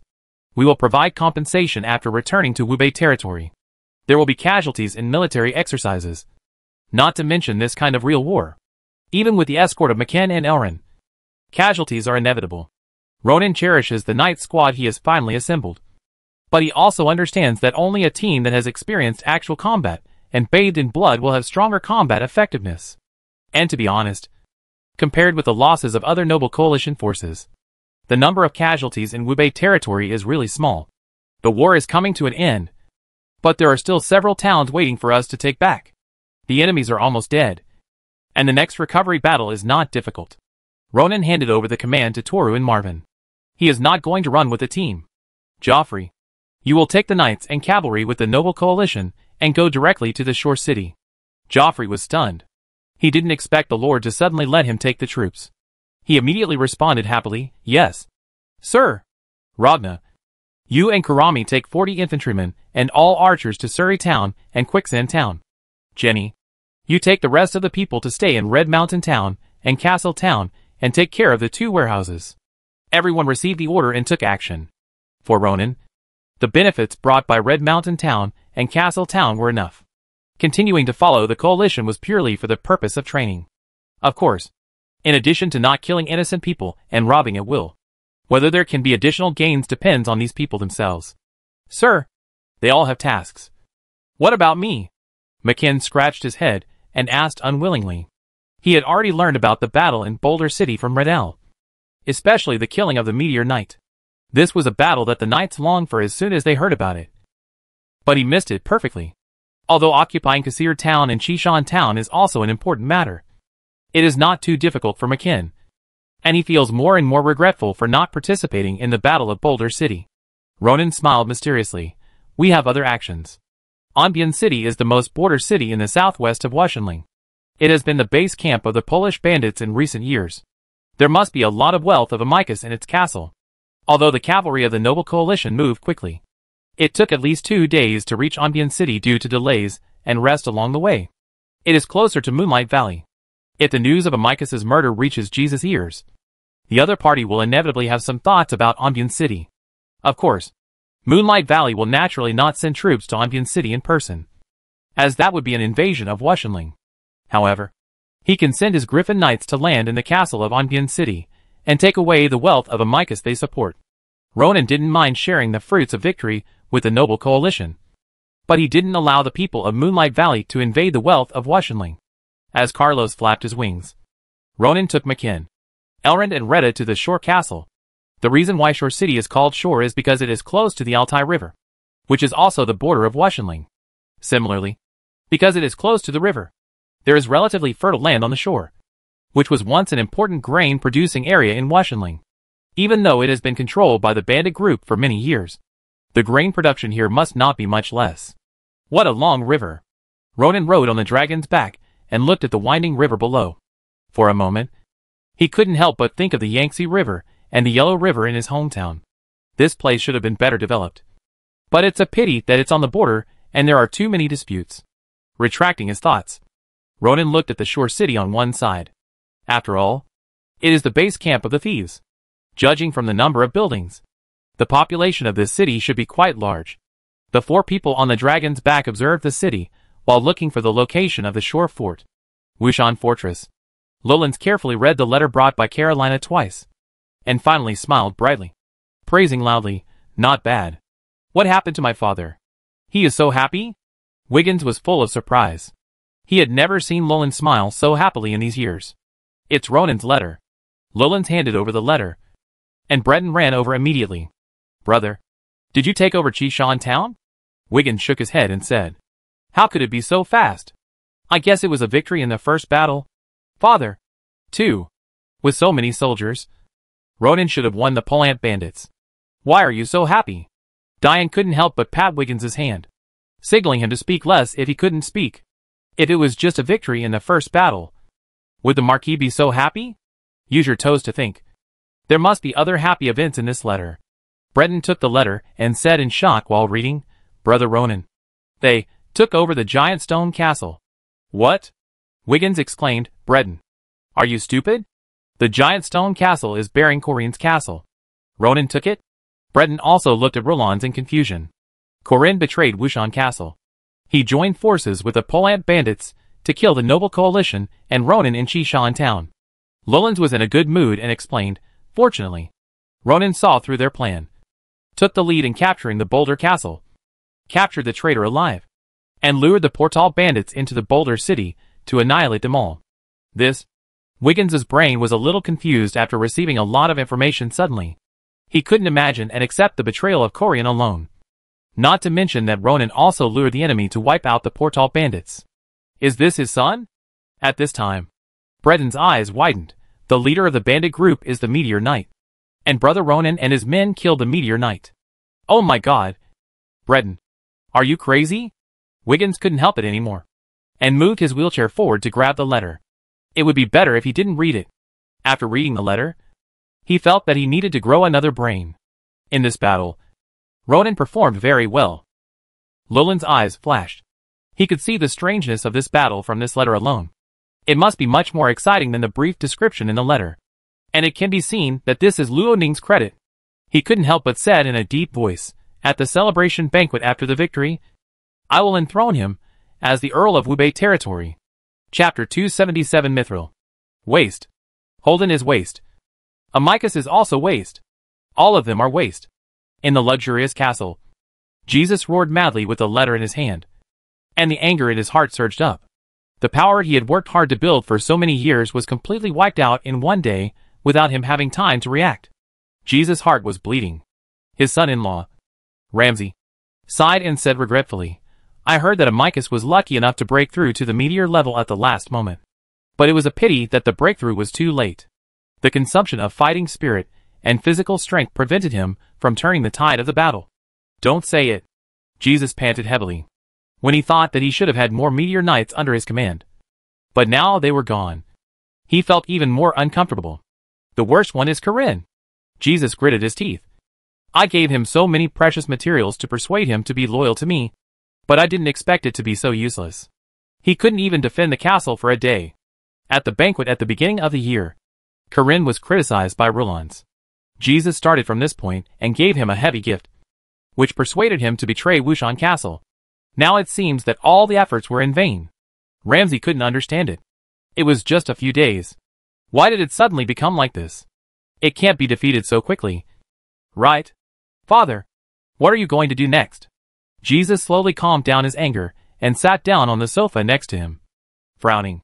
Now the situation in the kingdom is stable, and my brother is still strengthening his prestige everywhere, wanting to marry Wushan Castle. Even if I want to occupy Shore City at this time, I can't send troops. The king will not interfere with the port thieves. But if he, Moonlight Valley, takes action, the nature will be different. If he and Wushanbeo have a feud, it will be easier to say there is an excuse, and they can mediate in the future. But the bad thing is that Moonlight Valley and Wushan territory have no feud. The death of Amycus is equivalent to him losing the iron rod to pry Wushan territory, which has a great impact on Jesus. It doesn't matter. I have supported the port thieves twice. At most, I can wait 2 years and come back for the 3rd time. Jesus' eyes were fierce. A small Moonlight Valley can't accommodate him. A member of the royal family. He needs more land.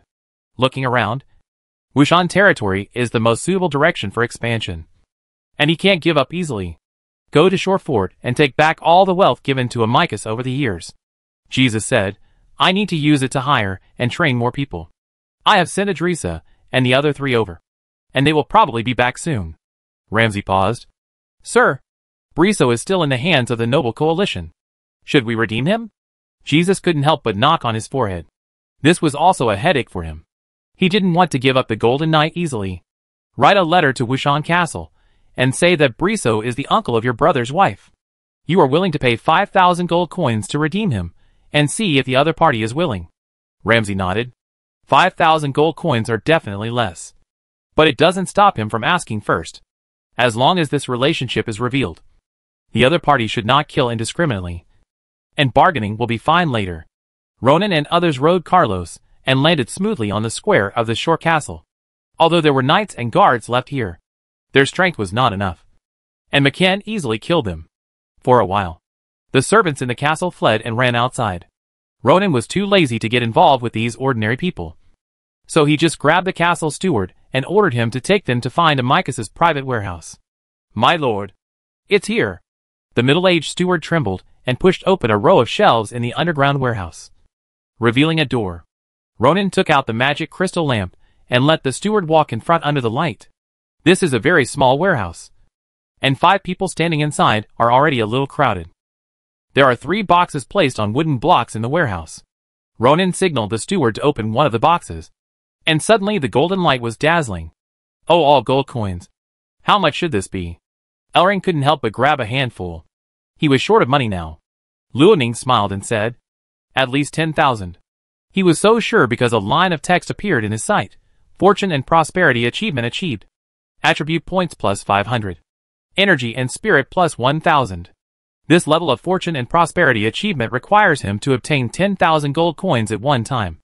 Obviously, the number of gold coins in the box in front of him is at least 10,000. He glanced at the panel. The next level of fortune and prosperity achievement requires him to obtain 30,000 gold coins at one time. There are exactly 3 boxes in front of him. If each box has 10,000 gold coins, then he can complete 2 levels of achievements in succession. Ronan immediately ordered, open these 2 boxes too. The second box was opened, and it still shone with golden light, and it was also a whole box of gold coins. But after the third box was opened, it was not the dazzling gold, but a light silver white. His wish to get 30,000 gold coins at one time was dashed. What is this? Ronan walked over in surprise. I don't know. The butler shook his head hurriedly. Ronan poked with his sword and found that several silver objects in the box were as hard as iron. And there was no trace left after a sword pierced. He squatted down and picked up one of them. It looked like metal, but it was lighter than iron. My lord, if my guess is correct, this should be mithril, Rydar reminded. Mithril? Ronan's eyes lit up. It was really possible. It is said that this special metal is stronger than steel, but lighter than iron. It is a good material for making high-end weapons, armor and accessories. In addition, it also has many uses in magic. Although Ronan didn't know the exact price of mithril, he knew it was very expensive. The mithril in this box was definitely more valuable than the other 2 boxes of gold coins. Yes, the mithril in this box should be enough to make a set of light armor. Ronan still had dragon scales that could make a set of armor. And now he had more mithril. Now he lacked a master craftsman who could make these special materials. He put all 3 boxes into the space ring, and he was done with the small warehouse. It's a pity that the Noble Coalition will be disappointed when they come here, because I have emptied this place. Ronan originally wanted to leave 2,000 or 3,000 gold coins, but when he thought of Holden and others, who also had a lot of wealth in the small castles of Shore City, he did not leave any. He would not go to those small castles and let the Noble Coalition make a small fortune. He finally showed his face in Shore Castle, and it would not be good if he ate too much. Coming out of the underground warehouse, Ronan was in a very good mood. He could not help but look at his attribute panel. Now the attribute points and energy essence have reached 1510 and 3000 respectively, and they can get a significant improvement as a whole. At this time, there was a wave in the air. Carlos, who was resting in the square, passed a message to Ronan that a big bird was coming. Ronan could not help but look up at the sky, and saw 3 black spots flying quickly from a distance. Rydar and others also noticed the scene. It's a griffin. Hee hee. Ronan couldn't help but laugh. I didn't expect that the people from Moonlight Valley would really come. Chapter 278 Knights of Moonlight Valley. The reason why Ronan chose to ride a dragon to the Shore City first was to prevent Amicus's property from being taken by Jesus of Moonlight Valley. He thought he was overthinking and thought that the king's brother, the Earl of the Kingdom, would not look down on this small fortune. But he did not expect that the other party really sent people over. And they were 3 Griffin Knights. If I remember correctly, there are 5 Griffins in Moonlight Valley.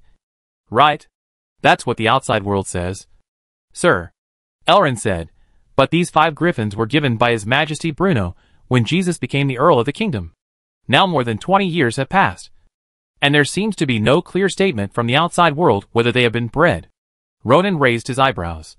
I didn't realize you still know about these things. Haha. I went to some places to collect materials for making magic potions a while ago, and I heard a lot of things outside when I stayed in the tavern. The 3 of them were summoned. Although there was a lot of information in their memories, they didn't know much about the things of this era. Now, as their range of activities expands and their knowledge increases, the 3 of them are gradually getting in touch with this world. Ronan looked at the figures in the sky becoming clearer and clearer, and a trace of greed flashed in his eyes. What do you think? We should take down these 3 griffins? Rydar was a little tempted. My lord, I also want to get a flying mount. Mackin nodded in agreement. If I can get it, then I want it too. There are generally only 2 ways for a knight to get a flying mount for a magic beast. Either to sign a contract with a flying magic beast, or to buy a flying magic beast that is artificially raised. Both methods are difficult. First, only a 7th level dark attribute wizard can make a magic beast contract scroll, and the price of 1 scroll is at least tens of thousands of gold coins, and it is not a mass-produced product. Second, the price of artificially raised magic beasts is not much lower, and not everyone can buy it. Take the griffin, for example. Generally only those who have made contributions to the royal family or have special relationships can buy it. Ordinary people, even if they have money, don't have that channel. Ronan's mind turned quickly, analyzing the feasibility of the matter. There is no doubt that if you want to possess these 3 griffins, you must get rid of these 3 Griffin Knights.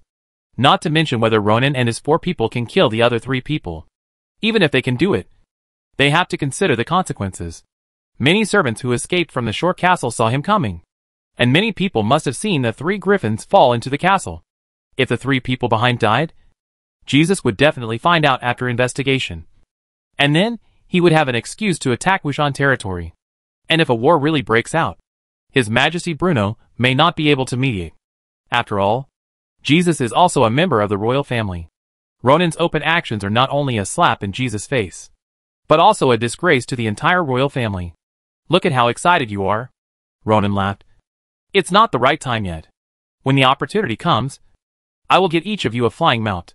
The three could only sigh and secretly thought it was a pity. While they were talking, 3 griffins fell from the sky.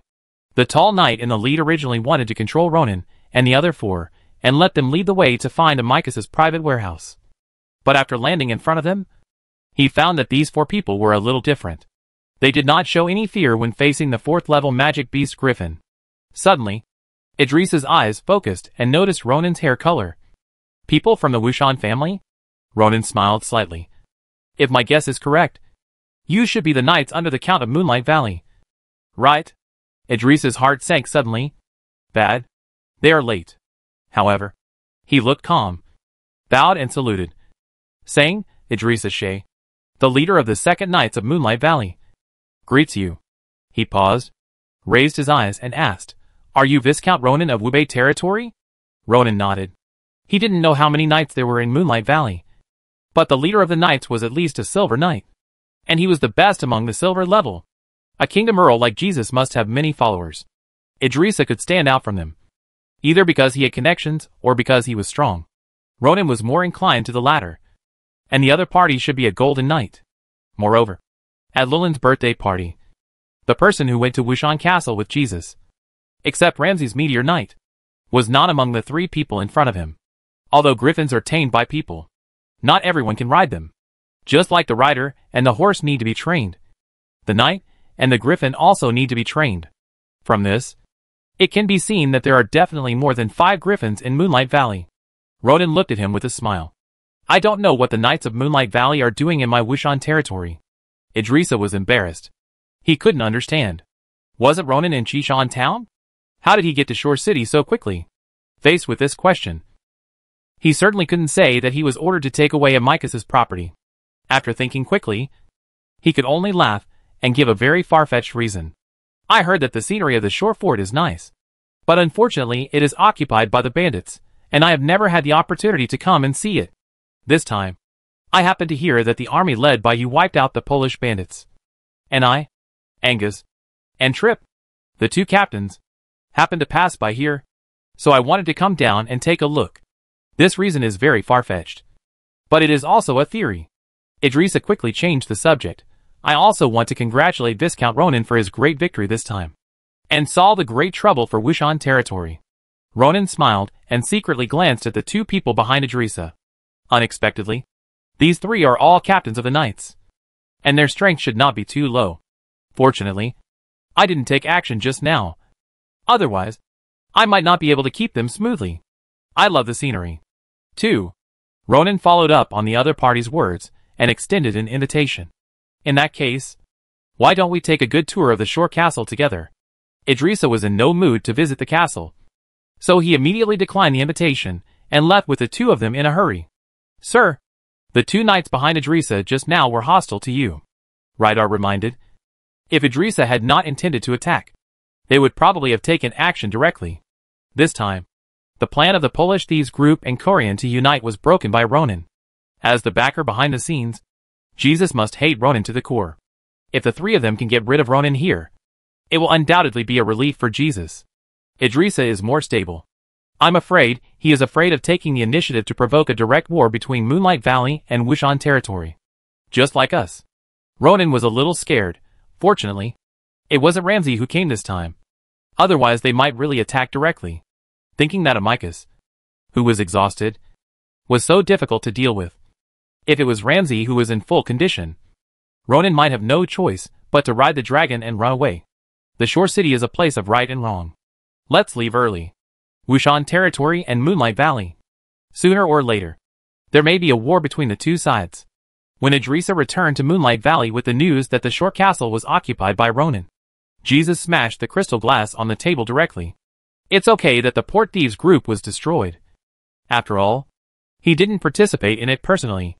But this time, he personally ordered to take back Amycus' inheritance. But it was still intercepted by Ronan. Jesus couldn't accept it. This Ronan? I'm afraid I will send people to the shore fort.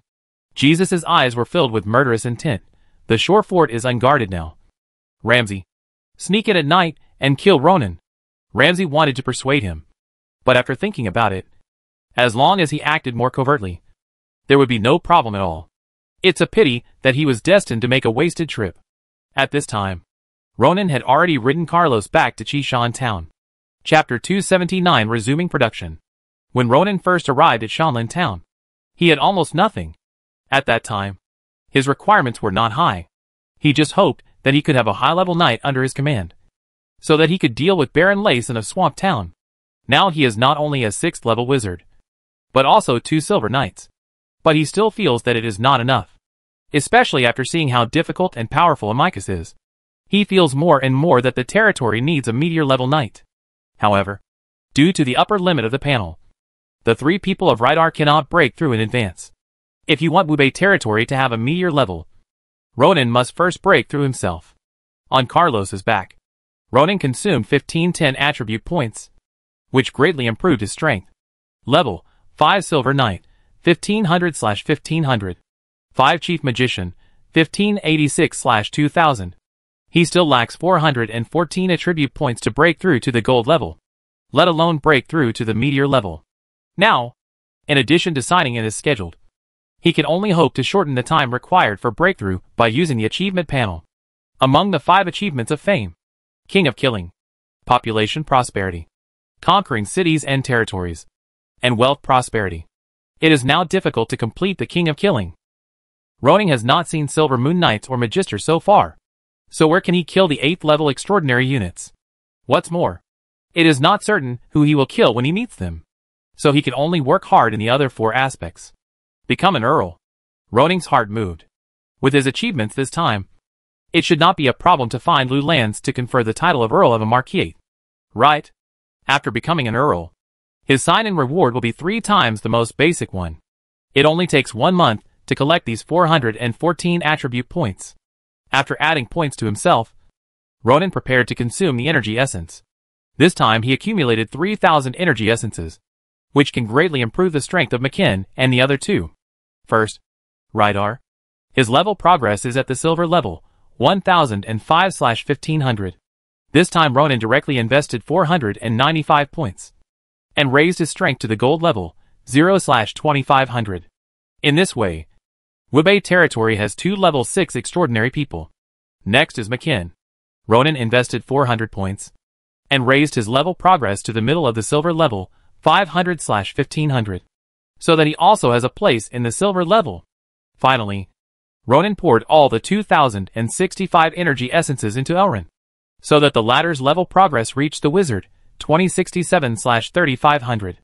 Anyway, Ronan still has a lot of time to break through to the meteor level, so he doesn't need to quickly increase Elrin's level progress to the maximum. After all, he can also practice on his own. Of the 4 followers who can add points, only Carlos has a little energy essence left. It's not that Ronan doesn't think highly of Carlos, but his experience bar is too long. Every time he sees the string of numbers, 17/12500, Ronan can't muster the energy to add points to him. After returning to Chishan town, Ronan prepared for the next thing. Chishan Iron Mine. Toru, Marvin and other nobles had no idea at all, and it had obviously fallen into Ronan's pocket. As for the share of the iron ore, during the conversation at Wushan Fort, Wiggins said that he wanted 30% of the iron ore, and asked Ronan to pay him 6,000 gold coins every year without doing anything.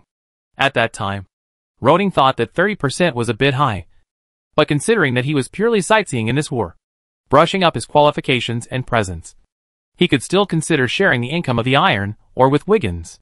But now, this war was won because of him, and it was also because of him that Wushan Fort avoided a serious disaster.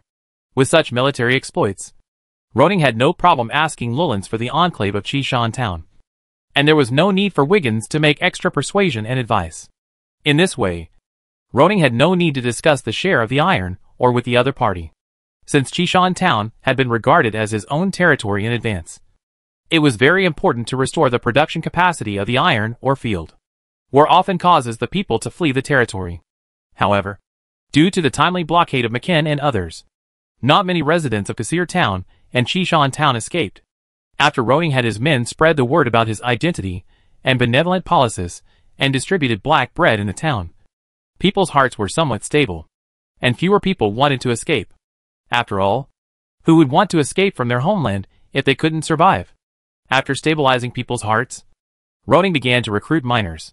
Based on the principle of reusing the old, Roning selected people with mining experience, gave them a daily reward of 3 copper coins, and was responsible for their food and drink. Soon, they had gathered the previous mining scale of 150 people. In addition, Roning also recruited a total of 130 people for handling and processing, and also provided food and drink, but only 2 copper coins per day. Although it sounds a bit harsh, compared to the practices of Corian and Amicus, who either gave too little or gave no money, and did not allow them to eat enough. Roning's arrangement was not opposed by anyone, and many people signed up. There is not much arable land in Kasir Town and Chishan Town, and many families rely on the Chishan iron mine for their livelihood. As long as the mine owner can give them food and allow them to support their families, they don't mind suffering a little. In order to stimulate the workers' labor, Roning brought out the old tricks in Wubei territory. The monthly mining weight is counted, and the top 3 will be rewarded with money and food each month. And the last one for 3 consecutive months will be dismissed. I believe that with this incentive, once someone tastes the benefits, their enthusiasm will definitely be improved. In addition to resuming iron ore production, there are several other things that Roning is dealing with. First of all, the spoils of war. The Polish bandit group was completely wiped out, and the weapons, armor, and war horses left behind were all spoils of war. The logistics personnel of the Noble Coalition were counting these things, and Ronin needed to distribute them. Secondly, he asked McKen to lead people to recruit craftsmen in Jushur territory, Chishan Town, Kasir Town, and even the later Quicksand Town and Shore City, whether it was blacksmiths, carpenters or masons, as long as they had skills. He would recruit them all, if they were willing to follow him to Wubei territory for development, in addition to giving them considerable remuneration. Wubei territory's policy of attracting foreign population would also be effective for them. Despite the enclave of Chishan Town, Wubei territory was Ronin's rear base. Only when the rear base was stable could he output without worry in the future. As for Chishan Town, let's just treat it as a production base for the time being. When he has time, Ronin will consider moving Kales and others from Wubei territory to Chishan Town, building a blast furnace on site and processing weapons and farm tools. When they meet their own needs, they can sell them to the outside world. The skills of selling iron ore are still a bit low. The profits brought by processing iron ore into products for sale will be much higher. In the future, there will be an iron processing factory here. Sir, there is a craftsman named Feng Si who wants to see you. David came in and reported. He hopes to serve you, but he wants to ask you for a favor. Craftsman? Ronin's eyes lit up. What profession? It's a blacksmith, David said. According to him, he can make high-quality knight swords and armor. This is a rare talent. Ronin smiled and said, bring him to see me. Chapter 280 Treasure Craftsman. Honorable Knight, do you think the Viscount is willing to see me? Outside the small castle of Chishan Town, Feng Si was waiting anxiously. He was not from Chishan Town, but because of his good craftsmanship and the high quality of the weapons and armor he made, he got to know many lords and knights and cooperated with them. Nighthand was one of them. Over the years, the two have cooperated hundreds of times, if not thousands. Feng Si made a lot of gold coins from Han. This time he came to Chishan Town to deliver a batch of goods to Han, and at the same time visit other knights to see if there is any business that can be expanded. Feng Si thought that this time would be a pleasant journey like many times before, but he never expected that the Polani thieves group would attack Chishan Town. Not only did Nighthand die, but even the merchants and travelers who were strolling in Chishan Town were all captured by the thieves. Fortunately for him, because of his status as a master blacksmith, the people of the Bolan thieves group did not do anything to him, but just asked him to forge weapons day and night. But his son, who went out, was unfortunately dragged to the mine and became a miner. When he found his son, Paul had been beaten all over and was dying. These days, they huddled in the small blacksmith shop and finally waited until the noble coalition of Wushan Castle drove away the robbers. But Paul's injuries not only did not heal, but continued to worsen, and he was about to die. In desperation, as a father, Fengzi could only try to ask the Viscount of Wubei who lived in this castle. Don't worry, Master Fengzi. The Viscount has always valued capable people like you. He will definitely meet you. Tom has been following Ronan for a long time, and has learned a lot about the Lord's personality and preferences. He knows that Ronan likes all kinds of craftsmen. Let's not talk about anything else. Her mother, Leah, was valued by the Lord because of her good tailoring skills. The Fengzi in front of him is the same as the Carpenter Dean in Wubei territory.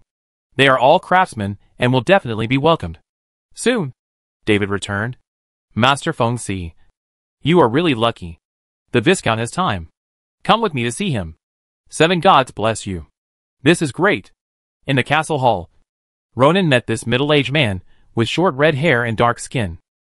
After some inquiries, he understood the other party's intention. So, you want me to save your son? Fons nodded immediately, bowed and said, My lord, I have a son in my old age, and I don't want to watch him die. He raised his head and spoke very sincerely. My lord, as long as you can save him, I am willing to spend all my wealth.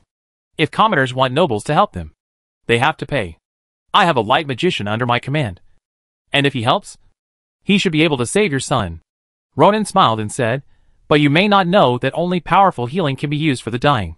And the magic scroll of this healing spell costs 6,000 gold coins on the market. Do you have so much money? How much? Fons was stunned. He thought that he should be able to get about 2,000 or 3,000 gold coins. But he didn't expect Ronan to ask for 6,000 gold coins. Sir, I don't have so many gold coins. His whole expression suddenly withered. But hope was in front of him, and he didn't want to give up. He couldn't help but kneel on the ground and shed tears. Please, the Honorable Viscount, save my son. As long as you are willing to help, I am willing to do anything for you. Ronan nodded slowly. Fengzi is from Wushan City. When Ronan recruited craftsmen before, the other party must have known it. In the end, he didn't go to Shanlin town because he looked down on Wubei territory. After all, if you have skills, you can live well anywhere. Now Ronan wants the other party to work for him willingly, so he has to use some methods. I heard that you are a master blacksmith. Fengzi heard that there were signs of easing, and hurriedly responded excitedly, Yes, sir. I am confident that I can become a master craftsman within 2 years. Master blacksmiths are able to manipulate extraordinary materials and create extraordinary weapons. They are walking sweet cakes. Ronan's dragon scale armor requires at least this level of blacksmiths to make. Now, he liked Fengzi more and more. There is a carpenter at the craftsman level in my territory. He thinks he will never become a master craftsman in his lifetime. Why are you so confident? Sir, I have a feeling that I can break through and become a senior knight in half a year. Are you still a mid-level knight? Perhaps there is a preconceived notion. Ronan subconsciously thinks that after becoming a professional knight, they will join a fighting profession. But if you think about it carefully, some people are not suitable for fighting, such as Knight Horn in the territory. Just listening to the other party's meaning. As long as you break through to become a senior knight, you may become a master craftsman, which makes Ronan very strange. Does becoming a master craftsman have anything to do with strength? Of course. Fons explained. High-level knights with fire attributes have more precise control over fighting spirit. When forging weapons, they can use their own fighting spirit to slightly modify the materials to improve their fighting spirit affinity. At that time, using ordinary wrought iron and a certain amount of mithril, combined with the blacksmithing breathing method I created myself, I was confident that I could forge an extraordinary weapon. Blacksmithing breathing method? Ronan keenly caught something unusual. Similar to the Fighting Spirit secret book, both can assist in cultivation. It's just that when forging iron, with this set of breathing methods, you can better control the fighting spirit while practicing to enhance the power of the weapon. Ronan was shocked. The Fighting Spirit secret book was something that Ronan could easily obtain. But for ordinary people, it was something that was difficult to buy even with money.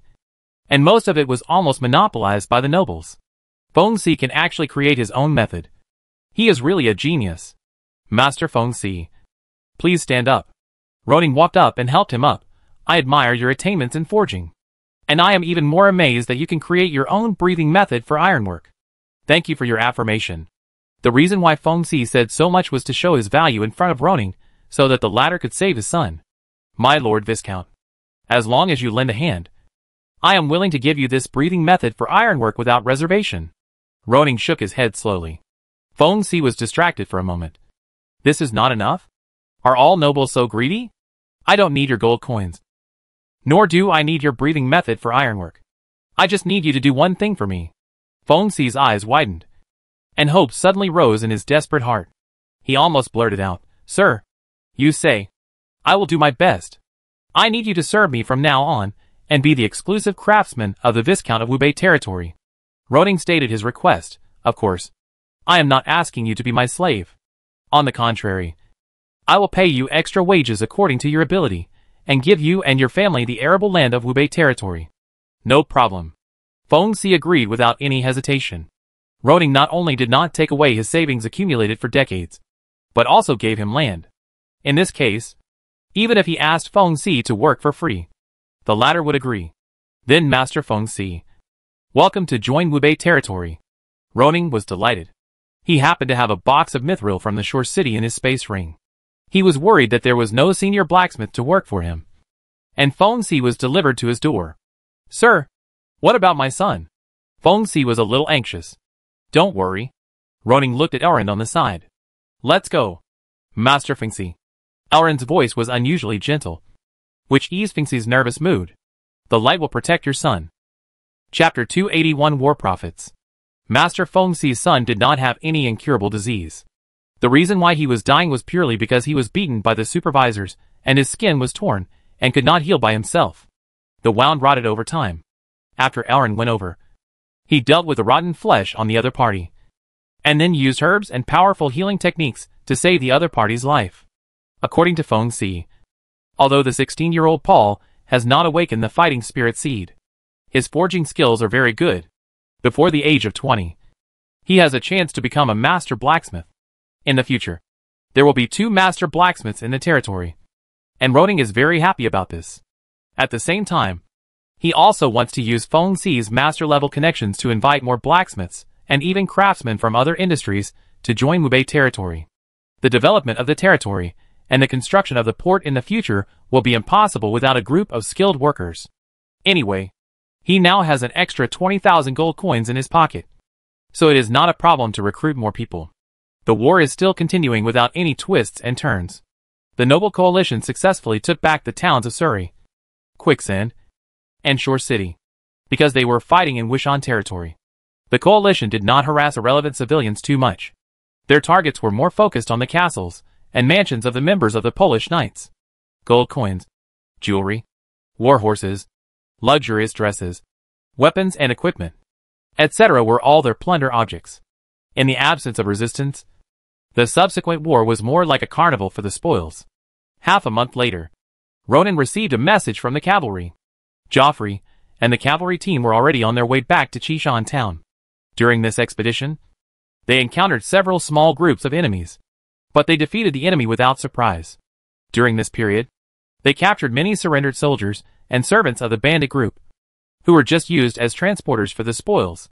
On August 15th, the leaders of the Noble Coalition gathered at the Red Mountain Town Castle to discuss the distribution of the spoils. Since Ronan occupied the towns of Cassiel and Red Mountain, and Joffrey and Ragnar robbed a lot of resources, he did not take much of the remaining spoils.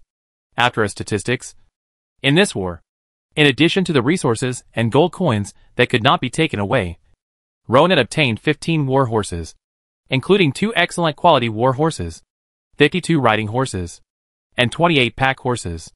Wu Bailing's horses will not be in trouble for a short time. In addition, there are knight swords, armor, spears, shields, bows, arrows and other supplies. Anyway, there are more than a dozen carts and small carts loaded. War means getting rich for the victor. Ronan understands it a little. Each family made a lot of money and decided to return to their respective territories with satisfaction. As for how to manage places like Giant Stone City and Shore City, this is something that Wushan Castle should consider. Although Ronan was deeply valued and loved by Lu lands, he did not take over the management of these places.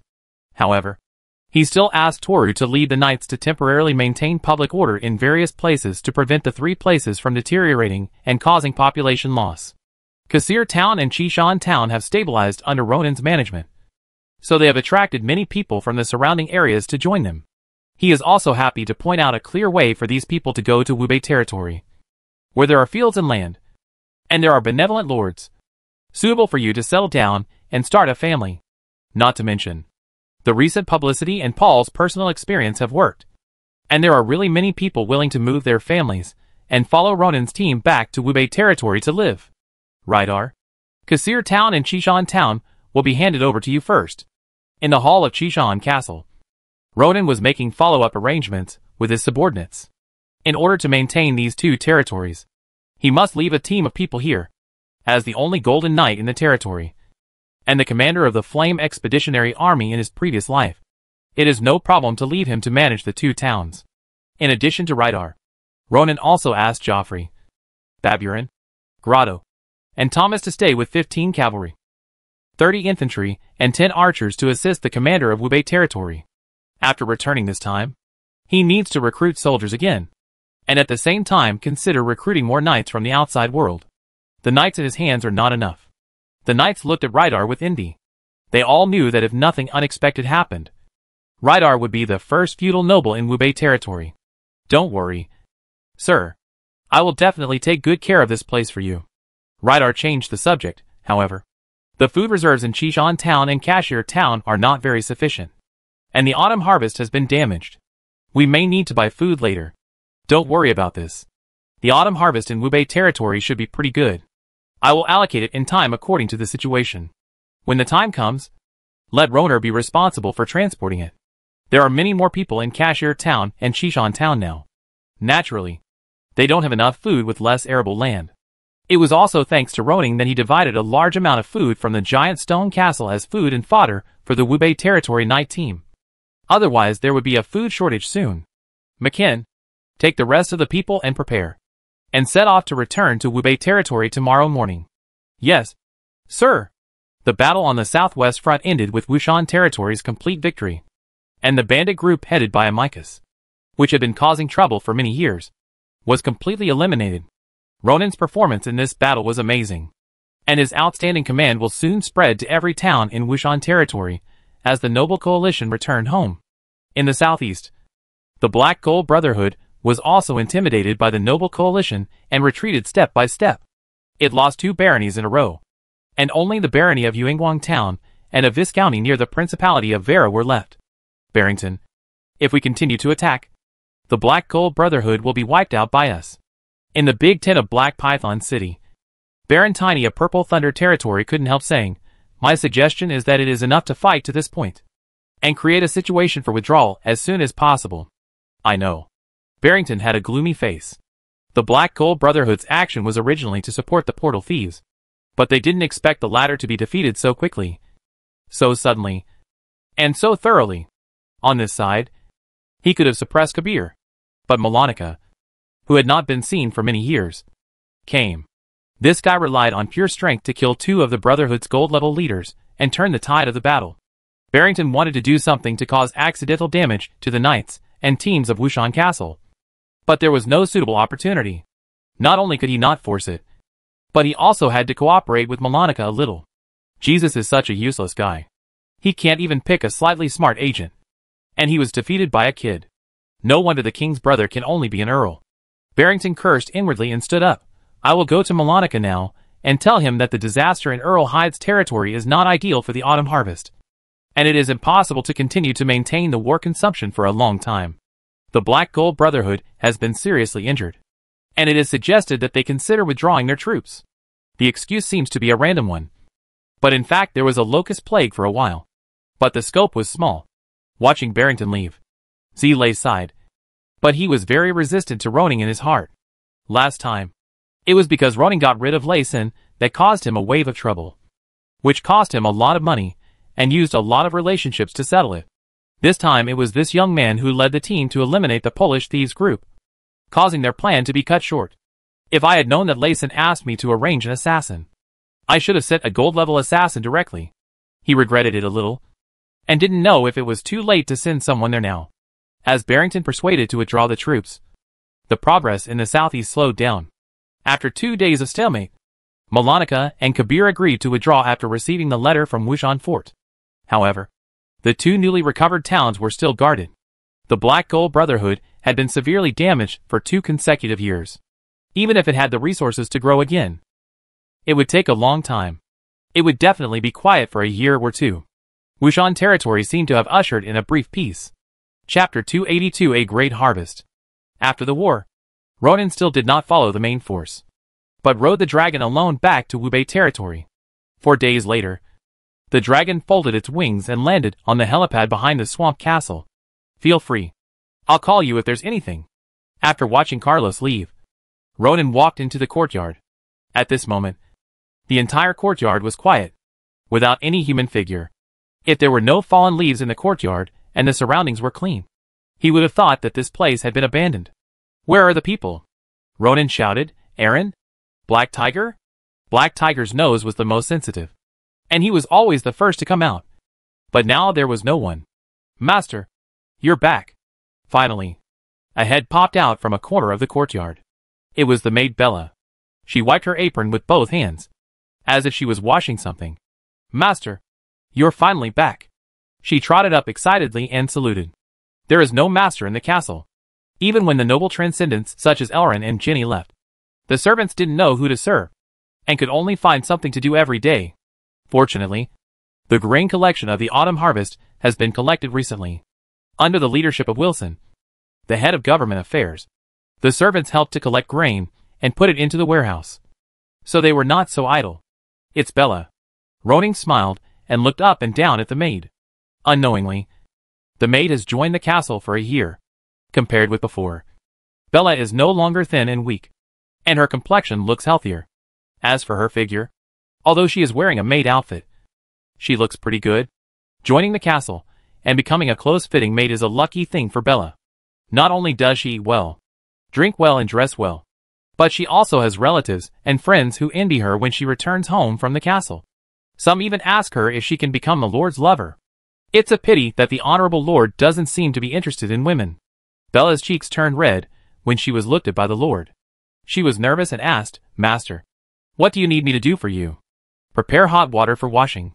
Or ask the kitchen to prepare lunch? Or, Ronan waved his hand. Why take a bath in the middle of the day? Ask the kitchen to prepare lunch, and notify Galen to call Wilson, Chahar and others to come. Oh, by the way, where is Irene? Why is she not in the castle? Bella's nervous mood finally eased. The Lord didn't change. He was not interested in them. Miss Irene may be too bored. She rode the Black Tiger to Zegwa village 2 days ago. By the way, sir, Miss Irene said, she has become an intermediate magician. Ronan's eyes lit up. He didn't expect that Jenny had just become a senior magician and her daughter also broke through. This is really a happy thing. When Irene comes back, I will host a banquet for her to celebrate her breakthrough. A 14-year-old intermediate magician. This talent is no less than Breton. As long as he practices well, he may become a senior magician before the age of 20, as Bella informed Galen and others. Soon the servants of the entire castle and all the officials of the territory knew that the Lord was back. Master, welcome back. Galen ran back as soon as possible. Since Chahar was transferred to be the financial officer, the work of the housekeeper gradually fell on Galen, and the former personal servant also ushered in his opportunity. Long time no see. Galen, I called you here to ask you to deal with something. Ronan pointed at the rice ears placed on the bluestone floor. This is a grain called rice, similar to wheat and barley. I need you to take its grains for me. Then dry them. Put them in a linen bag and keep them in a dry place as seeds. From the front line to the swamp castle, 1 day is enough at Carlos's flying speed. The reason why he took so many days to come back was that he went to the swamp and harvested the ripe wild rice. Please leave it to me. Galen thought it was a special grain that Ronan brought back from the front line, and did not ask more. Ronan gave another reminder. With just this little wild rice, it was estimated that there were only 100 pounds of seeds at most. If you want to promote it on a large scale in the swamp town, it may take several years of cultivation and selection to obtain more seeds. So he called Wilson and asked him to arrange people to prepare to develop a rice field in the swamp. For Wu Bailing, rice is a new thing. It is completely different from the way wheat is grown. If you want to grow rice, you can only try with Luo Ning's half-baked level. Although Luo Ning only knows a little, no matter how poor it is, it will not be worse than the wild environment. These rice can grow and mature in the wild. Now that they are given a better environment, there is no reason for them to die. Sir, the autumn harvest is now completely over. Although the farmers have been busy all this time, all the wheat has been harvested. After a short rest, they will soon start harvesting barley. Wilson, the head of government affairs, is reporting on the autumn harvest under the guidance of your cultivation technology and fertilization methods. The average per mu yield of wheat has increased from the original 105 caddies to the current 178 caddies. He had to marvel that in all his years of life, he had never had such a good harvest as this year. During the harvest, almost every farmer was grinning from ear to ear. Every day, they would either praise the Lord's wisdom and greatness, or say things like "Follow the Lord, and you will have enough to eat." Luo Ning nodded slightly. Such an acreage yield would be terrible in modern times. But that was the result of the widespread use of fertilizers and pesticides. An acreage yield of 178 gene is already very good. Hubei territory planted more than 34,000 mu of wheat in this spring plowing. According to this acreage yield, more than 6 million gene of wheat will be harvested this year. In addition, there are more than 38,000 mu of barley fields that have not been harvested. Perhaps this year, the total grain output of Hubei territory can exceed tens of millions of gene. Luo Ning laughed. It's a bumper year. Yes, sir. If we can have such a harvest every year, we in Hubei territory can earn a lot of gold coins every year by selling grain to foreign countries. Since becoming the financial officer, Chahar has been thinking about money every day. Master, this year's per acre yield has increased. Thanks to the technology, tools and oxen you provided. I think the castle should collect this income. So should we increase the tax rate? This is what Chahar has been thinking about recently. However, the matter is of great importance. He dare not make a decision on his own, and can only wait for Luo Ning to come back and ask. It is good to see greater benefits for the castle, but our population policy has just been promulgated, and you are thinking about changing taxes. This is not appropriate. Luo Ning rejected the other party's proposal. Changing orders every day is not a mature performance, and it will also cause dissatisfaction among the people, which is very unfavorable for Hubei territory to attract foreign population. What's more, Roning encouraged childbirth. How can the people give birth to children for you when they can't even get enough to eat? You should let the people know that if they grow more food and harvest more food, they can live better, so that they will have greater enthusiasm. Your Excellency is right, Wilson echoed. Although the farmers are tired these days, they all have smiles on their faces, and they work more actively and vigorously than before. Chahar sighed. I know this is not good, but the expenses of the territory are very high. Now the salary is at least more than 200 gold coins per month, and the manpower is still increasing. Several industries are still in a self-sufficient state. He was afraid that if he ran out of money one day, he would not explain it. Don't worry about the money. Roning was open-minded. He was still in the investment stage, and would not spend the money in his hands because of stinginess. Wuhan Fort won this war, and we have gained a lot. Wilson and Chahar looked at each other. They were a little nervous when they came here. After all, the Lord came back alone, and they didn't know whether they won or lost the war. Now after hearing this, they finally put their minds at ease. So, don't worry about spending too much money, as long as it is valuable. Roning smiled and said, from today on, you should recruit more new people, because soon there will be more things for you to deal with. My lord, what do you mean? Wilson had an idea in his mind. He was just a government official in Shanlin town at the beginning. At that time, Roning asked him to learn more, see more, and do more. Look, in the blink of an eye, he became the head of government affairs in Hubei territory, managing the government affairs of 4 towns. Now that the Lord said so, could there be a new territory? Chapter 283 New Political Officer. Some of what Chahar said is indeed a problem. Although Ronan now has valuable things such as the ironwood workshop, porcelain, and silk, he has not yet expanded the industry. He is not worried about the armor made of ironwood. After all, the fully armed wobbling infantry squadron in this war has shown the effect. This kind of thing that is cheaper than iron armor, but has a certain effect must have a market. As long as you take out the things and Viscount Marvin takes the lead, there will be no worries about sales. Although porcelain and silk are not mass-produced, they have been identified by Liu Lands and have a broad market. When Roner comes back this time, Ronan needs him and Pearson to start selling with the caravan. And what is needed now is more finished products. For this reason, Ronan went to Huetu village and Zigua village.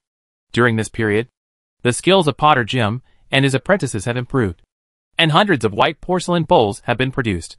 It's just that colored porcelain is still under research, and the finished products are not very good. As for Horn and Leah's silkworm breeding, many died, but they harvested many times more cocoons than in previous years. Until now, the cocoons have not been collected.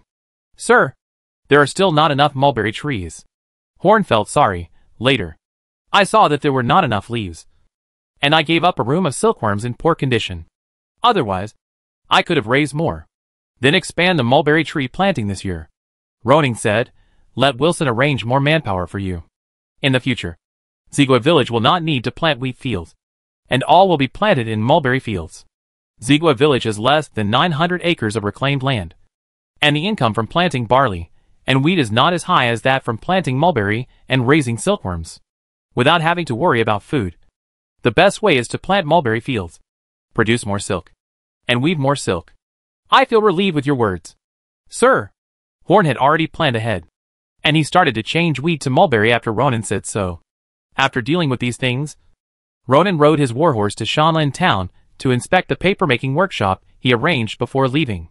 He had already used the first batch of paper, although it was rough and had bumps and holes in some places. It was undeniable that it was a good start. With the use of paper, the spread of knowledge in Wubei territory will become simpler and cheaper than before, which will help improve the overall cultural level in the later stage. Brother Ronan, can I follow you out of Wubei territory now? Irene rode on the back of the black tiger and followed on the side, like a little bug. Of course, my promise will definitely work. Ronan had said that he could take Irene out when she reached the intermediate magician level, so there was no need for him to break his promise. I'm going to Wushan Fort soon. If it's convenient for you, come with me. Great, Irene cheered, and the sound was heard far away in the forest. Ronan was looking at the black tiger under her. This storm wolf cub has been raised for nearly a year. Its body length has reached 1.7 meters, just like a majestic big dog. And it is not difficult to see that it feels no pressure at all while carrying the petite Irene, which shows that its endurance is extraordinary. Ronan heard from Irene that the black tiger can now occasionally enter a short-term hidden state, which means that it is already a second-level magic beast and has mastered second-level magic. Fortunately, Black Tiger lived with dogs for a while when he was young, and he has been well trained not to bite people randomly. Otherwise, a level 2 magical beast that can be invisible living in the territory is a dangerous factor. Aaron, has Black Tiger recently howled, sniffed, frequently marked and covered, and other behaviors that are different from usual? Aaron tilted his head and thought seriously, then shook his head. It seems that there are no such phenomena. Why are you asking this? Brother? Oh, then it should not be in heat yet. Ronan smiled and said, when you find that Black Tiger has this situation, tell me. I will find a male wolf for it to mate, and then give birth to a litter of wolf cubs. There was a flash of hope in his eyes. In this way, it is possible that a team of wolf cavalry will be born in Wubei territory in the future. Erin's face turned red when she heard it, and she buried her head in embarrassment. What is estrus? Male wolf. Female wolf. Mating. Giving birth to wolf cubs. Why did you say these embarrassing words? Seeing this scene, Ronan couldn't help laughing, and he forgot that there was a girl next to him. Erin, you have changed a lot in the past year. Erin couldn't help but raise her head and blinked at Ronan on horseback, her big eyes full of questions. When I saw you last year, you were still a child playing in the mud on the mountain, and you looked ordinary. But now you are getting more and more beautiful. She lowered her head again. Her face flushed again, and whispered back, how could I play in the mud on the mountain? At that time, she was clearly climbing trees with her friends. In the next few days, Ronan took Erin around several towns, inspecting the production and living conditions of each town, and at the same time making plans for the next step. The 2,000 slaves purchased from Anthony last time have been arranged in Shanlin Town and Black Soil Town. Now the population of the territory has reached more than 18,000. When the 20,000 people promised by Wiggins and the 10,000 people gathered by Calby arrive, the population of Hubei territory will be close to 50,000. By then, Ronan may have to complete the 2 stages of population prosperity achievement. Before these people arrive, the corresponding arrangements must be prepared in advance. Wilson has experience in this and can handle it completely. That night, Ronan studied in Swamp Castle. Saran didn't know why the Lord suddenly summoned him. On the way here, he had thought about what he had done recently many times. It seemed that there was nothing wrong. Right? Is it for his previous Lord Layson? But it is said that Layson has been dead for several months. Saline, although you used to be Layson's housekeeper, since you served me, I have seen your loyalty and recognized your ability. So I have something to entrust to you now. Saline's uneasy heart was relieved. He bowed and said humbly, "It is my honor to serve you. Sir, soon, I may get a new territory in the southwest of Wushan territory. There is a lack of a political officer to work for me there. I think you are more suitable. The affairs of Chishan town are now handed over to Rydar. But Ronan does not want Rydar to focus on these things. He needs to find a reliable political officer with a simple identity and background. Wilson cannot leave Hubei territory for the time being. And among his subordinates, only Saline is the most measured and knowledgeable, and is obviously the most suitable. In the final analysis, Ronan still does not have enough people available. This situation may be alleviated after the victory of this war. But in key positions, he still needs to use people who can be trusted or can only rely on him. Wilson, Chahar and others are people Ronan can trust, while Salen is the kind of person who has not been fully trusted, but can only rely on Ronan to live a better life. Both types of people can be used with confidence. At this moment, Salen widened his eyes. He originally thought that he would not be reused after his experience of loyalty to Layson. He really didn't expect to become a political official so soon. Sure enough, Wilson was right. The Lord's style of doing things is unmatched by ordinary people. Thank you for your trust, Salen. He knelt down excitedly and offered his loyalty. I will live up to your trust and do my best to manage the new territory for you. Chapter 284, Entering the Gold Level. That's right. Control the output rate of mental power and maintain the balance of spell patterns. In the courtyard behind the Swamp Castle, Ronan was instructing Irene to learn how to use the water arrow magic. It is not difficult to cast intermediate magic. After 1 day of learning, Irene has almost mastered it. As the water elements between heaven and earth gathered on Irene's palm, a 30-centimeter long water arrow quickly formed. It is called an arrow, but it looks completely different from an arrow. It is more like a cone. Especially the front end is very sharp. The 3rd level magic ice arrow is a freezing treatment based on the water arrow. With a sharp tip, it has a considerable piercing power. It is said that Ginny used the ice arrow to directly hit a knight's chest armor and hit the heart, killing the opponent. Lock the target with mental power and shoot it out. Irene turned her sight to a branch swaying in the wind, and the water arrow flew out at a very fast speed, making a whoosh sound of friction with the air. Crack! The branch hit by the water arrow suddenly broke and fell from the tree. Although the power of the water arrow is slightly smaller than that of the fireball spell, which is also a 2nd level magic, it should not be underestimated. When Ginny was sweeping the territory, she knocked a crocodile unconscious with a water arrow. I finally succeeded.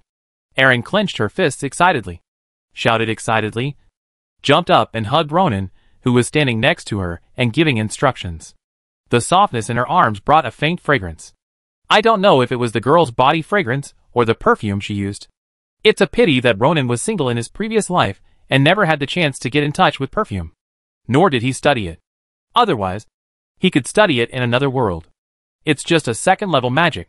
Don't be so excited. Ronan smiled and put his arm around Irene's waist. Put her down from his body. Show you my 2nd level magic. Okay. Irene's little face was red, and she nodded seriously.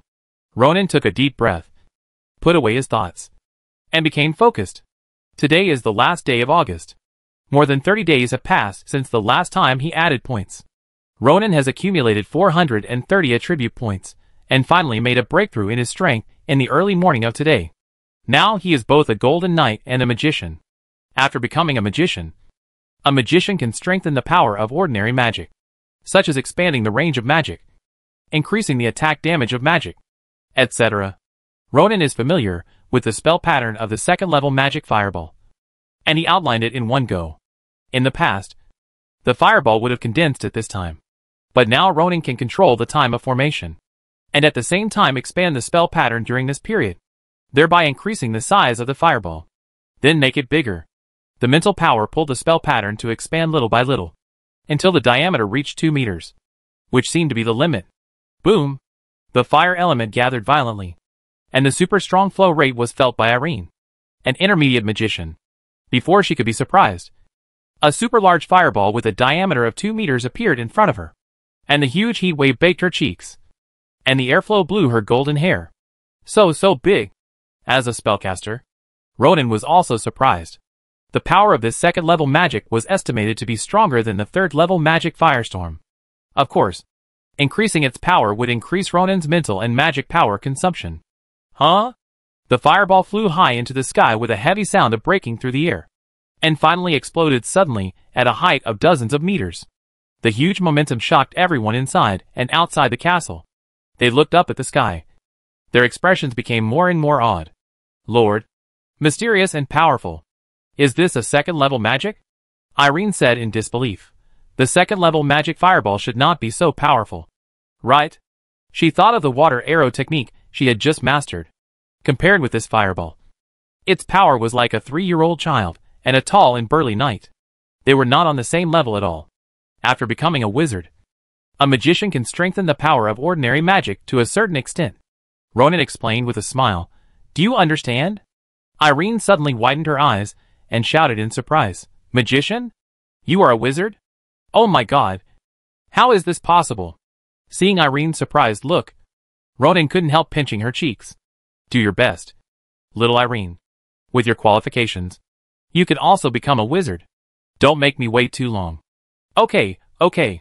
Although Irene agreed verbally, she was a little scared in her heart. Wizard? Can she achieve it? However, seeing Ronan's encouraging look, she couldn't help but clench her fists. She will definitely achieve it. After finishing the guidance and encouragement to Irene, Ronan also began to busy himself with his own practice. At this stage, the fighting spirit and magic power of the knight and the magician have been liquefied, and the amount has increased by more than 10 times.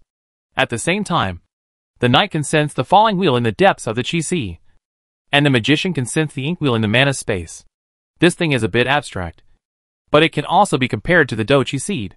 When the knight and the magician use do chi and magic to them respectively, they will react and strengthen the strength of the extraordinary. When they are assimilated by the extraordinary power and completely integrated into the chi si and the mana space, it means that the knight and the magician can go one step further and enter the ranks of meteor and great magician. With the system, Ronan does not need to practice to assimilate these two wheels. All he has to do is to master the fighting skills and magic at this stage. The first one to bear the brunt is the 6th-level magic fire dragon swallowing the sky. Speaking of which, he has a great fate with this magic. Lu Lands gave him 2 spell scrolls of this magic. The first one was used by him in the Wushan City Coliseum to force back the gold-level assassin and save Princess Blanche. The second one was used by him in the Weird Valley to kill Natalia and injure Carlos. Now, he will no longer rely on spell scrolls to cast this magic. In addition to magic, he will also master the 2 fighting skills of Fire Flash and Wind Suppression. It's a pity that there is no 6th-level wind attribute magic in the magic book my grandfather gave me. At the beginning, Lu Lands gave Luo Ning many books, the most complete of which were fighting skills from intermediate to meteor level of fire attribute. There were also fighting skills and magic books of other attributes, but the higher the level, the fewer there were. This is also easy to understand. After all, Lu Lands has both thunder and fire attributes, so his collection naturally focuses on these 2 categories. As for magic books, he is not a magician, so he has even less experience. The starting price of a level 6 magic book is estimated to be 500 gold coins. If the magic is more powerful or has special effects, the price will be more expensive. For Ronan, buying magic books in the later stage will be a considerable investment. In addition to buying, there are other ways to obtain it. That is, to enter the Magic Beast Mountain Range to hunt level 6 wind attribute magic beasts and obtain their magic cores. Master it through the magic pattern marks recorded in the magic core. However, this method is more troublesome. First, Not all level 6 wind attribute magic beasts can master level 6 magic. Second, Carlos is timid, and level 5 magic beasts are the limit in its diet. Unless it can't find food, it is not willing to provoke magic beasts of the same level. So to hunt level 6 magic beasts, Ronan has to go in person. Let's go to Washenbeo first. If the old man doesn't have it, then go buy one. Calculating the time. Now more than 10 days have passed. Toru and others are about to arrive at Washenbeo, and Ronan can go there in advance. As for how to distribute the specific benefits of this victory in the war, I still need to communicate with Lu Lans first. Chapter 285 less. The dragon folded its wings and landed on the back mountain of Wushan Castle. The Thunderwind Chaser seemed to be accustomed to the scene. Now it was no longer trembling with fear. It just hid in its nest, blinking its big eyes, and secretly watching every move outside. Is this the Marquis's castle? Erin looked around, her eyes full of confusion. This is clearly a forest. There are no other buildings except the decent house in front of her. What are you thinking about? This is just the back mountain of the castle. Ronan pointed to the magic beast in the house and said, this is the Marquis's mount. It is a level 5 magic beast. Erin couldn't help shrinking in Ronan's arms, and couldn't help sighing in her heart. It is worthy of being the Marquis's castle. This mount is much stronger than the Black Tiger. However, thinking of the dragon under her, she suddenly felt that this was nothing. But her shrinking made Ronan touch his nose awkwardly, since it was the first time for Irene to see and ride a dragon. She was very scared and basically stayed in his arms all the way. At first, he didn't feel anything and could point and introduce the city and places below to Irene. But when he stopped talking, he was holding a person of the opposite sex in his arms, and the tip of his nose was lingering with a faint body fragrance. When he looked down, he saw another beautiful profile. Ronan was a normal man and couldn't help but think about it. It must be said that it takes some skill to stay calm when sitting in someone's arms. In fact, it was the same for Irene. When she first saw Carlos, she was indeed scared. In addition, this was the first time she flew in the sky, and she was a little afraid of heights. So she hid in Ronan's arms to find a sense of security. However, after a long time, she got used to the feeling of flying at high altitude, and felt the warmth of the embrace, and her mind was confused. At her age, she already knew a lot about love. And in some night novels, the male and female protagonists should have kissing exchanges at this time. When she thought of this, she felt a little soft and her breath was a little hot. Let's go. Let's go down. Ronan jumped off the dragon's back, tidied his clothes, and opened his arms to signal the other party to jump down, and he would catch him. Irene hesitated a little, supported the cold dragon's back and looked down, and said weakly, I'm scared. In fact, she was not afraid. When climbing trees on the mountain, she dared to jump higher than this place. Now it's just that her body is a little soft, and she can't use her strength. Ronan smiled helplessly, and could only go up and carry her down. Let's go. It's just in time for dinner.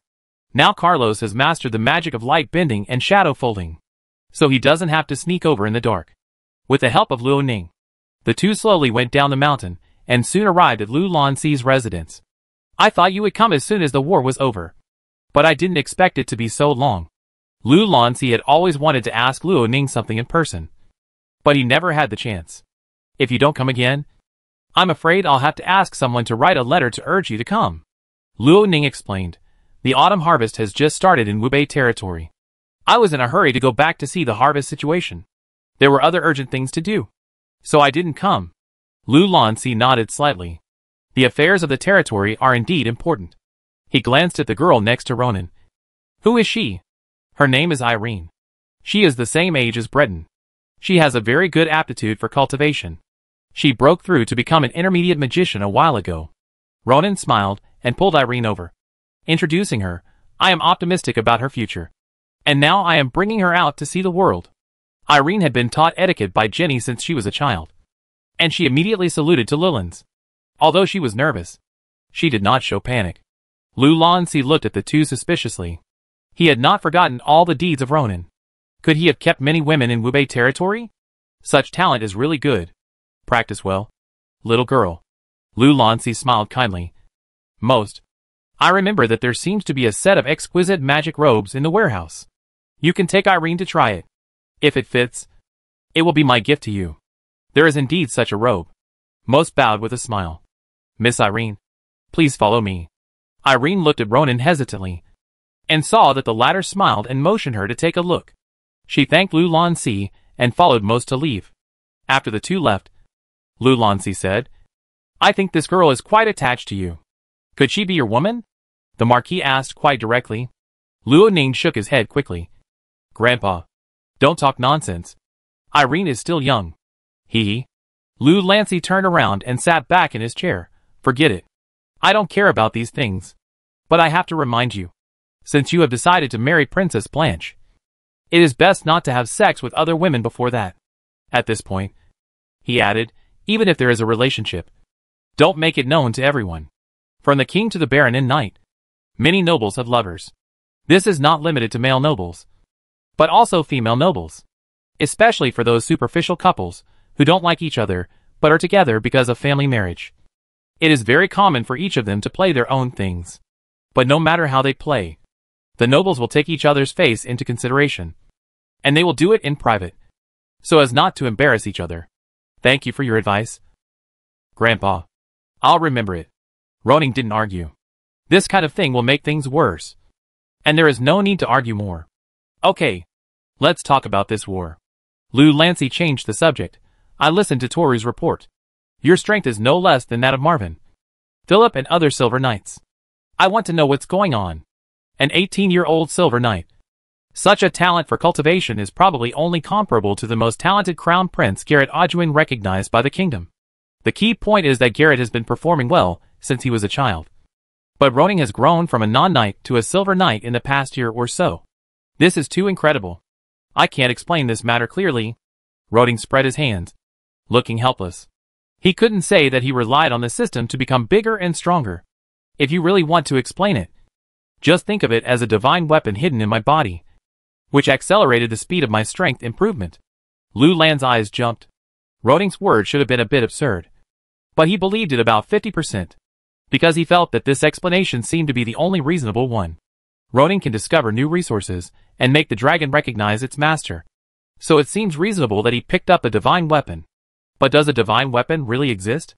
Since you can't say, I won't ask. But I really want to know. What level are you at now? Ronan raised his left and right hands, made a 6, and said in a low voice, Golden Knight? Wizard. Lu Lance's hand, which was about to pick up the water cup, was suspended in the air. Really? His tone was a little high. Ronan exuded fighting spirit, and its surging degree was indeed like that of a Golden Knight. Ha! Good. Very good. Lu Lanci laughed up to the sky, which was a rare loss of composure for him. 7 gods. I can rest assured even if I die if the Wushan family has a descendant like you. 18-year-old Golden Knight. Wizard. I am afraid that only the legendary first Emperor of Orland can reach such a height. You don't have to say such discouraging words.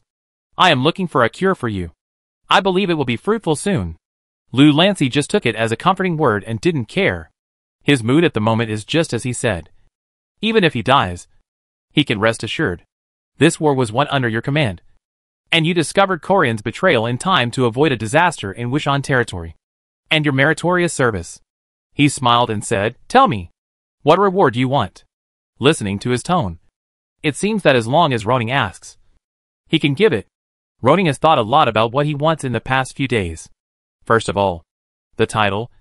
As the Marquis of Rolanci, he can be granted an Earl in the land of Wushan territory. But compared with the Earl of the Kingdom, the status of this Earl is relatively lower. But he is an Earl anyway. According to the rules of the sign-in panel, the sign-in reward he can get every day will be 3 times the basic value. The second is the territory and resources. What he wants most is the iron mine in Qishan town. Grandpa, if possible, I hope to be promoted to a noble again, and I want Qishan town to be my new territory. Lu Lans nodded slightly, and then saw that Luo Ning did not continue to speak, and frowned, no more. Luo Ning blinked. He seemed to be missing? Chapter 286 Lulan's arrangement.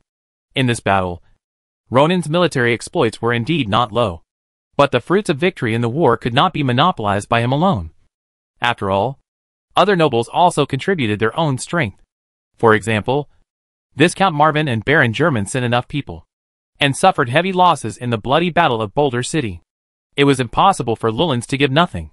So Ronan was very tactful when he made the request, and did not ask for too much, only striving for the two most critical things. But from Llewellyn's tone, it seemed that he asked for too little. Wushan territory can have 3 earls, and I agree to this title. At present, there are 2 earls in Wushan territory, one of which is Orson Hyde, and the other is Ronan's father Wiggins. Speaking of which, as the heir to the marquisate, Wiggins's earldom is only temporary, and his fiefdom is only Wushan City, which is purely transitional. In fact, the only real fiefdom earl in Wushan territory is Orson. As for the fiefdom, in addition to Chishan Town, Baron Corian of Giant Stone City was discovered by you, and nobles from all over the country also escaped this disaster. So I am going to divide this city to you. Ronan was delighted.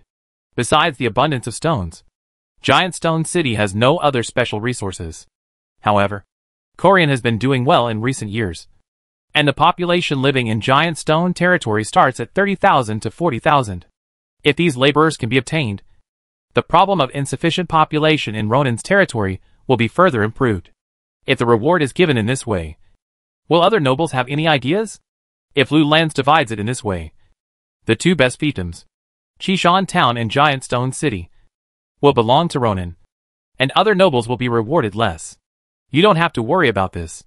Even if you want to grant feasts, there are still 3 places: Sari Town, Quicksand Town, and Kasir Town, that can be awarded.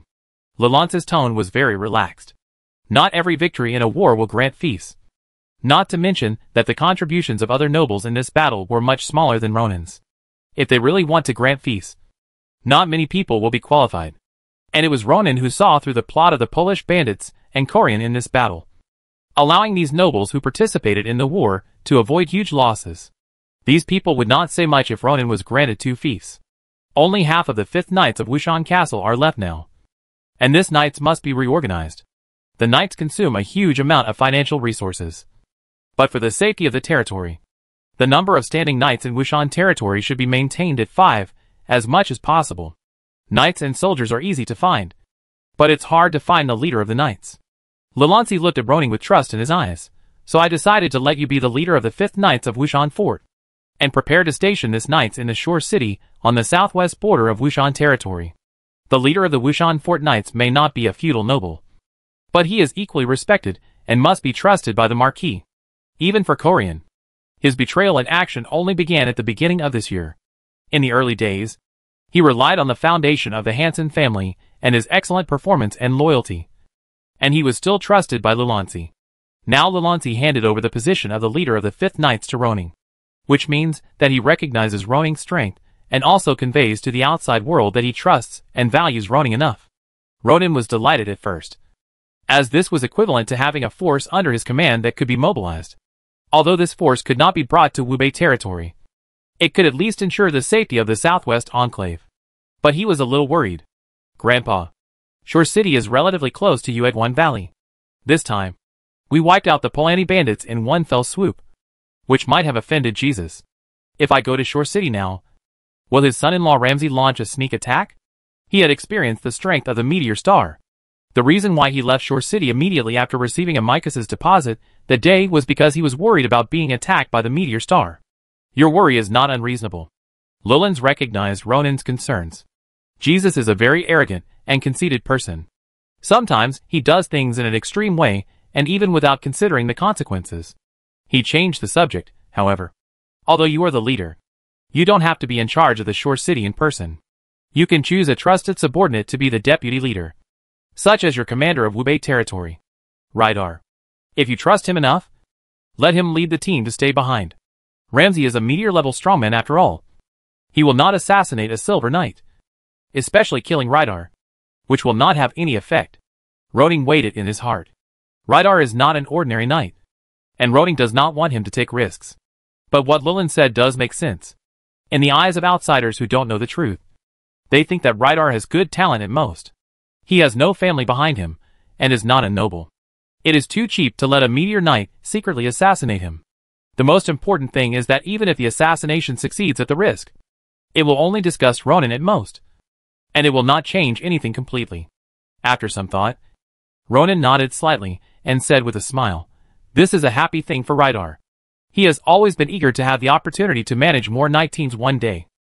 Obviously, he agreed to Lulan's arrangement. Then Grandpa, "How are you going to deal with the Shore City?" Lulan thought for a while, and said, "The Shore City will be directly managed by Wushan Fort for the time being. I will let Albert arrange some people to handle the affairs there. Although the land has been recovered, the Polish thieves group has been operating there for many years. There must be a lot of complicated forces inside. It will take a long time to completely control it. At that time, the cooperation of the 5th Knights will definitely be needed. This is as it should be." Ronan nodded immediately. "The 5th Knights group is there. One is to defend the border, and the second is to deal with these things. Okay. The arrangements for you are basically done. The details of the follow-up can be handed over to the people below. Next, we should talk about your personal affairs." "Private affairs?" Ronan was a little confused. "What is it?" Lalansi smiled and said, "The news that you led the team to annihilate the Bolant bandits has been reported to Jinyu City. His Majesty the King sent me a letter to express his congratulations. At the same time, he also wanted to take advantage of Blanche's upcoming birthday to arrange for you to go to the capital to meet her. If everything goes well, the news of your engagement will be announced during the National Day celebration in June next year." Ronan was stunned for a moment. He didn't expect it to be this matter. He ignored it. "I don't think I've been to the capital yet." Ronan had no impression of Jinyu City, because his previous life had never been there, and he only knew that it was a prosperous place. Lalansi smiled and said, "I haven't been there, but it's proper etiquette to meet His Majesty the King before the engagement. Hee. If you don't perform well, and are not favored by His Majesty Bruno, maybe this marriage can't be finalized." The latter sentence of his was a joke. After this birthday, Blanche will be 19 years old. The princess of this age has not married yet, and even the marriage has not been finalized. In addition, the 2 previous incidents have caused a lot of criticism from the outside world, which has damaged the face of the princess and the royal family. The Wushan family is a great noble family, and they have given up their interests. Ronan's conditions are not bad, so there is no reason to regret it. I remember Blanche's birthday is in late September. If you want to go to Golden Feather City, time is running out. Yes. You'd better go to Golden Feather City by land and water this time to avoid riding a dragon directly. Lalansi couldn't help but add, so after this celebration banquet is over, you should set off soon. Chapter 287 Showdown.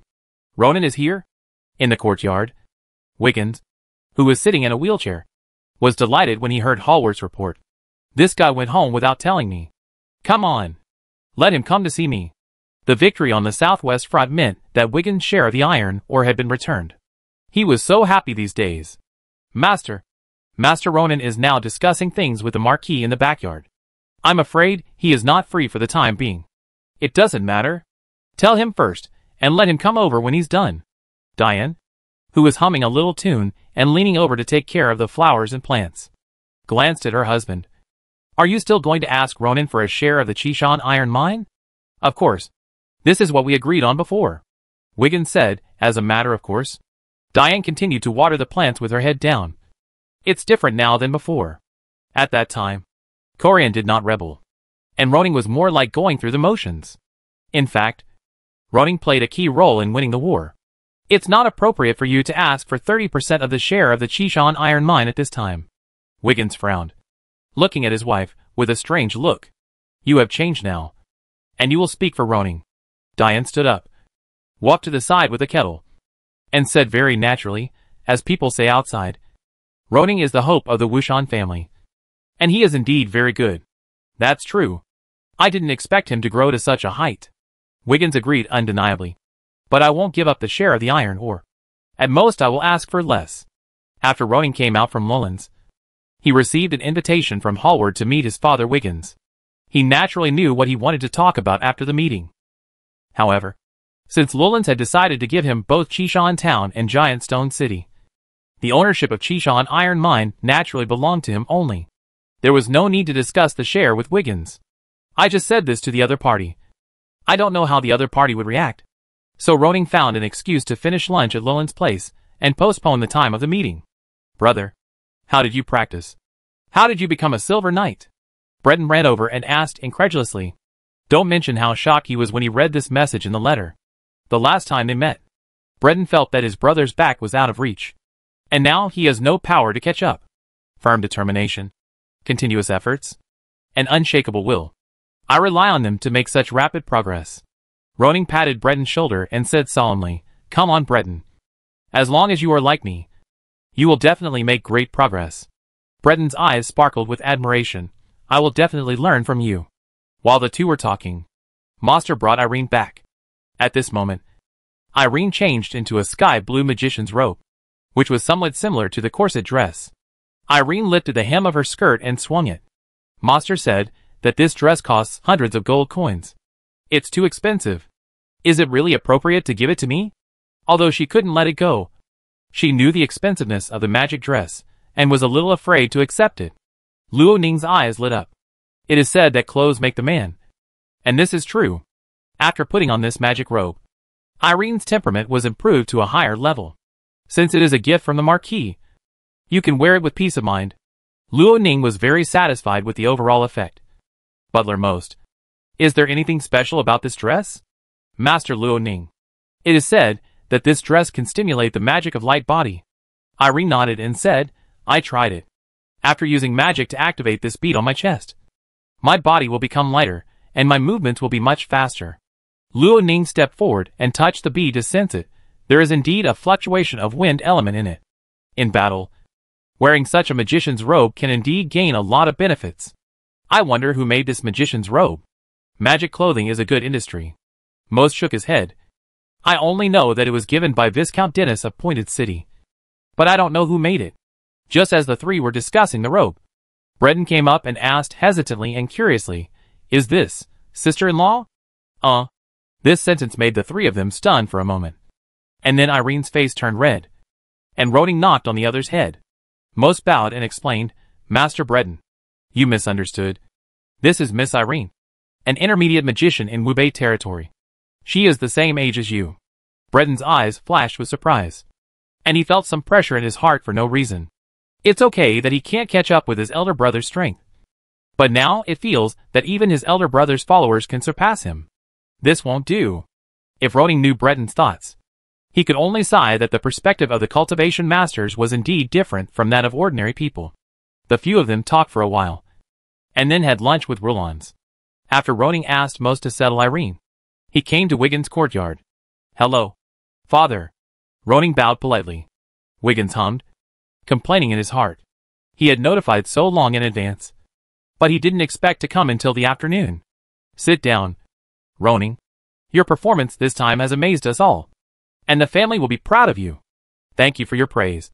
This is what I should do," Roning said, while sitting on a chair beside him.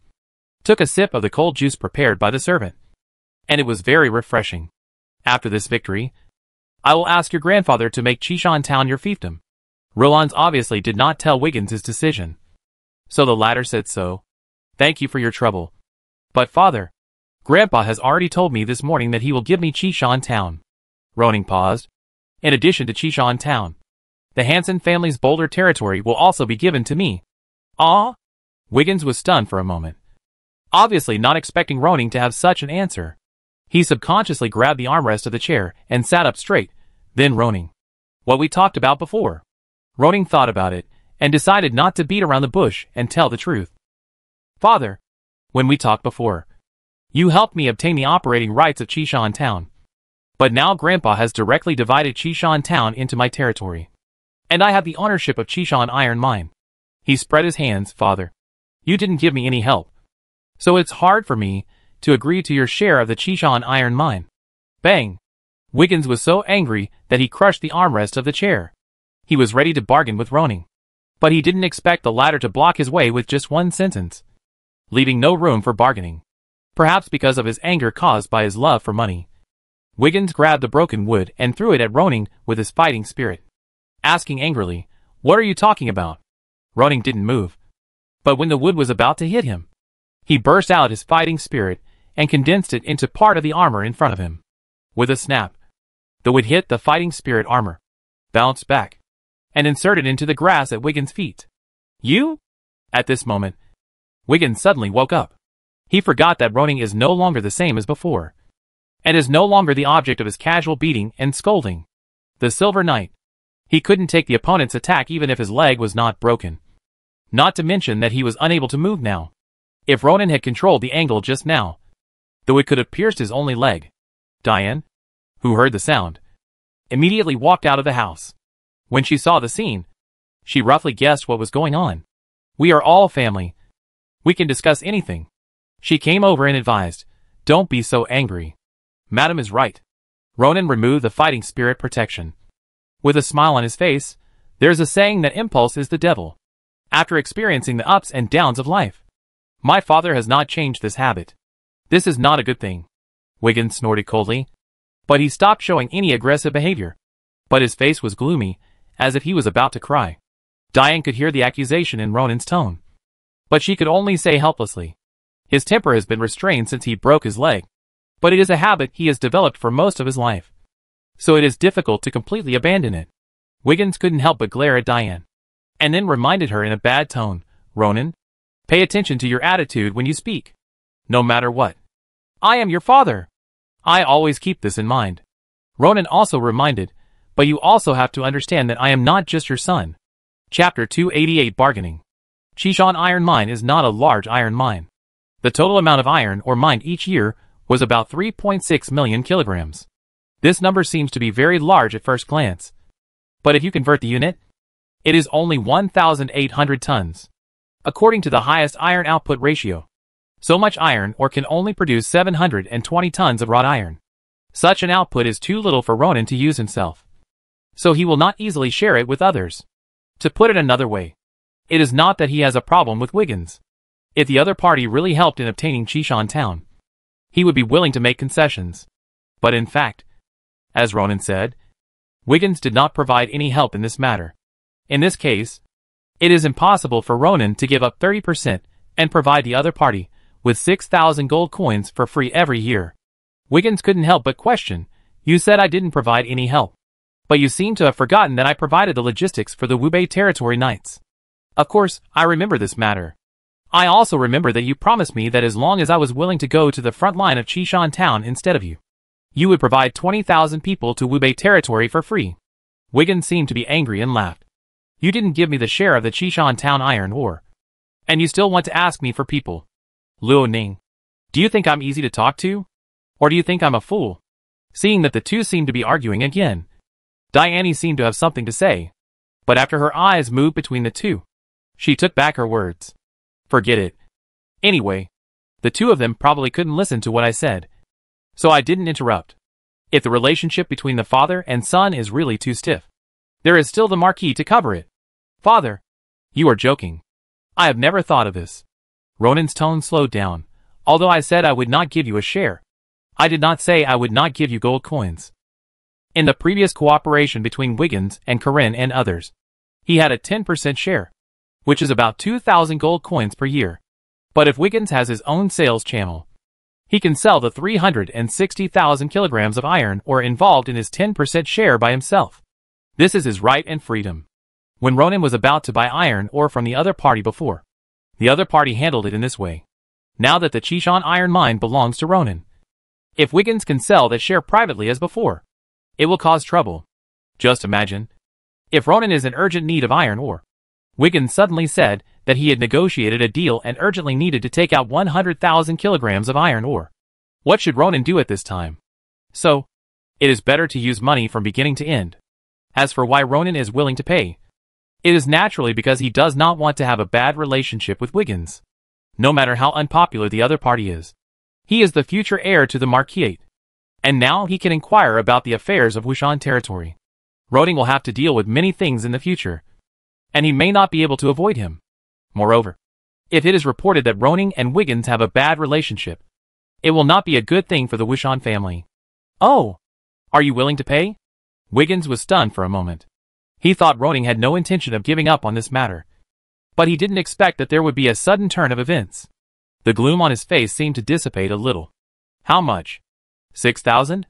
5,000? Ronan shook his head. You know I don't have much money in my pocket, and Wubei is in a time of financial crisis. It's impossible for me to take out 5,000 gold coins every year. He paused. As if he had thought of a number, with my best ability. I'm afraid I can only give you 1,500 gold coins every year.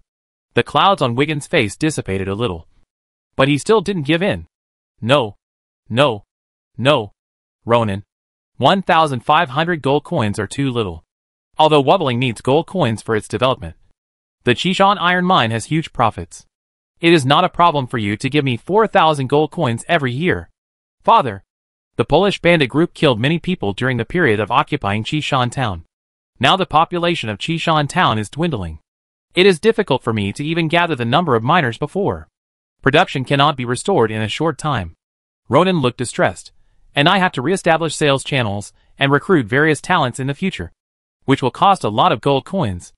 If you still ignore my difficulties, then I can only give you another 300 at most.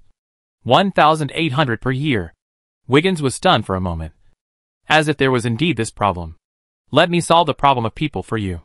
On the basis of the 20,000 promised to you before, I will add another 5,000. As for gold coins, I think it is not easy for you either. Just give me 3,000. The atmosphere of the discussion changed from the previous tense situation to the current bargaining. Diany breathed a sigh of relief. Fortunately, it didn't continue to be awkward. After dozens of rounds of friendly negotiations, the two finally reached a consensus that Ronan would give Wiggins 20-50 gold coins every year. This price is a little more for Wiggins than before, but it is acceptable to Ronan. Ha ha ha. Well done, Ronan. Wiggins smiled and gave a thumbs up. He is a guy who shows his emotions easily. Nobles from all over the country will gather here in the next 2 days. Take a good rest and prepare for the celebration banquet. Then, Father, the 25,000 people you promised me. Wiggins waved his hand. Don't worry about my work. I have already gathered 7,000 or 8,000 people. When the news spreads to the manors and cities below, so many people will be gathered soon. This unpleasant meeting finally ended in a pleasant atmosphere. Looking at Ronan's back as he left, Wiggins couldn't help complaining, this guy. Since he was going to pay, why didn't he just say it directly? He made me break this good chair. The reason why Ronan directly rejected the other party's idea was just to minimize the other party's expectations. Also, he just used his fighting spirit against me. He really didn't take me. His father. Seriously? He looked at the wood that was deeply embedded in the lawn at his feet. And he was still a little unhappy.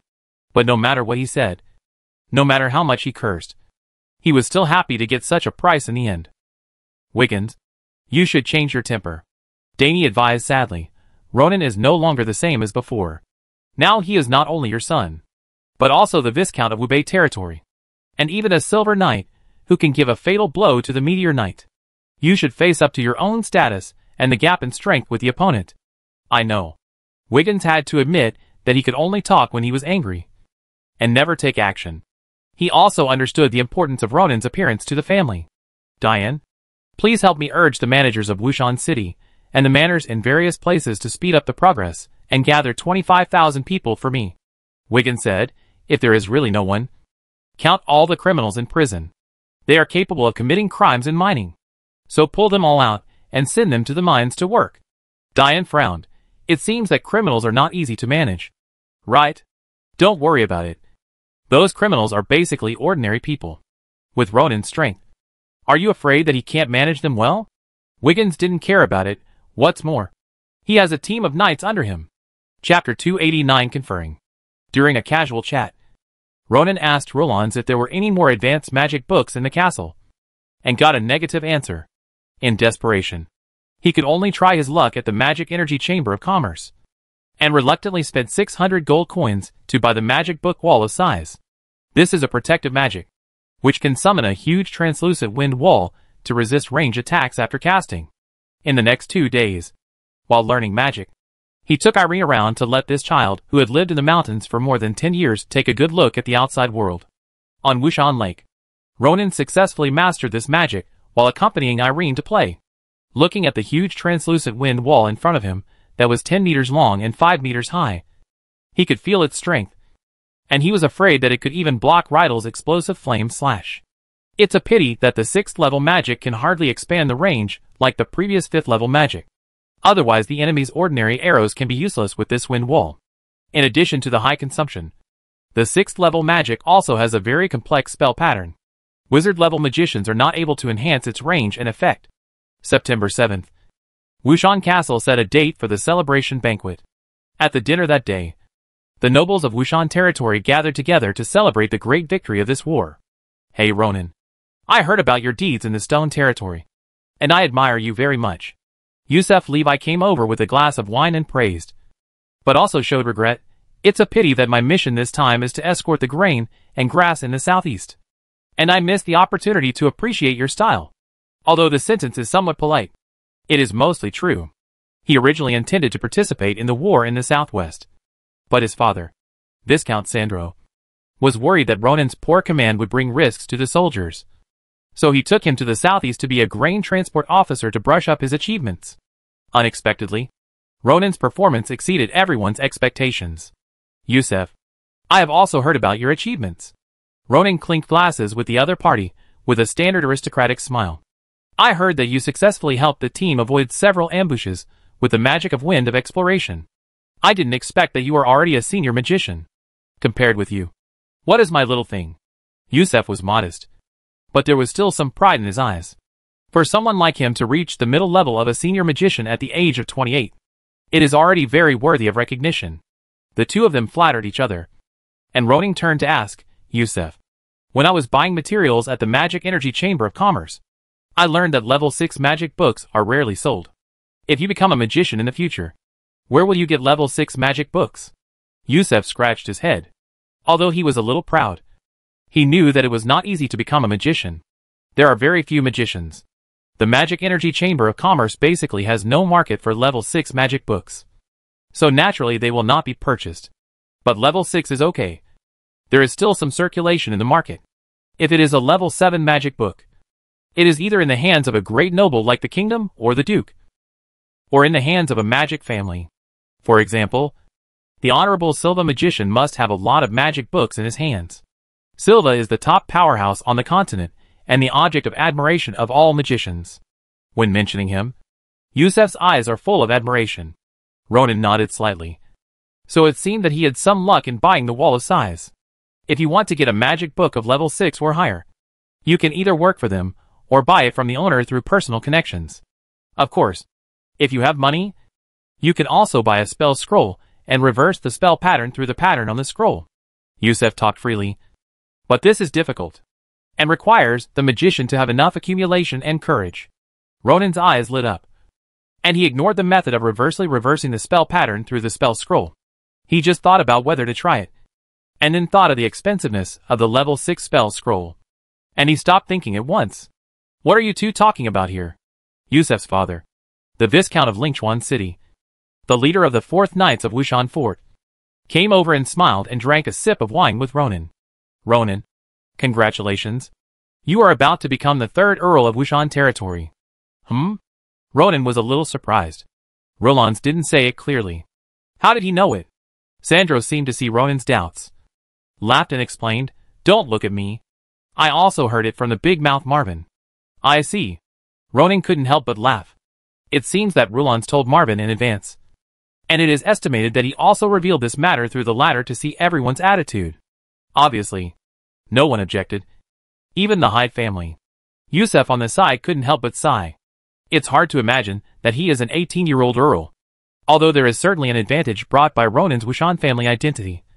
It is undeniable that the other party did help Wushan Castle, and many families in Wushan territory avoided disaster this time. Ladies and gentlemen, the loud voice of the dinner host rang out in the lively banquet hall. Everyone looked over and saw Marquis Rollans walking into the hall with a cane. Everyone burst into warm cheers and applause, welcoming the arrival of the Marquis. They knew that the wonderful moment of this banquet was coming. Rollans stood on the high platform with a smile on his face. Today he deliberately dressed up and looked solemn and energetic. He raised his hand, and everyone quieted down. I'm sorry to disturb everyone's happy dinner, but I think we have more important things to do.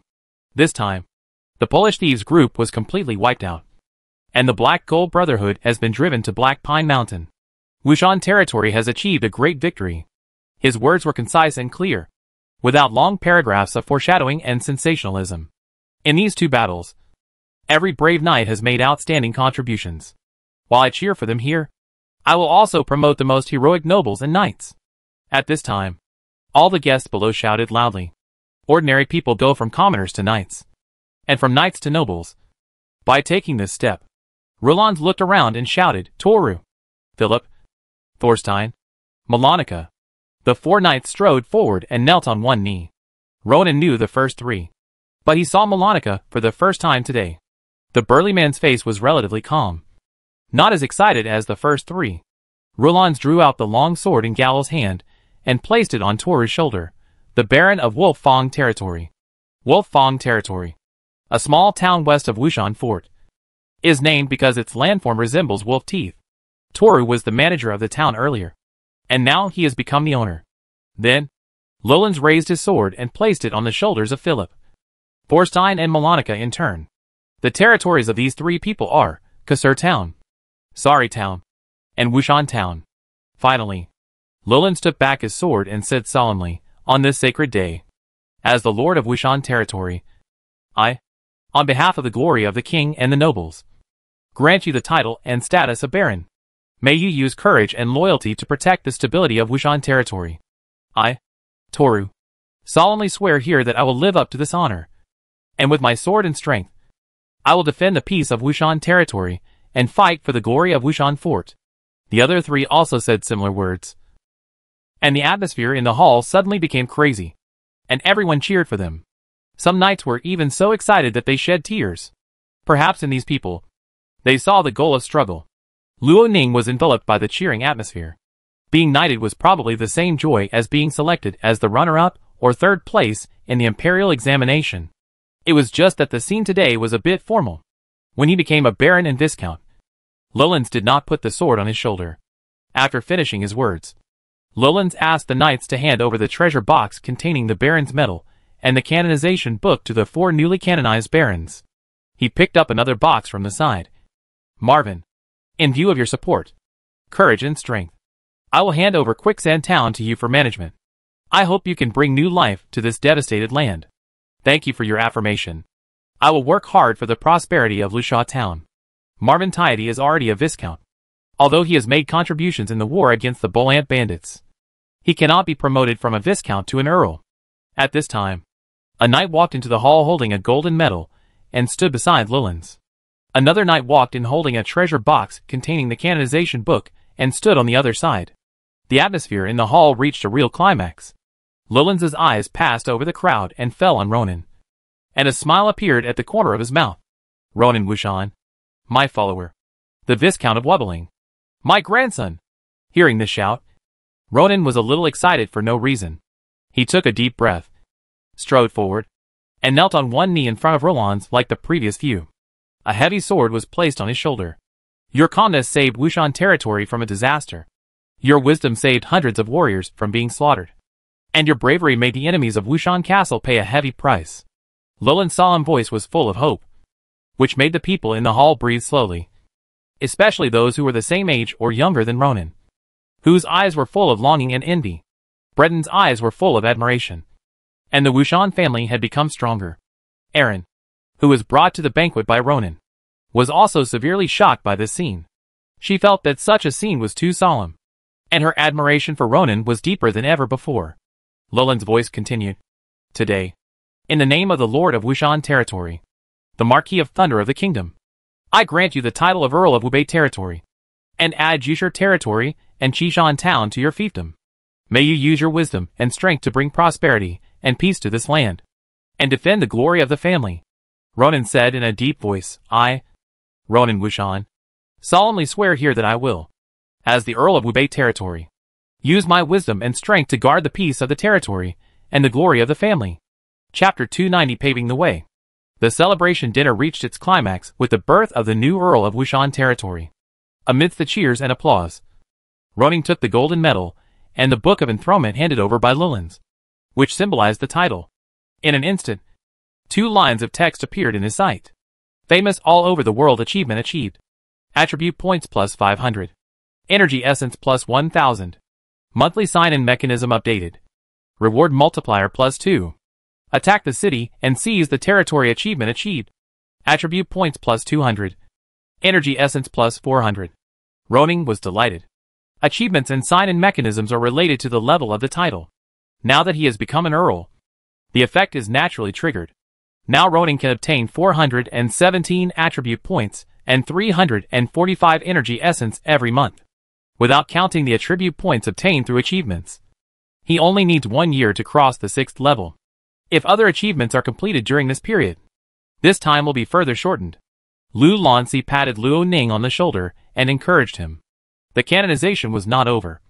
But compared with the canonization, the process of canonization of honorary knights was much simpler, not so formal and grand. However, this was still an important moment for those who crossed the class threshold and rose from commoners to the lowest noble honorary knights. Although there was no territory, this step was a step that many professional knights could not cross in their lifetime. The 6 honorary knights excitedly shouted their oaths of loyalty to Wuxian Fort and kissed their medals. After doing all this, Lu Lanzi picked up the wine glass and drank a glass with everyone before leaving the banquet hall, leaving the celebration to these young people. Haha. Congratulations, Lord Earl. Marvin was the first to come over and offer his blessing. Roning smiled and said, Uncle Marvin. Just call me Roning. Marvin raised his glass and sighed. I still remember the scene when you bought a horse at my ranch. But I didn't expect you to become an earl from a baron so quickly. This is a legendary story that can be written into a knight's novel by a bard. Many people gathered around and vied to congratulate. While thanking him, Roning also said his blessings to the nobles and knights who were canonized today. The atmosphere in the hall was lively. But not everyone was happy under their smiles. And some people felt bad. For example, Viscount Dennis of the Pointed City. When fighting against the Polani thieves, the silver-level Viscount Vittorino was considered among the top combat forces. But later, Viscount Vittorino did not participate in the war because of some things, and only sent a team of knights and soldiers. He should have personally participated in the war to eliminate the Polani thieves. But he did not participate because of some things. Now, he was holding a cup and congratulating Philip and other silver knights, who were promoted to barons. He was thinking if he participated in the war, would he also get a generous reward? It was impossible to be promoted to a knight. But could he get a piece of land like Marvin? After all, there were many villages next to the shore city. But regretting about this kind of thing was obviously useless. And he could only envy. Except for Viscount Vittorino. The representatives of the Hyde family were naturally unhappy. This time, those who were canonized were basically from the southwest battlefield, on the southeast front. Except for Malonica, no one was promoted to honorary knight, let alone land. Washenbeo may have to take care of the 2 newly captured pieces of land by himself. But considering the long-term harassment of the Black Gold Brotherhood, Wiggins probably won't put much effort into the 2 baronies. There are 2 main reasons for the huge gap in the ennoblement between the 2 sides. On the one hand, the southeastern side's record is indeed not as good as the southwest side. The Black Gold Brotherhood mainly provided support this time, facing the attack led by Malonica. It fled to Black Pine Ridge without much resistance. On the other hand, Lu Lanzi deliberately arranged it this way. The victory on the southwest front mainly depended on Roning. These people were awarded honorary knights and titles. Basically, they knew that this was due to Roning, and they must be grateful to Roning psychologically. With this relationship, people like Philip and Thorstein are likely to become Roning's unwavering supporters in the future. Lu Lanzi set up the 2 people's territories in Kasir Town and Sari Town, which are close to Chishan Town, and actually had this consideration. At the same time, such ennoblement also let people know that it is good to follow Roning. The banquet in the hall was still going on, and the performance team invited in was performing lively programs. Some people were toasting each other to the melodious music.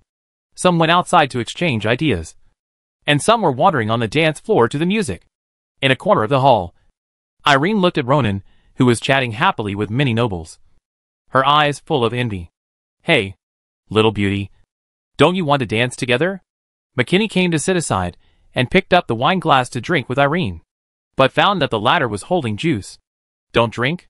Irene shook her head embarrassedly. Ronan, adult, said that I am still young and drinking will affect my development. Hearing this, McKinney couldn't help laughing. My brother would actually say such a thing? She looked Irene up and down and joked, you are well developed. Don't worry. Irene blushed, not knowing how to answer. But she understood the identity of this mature woman. Are you the sister of Lord Roning? Of course. My sister? McKinney looked at Roning in the crowd, and her tone suddenly became a little lost. Maybe our mother and grandfather died early, and Ronan didn't live in Sari town. Otherwise, he should have taken his mother's hometown into his territory. The Sari town that has been occupied by the port bandits is the territory of Amos Sari, the grandfather of Ronan and McKinney. This time, it has returned to the embrace of Wushan territory. However, Sari town has been abandoned for many years. There are not many people, and no special resources. Ronan didn't ask too much. She sighed. I should have let Kabir follow Ronan this time, and let Viscount Marvin go to the southeast. In this way, Kabir might be promoted to a noble, and I could live in Surrey. Kabir is in charge of Brilliant City, and has a lot of wealth. But like Toru, he was born in a humble family. He gradually got better after McKinney married him. But he is still just an honorary knight, and has not become a baron. This is indeed a missed opportunity. Irene comforted. Now Surrey has been taken back by us from the port bandits. I think you should be able to go back there anytime with your status. McKinney nodded slightly. She thought that the girl who came out of the mountains was a little timid. After communicating, she found that although she was a little shy, she was not like many children from ordinary families, who stammered and couldn't speak. Yes, thanks to Ronan this time. I didn't expect him to grow so fast. McKinney looked at Ronan in the crowd, and suddenly felt that her brother had become so tall and handsome without knowing when. She couldn't help but look forward to it. He has become the backbone of the Wushan family. I believe that in the near future, if he successfully marries Princess Blanche, the Wushan family will usher in glory again. Aaron was stunned for a moment and asked subconsciously, marry Princess Blanche? Don't you know? McKinney was puzzled. The people in Wubei territory heard that Ronan rescued Princess Blanche when he was promoted to Viscount. But they didn't know that the two had a marriage. Yes, the matter is not confirmed. And Ronan will not talk nonsense to the outside world. McKinney nodded slowly. But in my opinion, there should be no change in this matter. Aaron's face suddenly became a little unnatural. Chapter 291 Planning and Instructions. Ronan returned to his room in a daze. It was not because he drank too much, but because he was too tired to socialize with the endless stream of people who came to greet him. With the help of the servants of Wushan Fort, he took a bath and changed into clean clothes. And then he felt relaxed. He called out the system and checked the achievement interface. Famous all over the world, the title is both a symbol of status and a manifestation of strength. Please work hard to become a marquis. Rewards: attribute points plus 1,500. Energy essence plus 3,000. It's not easy to be a marquis. Ronan has only two ways to become a marquis. One is to inherit the title of Marquis of Wushan Fort. Although Lu Lands is willing to let him regain the right of inheritance. Having the right of inheritance and truly becoming a marquis are two different things.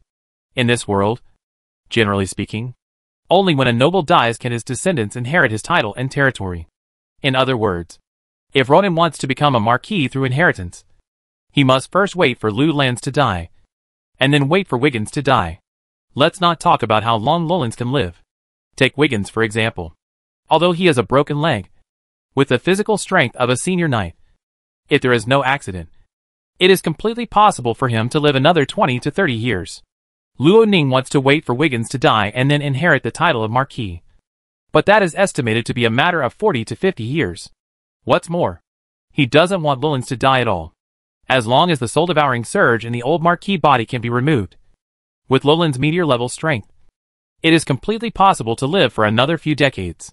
So this way is not very feasible. In addition to inheritance, the second way is to confer the title. Roland is a marquis, and he has no ability to confer the title of marquis on his vassals. If Ronan wants to be conferred the title of marquis, he can only seek to establish meritorious services to the royal family, so that His Majesty, the King, can confer the title on him. Although he is a vassal of Wushan Castle, Wushan Castle is loyal to the Aljuan royal family.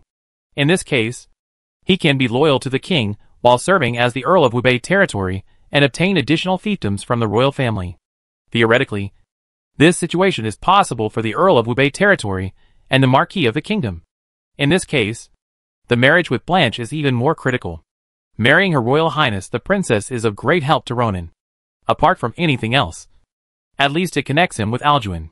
If there is no Blanche, Ronan is afraid that it will be difficult for him to meet His Majesty the King. But even so, it is very difficult to become a marquis. Ronan sighed. From Baron to Viscount, and then to Earl. Although he has made meritorious contributions, He has the halo of his status, and Lowlands has opened a green channel for him, which is why he was promoted so quickly. But if it is put at the level of the kingdom, there is no shortcut to becoming a marquis of the kingdom. He doesn't think Blanche has such a big face to let His Majesty Bruno cheat for him. It seems that I will hold this Earl title for a long time. Ronan's eyes swept across the achievements of King of Killing and Lucky Fortune, and looked at the remaining two achievements. Prosperous population. The registered population of the territory reaches 30,000. Reward, attribute points plus 300. Energy spirit plus 600. Attack and conquer. Own 2 cities at the same time. Reward, attribute points plus 400. Energy spirit plus 800. The population census of Chishan town is estimated to have been completed, but the total population is still a little short of 30,000. But if the people in the Stone Territory and those gathered by Wiggins and Kabir are all counted, the population of Ronan's territory will definitely exceed 50,000. Ronan felt embarrassed for himself when he thought that he, an earl, had such a large territory, but only such a small population. The population of Chishan town exceeds 10,000. According to the system mechanism, it should meet the conditions for attacking cities and conquering territories. This achievement can be completed before setting off for Jinyu City. As for the population census of the Stone Territory, it may not be completed in a short time. It will take at least 10 days for the political officer Salen to go from Wubei Territory to the Stone Territory. Rydar needs to participate in and take over the 5th Knights, and will be stationed in Shore City in the future. I have just taken over the giant Stone Territory, and I need someone trustworthy to guard and coordinate the defense of Red Mountain Town. After some thought, Ronan could only let Elrin stay in Wubei Territory among his 3 subordinates to lead and develop his magic potion experiments, and let McKin bring some people to the giant Stone Territory to assist in the defense of Red Mountain Town. As for the training of the guards in Wubei Territory, I am afraid it can only be handed over to Jawait, Sim and others who have followed McKin and Rydar for a long time. Although they are not as good as Rydar and McKin, they are all professional knights after all, and have participated in military discipline training. There should be no problem in the initial training of the guards in Wubei Territory. As for actual combat, Rydar and McKin need to come back every now and then to inspect the results and provide guidance. The key is that there are not enough people under my command. I have to let them bring more people out for me. The figures of the 2 senior knights, Joffrey and Roner, flashed in Ronan's mind, but he did not think of transferring them back in the end. The future war will definitely happen in the south. Let them learn more from Retta and McKin. In the future, they can also go back and forth between Wubei Territory and Jusher Territory to guide the team and train. Fortunately, there are no hostile forces around Wubei Territory. Usually, we only need to maintain good law and order. Otherwise, we can't allocate people. Dong. The door was knocked. Ronan frowned. Who else would come to him so late? But this time, he didn't bring David and Tom, so he had to open the door himself. The door opened, but he saw McKinney, who changed into a more casual long skirt. I hope I didn't disturb you so late, my dear brother. Ronan spread his hands. It's obvious that I was disturbed. I was ready to go to bed. Wouldn't you like to invite me in to sit down? Ronan turned sideways and smiled. Welcome. He knew that McKinney must have something to say so late, and he was quite curious. Tell me, sister, what do you want to talk to me about so late? McKinney glanced into the bedroom, then sat down on the chair in the room. You are much more stable than before. I thought you would sleep with your magician. Come on. Irene is just a 14-year-old girl. 14 is old enough to get married, McKinney emphasized, and then said, people outside speculate that she is your lover. Ronan shook his head helplessly. I just brought her out to see the world and broaden her horizons. However, I can't do anything about what people outside think. There's a saying that goes, right and wrong are determined by people, and it is difficult to distinguish black and white. This kind of thing cannot be explained clearly, and it will only make things worse. Your mother died early and didn't teach you much. You didn't study much before. Now I can only remind you. When your status is elevated, some things can't be handled so casually. McKinney said seriously, you are about to marry Princess Blanche. Before the matter is finalized, if it is said that you have a little lover, even if it is not true, it will damage the face of the royal family. Her tone became serious. You have brought hope to the Wushan family. If this kind of thing affects your reputation and even makes the marriage no longer feasible, then you and the Wushan family will suffer a great loss. Ronan frowned. although it felt bad to be preached. What McKinney said did make sense. Erin left the banquet very early. Did you say something to her? McKinney nodded. She is very smart. I just mentioned you and Blanche. And she left the banquet hall very quickly. Although you may blame me. I am really worried that you will invite her to dance, and then make a kiss or something like that. Ronan sighed. Your worry is unnecessary. That would be the best. McKinney smiled and said, Many nobles have lovers. Even your brother-in-law Kabir may have one. But don't let these things affect your future. Ronan. Thank you for your advice. I will remember it. Ronan did not blame the other party for talking nonsense. Because the other party was also considering him. It's a pity that I was originally planning to take Irene to see the world. But I didn't expect that these rumors would affect my mood. McKinney shook his head. The little girl has feelings for you. I can see it. But she is a little confused, and may not even realize it herself. She stood up. Okay. I finished what I said. I heard that you are about to leave for Jinyu City. I wish you a pleasant journey. Oh, by the way, during this period of time, I have prepared the people that Kabir promised to give you. A total of 10,000. You should arrange people to go to Brilliant City to take them away as soon as possible. Hearing this, Ronan smiled. Thank you, sister, and brother-in-law Kabir. Chapter 292 Departure. When Ronan told Wiggins that Wubei territory was short of population, the latter promised to gather 10,000 or 20,000 people and asked Kabir to transfer some from Brilliant City. But he did not mention the specific number at that time. Ronan thought that 5,000 or 6,000 people would be very good. But he did not expect Kabir to gather 10,000 people for him, and gathered them before Wiggins. It can be seen that Kabir is still very concerned about his brother-in-law's affairs. His attitude towards Ronan was not like this before. The reason is that Ronan's current identity, status and strength have changed dramatically compared with the past. Before Ronan was deprived of his inheritance rights. Kabir's situation was a bit embarrassing. After all, if Breton inherits the marquis in the future, as the leader of the Wushan Castle Knights, he will be loyal to Breton. This is actually not a problem. The key is that the other party is McKinney's sister and Ronan's brother-in-law.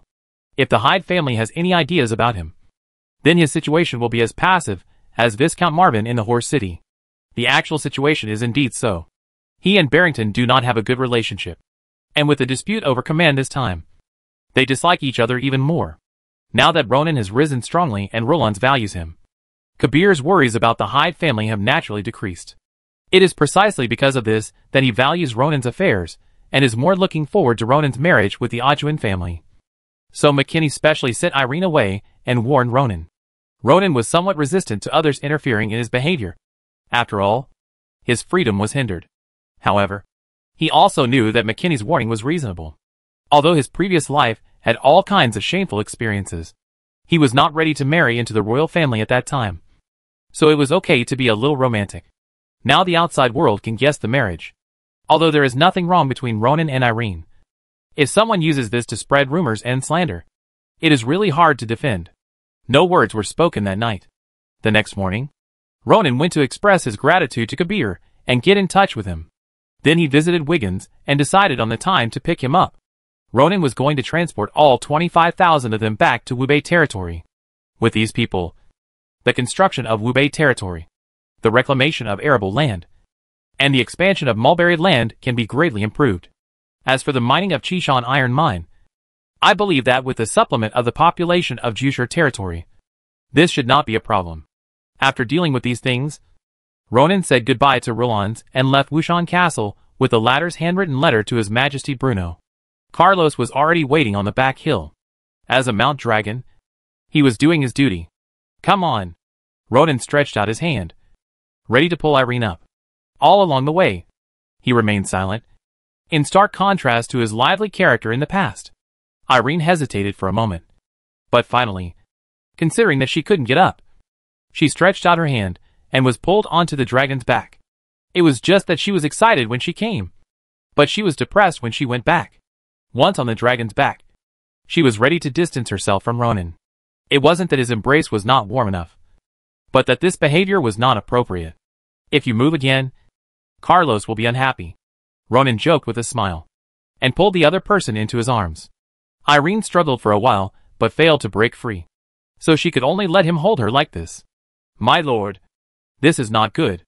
If someone sees you, it will affect your reputation and make His Majesty the King hate you. Ronan couldn't help but laugh. Even the address has been changed. Did my sister McKinney tell you? No. I happened to hear the nobles outside discussing it when I left the banquet hall yesterday. No matter where you go, there are always people talking about others behind their backs. He smiled and deliberately hugged the girl tighter. You look listless all the way. Did you not sleep well last night? Irene hummed. Not only did she not sleep well all night, she didn't sleep much. Some things will only add to your troubles if you think too much. It's better to cherish the present and have a good sleep in my arms.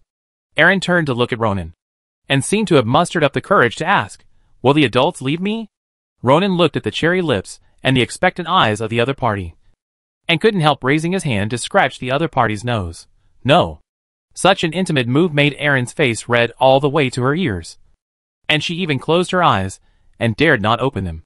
Ronan couldn't help laughing. Have a good sleep. How could she dare to speak? She could only turn sideways and hide in Ronan's chest and pretend to fall asleep. Ronan didn't know what kind of feeling was called love. He only knew that he was happier when he was with Erin. Just like when he was playing snowballs in Shanling Castle last winter. He even found the feeling of living on Earth again. As for marriage, lovers and other issues, as he said, thinking too much will only add to the troubles. Since we have traveled through time, we should live a relaxed and happy life. Carlos spread his wings and glided smoothly in the sky. Soon he returned to the swamp castle. It has been nearly 20 days since the withdrawal.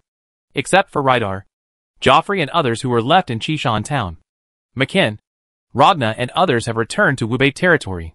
In the fortress hall of the swamp castle, Ronan summoned Wilson, Chahar and McKinn, and others to inform everyone that he was promoted to the Earl of Wubei territory and obtained 2 enclaves in Giant Stone territory and Chishan town. This naturally attracted cheers and celebrations from the followers. From barons to earls, the higher the achievements of the lords they followed, the greater the benefits for them in the future. Ragna and Kurami looked at each other and saw the sighs in each other's eyes. Although the first baron has not appeared in Wubei territory, they can feel that it is a wise choice for Viscount Marvin to let them follow Ronan. In addition to announcing this matter, Ronan also wants to reward the knights and soldiers who followed him on the expedition. His reward is naturally not a title. Let's not talk about whether he is willing to be a titled land. Just talking about the merits of this battle. Even Riedel is not enough to be a baron. So Ronan's reward is to give money to each person as a reward for this expedition. 3 times the monthly salary as a bonus may not sound like much, but it is nearly 600 gold coins, which is not a small amount. In addition, the followers also got some spoils on the battlefield. So overall they did not lose. Next I'm going to the capital. Except for David and Tom. I'll have tasks for the rest of the people. David and Tom were stunned for a moment, then smiled excitedly. The capital. A place they never dreamed of going to. Now they actually had the opportunity to go there. Others couldn't help but show envy. One is envy for such an opportunity. The other is envy for the 2 people being valued by the Lord. Sometimes, status is not about position, but how far away from the center of power. As long as David and Tom don't make 2 big mistakes and their strength is not low in the future, they will have good achievements. Next, Ronan explained the main matters that everyone was responsible for. McKinn asked 2 knights and a team of infantry to take over the stone territory, and the government affairs there would be presided over by the government official Saran with several newly brought assistants. All government affairs of Wubei territory were presided over by Wilson and Chahar.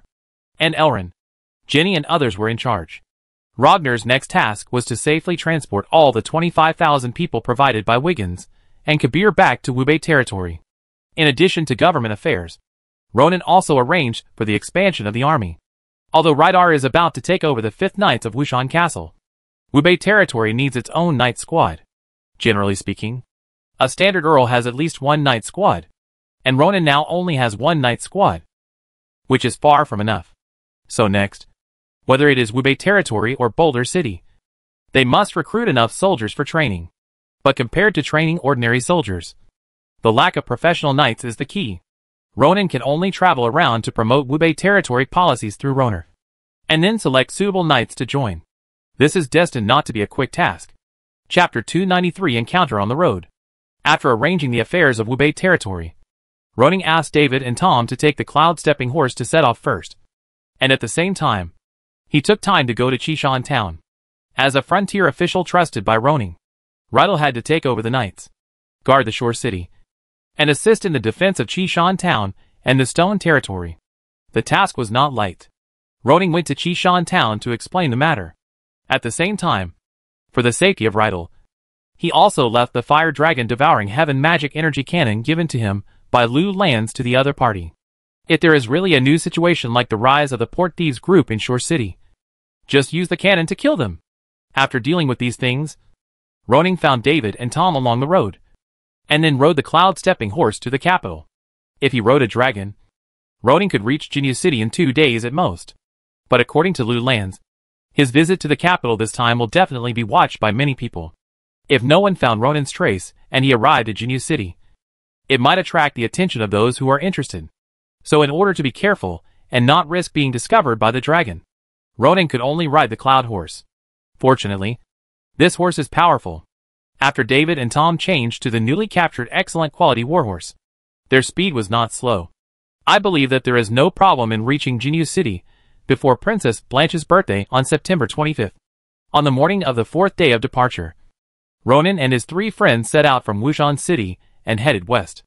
There are many knight manors around Wushan City. Most of the managers here are honorary knights of the Wushan Fort Knights. Langia territory is the farthest one among them. At nightfall, Ronan wanted to find a house in Langia territory to settle down, but he unexpectedly met Galil. Now Toru is busy with the establishment of the 5th Knights, and Galil, the eldest son of the Baron, was arranged to handle some affairs in the territory. The next day, Galil rode his horse to send Ronan and the other 2 out of the territory. Ronan, the mountain in front is Langia Mountain. Go over it, and go west to the Pointed Horn City. Galil introduced, when the time comes, you will take a boat to cross the Howling Sea, and you will almost reach Jinyu City in 2 days. Have you been there? Ronan asked. Galil shook his head. How can I have the opportunity to go to Jinyu City? I heard about it from my father. When he was young, he followed the Marquis to go there twice. It is said that it takes 3 or 4 days to sail on the sea. Ronan had a clearer estimate of the next journey. If everything goes well, they will be able to reach Jinyu City in 8 or 9 days, which is faster than expected. This is mainly because the 3 people's physical fitness and the quality of horses are very good. If Ronan brought a servant and drove a carriage, he would probably not be able to arrive by the end of the month. After saying goodbye to Galil, the 3 set off again.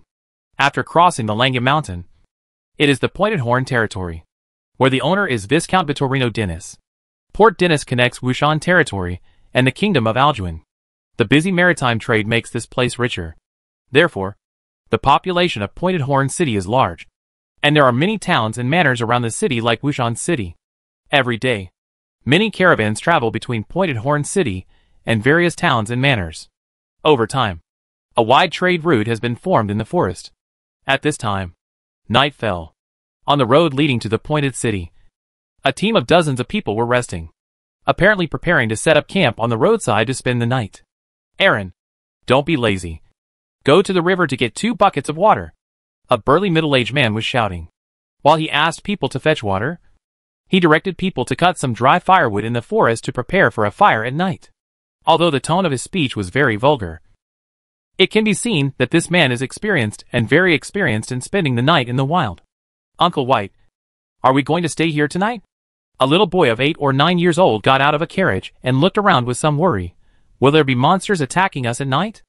Don't worry, Master Peak. I have walked this road many times. At night, let alone monsters, I can't even see a fat pheasant. The middle-aged man said exaggeratedly, you and your mother should have a good rest in the car. I will call you when dinner is ready. Okay. Thank you, Uncle White. The little boy returned to the car obediently. White looked at the middle-aged woman, who took the little boy into the car, and his eyes lit up. At this time, another middle-aged man who had counted the vehicles and sorted out the supplies came over, touched White's arm, and said with a sly smile, Why? Are you thinking about Les again? Watch your mouth. Phil. White laughed and scolded, She will be the Baroness soon. Please pay attention to your attitude when talking. But even so, he couldn't help but sigh. If I had a woman like this, I would be willing to live 10 years less. That figure. That face. TSK TSK. The man named Philip rolled his eyes at White. Tell me to shut up. But you still say the same thing? As he said that, he suddenly looked at the road from the northeast. Look. There are 3 people coming over there. What's so good about this? We are not the only ones who can take this road. White looked over and his eyes fixed. Look at that horse. It is definitely top quality stuff. Philip nodded secretly. A good horse is not cheap. It is estimated that these 3 people are from rich families. These 3 people are none other than Ronan, David and Tom. After crossing the Langya mountain, they galloped all the way, passing through several manors on the way, but did not stop. I thought I could find a place to stay when it got dark, but I didn't expect that there were no other manors on this road. In desperation, he prepared to find a place to camp nearby, but he didn't expect to meet a caravan here. Tom, go and see if you can borrow their site to spend the night and buy some of their feed. In addition, someone is on duty at night, which will make you two a little more relaxed. Yes, sir. Tom rode forward. Excuse me. Who is in charge here? It's me. White hurried forward. Excuse me. Sir Knight, what can I do for you? We want to borrow your place to rest for 1 night, and buy the feed for the horses. White looked back at Philip, then nodded, okay. But for 3 people, it will cost 3 silver coins. No problem. Tom took out 3 silver coins from his pocket and threw them over, which were caught accurately by the latter. In this way, Ronan and the other 2 successfully stayed in the camp. White smiled and threw a silver coin to Philip. I'll give you the remaining half later. He looked at the 3 people, Ronan, who were settling down.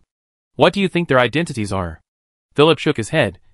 The one wearing the hat has an extraordinary temperament and the best mount, so I'm afraid his identity is not ordinary. Why don't you go and find out? White urged. Philip thought about it and nodded. He also wanted to know the origins of these 3 people. He walked to Ronan. Hey brother. Your horse seems to be very majestic. What quality is it? At this time, Ronan was wearing a hood, covering his silver hair that often revealed his identity. He glanced at the other party and felt the weak fluctuation of fighting spirit on the other party. He guessed that the other party should be just a junior knight, with the same strength as the person who just received the silver coin. Not low quality. Ronan did not say that the cloud-stepping horse was a mount with the blood of a demon beast, but asked, are you a team going to Pointed Horn City? Yes. Philip saw the other 2 feeding the horses, and the man in the hat in front of him didn't have to do anything. So he knew that the man in front of him had a higher status. So he was more polite when he spoke. We are a caravan from Willie Town, transporting linen cloth and some goods to Pointed Horn City for sale. Speaking of this, he thought of the person in the team, and couldn't help but want to test whether Ronan was a noble. I wonder if you have heard of Baron Hammett. Ronan raised his eyebrows and asked in confusion, Hammett Lev? Among the people he knew, there was only one named Hammett, and that was the representative of Pointed Horn City in the battle to eliminate the Polish bandits. Yes. You know? Philip nodded quickly, and his tone became more respectful. Luo Ning asked in confusion, I remember that Hammett was an honorary knight under Viscount Vittorino. How did he become a baron? Chapter 294 Night Raid. In the battle of the Portal Bandits that ended not long ago, Viscount Vittorino of the Pointed City did not attend the scene, but sent his honorary knight, Hammett Lev, to lead the team. Ronan only knew that this person was a bronze knight, and had no special impression of him. He couldn't even remember his appearance. This time, Wushan territory defeated the Portal Bandits. It is said that Lord Hammett killed many people in the battle, and even the second leader of the opponent almost died under his sword. The man named Philip's eyes were full of yearning. Most knights hope that they can wear armor and hold a long sword to kill many people on the battlefield. But this is just a dream. In reality, not everyone chooses to go to the battlefield, because they know that they may die before the enemy arrives on the battlefield. Lord Hammett has been following Lord Viscount for many years. This time, he was finally promoted from honorary knight to baron with his outstanding military exploits. Stranglethorn Vale is his territory. Hearing the admiration in Philip's tone, Ronan smiled. If he remembered correctly, in the battle where Boulder City besieged the army of thieves, Hammett didn't even meet the second leader. Holden? I just don't know if these words are boasted by outsiders or come from the other party.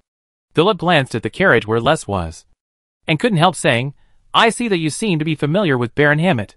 Now his only son and lover are in the team. Do you want to meet them? Ronan frowned. Only son. Lover. These two kinds of people put together. It seems to be a drama of illegitimate children becoming legal.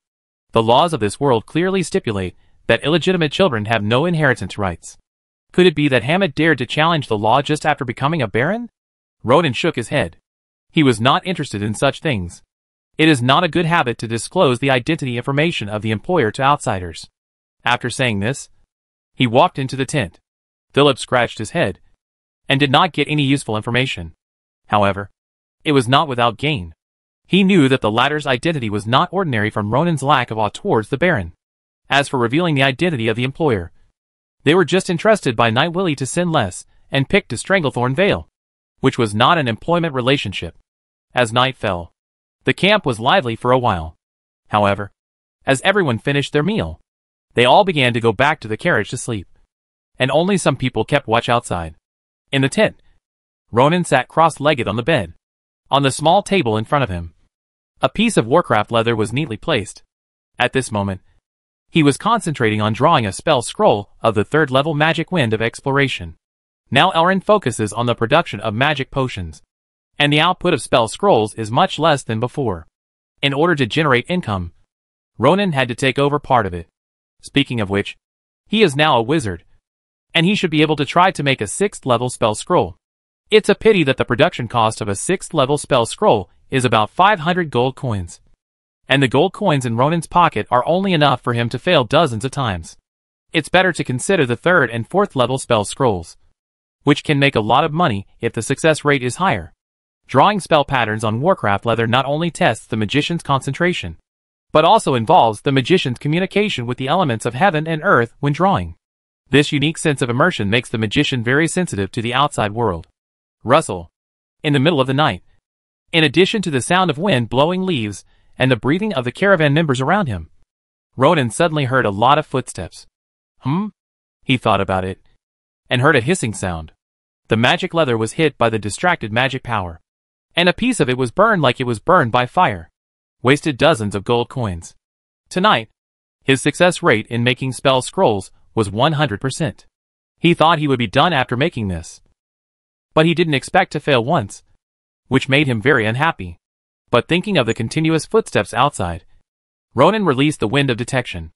The early wind of detection had a detection range of at most 200 or 300 meters. The magician could amplify the power of basic magic. Now Ronan can use it to sense the situation within a range of nearly 1,000 meters. 400 or 500 meters away, a group of people slowly approached the camp. Robbers? After traveling for so long, it was the first time he met robbers on the road. Tom, David. 2 figures immediately appeared outside the tent. My lord, go inform White and Philip, and tell them to be alert. A group of people are approaching 400 or 500 meters to the southwest. The 2 were shocked and immediately drew their swords and picked up their shields.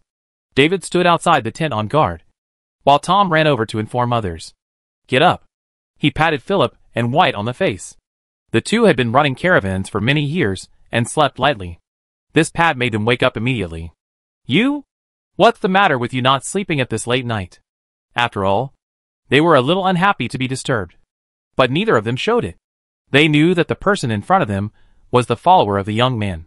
My master asked me to tell you that there are enemies approaching 400 or 500 meters to the southwest.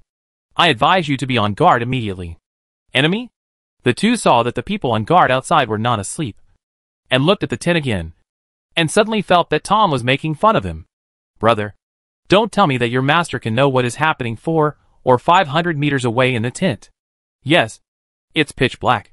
Where is there anyone? Although White was more cautious, he looked carefully in the distance and found no movement. Obviously, neither of them took it seriously.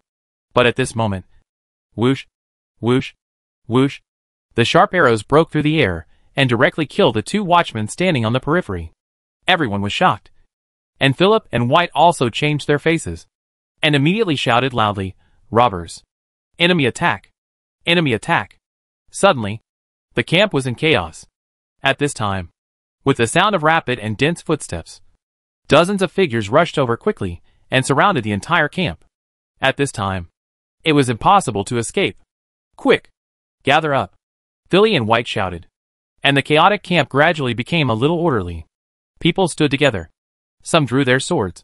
And some held their spears to be on guard. But among the more than 20 people in the team, only 10 of them were capable. And it was obvious that they were no match for the other side. I didn't expect you to be able to stay calm. Just hearing the laughter, a tall man in light armor strode to the front. It's the Wolf Slayer mercenary group. Philly's sharp eyes recognized the identity of the person at a glance. And his face darkened. Captain Bauer. When did the Wolf Slayer mercenary group start robbing? Robbery? The leader of the mercenary group, Ball, sneered. The mercenary group does not do such things. Then why did you kill our people? White warned in a low voice. Aren't you afraid of offending Night Willie? The mercenary group is equivalent to civilian power. Some mercenary groups are strong and can even serve as mercenaries. But in general, they have a cooperative relationship with the nobles and rarely provoke the nobles. Night Willie is an honorary knight loyal to the Dennis family. He is also the lowest noble. And the mercenary group usually gives him some face. Sorry. Everyone here must die today. Ball said coldly. If you want to blame your team for taking in people who should not be taken in. White and Philip were shocked. Swish. Everyone turned to look at Ronan. Some people had doubts in their eyes. But some people had hatred in their eyes. Taking in 3 people for the night brought disaster to the entire team. What are you looking at me for? Luo Ning felt puzzled. Even if someone wanted to assassinate him, they would not arrange such a low-profile mercenary group. Chapter 295 One Sword. The outside world, especially those who are unhappy with Ronan. Although they don't know that Ronan has been promoted to gold, they all know that he is a silver knight. In this case, even if they want to assassinate him, they should at least arrange a few silver knights. Not to mention the gold knights. At this moment, this mercenary group is obviously local, and it is impossible to be that strong. So Ronan concluded that the person who should not be taken in by the other party is definitely not him. You don't have to look at me with such hatred. I am not the one they want to kill. Ronan walked out indifferently. Tom and David stood on Ronan's left and right sides. Although they knew that the adults were not afraid of these lineups, they were still under a lot of pressure. Bauer saw at a glance that Ronan was extraordinary. And the 2 knights beside him. The armor they wore, and the shields they held were not inferior products. Who are you? Ronan did not answer, but looked at a young woman and a child who were protected in the middle by White, Philly and others. He raised his hand and pointed at the 2 people and said, if I'm not mistaken, your target should be this mother and son. Right? Ball did not respond. His face darkened. But everyone else was shocked by Ronan's words. Everyone in the team knew that Pike was the only son of Baron Hammett, and Rice was the Baroness, who was about to become his legal wife. Someone actually wanted to take advantage of them. Isn't this a provocation to the Baron's Majesty? In the crowd, Ms. Rice's face turned pale. She knew that things would not go as smoothly as she imagined. Her son, Pike, also shed uneasy tears and held her hand tightly. Bauer, they are Baron Hammett's woman and son. How dare you kill them? Philip tried to use Hammett to put pressure on the other party. Lord Hammett is bronze strength. Although you are a senior knight and have led a team to slaughter wolves, you have offended Lord Baron. You and your mercenary group cannot withstand his anger. Shut up, Bauer shouted coldly, and his loud voice with fighting spirit made Philip tremble. He was just a junior knight who was stronger than ordinary people. He was no different from a child in front of the other party. Bauer's eyes were still focused on Ronan. He didn't know the depth of this person. Ronan simply gave the other party a choice. I don't want to interfere in your affairs. Now I will leave here with my followers. I will pretend that I didn't meet tonight. How about it?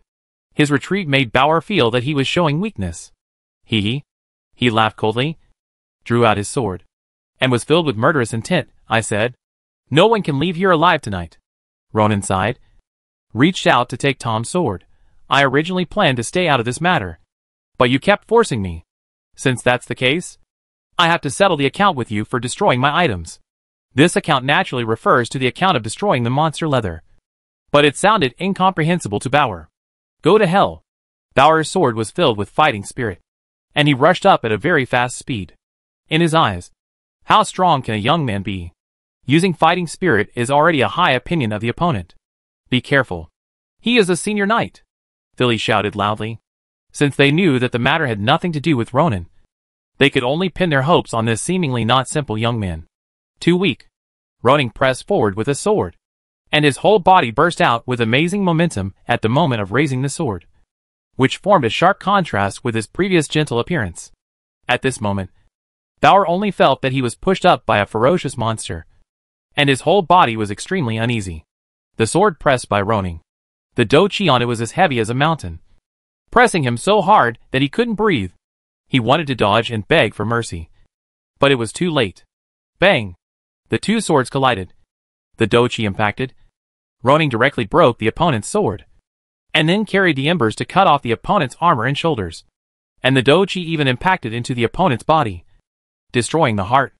How the impact wind brought by the collision lifted the hood on Ronan's head, revealing his silver-white hair, which was so special under the moonlight and bonfire. Bauer's pupils contracted, and a figure of a person appeared in his mind. But the next second his vision quickly darkened, and he fell to the ground with a bang. Others, whether White, Philly, or the Wolf Slayer mercenaries, did not notice Ronan's hair color, but were stunned by Ronan's sword. A high-level knight, or a ruthless man who slaughtered the jungle wolves, was killed with just one sword? Ronan handed the sword back to Tom. The rest is up to you two to deal with. This is a test for you. Yes, sir. Tom took the sword and rushed towards the mercenaries with David. This group of people had been frightened by Ronan, and did not think about continuing to fight. Facing Tom and David rushing at them, they could only fight and flee. At this time, Philly and White also reacted. Brothers, come on. Kill these sons of bitches. For a while, there were countless shouts and cries in the forest. Ordinary people who did not charge all looked at Ronan. A high-level knight was killed so easily. How strong must this young man be? Hey, look at his hair. Some people noticed Ronan's hair color. Silver hair is not unique to the Wushan family, but it is easy to associate with the Wushan family in Wushan territory. Are you Lord Ronan of Wushan Castle? The Viscount of Wubei territory? Some people, despite asking, had already knelt on one knee, calling Ronan's name and expressing their gratitude. But it was obvious that they were not well informed and did not know that Ronan was now an earl. Everyone get up. Take care of the horses and supplies, and pack up the bodies of your companions. Ronan simply explained and thought about going into the tent to rest. My lord. Les was a little flustered and a little timid, but he still stopped Ronan. What's the matter? Ronan asked. Les took her son and bowed to Ronan. Thank you for saving my life. My name is Les Norton, and I am Hammond's wife. Les Norton. It sounds like the other party is also a descendant of the nobility. How come I heard that you are Hammett's? He glanced at Pike beside him, and did not say the word lover. But in this world, lover is not an unbearable word. Yes, I was Hammett's lover before, and many people know it. Les said, however. Hammett's wife and son died accidentally at sea a while ago, and he planned to marry me. So he took us mother and son from Willie Manor. Is there such a thing? Ronan was surprised. Did he die accidentally at sea? Did he encounter pirates? He was about to cross the howling sea, so he naturally had to ask for details. Les shook his head. I don't know the details. Hammett only mentioned briefly in the letter that it seemed to be caused by a fire and sinking of the ship. Ronan has not been on a ship in this world, but he thinks that the main body of the ship is still made of wood. If it catches fire at sea, it will indeed be a matter of life and death. You seem to have something else to ask me? The other party suddenly ran up to introduce himself and said these things, so he should have other requests. Seeing that his idea was exposed, Rice quickly pulled Pick to kneel down in front of Ronan. My lord, I don't know if there will be another attack tomorrow, so I want to ask you to go to Stranglethorn Vale. She lowered her head. I know it's very rash to do this, but I can't help it. Hammett has just taken over the territory and has many things to deal with. He doesn't have the time and manpower to take me there. She paused and continued. I don't want my son to die in this vortex before he has a comfortable day. Ronan looked at the mother and son kneeling on the ground, and met the little boy's clear but pleading eyes. He is not ordinary. If he accompanies Rice and Pick to the Thorn territory, it will help Pick to become a regular. However, facing the plea of a mother and the innocent eyes of a little boy, Ronan still chose to agree. After all, Stranglethorn Vale is on the route he wants to take, so it's not a detour, and Rice and Pick are not going to fight for the inheritance, so it's okay to send them there. It just so happens that I also want to ask Baron Hammett for a favor. I will accompany you to Stranglethorn Vale tomorrow. After getting a positive answer, Les was delighted and kept thanking Ronan. To be honest, she didn't expect the other party to agree. The caravans all care about interests. Not to mention the nobles. She didn't have anything to give to the other party. My lord. Just then, White ran back. Your two followers are fighting with an intermediate knight. I am afraid of accidents, so I came to inform you. There are also intermediate knights? Ronan frowned and walked over immediately. Tom and David are both junior knights, and it may be a bit difficult to fight against intermediate knights. Ronan didn't want these two to die accidentally during the training. Chapter 296 Breakthrough and Cooperation. In the dim woods, Tom and David jointly besieged the intermediate knight. At the beginning, although the opponent used fighting skills, the effect was limited, and only Tom and David suffered some minor injuries. Later, probably because of insufficient fighting spirit, the three people fought closely together. When Ronan arrived, Tom and David showed signs of being suppressed. The fighting skills of this intermediate knight are not very high. He has a slight advantage purely by relying on his strength advantage. Compared with Tom and David, Tom's performance is better. This should be the advantage brought by his early awakening to become a professional knight. Ronan analyzed while watching. David awakened a few days after he crossed over. Although he learned from Rydar and McKinn for a while, he was still a little worse than Tom. Perhaps because they knew that Ronan was watching the battle. The two sides in the battle had completely different moods. Tom and David were getting more and more excited, being stared at by the Lord. It would be too shameful if they lost. The intermediate knight of the Wolf Slayer mercenary group was thinking about how to escape. Facing this man who could kill their leader with one sword, they would die if they didn't escape. Under the influence of these different moods, the balance was instantly broken. David stabbed the opponent's heart with a sword, and the opponent responded hastily, and his body was unstable. Opportunity. Tom hurriedly followed up and chopped the opponent's head with a sword. Zila. Suddenly, a purple arc of electricity appeared on the ordinary long sword. This sword directly left a long cut on the opponent's face, and blood flew. David followed with a sword to wipe the opponent's neck, completely ending the enemy's life. Tom, what are you doing? David turned around and looked at Tom in surprise. There were arcs flashing on the latter's long sword. Pa. Ronan clapped his hands and walked over. With a smile on his face, congratulations, Tom. From now on, you are an intermediate knight. Being able to release thunder-attributed fighting spirit is a clear proof of breakthrough. Tom also laughed. At this moment, the fighting spirit seed in his heart has broken out of the shell, and the fighting spirit flows out from there like water. This is an intermediate knight. Tom couldn't believe that he had broken through. Congratulations. David congratulated, his eyes full of Indian pressure. Also following the Lord for about the same time. He has no signs of breakthrough. Intermediate knights need to draw fighting spirit from the heart, spread it in the body, and gradually form a complete set of fighting spirit system veins. Ronan explained to David the training method of intermediate knights and took out a secret book from the space ring. This is a diagram of the human body's fighting chi meridians. Take a good look at it and try to form a system as soon as possible. Break through the chi C and enter the advanced level. Tom solemnly took the secret book and knelt on one knee. Thank you for your guidance. Tom will definitely not let you down. Okay. The training is over. You count the spoils and rest early. The battle in the forest is over. The Wolf Slayer mercenary group was not completely annihilated. A large part of them escaped in the night. However, with the death of their leader Bauer, this mercenary group will surely dissipate soon. White and Philly expressed their gratitude to Ronan, and at the same time, they also knew the identity of this young man. They didn't expect that the man in the hood was the grandson of the Marquis, and they didn't expect that he was as powerful as the rumor said.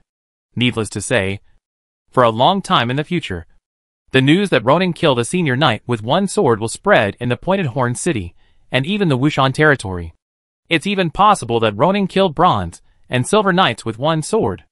After a short storm, the camp quickly calmed down, but people could still be heard sobbing faintly. These people never thought that their friends, who had dinner together in the evening, would become cold corpses. But this is how the world is. Fighting and death have always been the main theme. In order to appease the emotions of the crowd, Les stood up and said that he would ask Baron Hammett to preside over justice after arriving in Stranglethorn Vale. and compensate the victims at the same time. This approach made Ronan look up to him. The target of the wolf slaughter mercenary group is Les and her son, which means that the two people died because of him. Between standing up and not standing up, Les chose to take the initiative to stand up and appease, which shows a certain courage and courage. The night passed without any more twists and turns. When the morning sun shone over the earth again, the team regained some vitality. White and Philly arranged two people to carry the bodies of their companions back to Willie Manor, and the rest of the people set out again with sadness. Life must go on. The Stranglethorn Vale is not far from the camp last night. At about noon, the team entered the Stranglethorn Vale. This is a low hilly area with lush trees on the hills, but the thorn bushes everywhere are more attractive. This thorny shrub is scattered everywhere, and the deep red thorns are very eye-catching, warning humans not to approach rashly. Although this plant is dangerous, it also has certain medicinal value. Ronan remembered that thorns are among the materials needed for Elrond to make herbs and magic potions. Well, I can talk to Baron Hammett later to see if I can get materials from here. The sound of horse hooves sounded, and David, who went to report, came back, and Baron Hammett came with him. It was not until he saw the other person in person that Ronan remembered what he looked like. Ha ha ha. Earl Ronan, I didn't expect you to come to my territory. Hammett turned over and dismounted, welcoming excitedly. Ronan is now the most popular among the nobles in Wishon territory, and I am afraid he will be warmly welcomed wherever he goes. And Hammett was promoted to Baron because of this military exploit. And to a certain extent, it was also due to Ronan. Congratulations, Hammett. Ronan dismounted and greeted him. Stranglethorn Vale will definitely become a prosperous city under your rule. After a few polite words, Hammett took Ronan into his castle. A wooden castle. Hammett said that this was left by the previous person in charge of Stranglethorn Vale. He planned to build a castle himself, but it would take several years. After learning about what happened to Les and Pick on the road, Hammett thanked Ronan. It's all my fault. Hammett's tone was heavy. My ex-wife and son died unfortunately. During this period, I had to handle their funeral while dealing with the affairs of Stranglethorn Vale. The few squires under me were so busy that I couldn't stop and had no time to go to Willie to pick them up.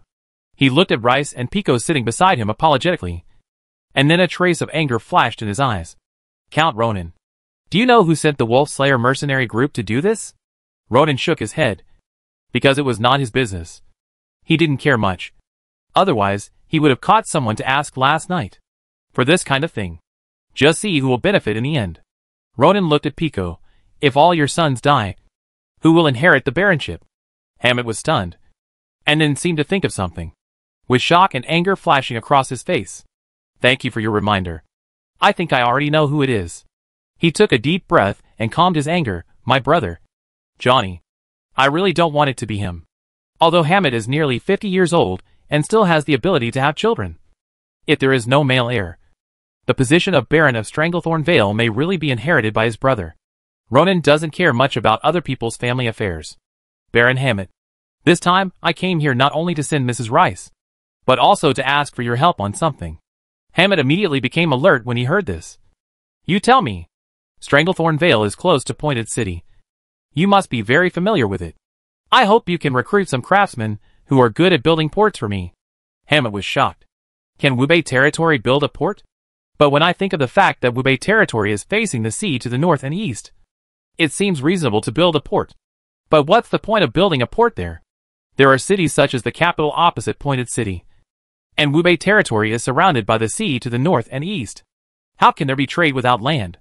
Should we go around the kingdom, or go south along the eastern coastline to do business with the Principality of Vera, with whom we have always had a bad relationship?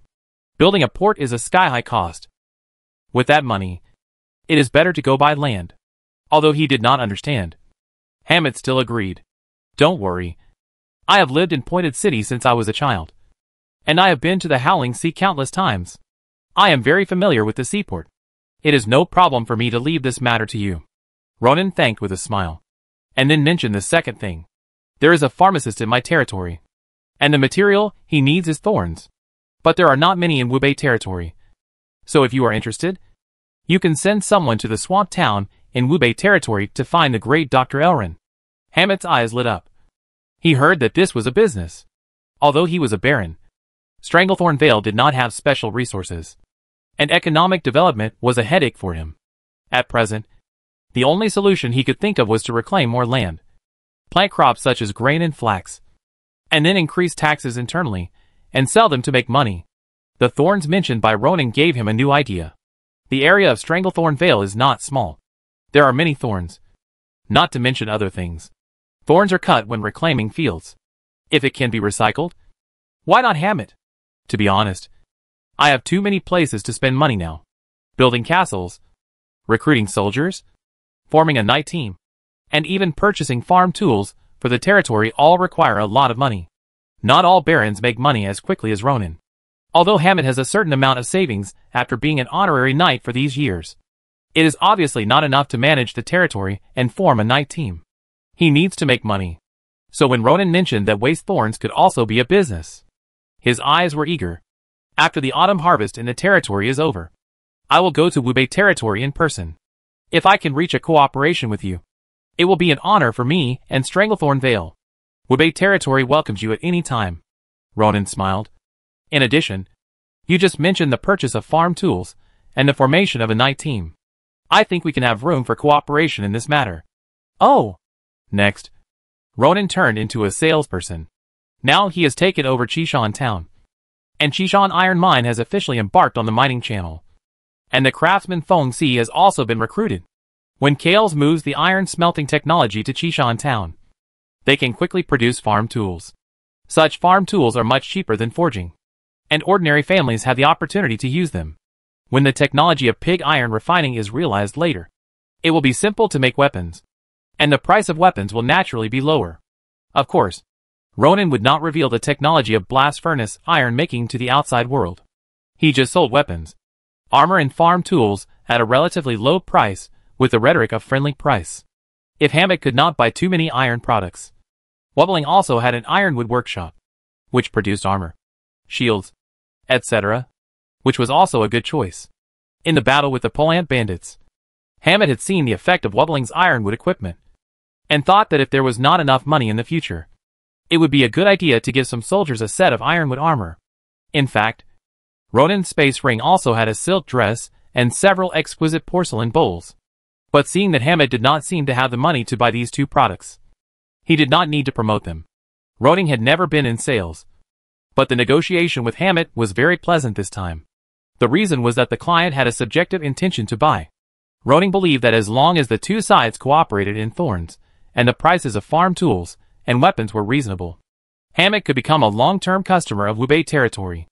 Now Ronan only hoped that the other party could make more money, so that he could buy more goods from Wubei territory. Time passed quickly. After Ronan had lunch in the small castle in Stranglethorn Vale, although he was strongly persuaded by the host, he still took David and Tom on the road. Although there was plenty of time to go to Jinyu City, they could not afford to stay and consume everywhere. The horses galloped, and 2 or 3 hours were enough for them to get from Stranglethorn Vale to Pointed Horn City. This is a city comparable to Wushan City, because of the prosperous economy brought by the busy port. The population of Pointed Horn City has exceeded 100,000.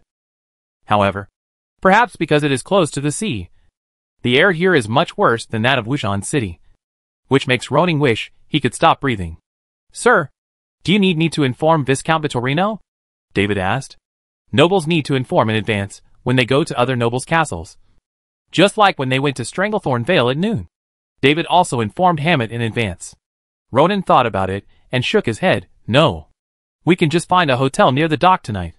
Tom, you go and contact the ship tomorrow morning, and we will cross the sea directly tomorrow morning. Going to the other party's castle is bound to be another hassle. If Ronan has that time, he might as well sleep a little longer in the room and make 2 spell scrolls.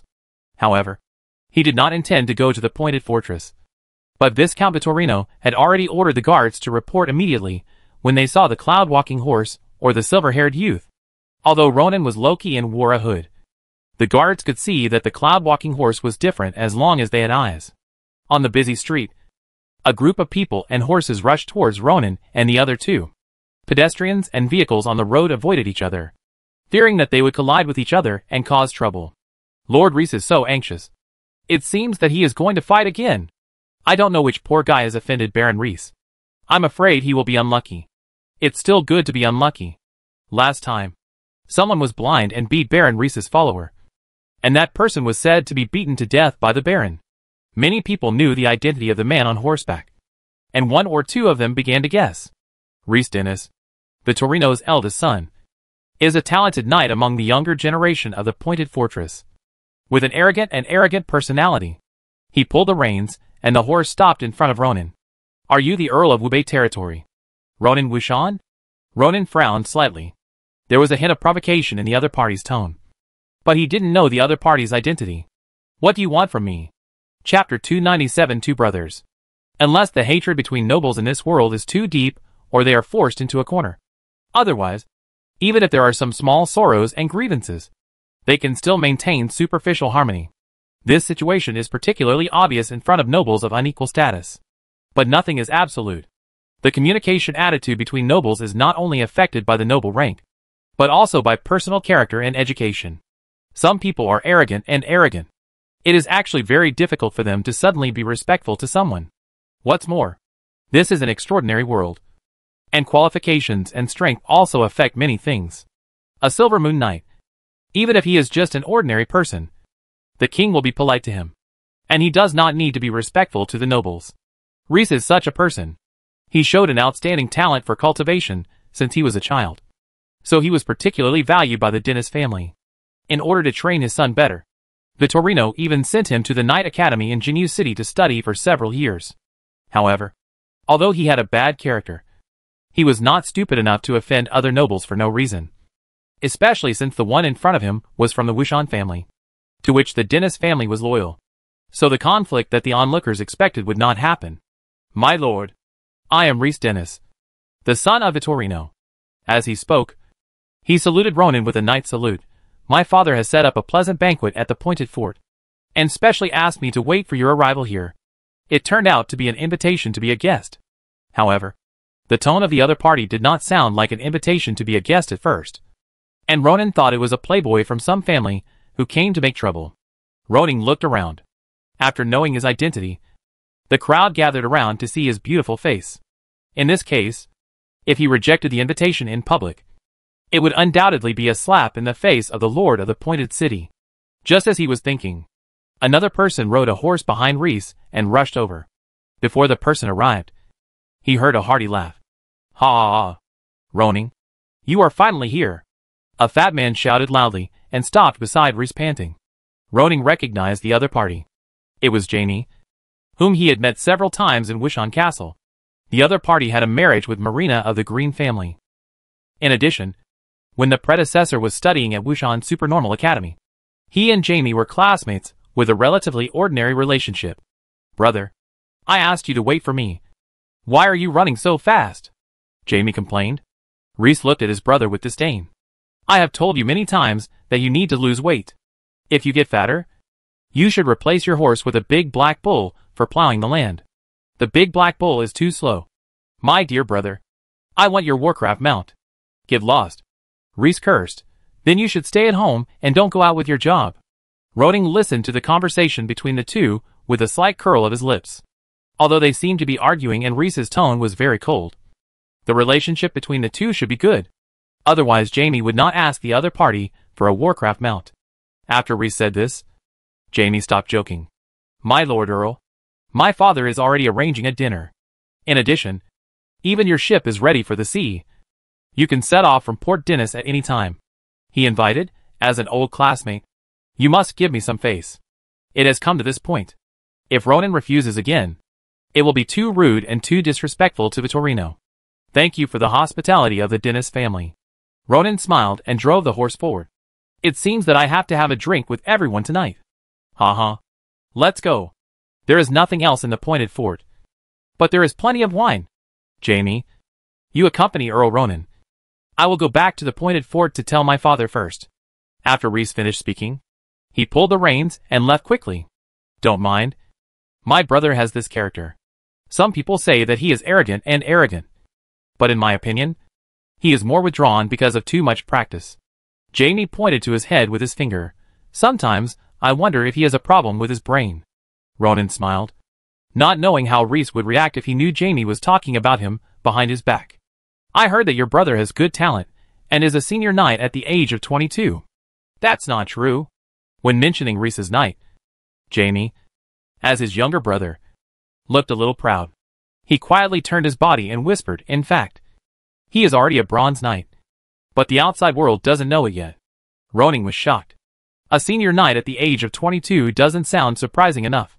But a bronze knight at this age is not ordinary. Rhys's cultivation talent is probably similar to Breton's, and the Dennis family has a successor. Thinking of this, Ronan suddenly had an idea. Why would Jaime secretly tell him something that the outside world doesn't know? This fat man doesn't look stupid. Knight Rhys's talent in cultivation is probably the best in the entire Alduin kingdom. Ronan explained, in the future, the Dennis family will definitely go further. Such talent has already held the key to the meteor level, or even a stronger level. As long as Rhys grows up, the Dennis family can no longer be measured by the Viscount family alone. He's far behind you. Jaime waved his hand. An 18-year-old silver knight. I'm afraid that only the crown prince in the entire Alduin kingdom can suppress your talent. Do you know the crown prince well? Ronan asked. I just remember that he seemed to have arrived in Silver a long time ago. Silver? Jaime looked surprised. Ronan, although you are an earl now, the news is too backward. The crown prince was a golden knight many years ago, and now he is probably a meteor. I remember he seems to be in his 30s? Well, to be precise, 32 years old. Jaime turned sideways again and whispered, my brother saw Crown Prince Garrett take action when he was studying at the Royal Knight Academy. It is said that a silver-level instructor couldn't even withstand 3 moves in front of the Crown Prince. That scene had a great impact on my brother, and he invested more time in training to defeat a silver knight with 3 moves. Unless the silver knight is not very good. Otherwise Ronan is not sure enough now. There is no doubt that the Crown Prince is powerful. Now the Kingdom of Alduin and the Kingdom of Trisha are in a truce. I wonder if Garrett will start a war when he grows to a certain level in the future. It is the dream of all members of the 2 royal families to establish an empire on the continent of Orlent like the first generation of emperors. So Ronan thought the answer to this question was yes. Perhaps at that time, he could also make contributions in the Kingdom War and become the second Marquis independent of Wushan Castle. Apart from such a war, Ronan didn't know what other channels could be used to make great contributions to be awarded the title of Marquis. Ronan and Jaime talked as they walked, and they didn't come to the foot of the mountain of the pointed fort until night fell. This is a castle built on a hill 50 to 60 meters high. Its grandeur can be seen at the foot of the mountain, like a giant beast crawling on the top of the mountain, winding up along the flat mountain road paved with bluestone, surrounded by lush evergreen trees. The scenery and air are very clear, like 2 worlds with the city, where you can smell fishy smells everywhere. The sky was hazy, but the entrance of the castle was illuminated by magic lamps, and many people stood at the entrance, looking forward to it. When Jaime appeared with Ronan, Vittorino's hearty laughter came over. Welcome, Count Ronan. He strode forward and expressed his warm welcome to Ronan. Tonight, the Pointed Fort will be more brilliant because of you. Chapter 298 Pointed City and Screaming Island. Time goes back to an hour ago.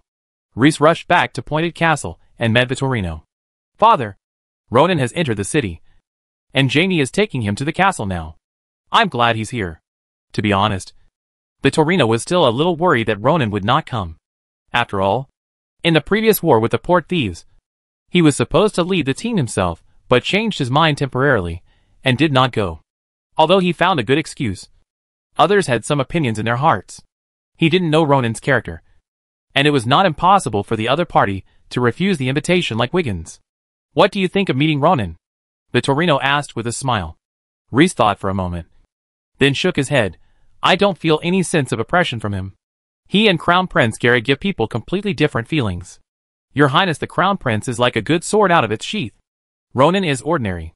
If it weren't for outsiders saying so, I wouldn't think he was a silver knight at all. Hammett wouldn't lie. Vittorino smiled and said, Ronan hasn't shown his strength for so many years, which shows that he is very good at hiding his strength. You see, he is ordinary, which may be his usual performance to the outside world. Ronan said that he really didn't send someone to the park to inform Lucci and other nobles and knights to attend the welcome dinner at the Pointed Fort tonight. Yes, Father. Rhys left the room. You seem to value this Ronan very much. He doesn't seem to have restored his inheritance rights yet. Right? In the room, Viscountess Parida glanced at the back of her son who was leaving. As a husband, he asked Reese to pick someone up, which is a rare occurrence. Ronan has risen too fast. And after this war, Marvin, Kabir, Toru and others will support him. Vittorino patted his big belly, his eyes revealing doubts. I don't know what the Marquis thinks, but I guess he will find an opportunity to re-establish Ronan later. After all, the relationship between the Hyde family and Wushan Castle is already terrible. Breton has half of the Hyde family's blood, and the situation is rather awkward. Then what about our cooperation with Moonlight Valley? We just made a deal with Jesus. Not cooperation. Vittorino interrupted Parida. After I didn't go to the battlefield and reached an agreement with the Count of Screaming Sea, the deal was over. He stood up. Let's go. Parida. We also need to prepare to let Ronan feel the enthusiasm of the Dennis family. The Dennis family is indeed enthusiastic. At the dinner, there were bright lights, gorgeous bands, beautiful singers, and beautiful dancers. The standards were no less than those of Wushan Fort, and it was very lively. After the banquet, Vittorino invited Ronan to his study again. How do you feel, Ronan? Very enjoyable. Ronan smiled and praised. The seafood and fine wine in Pointed City are unique, and the enthusiasm of the Dennis family makes me feel like I'm back home. I'm very happy to get such a high evaluation from you. Vittorino half lying on the chair, patting his bulging belly. I know you were in a hurry to get to Jinyu City, so I asked the officials at the port to prepare 2 sailboats of the Dennis family in advance, ready to set off at any time. You are too polite, Viscount. As the saying goes, if you are too kind, you are either a traitor or a thief. Since the beginning of the banquet, Ronan has been wondering why Vittorino is so enthusiastic about him. It is too grand to simply express welcome, and there seems to be no need for cooperation and flattery. These are all easy things for me. You don't need to thank me, Vittorino said. In addition, I will also let my son Reese escort you to Jinyu City. He is only interested in strong people and geniuses. If he wants to compare with you, I hope you can agree. Ronan's heart moved. The other party did so much just for Reese? In fact, I asked you to come here tonight. And there is another thing that I need you to mention in front of Wiggins or Lord Lullins. Here it comes. Finally here. Ronan slightly raised his spirits. Please go ahead. The Earl of Screaming Island. You should know. Ronan nodded. The Screaming Sea is like an inverted triangle, and the Pointed City is located on the right side of the top corner, so it is named Pointed Corner. There are no less than 100 islands of various sizes in this vast strait, the largest of which is Screaming Island, and the Fleming family is the owner of the island.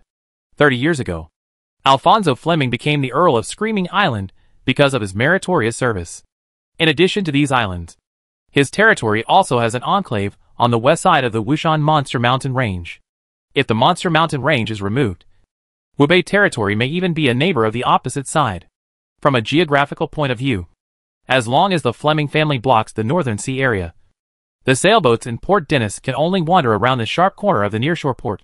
Vittorino looked slightly angry.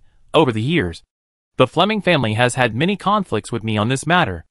At first, thanks to the Marquis, they stayed quiet for a long time. But later, the Marquis's health was not good.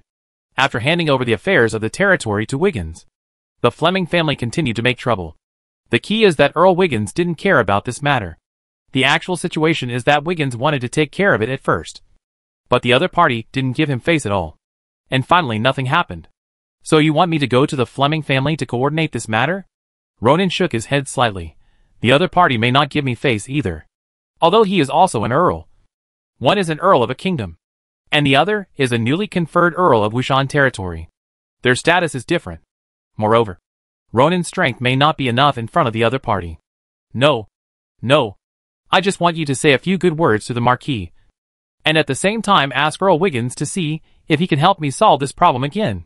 The main reason why Vittorino did not go to the battlefield in person this time was that Jesus was willing to come forward to coordinate this matter, and finally facilitated a 3-year free navigation agreement between Port Dennis and Screaming Island. But 3 years is too short. If he had known that the battle in Chishan town would be a big victory for Wushan Fort, he would never agree to Jesus' request. Whenever he thought of this, Vittorino still regretted it very much. If he also participated, maybe he could get a manor and a town around the shore city. The 3-year agreement will expire, but the land obtained generally will not. It's just too late to regret. The Torino could only speak of the threat Dennis was facing, hoping that Washenbeo would come forward again. Even if he couldn't get a permanent agreement, he should at least sign a 10 or 8-year agreement. Right? Okay. I will tell the Marquis and Count Wiggins about this matter. He also knew that there was such a contradiction between Screaming Island and Pointed City. After a little analysis, it was indeed true from a geographical point of view. Once Screaming Island was blocked, all ships in Dennisport would not be able to leave. Ronan couldn't help but think, if the port in Wubei territory was successfully built, could it be possible to enter the Screaming Sea along the coastline counterclockwise, and sandwich the Count of Screaming Island in the middle? Chapter 299, Analyzing the Pros and Cons. The wharf that Luoning wanted to build was naturally a commercial port or transportation hub that could berth a large number of ships, rather than a small ferry-style wharf. And the amount of wood, stone, labor, etc. required to build such a wharf is a very large number. Although he is confident that he can complete the construction with the strength of Wubei territory itself, the time span should be very long, ranging from a few years to 10 or even dozens of years. And after it is built, a large number of experienced port managers are needed to operate and maintain it. Before, he just wanted to find experienced craftsmen and find a suitable location for building a port in Wubei territory first.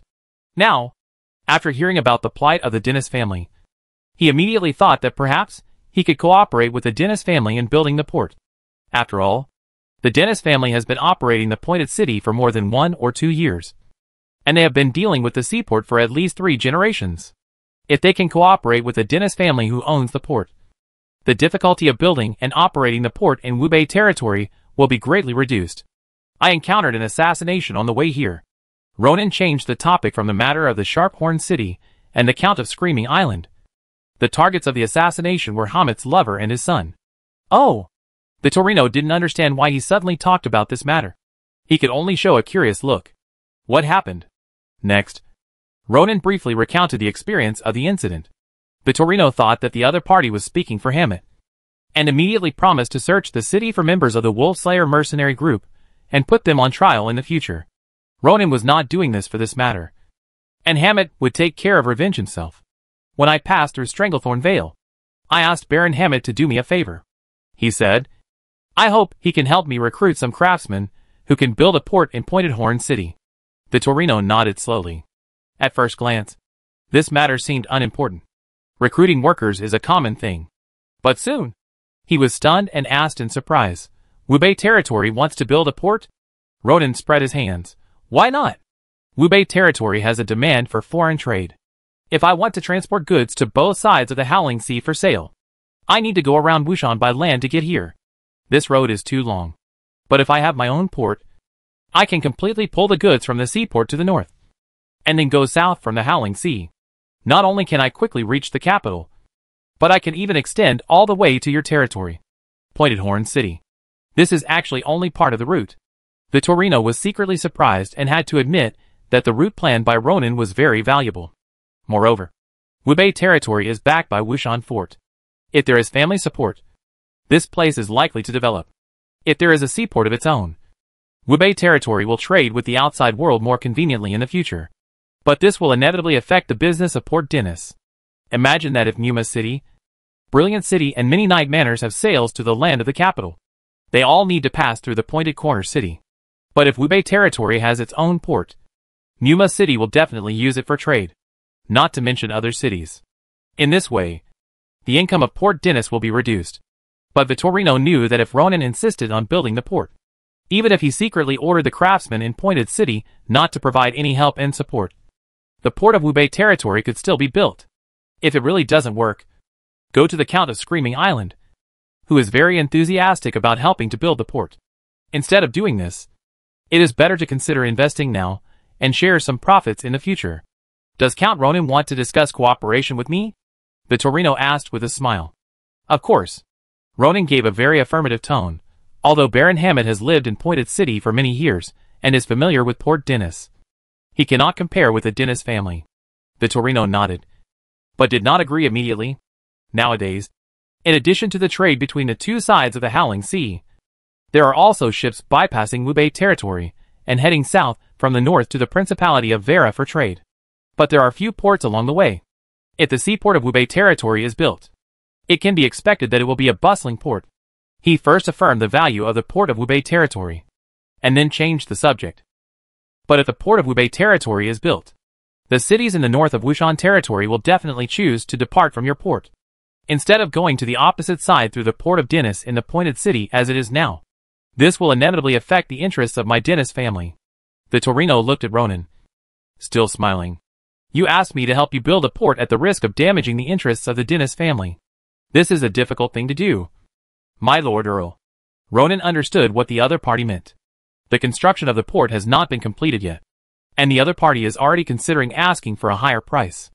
My dear Viscount, if you really think so, then I can only say that your vision is not long-term enough. Ronan said seriously, you hope that Wushanbao can help Pointed City and the Count of Screaming Island sign a peace agreement so that they will no longer block the ships of Port Dennis. But this kind of agreement on paper is not a long-term thing after all. Not only is it not binding, but Port Dennis may still need to pay more to the other party. Peace has a price. Ronan estimated that even if the agreement is signed, Port Dennis will pay fees such as escort fees. The Torino did not comment. For him, if he could allow the merchant ships of Port Dennis to go north unimpeded, his business would also increase, and paying some protection fees would be acceptable. Ronan said, if we want to completely solve this problem and let Pointed City and the Count of Screaming Island trade on an equal footing, we must put pressure on him at sea. The Torino narrowed his eyes and frowned. The fleet of Screaming Island is strong, and they can be found in many ports of the kingdom. Even if your port is built, it will be difficult to pose a threat to him. I don't need to pose a threat to his fleet, Ronan said, since he can block the ships of Port Dennis. I can also block their ships that bypass Hubei territory and go south to the Principality of Vera. If he intercepts you once, I will intercept him 3 times. Port Dennis has a small trade, and it can afford to lose 1 or 2 times. But you just said that his trade is also present in many ports. If he comes more times, whether he can afford the loss is one thing, and affecting his reputation and safety is another. The Torino's index finger kept tapping his thigh, which was obviously a subconscious action when thinking about the problem. If the port of Hubei territory was built and a fleet was built, it would be possible to set up a line of defense in the north, just like the island chain formed by the Count of Screaming Island relying on the sea islands. Of course, Ronan could not use the official fleet to intercept the ships of Screaming Island, but he could use the identity of a pirate. After all, there are pirates on the sea, which is a very normal thing. As for where the pirates came from, who knows? Once the passage of Dennis Port is unimpeded, even if the cities in the north of Wushan territory, such as Muma City, do not pass through your port, many cities in the west and south of Pointed City will definitely reconsider choosing Dennis Port. Ronan further said, let's not talk about anything else. Just talk about my Chishan town. I transport iron ore from there to Hubei territory every year. The carriage has limited carrying capacity, and the single transportation volume is not large. But if you can go from Dennis Port to Hubei territory by cargo ship, you can make money, and I can save trouble and effort. There is no heavy load transportation tool like trucks in this world. Even if you use Warcraft to pull, its transportation volume cannot be compared with cargo ships. And it is also limited by geographical conditions along the way. Maritime transportation is different. It has a large transportation volume, low cost, and a wide coverage. It can be said that as long as safety is ensured, this kind of transportation is very beneficial to Ronan. Viscount Vittorino, do you still think that the port of Hubei territory has harmed the interests of the Dennis family? Chapter 300 The Birth of the Fall Smile Knight. As early as when Ronan arrived at the Weird Valley, he had thought about building a port, but this matter has always been a concept, and there is no detailed plan for how to achieve it. Although his idea of cooperating with the Pointed City today was a bit impromptu, it is still a more reasonable plan. After all, looking at the entire Wushan territory, only here has experienced craftsmen, captains, sailors and port staff. But this matter involves a lot, and it is not a project that can be completed in a short time. Even though Viscount Vittorino was moved by it, he still only said that he would seriously consider it, and did not agree to it outright. However, he also agreed to let Baron Hammett take the experienced craftsmen of Dennis Port to Hubei territory to survey the terrain, and find a suitable place to build a port. As for whether to cooperate and how to cooperate, we can continue to discuss it after we think about it later. Ronan was not in a hurry. The other party had already taken the first step. How far would it be from taking the second step? After leaving the study, he wrote a letter overnight and prepared for Hammett to take it to Swamp Castle and give it to Elrond. In the letter, he asked Elrond and Chahar to receive the distinguished guests well, arrange a team to protect the safety of the surveyors, and let Elrond protect Carlos's house. This was rather obscure. Even if the letter was peaked, they would not know who Carlos was. On the other hand, Vittorino was still thinking quietly in the study. After Hammett came back from the battlefield, he praised Ronan's wisdom. Originally, he thought Hammett was exaggerating. But today, he was amazed and even thought Hammett's praise was a bit conservative. Just now, when chatting with Ronan, although they were mostly talking about cooperating to develop the port, Vittorino saw the young Earl's clear thinking and great ambition. Although it takes a long time to realize the blueprint drawn by the other party, it is worth a try. And the Dennis family has enough time to wait. After all, they have been oppressed for more than 1 or 2 years, and they can afford to wait for another 10 years. Dong dong. The door was knocked, and Rhys pushed it open. "Father, you are looking for me," Vittorino hummed, with a faint smile on his face. He is over 50 years old, and he doesn't know whether he can break through to become a golden knight in this life.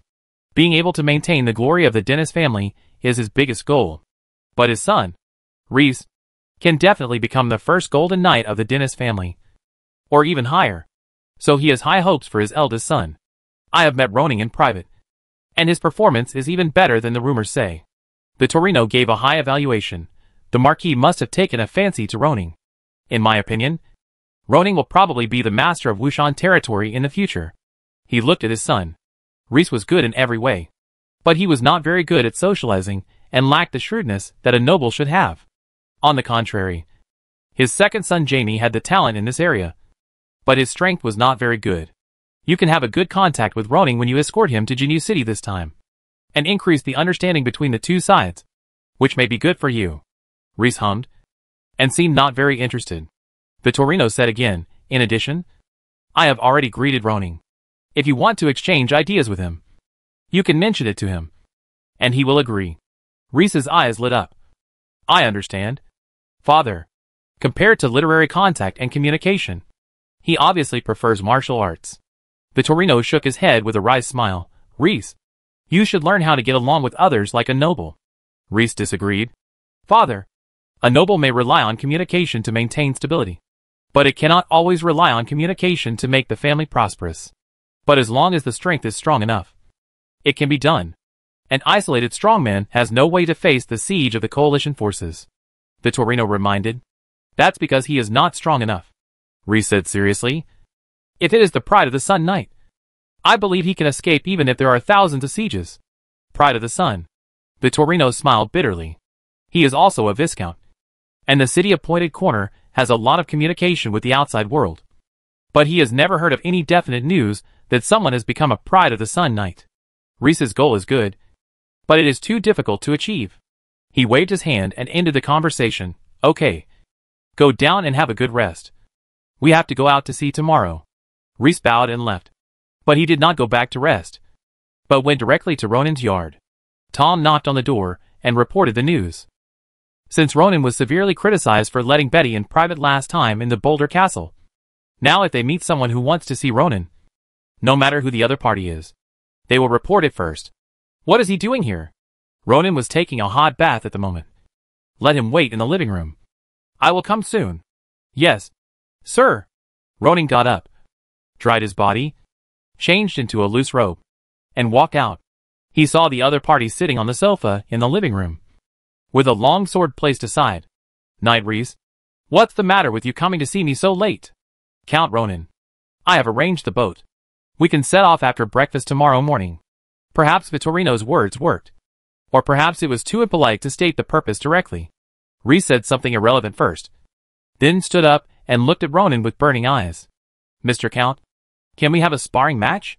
After Ronan heard the other party's first words, he was ready to thank him. But before he could say it, he was choked back. "Now?" Ronan estimated that it was almost midnight now. Who had come to spar so late? "Yes. Now," Rhys said with great anticipation. "I have heard that you killed a meteor knight during this period, so I really want to see your strength." My father just told me that you have agreed to spar with me. So I came. Ronan sighed. He did agree. But he didn't say that he would spar in the middle of the night. David, ask the servant to prepare hot water for me to take a bath.